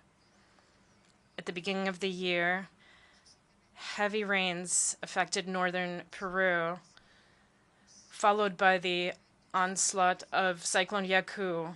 In the south, droughts have serious of recurring anomalous waves in the Pacific, which prevent the regular operations of our fishing ports. Finally, we have the growing threat of the coastal El Niño phenomenon after the impact of the global El Niño. An action-focused and prevention-focused approach is urgent.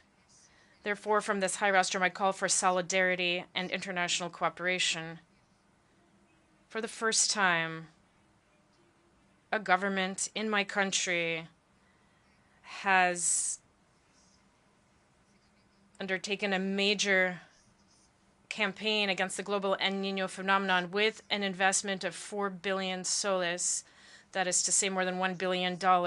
We have also joined the early alerts for all initiative presented by the Secretary General, so that by the end of 2027, all the inhabitants of the planet can be protected against meteorological phenomenon.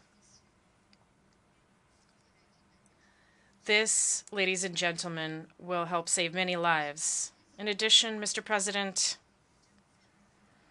allow me to make a proposal for a compact, a commitment to international cooperation and action in order to immediately address the impact of meteorological phenomena such as El Niño, a pact based on solidarity, resilience, and interdependence.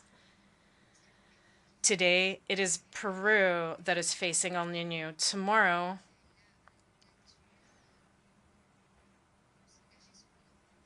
nature may affect a different location, but united, as I always say in my country, we can move forward. Let us make this pact, a pact for the world, a pact for life.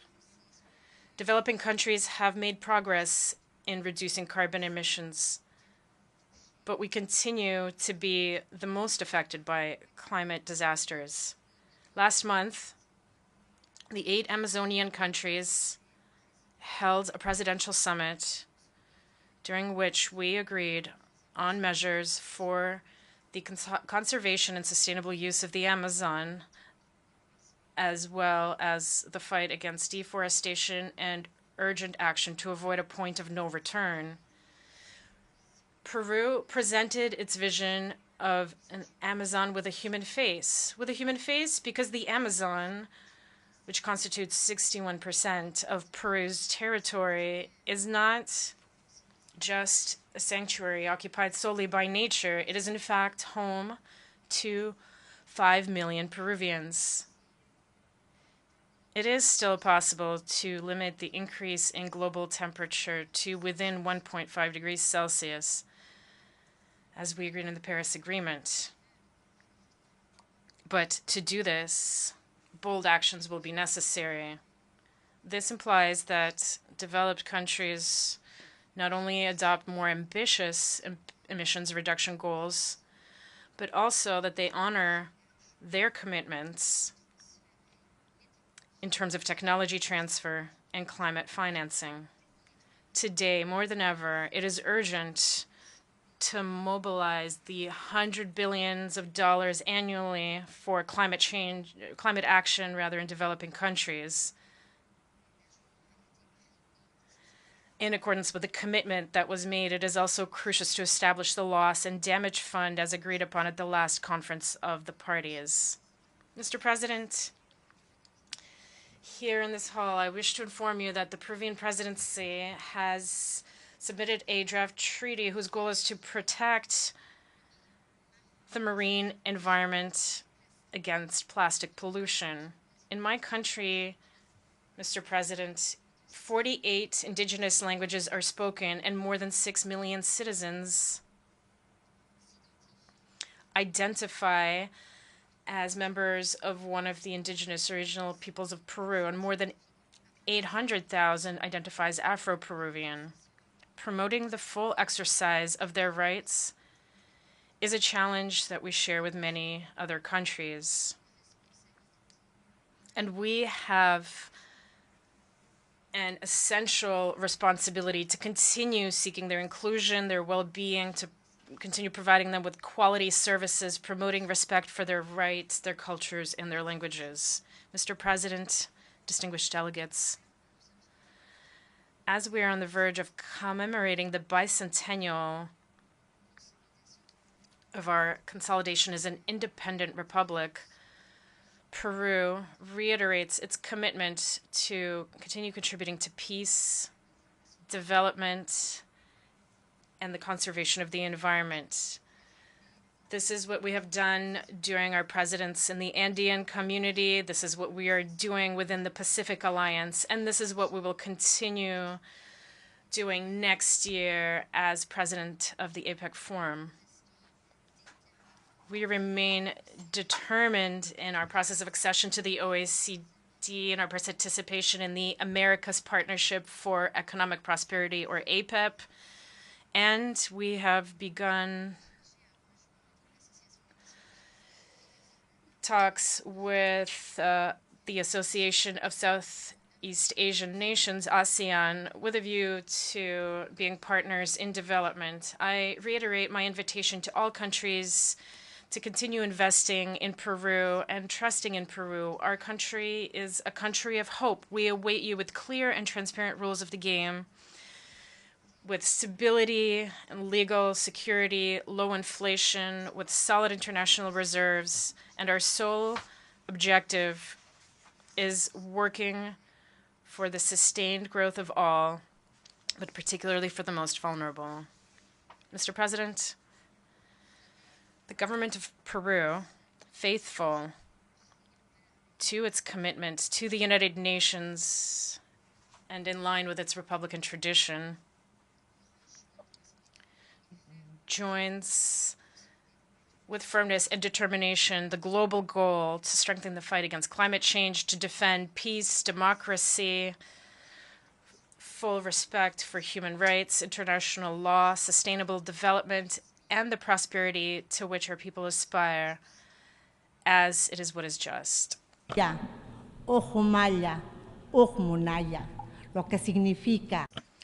Which means, in Quechua, let us work together with one heart, with one thought, and one desire. Long live humanity. Thank you. On behalf of the Assembly, I wish to thank the President of the Republic of Peru for the statement just made, and I request protocol to escort Her Excellency.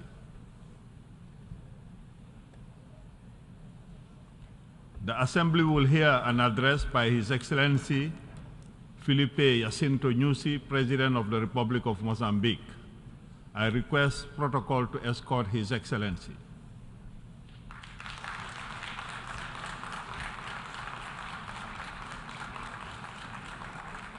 On behalf of the General Assembly, I have the honor to welcome His Excellency Felipe Jacinto Nyusi, President of the Republic of Mozambique, and to invite him to address the Assembly.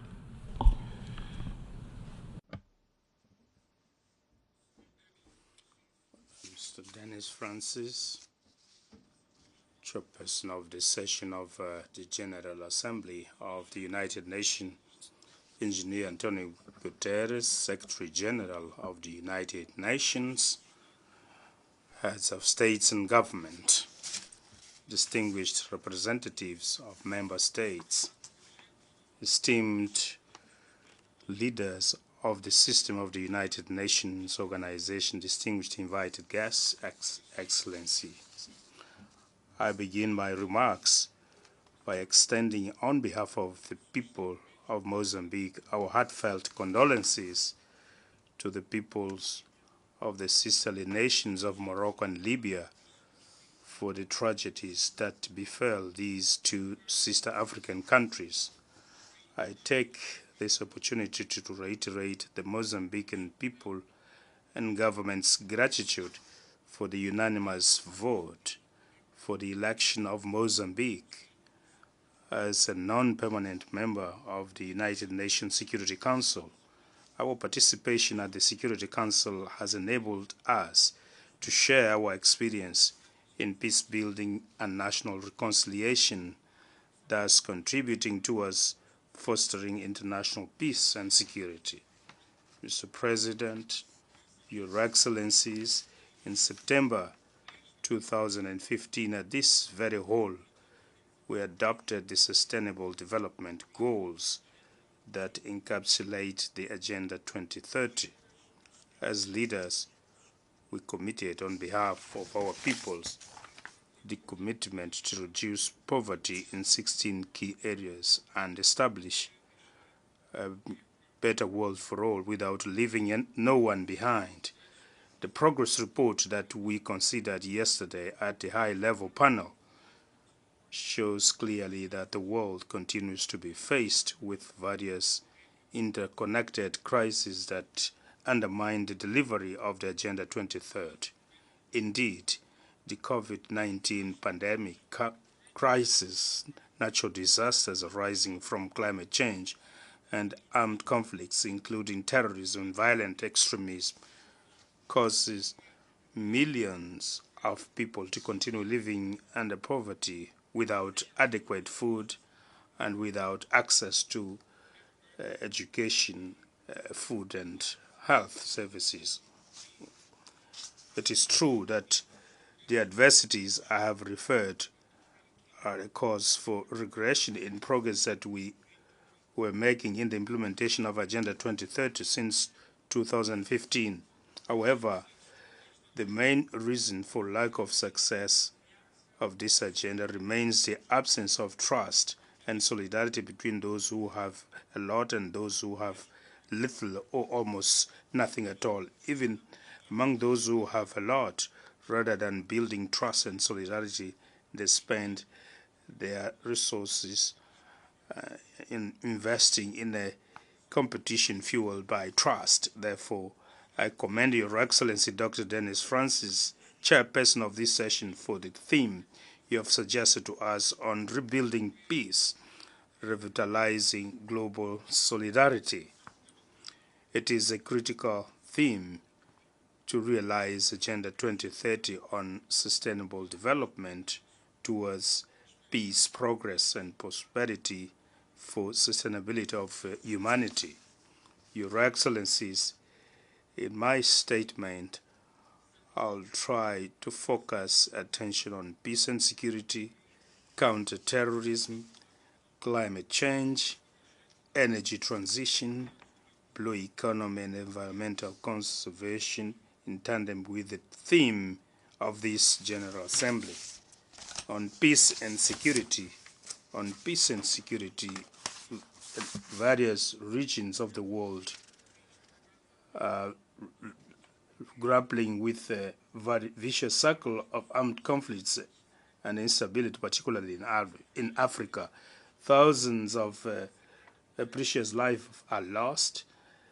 The number of refugees and internally displaced persons have increased to more than 50% in the last year, despite multilateral efforts of several peace initiatives at the United Nations Security Council level and regional organization. War in Ukraine and other regions prevail and endanger peace, security, and global economy. My own country, Mozambique, experienced cycle of armed conflicts, sometimes triggered by forces alien to national interests, but its settlement has been possible only based on constructive dialogue founded on trust and mutual respect.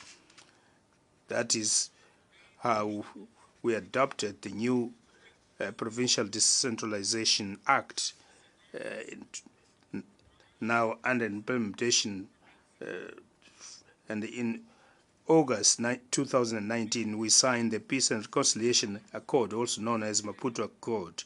In June this year, we closed the last camp of Renamo, a formerly armed opposition party, marking the conclusion of the disarmament and demobilization phase.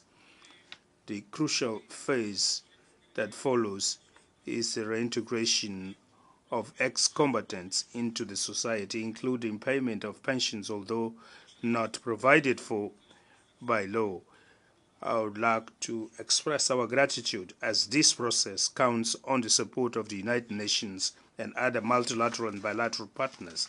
Terrorists, Excellencies, while we seek to close one chapter of the peace and national reconciliation process, Mozambique is confronted by the nefarious phenomenon of terrorism, particularly in Cabo Delgado province in the north of the country. In March this year, during Mozambique's rotational chairpersonship of the Security Council, we had the opportunity to share at length our experience of countering terrorism. On one hand, our strategy focuses on strengthening combat operations by the Mozambican Defense and Security Forces with an initial support of the Rwandan contingent and SADC multilateral force, also named Tamim. We have been achieving tangible success on the ground, though terrorists continue to create terror and fear in sporadic way in isolated villages. With the improvement of safety and tranquility, populations have been returning in large numbers to their home areas, resuming their normal life. This is a pioneer experience of combining bilateral and multilateral interventions. It is also an example of solution of African problems, first by the Africans themselves. However, the issue arising is the need for a substantial support to these countries that, in a direct manner, countering terrorism with us in Mozambique in order to render the ongoing operation sustainable. At this juncture, the challenge is reconstruction of infrastructures and consolidation of social cohesion, whose actions are undertaken within the framework of Northern Region Resilience and Integrated Development Program, PREDIM, which counts on the support of partners. We would also like to appeal for your solidarity in this other component of countering terrorism. Climate change. Climate change constitutes the main crisis of mankind of this century. This is not a new discovery. Therefore, many species around this subject almost repeat themselves. For a number of decades ago, scientific evidence shows that our planet is at the eve of climate catastrophe. However, despite this evidence and commitments assumed yearly during various conferences on climate change, the situation has been aggravating. The same applies to conflicts. The cause for climate change is lack of confidence or trust, solidarity associated with selfishness of some countries. Countries that pollute. The enriching of these countries is costing the price of disgrace for countries that contribute less with pollution that coincidentally are the poorest country. As a consequence, heat waves, cyclones, floods, droughts, earthquakes, the rise of the sea level, uncontrolled fire, and other extreme phenomena have become increasingly frequent all over the globe. In the case of Mozambique, due to its geographic location, the country suffers cyclically of the devastating impact of natural disasters. The largest cyclones, Idai, Kenneth, and Freddy, caused hundreds of losses of life, highly costly damages, and losses to the tune of billions of dollars. So far, we have not yet been able to recover just 1/3 of damages recorded. However, support from partners have been well below the pledges and beyond the requirements. In many cases, when these assistance comes, partners have preferred to manage the funds outside agreed mechanisms with the government, causing overlaps in areas of programs which have little impact on the communities. As a consequence, substantial portion of funds are spent in capacity building, conferences, bureaucratic issues, rather than allocating funds to affected people, which once again shows lack of trust and solidarity. As a way of mitigating the suffering of the people, we have been promoting domestic solutions towards consolidating a disaster management system with the involvement of public, private stakeholders, civil society, and local communities, focusing on prevention and adaptation. This way, we have managed to reduce the impact of natural disasters, a fact that has merited the recognition of Mozambique at SADC, African Union, and UN agencies. Mr. President, Excellencies, energy transition. Energy transition is a global imperative aimed at building more resilient and sustainable societies. However, we advocate that energy transition should be fair and must work as a launchpad to enable poor countries to find a window of opportunity in the diversification of the energy mix in order to consolidate their economic base. Energy transition requires large investments in power generation projects from clean sources. Once again, we invite the most industrialized countries to be to show more solidarity by implementing their climate fund commitments. Mozambique is a regional reference for the diversity of its energy matrix that includes hydropower dams, in particular Kaurabasa, solar power stations and wind power stations, and construction works for Mpanda Ukua are now underway.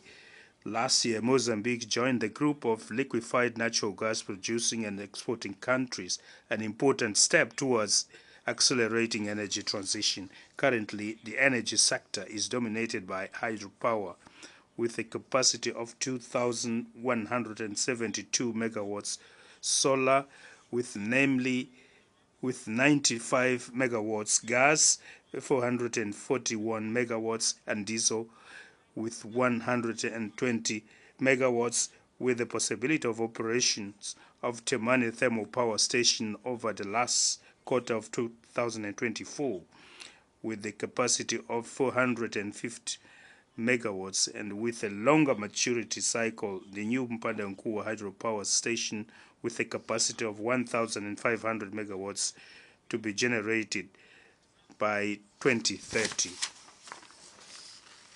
Likewise, Mozambique bets on the development of blue economy to optimize resources from the extensive exclusive economic zone along the coastline of 2,700 kilometers. Environment conservation. We are also a country with a robust environmental legislation that features major international conventions, including the Paris Agreement, the Convention on the Protection of Endangered Species sites, among others. Within the framework of the nationally determined commitment NCD in 2021, Mozambique became the first African country to receive payments from the World Bank Fund for reducing emissions from deforestation and forest degradation. Last year, we launched a regional initiative on the sustainable management of the Miyombo forests that culminated with the adoption of the Maputo Declaration, which was endorsed by 11 SADC member states. Miyombo woodland is the largest tropical forest ecosystem of the world, where three species are predominant, which covers more than 2,574 kilometers along the Great Zambezi Basin across 8 countries of Southern Africa. Under this initiative, which intends to project nature, we count on the support of bilateral and multilateral partners in conservation of the Miombo forest that can largely contribute to capture carbon on the planet. Excellencies, the challenges currently faced by humanity are huge. However, solutions are within our reach. We, the leaders present here, have the historic responsibility of saving the planet for the benefit of future generations.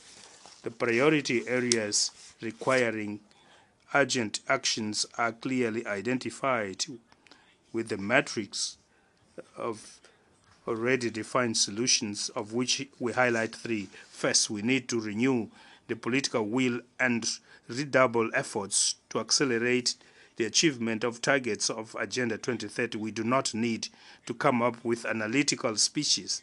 The most important is action by all of us with vigor and using available resources. Secondly, we have to intensify integrated policies with concrete actions to eradicate poverty, reduce inequality, preserve nature by empowering women, the youth, and other vulnerable groups. Thirdly, we must strengthen international partnership and multilateralism, taking the United Nations system as a basis. However, 78 years later, the world has experienced profound transformation that require deep reforms. I conclude by appealing for the existence of a more inclusive international financial system that is guided by transparent rules and mutually beneficial rules, where Africa participates as a partner that has a lot to offer to the world and not only a warehouse that supplies cheap commodities to countries or international multinationals, corporations that dominate the international market. To achieve this, we need to retrieve trust and mutual respect between states, which are the sacred principles of the United Nations Charter.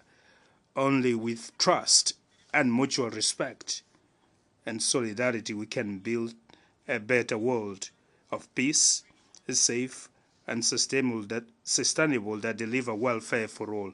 Thank you very much for your attention. On behalf of the Assembly, I wish to thank the President of the Republic of Mozambique for the statement just made, and I request protocol to escort His Excellency. The Assembly will hear an address by His Excellency Laurentino Cortizo Cohen, President of the Republic of Panama. I request protocol to escort His Excellency.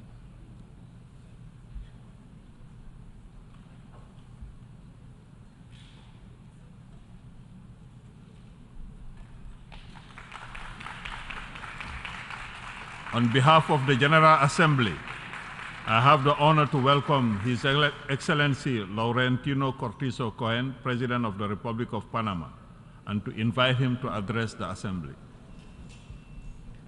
Su Excelencia.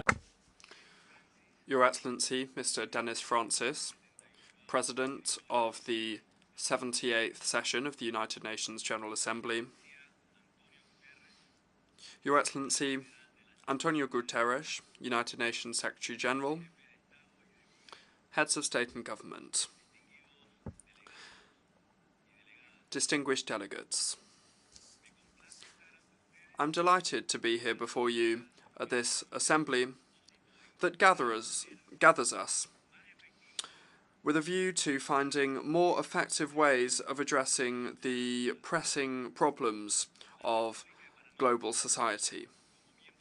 The Republic of Panama, as a founding member of this organization, reiterates its firm commitment to the search for solutions based on dialogue and on mutual respect that contribute to the maintenance of international peace and security, which are essential for the development and well-being of humanity. Panama is the bridge of the world. It is a crossroads at the center of the Americas, where all roads converge, thanks to our exceptional air and maritime connectivity, which is the best in Latin America and the Caribbean. Furthermore, the Republic of Panama is committed to achieving the 2030 Agenda and its 17 Sustainable Development Goals, and they are included within the government plan of my administration. Ladies and gentlemen, in the 50 months that we have been in office, our government has focused on public policies that allow us to address the huge challenge, laying the foundations to reduce poverty and inequality in order to provide the most disadvantaged populations an opportunity to achieve the social and economic conditions that enable them to live decently. Making headway in achieving the Sustainable Development Goals is an inescapable responsibility that compels us to pay attention to the cause and effect relationship between them. We must ask ourselves, how does the climate crisis have an impact on the 3 first Sustainable Development Goals? Can we really end poverty, achieve zero hunger and health and well-being in the midst of this serious drought that is afflicting the planet, as well as the floods and the devastating fires that are razing huge areas of land and the rise in sea levels? Let us think about the conclusions of the IPCC report that warns us of an escalation of changes to the climate system, unprecedented escalations that are leading us to extreme situations that have pose a grave threat to the survival of life on Earth. The climate crisis is a ticking time bomb, and time is running out for all of us. Ladies and gentlemen, the commitment of Panama to human existence is something that has been shown and demonstrated with the decisions that we have made and the consequential actions that we have engaged in. We are a country with huge water resources. Our coasts are bathed by 2 huge oceans, and this makes us particularly aware of the importance of water for our population and for life on Earth. Panama has made extraordinary efforts to preserve our seas, achieving the goal of 30% protected 9 years before 2030, and we have even increased it to 54% this year. Panama, and this is not rhetoric, but rather we have done this with facts, with actions, has become a blue leader. And I can also tell you that Panama is one of the 7 countries in the world that has been declared to be carbon negative. Ladies and gentlemen, in Panama we have established a carbon footprint reduction program with a national green hydrogen and derivatives strategy. Furthermore, since we have been in office in Panama, we have brought in an ambitious energy transition agenda, with the goal being to find and to develop accessible energy that is not polluting in order to reduce our greenhouse gas emissions by at least 24% for 2050. Panama is one of the 15 countries in the world that is most exposed to climate risks and natural risks. In fact, we have already seen in our country the first case of climate displacement when we had to relocate the population of the Karti Sugdup island due to rising sea levels. Ladies and gentlemen, I wish to reaffirm on behalf of the Republic of Panama that the Panamanian people successfully rose to the task of the Panama Canal operation in 1999, and we increased its capacity in 2016. I wish to express to the nations of the world that Panama is committed to continuing to operate the canal in a safe, efficient, reliable, and competitive manner, as we have done so far. And we have done this very well. Ladies and gentlemen, Panama, as a country that makes effective contributions to environmental protection, asks the most polluting countries here at this General Assembly to respect the commitments made to reduce greenhouse gas emissions. We have also seen on repeated occasions at the General Assembly and at the meetings of the Conference of the Parties, the COPs, the United Nations COPs, that countries commit to making changes that later are not delivered. Ladies and gentlemen,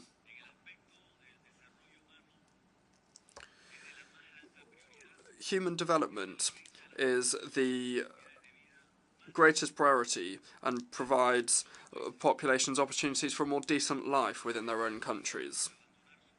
That way, they wouldn't have to abandon their countries and embark on irregular emigration, exposing themselves to human rights violations and often losing their own lives. In this regard, the problem of irregular migration must be addressed multilaterally, with a focus on the respect for human rights and under the principles of solidarity and shared responsibility, with the aspiration being to safeguard the integrity of human life in a safe and orderly manner. Panama is working actively in collaboration with several countries in the region to implement programs to improve care and protection for irregular migrants who enter our country over the border with Colombia, crossing the dangerous Darien jungle, which is the largest natural park in the whole of Central America. Ladies and gentlemen, our country is making colossal efforts to provide solidarity to these irregular migrants, whose number is increasing every year. And this is forcing Panama to allocate significant resources to humanitarian aid. This is an unsustainable situation. It's not something we asked for, it's inhumane and is a painful humanitarian tragedy. We are seeing suffering and death for thousands, hundreds of thousands of migrants who are embarking on this perilous journey. I wish to reiterate to you that this situation is not sustainable. It is a situation that we are victim to and that we are not responsible for. I launch an appeal to the international community to address in its full magnitude the issue of irregular migration, that today is not only concentrated in the Mediterranean, but rather it is a global issue. And the fact is that the Panamanian people currently are being directly affected by it. Ladies and gentlemen, today we reiterate the appeal for dialogue, for peace, and for multilateralism, with respect for international law and for the principles that underpin it, without anything that goes against the well-being of peoples. In many ways, we are in a race against the clock for human survival, and that is the raison d'etre of this organization that gathers us today, and its actions largely depend on the steps that we take vis-à-vis the future as a global community. Today, as the Panamanian head of state, I wish to express to all of you that Panama wants for the whole world what we want for our own people. That is peace, well-being, justice, and development. Thank you very much.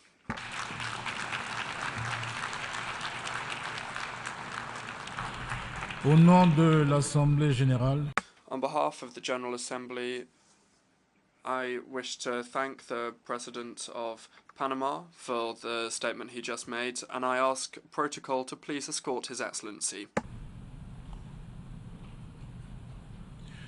l'Assemblée va entendre la... The General Assembly will now hear an address by His Excellency Bola Ahmed Tinubu, President and Commander-in-Chief of the Armed Forces of the Federal Republic of Nigeria. I request protocol to escort His Excellency. On behalf of the General Assembly, I have the honor of welcoming His Excellency Bola Ahmed Tinubu.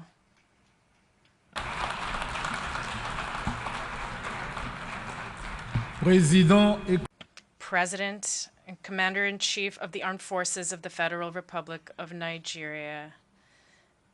And I invite him to take the floor.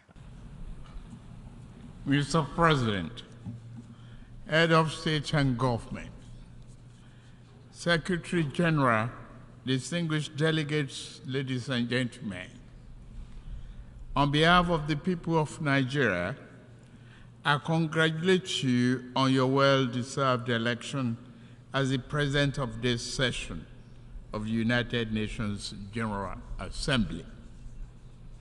We commend your predecessor, His Excellency Chaba Korochi, for his able stewardship of the Assembly also. We also commend His Excellency Antonio Guterres, Secretary General of the United Nations, for his work seeking to forge solutions to humanity's common challenges. This is my first address before the General Assembly.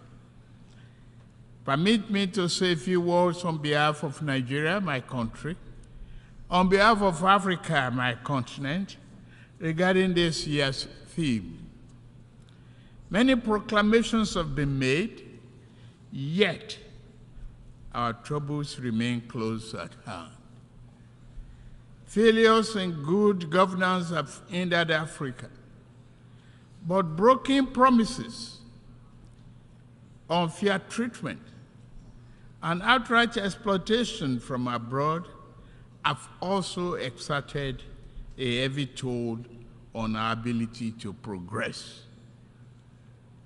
Given this long history, if this year's theme is to mean anything at all, it must mean something special and particular to Africa. In the aftermath of the Second World War, nations gathered in an attempt to rebuild their war-torn societies. A new global system was born. And this great body, the United Nations, was established as a symbol and protector of the aspiration and the finest ideas of humankind. Nations saw that it was in their own interest to help others exceed the rubbles and wasteland of war. Reliable and significant assistance allowed countries emaciated by war to grow into a strong and productive society. The period was a high water mark for trust in global institutions and the belief that humanity had learned the necessary lessons to move forward in global solidarity and harmony.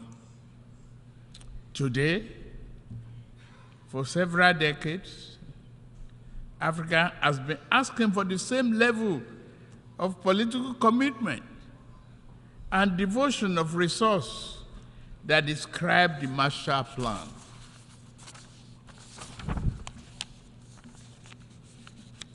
We realize that underlying conditions and causes of economic challenges facing today's Africa are significantly different from those of post-war Europe.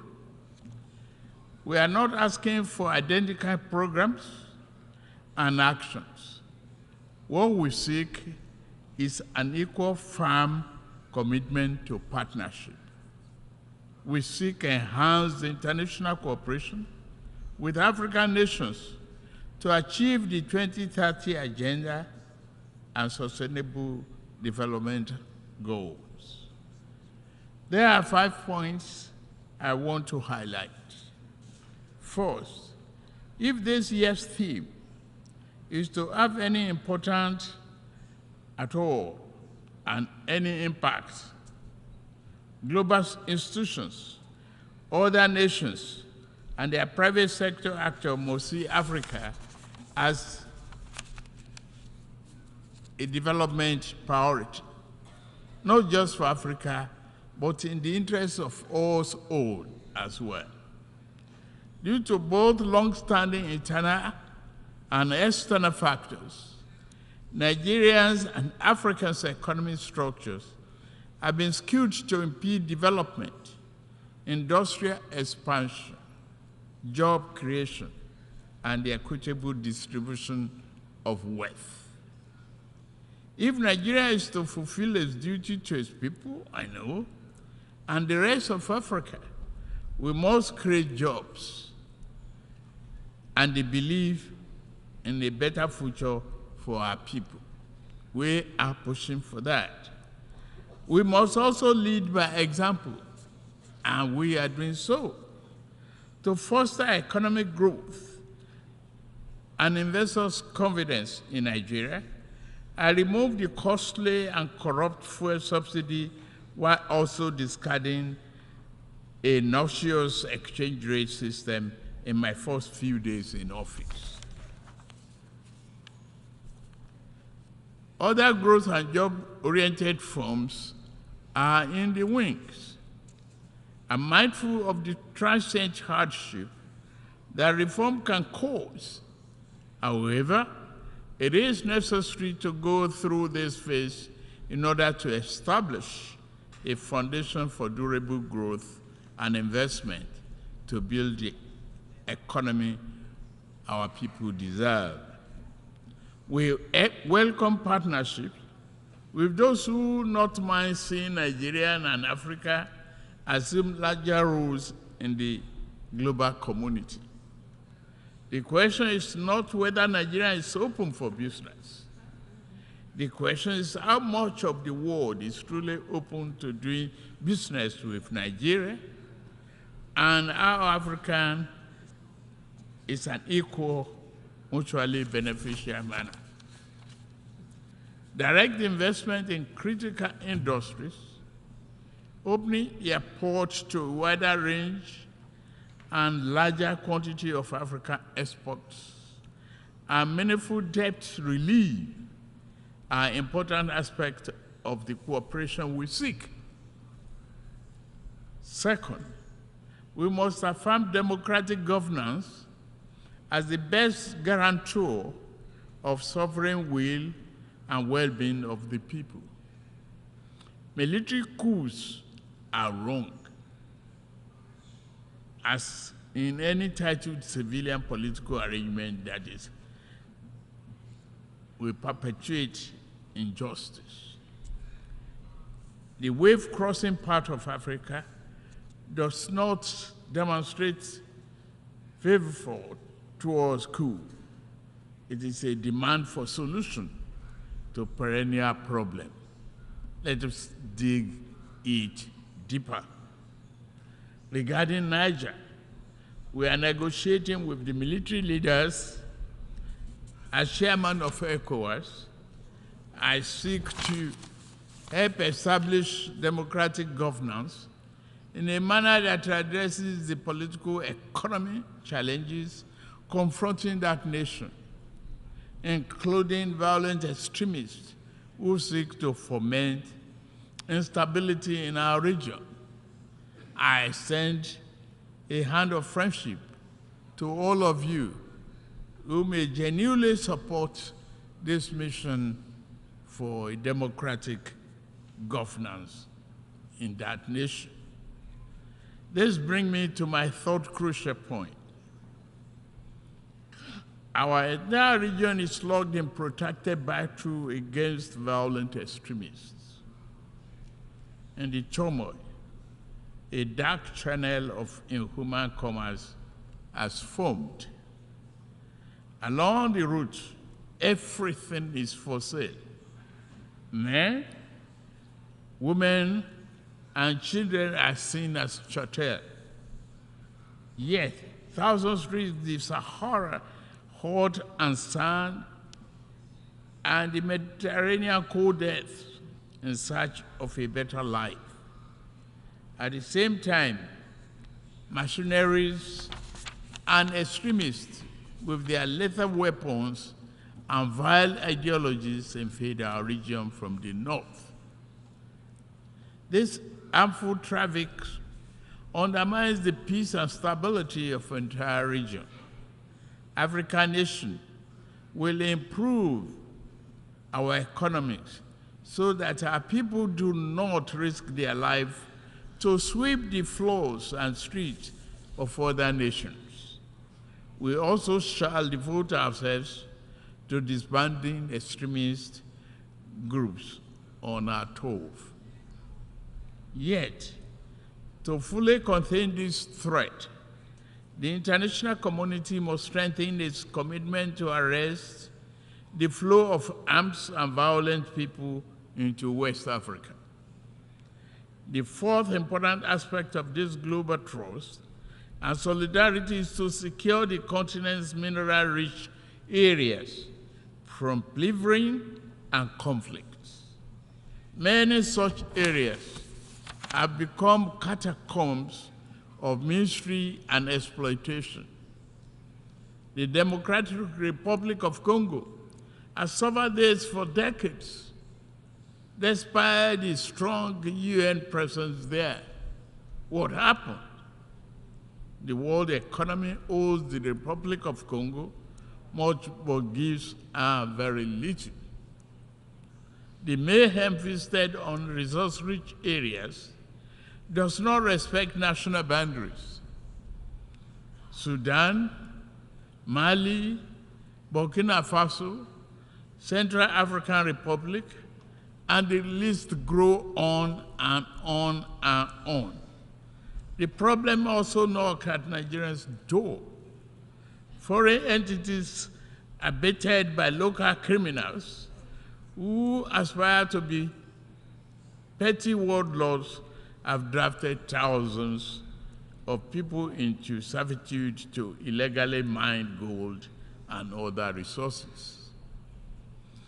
Billions of dollars meant to improve the nation's economy now fuel violent enterprises.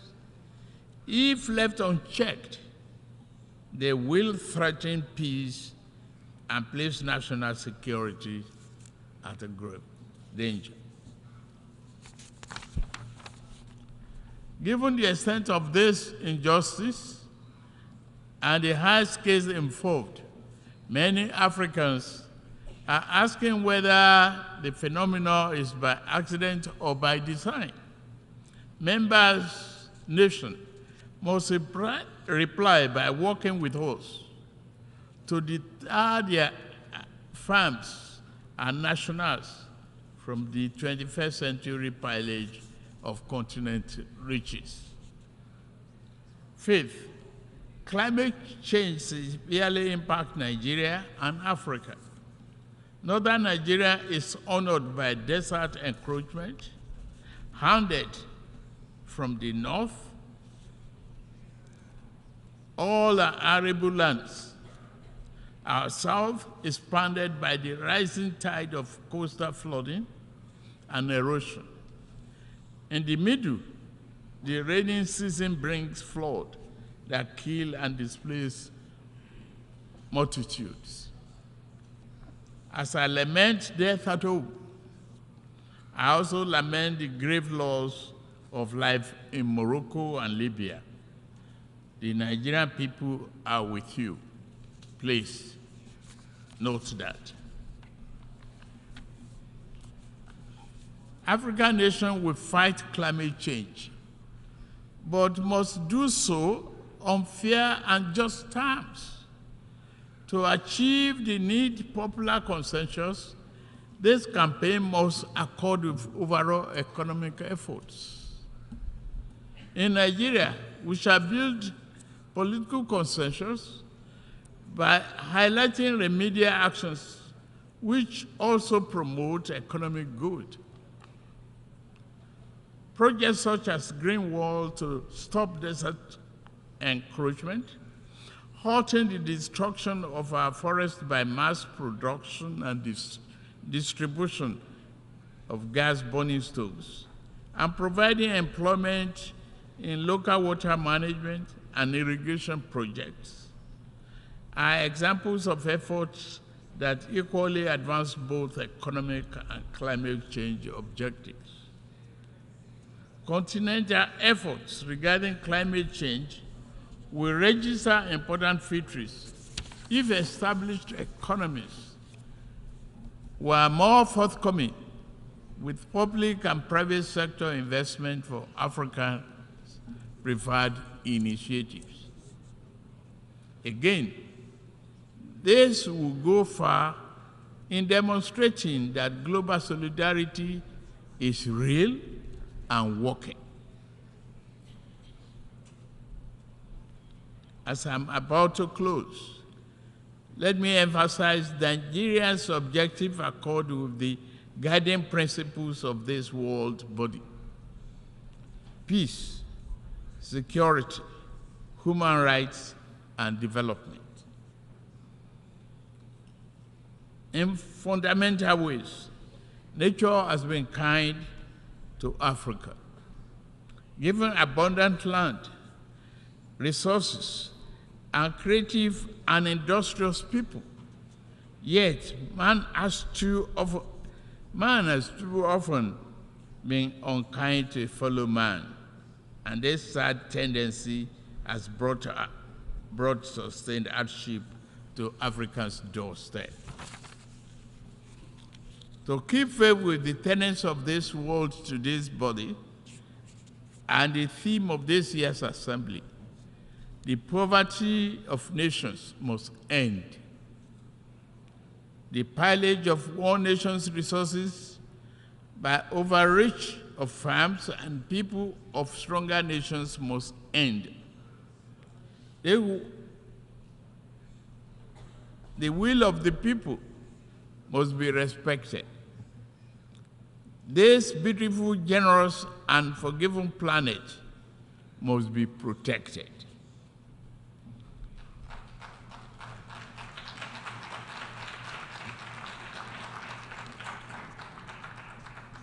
As for Africa, we seek to be neither appendage nor patron. We do not wish to replace old shackles with new ones. Instead, we hope to walk the rich African soil and live under the magnificent African sky, free of the wrongs of the past and clear of the associated encumbrances. We desire a beautiful, prosperous, vibrant, democratic living space for our people. We will do it. To the rest of the world, I say, work with us as true friends and partners. Africa is not a problem to be avoided, nor is it to be pitied. Africa is nothing less than the key to the world's future. I thank you for listening.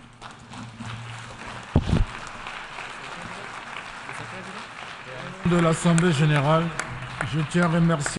On behalf of the General Assembly, I wish to thank the President and Commander-in-Chief of the Republic of Nigeria for his statement, and I ask protocol to please escort His Excellency. The Assembly will now hear an address from His Excellency Mr. Luiz Lacalle-Pou, President of the Eastern Republic of Uruguay. I ask protocol to please escort His Excellency.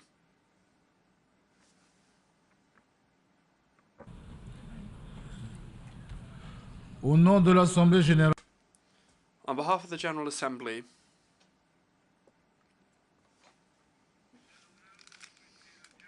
I have the honour to welcome His Excellency Mr. Luiz Lacalle-Pou, President of the Eastern Republic of Uruguay, and to invite him to address the Assembly.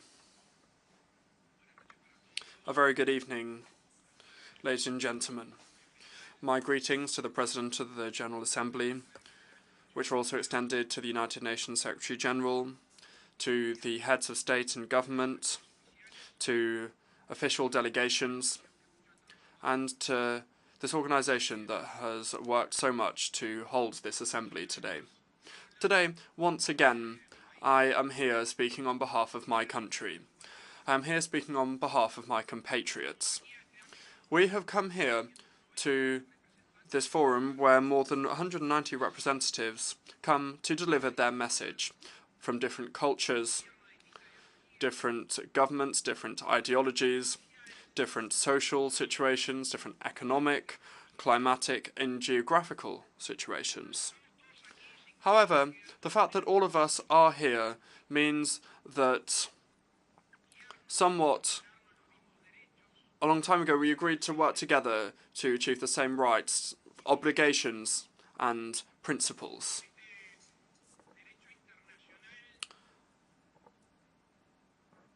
On international law with not much coercive power, where often the same bar is not applied to the larger countries than is applied to smaller ones. We are back here at the Assembly with a positive vision, an optimistic vision of humanity. However, we objectively must say we live in a better world because, of course, nevertheless, we still have challenges to overcome. We are convinced that globalization, ICT, artificial intelligence, real-time communication, all of these things are tools that help for integration and development for our people. Of course, if these tools are used well. We are seeing a growing responsibility of global leaders. Earlier, I heard the United Nations Secretary General emphasize this matter. We are living in a world of a lot of words without actions. We're here. A global leader can bring about consequences with just his words, an international conflict, banking matters, etc., etc. Uruguay has come here to this assembly with a full, stable democracy, with full respect for institutions and the law, which is an historic tradition in our country. And despite the pandemic, despite the Russian invasion, despite different climatic factors, Our country's economy has recovered to what it was before the pandemic. Employment has improved, unemployment has decreased. We have historic public investment in infrastructure, and significant direct foreign investment has been received, and a lot has been invested in our country, which shows the significant amount of trust. Our public finances are in good order. Inflation is at an 18-year low. Taxes have been able to be decreased, and at the same time we have undertaken reforms that had been urgent for a long time, such as educational reform and reform to social security. The Uruguayan people have a responsible sense of freedom. Today, when I was writing some of my speech, I remembered what I said here in September 2021. The end of my speech said that the pandemic had reminded us that all of us were one. And for this reason, we are all one. And so, based on that, I wish to refer to the responsible freedom, international responsible freedom, liberty. It is clear that our well-being as countries, our independent countries, is intrinsically linked to the common good. We need to be aware of this, accept it, and act as a result. Since early on, a lot of heads of states here have referred to the environment. I belong to a country that was classified and given the name Natural Uruguay a few years ago. Renewable energies in our country represent more than 90%. We have significant reforestation. We have sustainable production processes. And I could continue with a long list that underpins this concept of natural Uruguay. After many years of statements and commitments made, the international community really understood that the economy and the environment were intrinsically linked to one another. Uruguay, a few months ago, issued a sustainable bond that is based on prizes and punishments, penalties, depending on the level of compliance with the Paris Agreement. And here I wish to draw your attention to the fact that we are convinced, we understand that this system of benefits and penalties should be applied to international loans, for example, market access, quotas, and tariffs. It is not just our vocation to punish lack of compliance, but rather to reward those who engage in processes that are environmentally friendly and that are sustainable. In this way, just like it is when we are children, there are incentives to improve. And this would mean that nations would make more efforts in their domestic economies and also globally. In this same vein, I wish to share a situation that my country is going through with you, and I'm sure your nations are probably going through the same thing. I think we can call this the sin of doing things well. And what am I talking about when I talk about this sin of doing things well? Well, my country has achieved a level of significant human and economic development. And thanks to reaching these standards, often we do not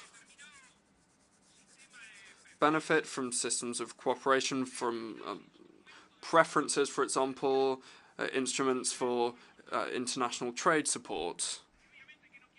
And of course, I would be remiss not to share the spirit with which these mechanisms were created, but I do think that we need to take a fresh look at them, because often countries grow and then they lose access to these conditions.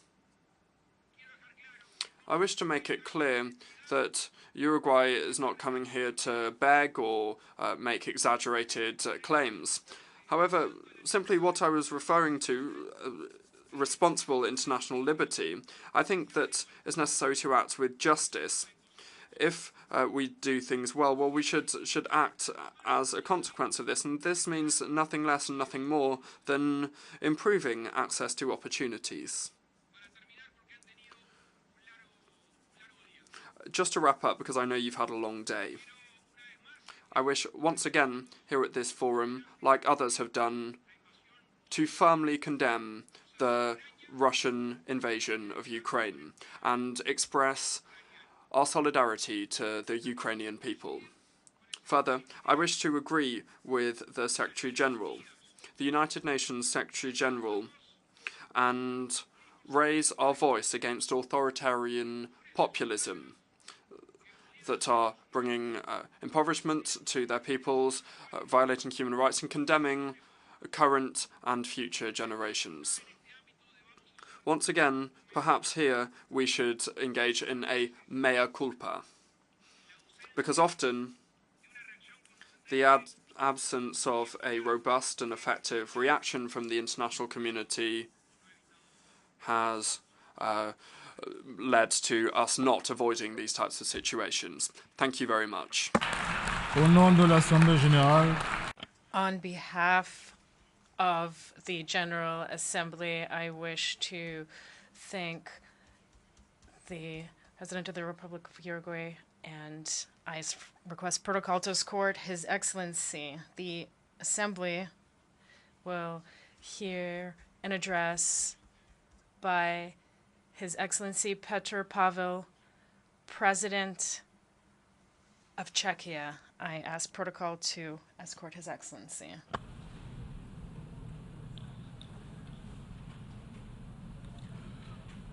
au nom de l'Assemblée générale, j'ai l'honneur de souhaiter. On behalf of the General Assembly, I have the honor to welcome His Excellency Petro Pavel, President of the Czech Republic, and I invite him to address the Assembly.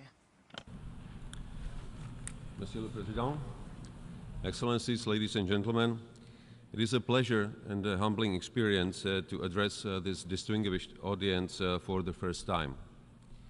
This forum carries great responsibility for the shape of humanity's future. First and foremost, I see my address as an opportunity to present a view of how we can coexist and cooperate as nations and global citizens.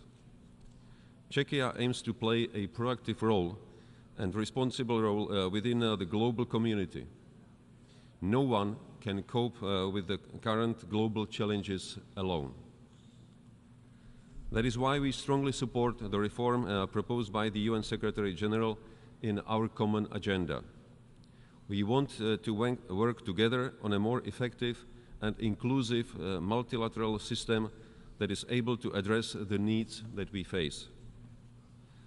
This is why Czechia announced its candidacy for non-permanent membership of the Security Council for the term 2032-33.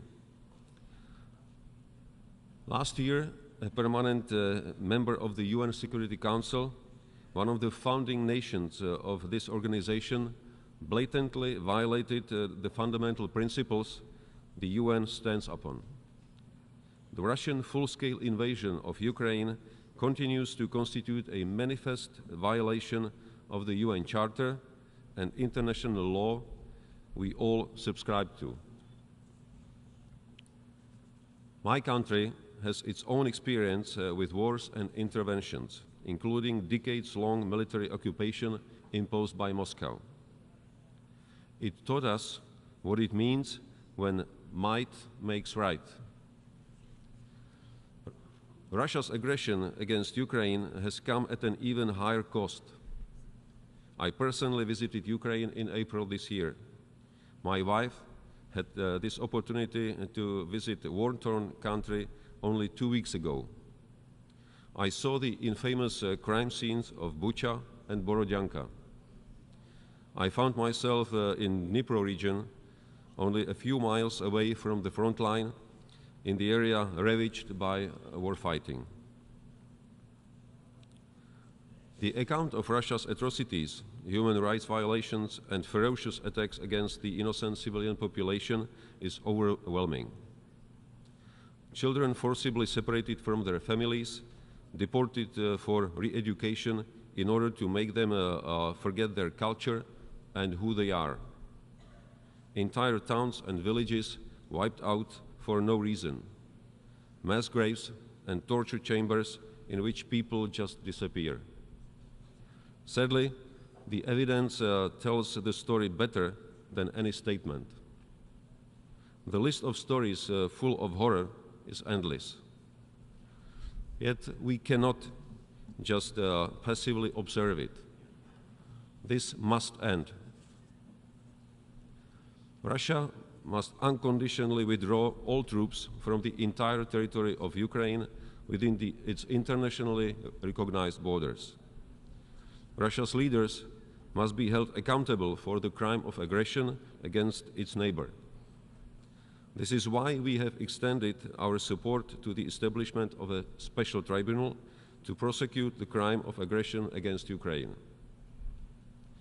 It is our duty to ensure that those responsible for war crimes and crimes against humanity are held accountable. Apart from violence, injustice, and suffering of civilians, every war also brings destruction. Reconstruction of Ukraine may be the largest rebuilding effort in modern history. We support establishing the register of damage caused by Russian military, and we call on all states to join these efforts. Czechia will support Ukraine in its defense as long as necessary. From day one, we have stood by Ukraine's side and provided the defenders with weapons and ammunition. With the outburst of the Russian aggression against Ukraine, Czechia has also stepped up its support for Russian and Belarusian pro-democratic voices, and Prague has become an important hub for journalists and human rights defenders in need. For over 18 months, Czechia has been providing humanitarian assistance to the war-affected Ukrainian population. Per capita, my country has received more Ukrainian refugees than anybody else, mostly women and children. What Ukrainian people truly deserve is peace. Not just any end of hostilities, but just and durable peace. If it is to be sustainable, it cannot be based on an unjust compromise or conditions imposed by the conqueror. Neither shall it leave hopes for Russia to fulfill its imperial ambitions. It must be peace on terms of the defender and not the aggressor, as early today stated President of Ukraine, Zelensky. Don't forget, the damaging impacts of Russia's aggression are felt across the world. Russia's blockade of Ukrainian ports and destruction of infrastructure and grain continues to weaponize global food security in the most reckless and cynical way. Let me be very clear. Ukraine's security is our own security. From Africa to Europe, to Latin America, to Asia. I call on leaders of the free world to keep the unity and support of Ukraine. Mr. President, the threats we face are global and interconnected. Because of Russia and a handful of other countries, our world is more dangerous and rougher. Instead of cultivating cooperative security, we have to build up our militaries. Instead of boosting social cohesion programs and overcoming economic insecurity, we have to boost our defense budgets. Those who contest the international rules steer the wheel of global security backwards into confrontation, and sooner or later at the expense of all of us. Russia's reckless threats to use nuclear weapons, its policy of coercion and intimidation represent a threat to balance and integrity of the whole system of non-proliferation. The announced stationing of nuclear weapons in Belarus is a further irresponsible escalation Czechia condemns in the strongest terms. Unfortunately, Russia's fingerprints can be found in several other current crises. Mr. President, the security, humanitarian and political crises unfolding in Sahel region are more than worrisome. The international community must try to find a way to end the series of military coups and ensure a return to constitutional order. This is the only way countries can effectively protect themselves against terrorism. It is the only way the much-needed economic and social development called for by African people can take place. The region remains vulnerable to numerous political, economic, and climate risks. Its long-term stability, security, and prosperity is crucial. We must offer genuine, pragmatic partnerships. Some countries pretend to be willing to help. In reality, they create economic and political dependencies. These undermine the long-term stability and manipulate the free will of people by spreading lies and disinformation. In Asia and Pacific, Czechia is an active and reliable ally and partner. The word cooperation must remain key for our joint efforts in the region. We deplore China's military actions which raise tensions in the Taiwan Strait and its unfriendly actions against partners in the South China Sea. Any dispute or contagious issue must be solved peacefully. Any potential armed conflict in the region would have negative consequences for the whole world. In North Korea and Iran, reckless escalation of nuclear or intercontinental ballistic missile activities combined with lack of transparency threaten international and regional security. The same applies to any material support to Russia's military aggression in Ukraine. It is clear that such supplies only aggravate the suffering of the Ukrainian civilian population. The Middle East remains the world's most volatile region, troubled by spread of conflicts, terrorism, and sectarian violence. Efforts to normalize relations between Israel and its Arab neighbors bring positive steps towards stability and peace in the region. Mr. President, our efforts to maintain peace and security are closely linked with our ability to promote human well-being and sustainable development of our societies. One may ask how a country of 10+ million people can contribute to global ambitions. Having our own national experience with oppression, fundamental rights and freedoms are deeply embedded in our value system and foreign policy. Czechia strives to pursue an active human rights and democracy policy. We are a staunch supporter of international human rights mechanisms. Currently, we are proud to serve as the presidency of the UN Human Rights Council. More than ever, we have to support media freedom to enable access to independent and factual information. Without it, disinformation and propaganda will prevail. Mr. President, the Sustainable Development Goals Summit yesterday sent a strong message of urgency and determination. The 2030 Agenda is a promise to current and future generations which we have to keep. There is an urgent need to highlight the link between peace, security, climate, environment and development on one hand, and human rights, justice and strong institutions on the other.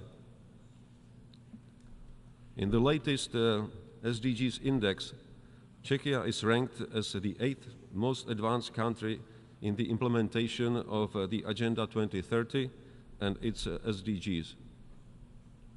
Yet we also face many challenges and we need to step up our efforts. Climate change remains the single most destructive threat to the current and future existence and well-being of all humankind. It threatens our lives, livelihoods, food security, prosperity, and ultimately peace and security worldwide. Czechs devote a lot of attention to this issue.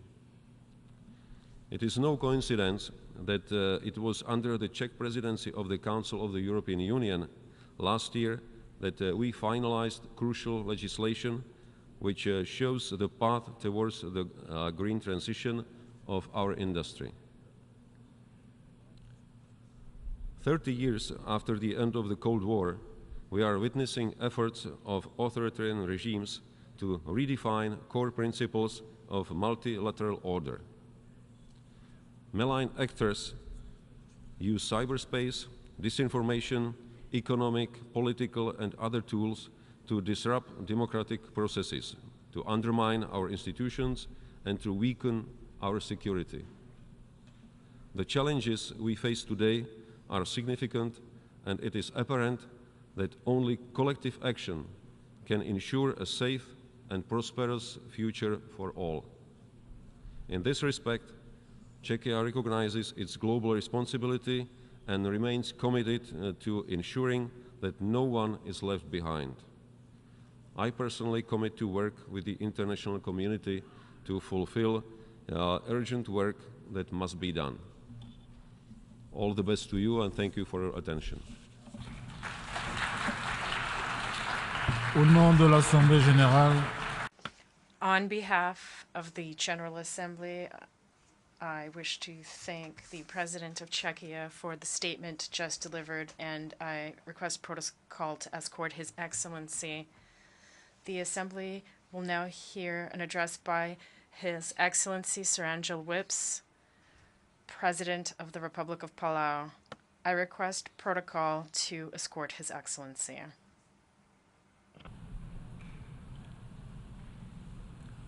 au nom de l'Assemblée générale, On behalf of the General Assembly, I have the honor to welcome His Excellency Sir Angel Whips, President of the Republic of Palau, and to invite him to address the Assembly. President Dennis Francis, Secretary General Antonio Gutierrez, Excellencies, ladies and gentlemen, Ali, and warm greetings from the people of Palau. President Francis, congratulations on your election.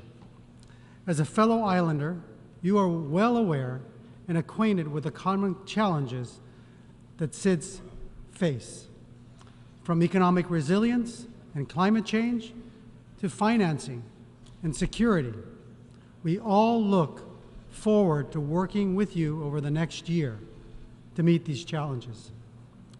Secretary General Gutierrez, we thank you again for your tireless efforts and advocacy for a more secure, prosperous, and sustainable world, which is our ultimate goal and what brings us here today. The 2030 Agenda for Sustainable Development is a universal call to action. As a small island developing state, Palau faces economic challenges related to our small population. We are vulnerable to climate change, and we struggle with the high cost of imported foods and goods, and face infrastructure challenges due to our remote location. These shared issues highlight the unique challenges faced by SIDS in our pursuit of sustainable development and a better life for our people. Mr. President, like other SIDS, Palau is working to build a diverse and resilient economy. We are looking to the digital world, which doesn't rely on land mass, but on our determination to succeed. The new perspective is born out of a harsh lesson learned when punches started coming about 7 years ago. In 2016, Palau's economy, heavily dependent on tourism, had a significant downturn. When first, in 1 year, we lost 13% of our tourism. And by 2019, these numbers had dropped by 47%. And in fact, when COVID-19 hit and in 2021, that number had reduced to 3,400 visitors, or we lost 98% of our tourism numbers since 2015. Mr. President, I share these figures to underscore the susceptibility of external influences and the profound impact they have on our national economy. Already suffering from the drop in tourism, Palau was hit hard by the worldwide delay of goods caused by the pandemic. Factories shut down and logistical challenges led to delays in the delivery of equipment and supplies. Prices soared, and Russia's invasion of Ukraine further aggravated the situation, causing gas prices to skyrocket. The economic downturn experienced by Palau underscores the interconnectedness of our global community. If tourism challenges and COVID-19 were the 1-2 punch, the inflated cost of goods could have very well knocked us out. Luckily, we had the help and support of partners.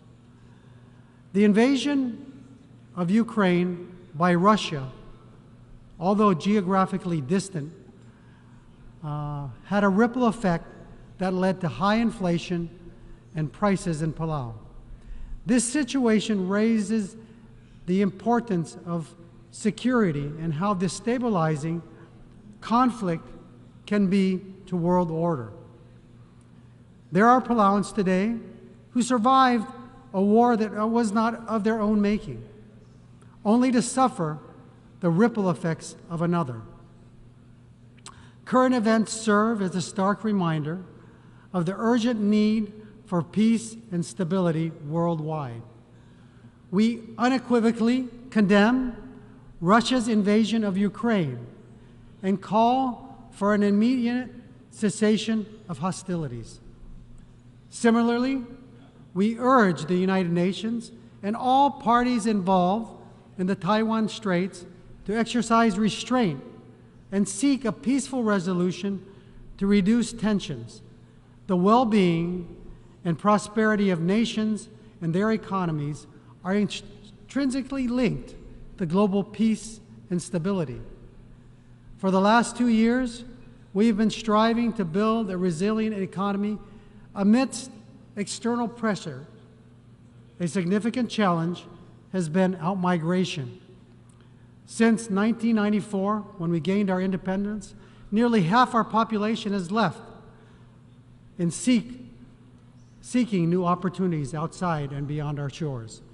The brain drain has not only reduced local capacity, but has hindered growth. We are grateful to partner nations, including the United States, Japan, Taiwan, and Australia, and others that provide assistance in training capacity to upskill our local population as well. And we are encouraged by discussions to promote economic investments and potentially create job opportunities that can help discourage outmigration and promote economic growth. Climate change is the most significant challenge to our progress toward achieving sustainable development. The impacts are evident in our coastal areas, agricultural lands, marine resources, and cultural heritage, and most importantly, our livelihoods. Assisting in mitigating and adapting to these impacts is crucial for our continued progress and survival.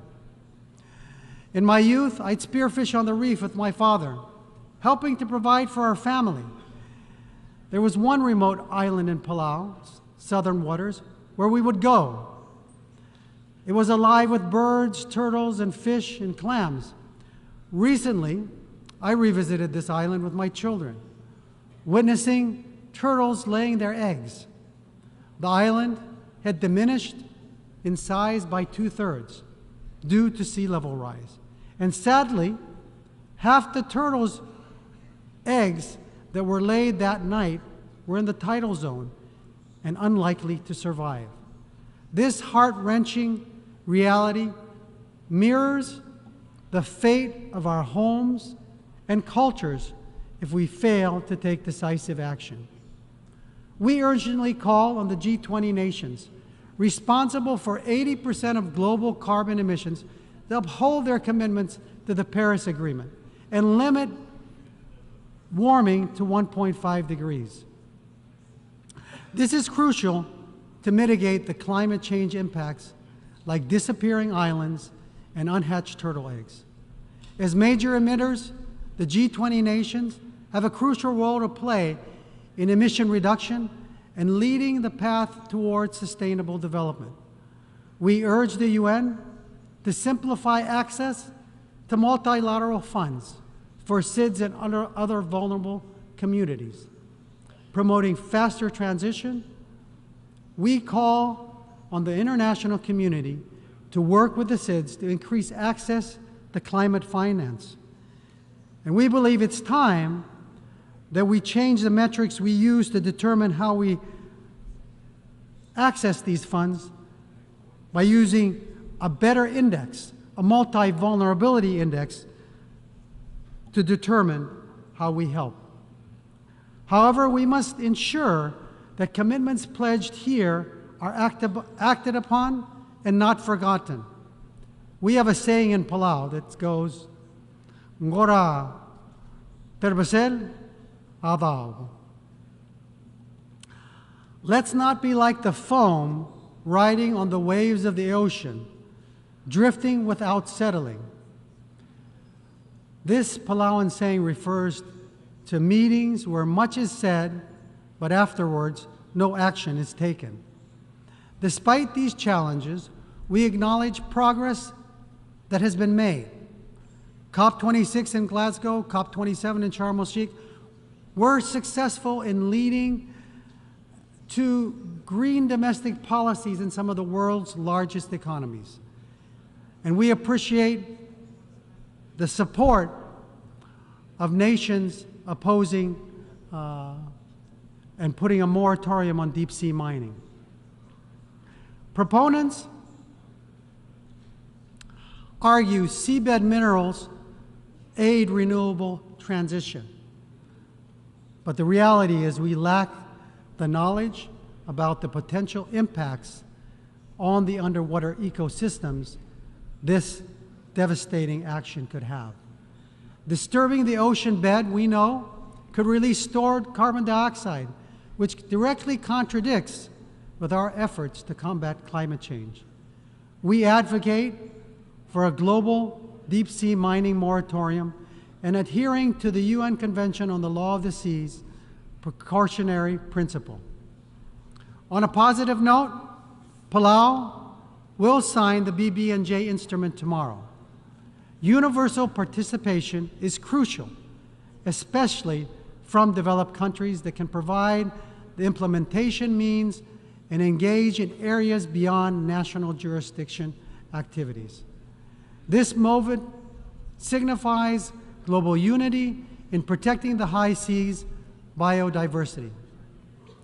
Palau also would like to take this opportunity and second President Biden's call for the Security Council's reform. We believe such reform would introduce fresh perspectives and allow nations like Japan a permanent seat in the Council, which has seen little change since its establishment in 1945. We propose considering the abolishment of the veto powers, which can obstruct effective UN action. The upcoming summit of the future in 2024 and the 80th anniversary of the United Nations in 2025 present fitting opportunities to demonstrate progress in the Security Council. We also advocate for change regarding the Republic of China's Taiwan unjustly excluded from the UN processes. Despite its remarkable leadership and innovative solutions, Taiwan has collaborated with Palau on many vital issues, such as tourism, agriculture, ocean conservation, climate, gender equality, education, and innovation. And we urge the UN to allow Taiwan's meaningful participation in crucial specialized agencies and processes like the WHO, ICAO, and the UNFCCC. Taiwan's 23 million people have much to offer to the world, and the UN Charter affirms the equal rights of all peoples and nations, and we urge the UN to uphold the vision by allowing Taiwan to participate and contribute. Our world is under siege from war and climate change and threats that undermine sustainable development and have driven many into poverty. The Ukraine crisis exemplifies this, with lives lost, property destroyed, and essential supplies disrupted. These crises are not distant threats, but harsh realities affecting millions, including those in the Pacific Islands. We must act now to improve life across our shared ocean and world. The Palauan story of Tebang, a son, teaches us about unity. Tebang and his friends went to the forest to fell a large tree to be carved into a canoe. Unfortunately, the log ended up in a taro swamp. Unable to move it, Tebang went home to consult his father, who gave him a chant.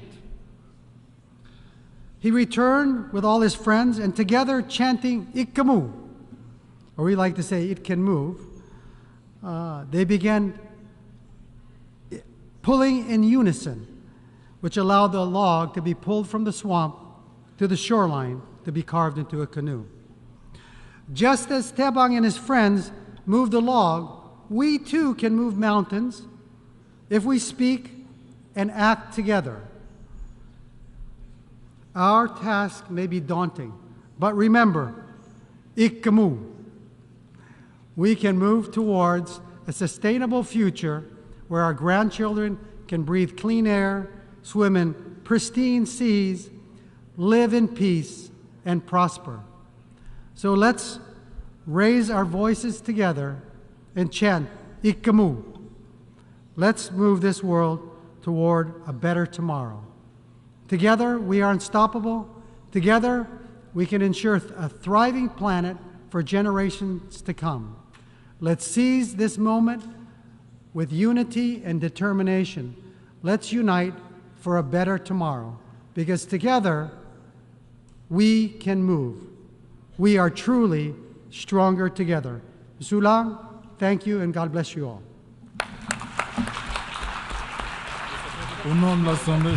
On behalf of the General Assembly, I wish to thank the President of the Republic of Palau for the statement just made, and I request protocol to escort His Excellency.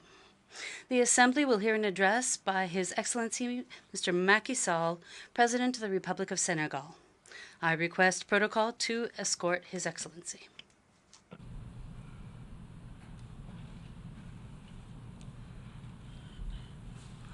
Au nom de l'Assemblée générale, On behalf of the General Assembly, I have the honor to welcome His Excellency Macky Sall, President of the Republic of Senegal, and to invite him to address the Assembly. je vous remercie, Monsieur le Président. Thank you, Mr. President, President of the General Assembly, dear colleagues, Secretary General, ladies and gentlemen, distinguished delegates. President, on behalf of Senegal, I wish you every success as you preside over the work of the General Assembly. I thank your predecessor, and I renew our support to the Secretary General as he carries out his work in the service of this organization. Since our last session, the state of the world has not improved. For millions of people, daily life is one of fear, violence, poverty, and inequalities. Many countries continue to suffer for the economic and social impact of the COVID-19 pandemic. Climate change has reached an unprecedented level. The tragedy of illicit migration reminds us of the need to implement the Global Compact for safe, orderly, and regular migration, and to continue to combat the criminal networks that are organizing this illicit traffic in human beings. A high-intensity war is leading to humanity standing at the risk of a major disaster. In Africa, the resurgence of coups d'etat remain a subject of grave concern. Senegal reiterates its firm condemnation of any type of anti-constitutional government change. The current emergency is also that of terrorism, which continues to gain ground in Africa without appropriate action taken by the Security Council. Particularly during its mandate in the Council in 2016 and 2017, Senegal has repeatedly raised the inefficiency of the peacekeeping operations in Africa, whose mandates and equipment are not in line with the current situations. There is no peace to maintain where the peace needs to be restored. Armed groups need to be fought. Those who are pillaging and attacking innocent populations every day. They're occupying entire territories and threatening states. They're threatening the very existence of states. The tumultuous history of two current peacekeeping missions in Africa are quite telling when it comes to this. And therefore, Senegal once again calls on the Security Council to fully assume its responsibilities in combating terrorism in Africa under the mechanism of collective security as envisaged in the Charter. In the same spirit, we call for de-escalation and a peaceful settlement to the war in Ukraine.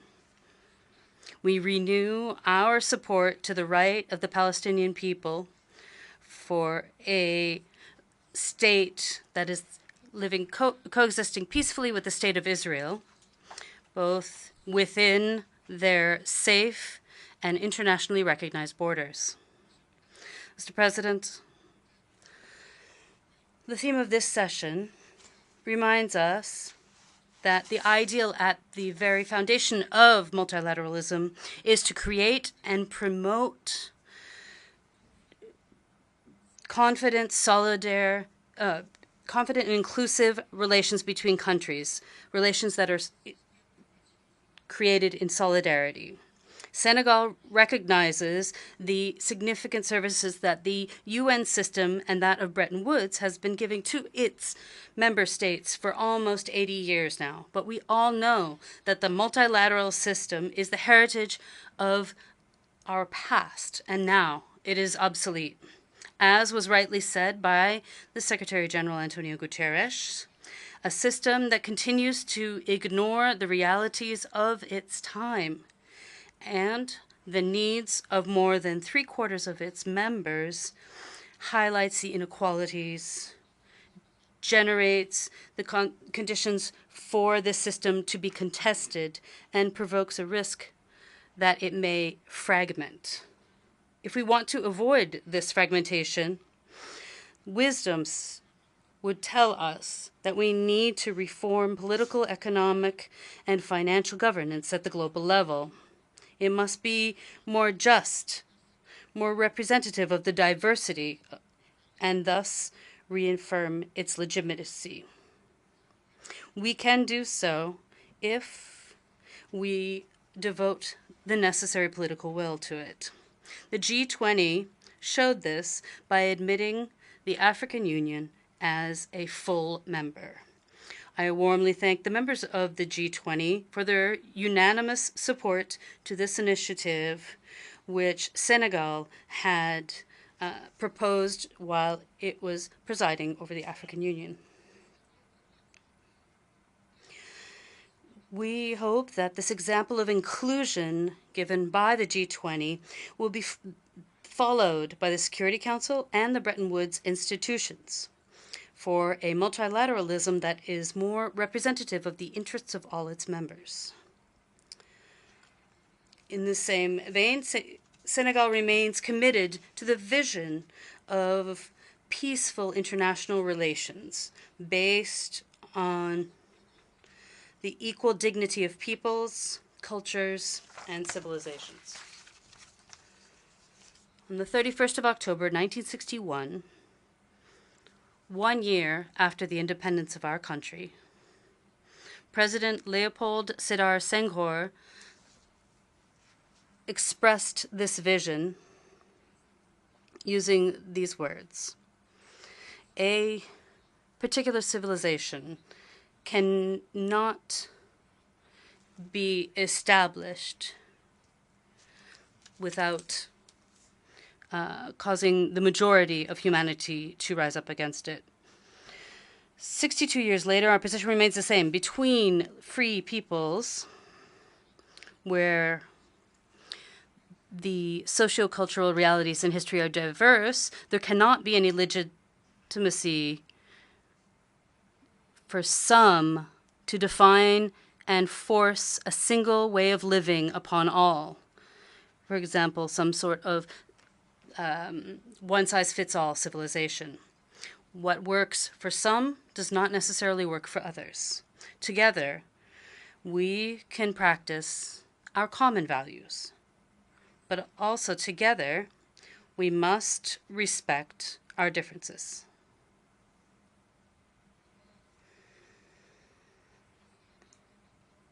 This, for Senegal, is what must be the foundation of a revitalized universalism, one that is more open, more effective in addressing the challenges of our time.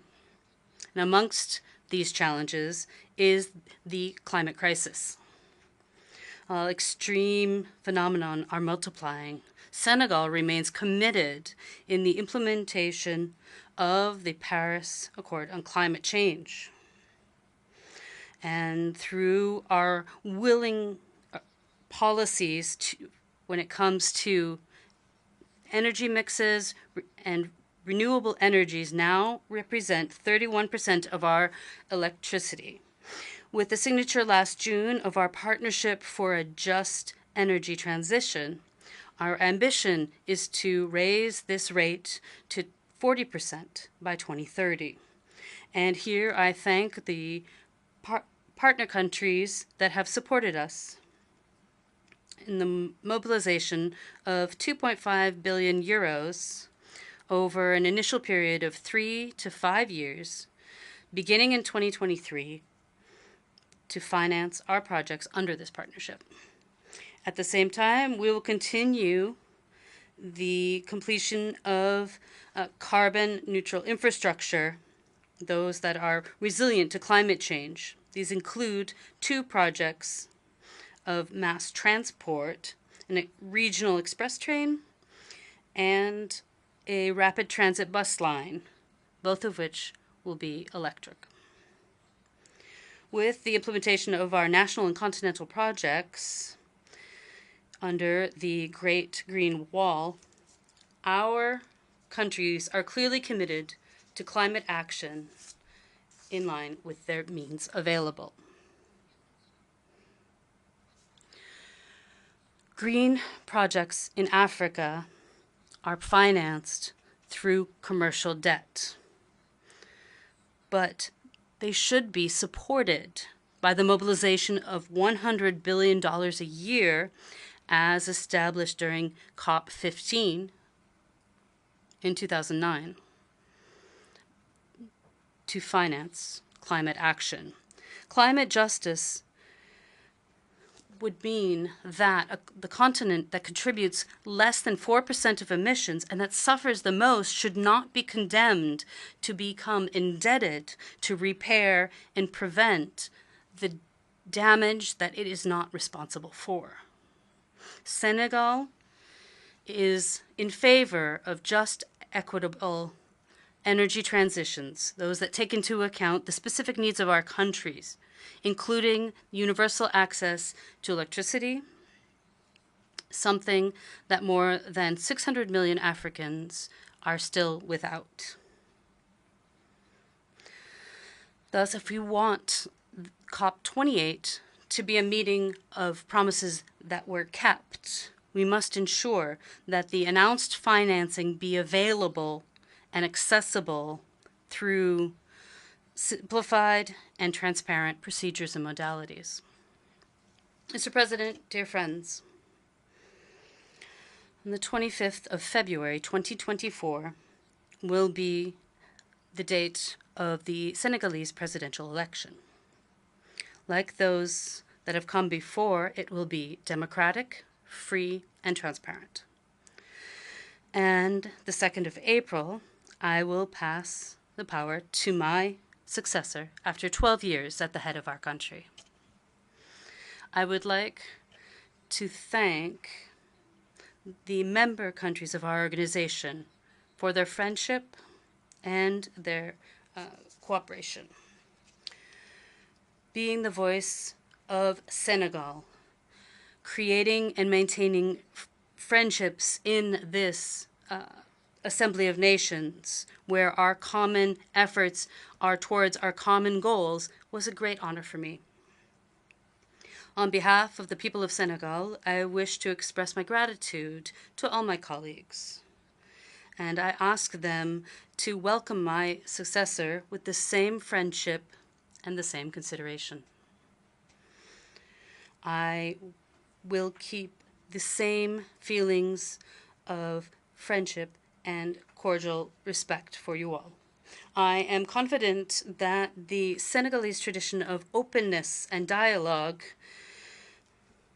will be that of my successor, as he remains committed to the trusting friendships that unite our country and all the members of the United Nations. Ladies and gentlemen, I thank you for your kind attention.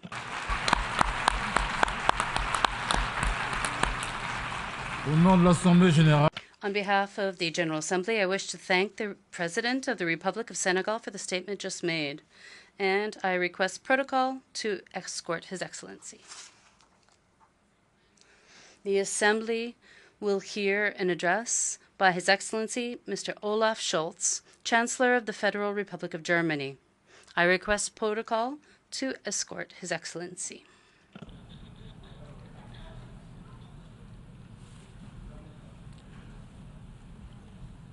J'ai le plaisir I have the pleasure to welcome His Excellency Mr. Olaf Scholz, Chancellor of the Federal Republic of Germany. I invite him to address the Assembly. Herr Präsident. Mr. President, ladies and gentlemen, 50 years ago, almost to the day, two German states joined the United Nations. The then German Democratic Republic as the 133rd member, and the Federal Republic of Germany as the 134th member. This step is of great importance to us Germans to this very day, for membership of the United Nations enabled my country, the instigator of terrible wars and horrific crimes, to return to the family of peace-loving nations. We're profoundly grateful for this chance. Return was not free of requirements.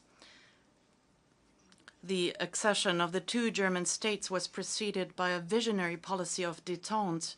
The aim, as my predecessor, Federal Chancellor and Nobel Peace Prize laureate Willy Brandt, said here in New York 50 years ago, was to fill in the rift of the Cold War. Three things were essential for this. First of all, the clear commitment of both German states to resolve conflicts without force. This was laid down in the basic treaty between Bonn and East Berlin, as well as in the treaties which the Federal Republic of Germany concluded with its eastern neighbors.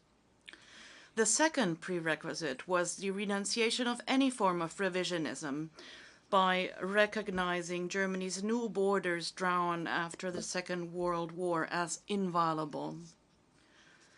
At the time, many people in West Germany were opposed to this. In retrospect, however, it proved to be the right decision. Finally, the third prerequisite was a foreign policy that did not ignore the realities of the Cold War and which, at the same time, always remained focused on overcoming the status quo, that is to say, the confrontation between the blocs and thus also the unnatural division of Germany. When I look back here today at the beginnings of our membership of the United Nations, I'm doing so not only out of historical interest.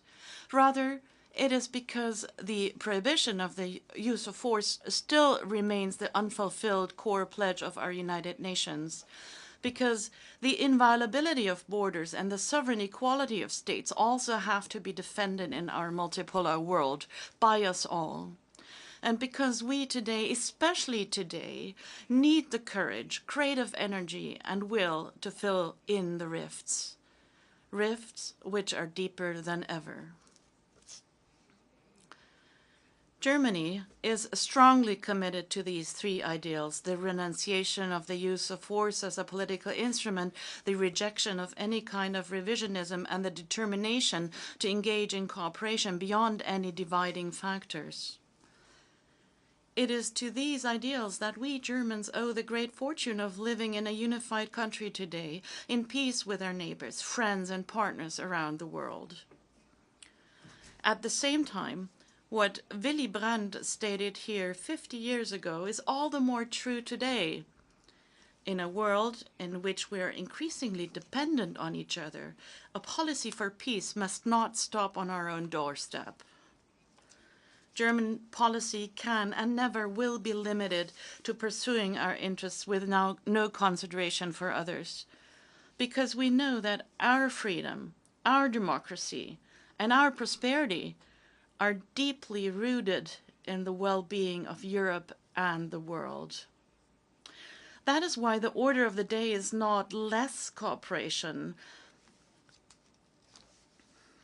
perhaps packaged today as decoupling or as cooperation only among the like-minded. Instead, we need more cooperation. Existing alliances must be strengthened and new partners sought. For this is the only way to reduce the risks of excessively one-sided dependencies. This is all the more true in a world which, in contrast to 50 years ago, no longer has only two centers of power. Rather, it has many. Multipolarity is not a new order. Anyone who assumes that smaller countries are the backyard of larger ones is mistaken. Multipolarity is not a normative category, but a description of today's reality. Anyone seeking order in a multipolar world has to start here at the United Nations. That is why Germany supports the UN system and, as the second largest contributor after the United States, pays its regular budget assessment with full conviction. Only the United Nations, on the basis of the values enshrined in its charter, can fully realize the aspirations of universal representation and sovereign equality for all. That cannot be said of either the G7 or the G20, as important as they are for achieving international consensus, or of BRICS or other groups. I know that some will counter by asking, is the United Nations not all too often unable to take action, paralyzed by the antagonisms of its heterogeneous membership? My response to them is, the obstruction of a few, no matter how influential they are, should not lead us to forget that we, the overwhelming majority of states, agree on many things. All of us, almost all of us, want force as a political instrument to remain banned. All of us have an interest in ensuring that the sovereignty, territorial integrity, and political independence of our countries are respected. And all of us should know what this requires, namely, that we also grant others these rights. These golden rules are universal, even if many of us were not yet sitting around the table when the UN Charter was adopted in 1945. Yet, only 10 years later in Bandung, Indonesia, it was the African and Asian states liberated from colonialism that raised their voices to call for self-determination, territorial integrity, the sovereign equality of all states, and a world without colonialism and imperialism. This seems more relevant today than ever before. It is by these principles that we, whether large or small, will all be judged. These principles must also form the basis when it comes to reshaping our multipolar world. Only then can the global challenges of our time can be mastered. The greatest challenge of all is anthropogenic climate change. Of course, the traditional industrialized countries have a special responsibility in the fight against the climate crisis. However, many other countries are among the biggest emitters today. Instead of waiting for others, we all have to do more together to achieve the Paris climate goals. Each and every one of us must have the opportunity to gain the same level of prosperity as people in Europe, North America, or in countries such as Japan or Australia. However, our planet will not survive if this economic development is attained with the technologies and production processes of the 19th or 20th centuries with combustion engines and coal-fired power plants. This leads us to one conclusion. We have to decouple economic development from CO2 emissions. This is already happening in many countries, for we have the solutions and technologies. As a key nation in the field of technology, we are offering to cooperate here for the common good. If producers of renewable energies and their industrial users come together across continents, we will create new prosperity together in many places around the world. And I'm pleased to announce to you today that Germany is honoring its pledges on international climate financing. From 2 billion euro in 2014 and then more than 4 billion euro in 2020, we tripled our contribution last year to 6 billion euro. We have therefore kept our word, as will the industrialized countries as a whole, which will hit their target of 100 billion euro for international climate financing for the first time this year. That is an important and overdue signal before we take stock in Dubai this December and negotiate new climate action plans for the period after 2030. I believe it is important that we are as concrete and as binding as possible. That is why I advocate that we set clear targets in Dubai for the expansion of renewable energies and for greater energy efficiency. We will be equally ambitious when it comes to achieving the SDGs, the Sustainable Development Goals. Climate action or development, this trade-off will not work. Our summit yesterday brought home to me how urgent it is that we make up for lost time when it comes to the SDGs too. We therefore want to use next year's Summit of the Future, which we're currently preparing with our friends from Namibia, to pick up the pace and push ahead with the implementation of the 2030 Agenda. It is important to me in this context that we ensure more private investment in Africa, Asia, Latin America, and the Caribbean. Let me just give you one example. The entire world is currently talking about the diversification of supply chains and raw material security. Would it not be a start if at least the first production step were to take place on site, where the raw material deposits are to be found? Certainly, Germany and German business are open to entering into partnerships of this very nature.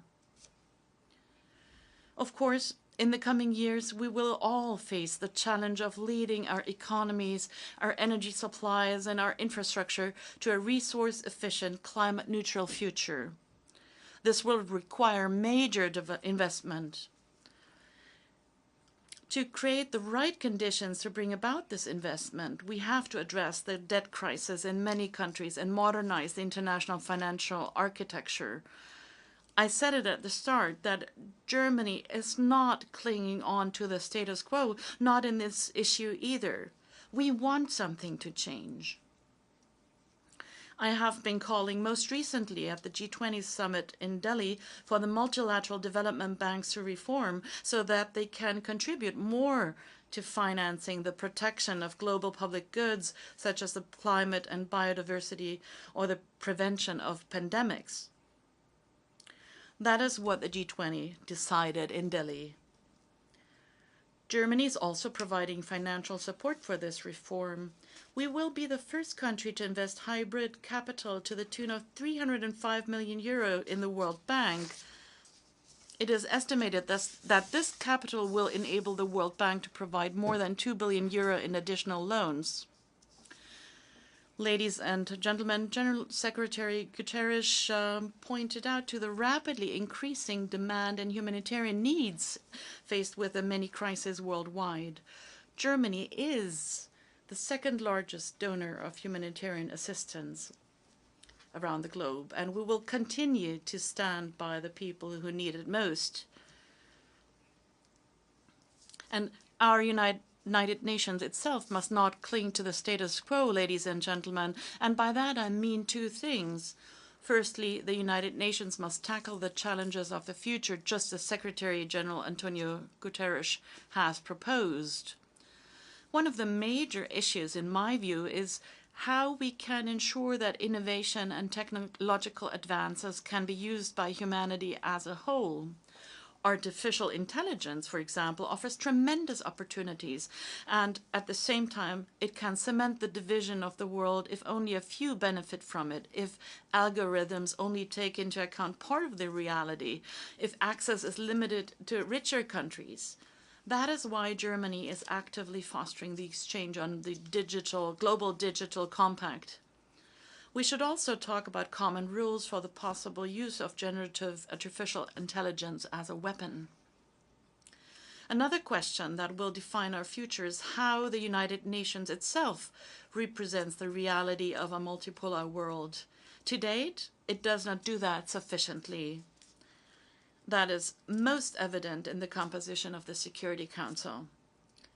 I am therefore delighted that a growing number of partners, including 3 of the permanent members, have stated that they want to see progress on reform.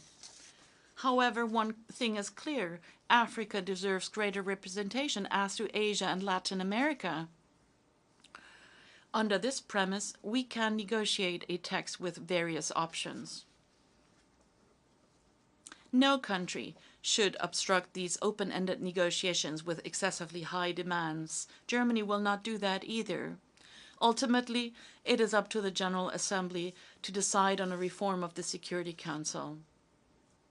Until then, Germany would like to shoulder responsibility as a non-permanent member of the UN Security Council, and I ask you to support our candidacy for the years 2027-2028. Ladies and gentlemen, when I speak these days before this Assembly of Peace, then my thoughts are with those for whom peace is a distant dream. My thoughts are with the Sudanese who have become victims of a brutal power struggle between two warlords, with the men and women in eastern Congo and, as we speak, the people in Nagorno-Karabakh. The renewed military activities lead into a dead end. They need to end. And of course,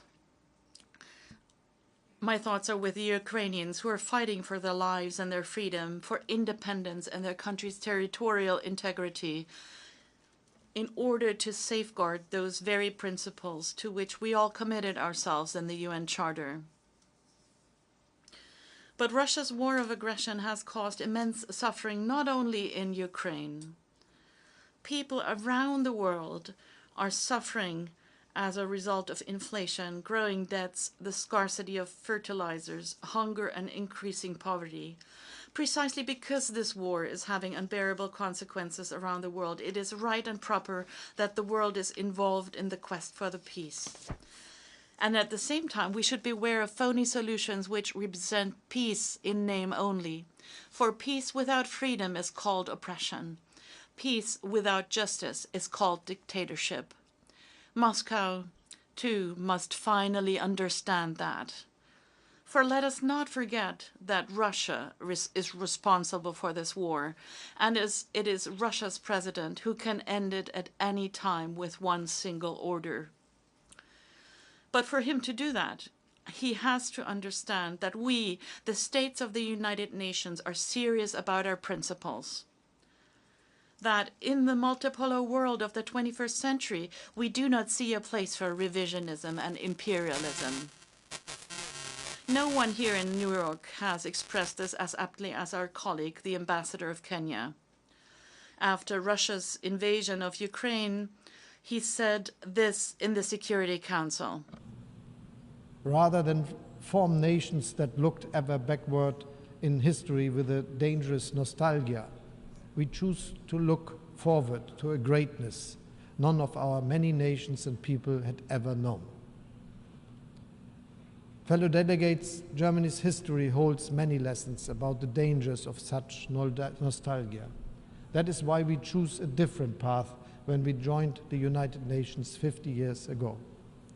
The path of peace and reconciliation, the path of recognizing existing borders, the path of cooperation with all of you in the pursuit of a better, a more equitable world.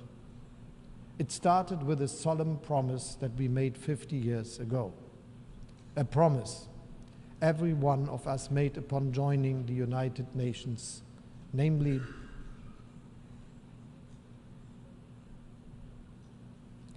to unite our strength to maintain international peace and security. Let us all do our best to live up to that promise. Vielen Dank.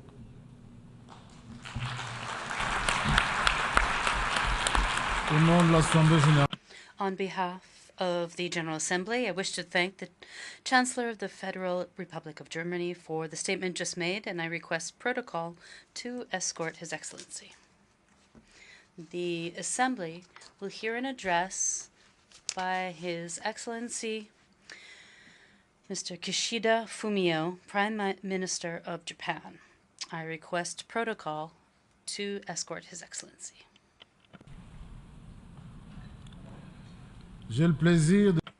I have great pleasure in welcoming His Excellency Kishida Fumio, Prime Minister of Japan. I invite him to address the Assembly. Mr. President, Excellencies, now we have gathered in New York once again. The SDGs are at their midpoint, facing mounting obstacles. And to our dismay, the aggression against Ukraine has yet to cease. This year, as the world stands at a historical inflection point, Japan serves as a non-permanent member of the Security Council and the presidency of the G7. In those capacities, I have heard the desperate desire for peace and the pleas of vulnerable people seeking help.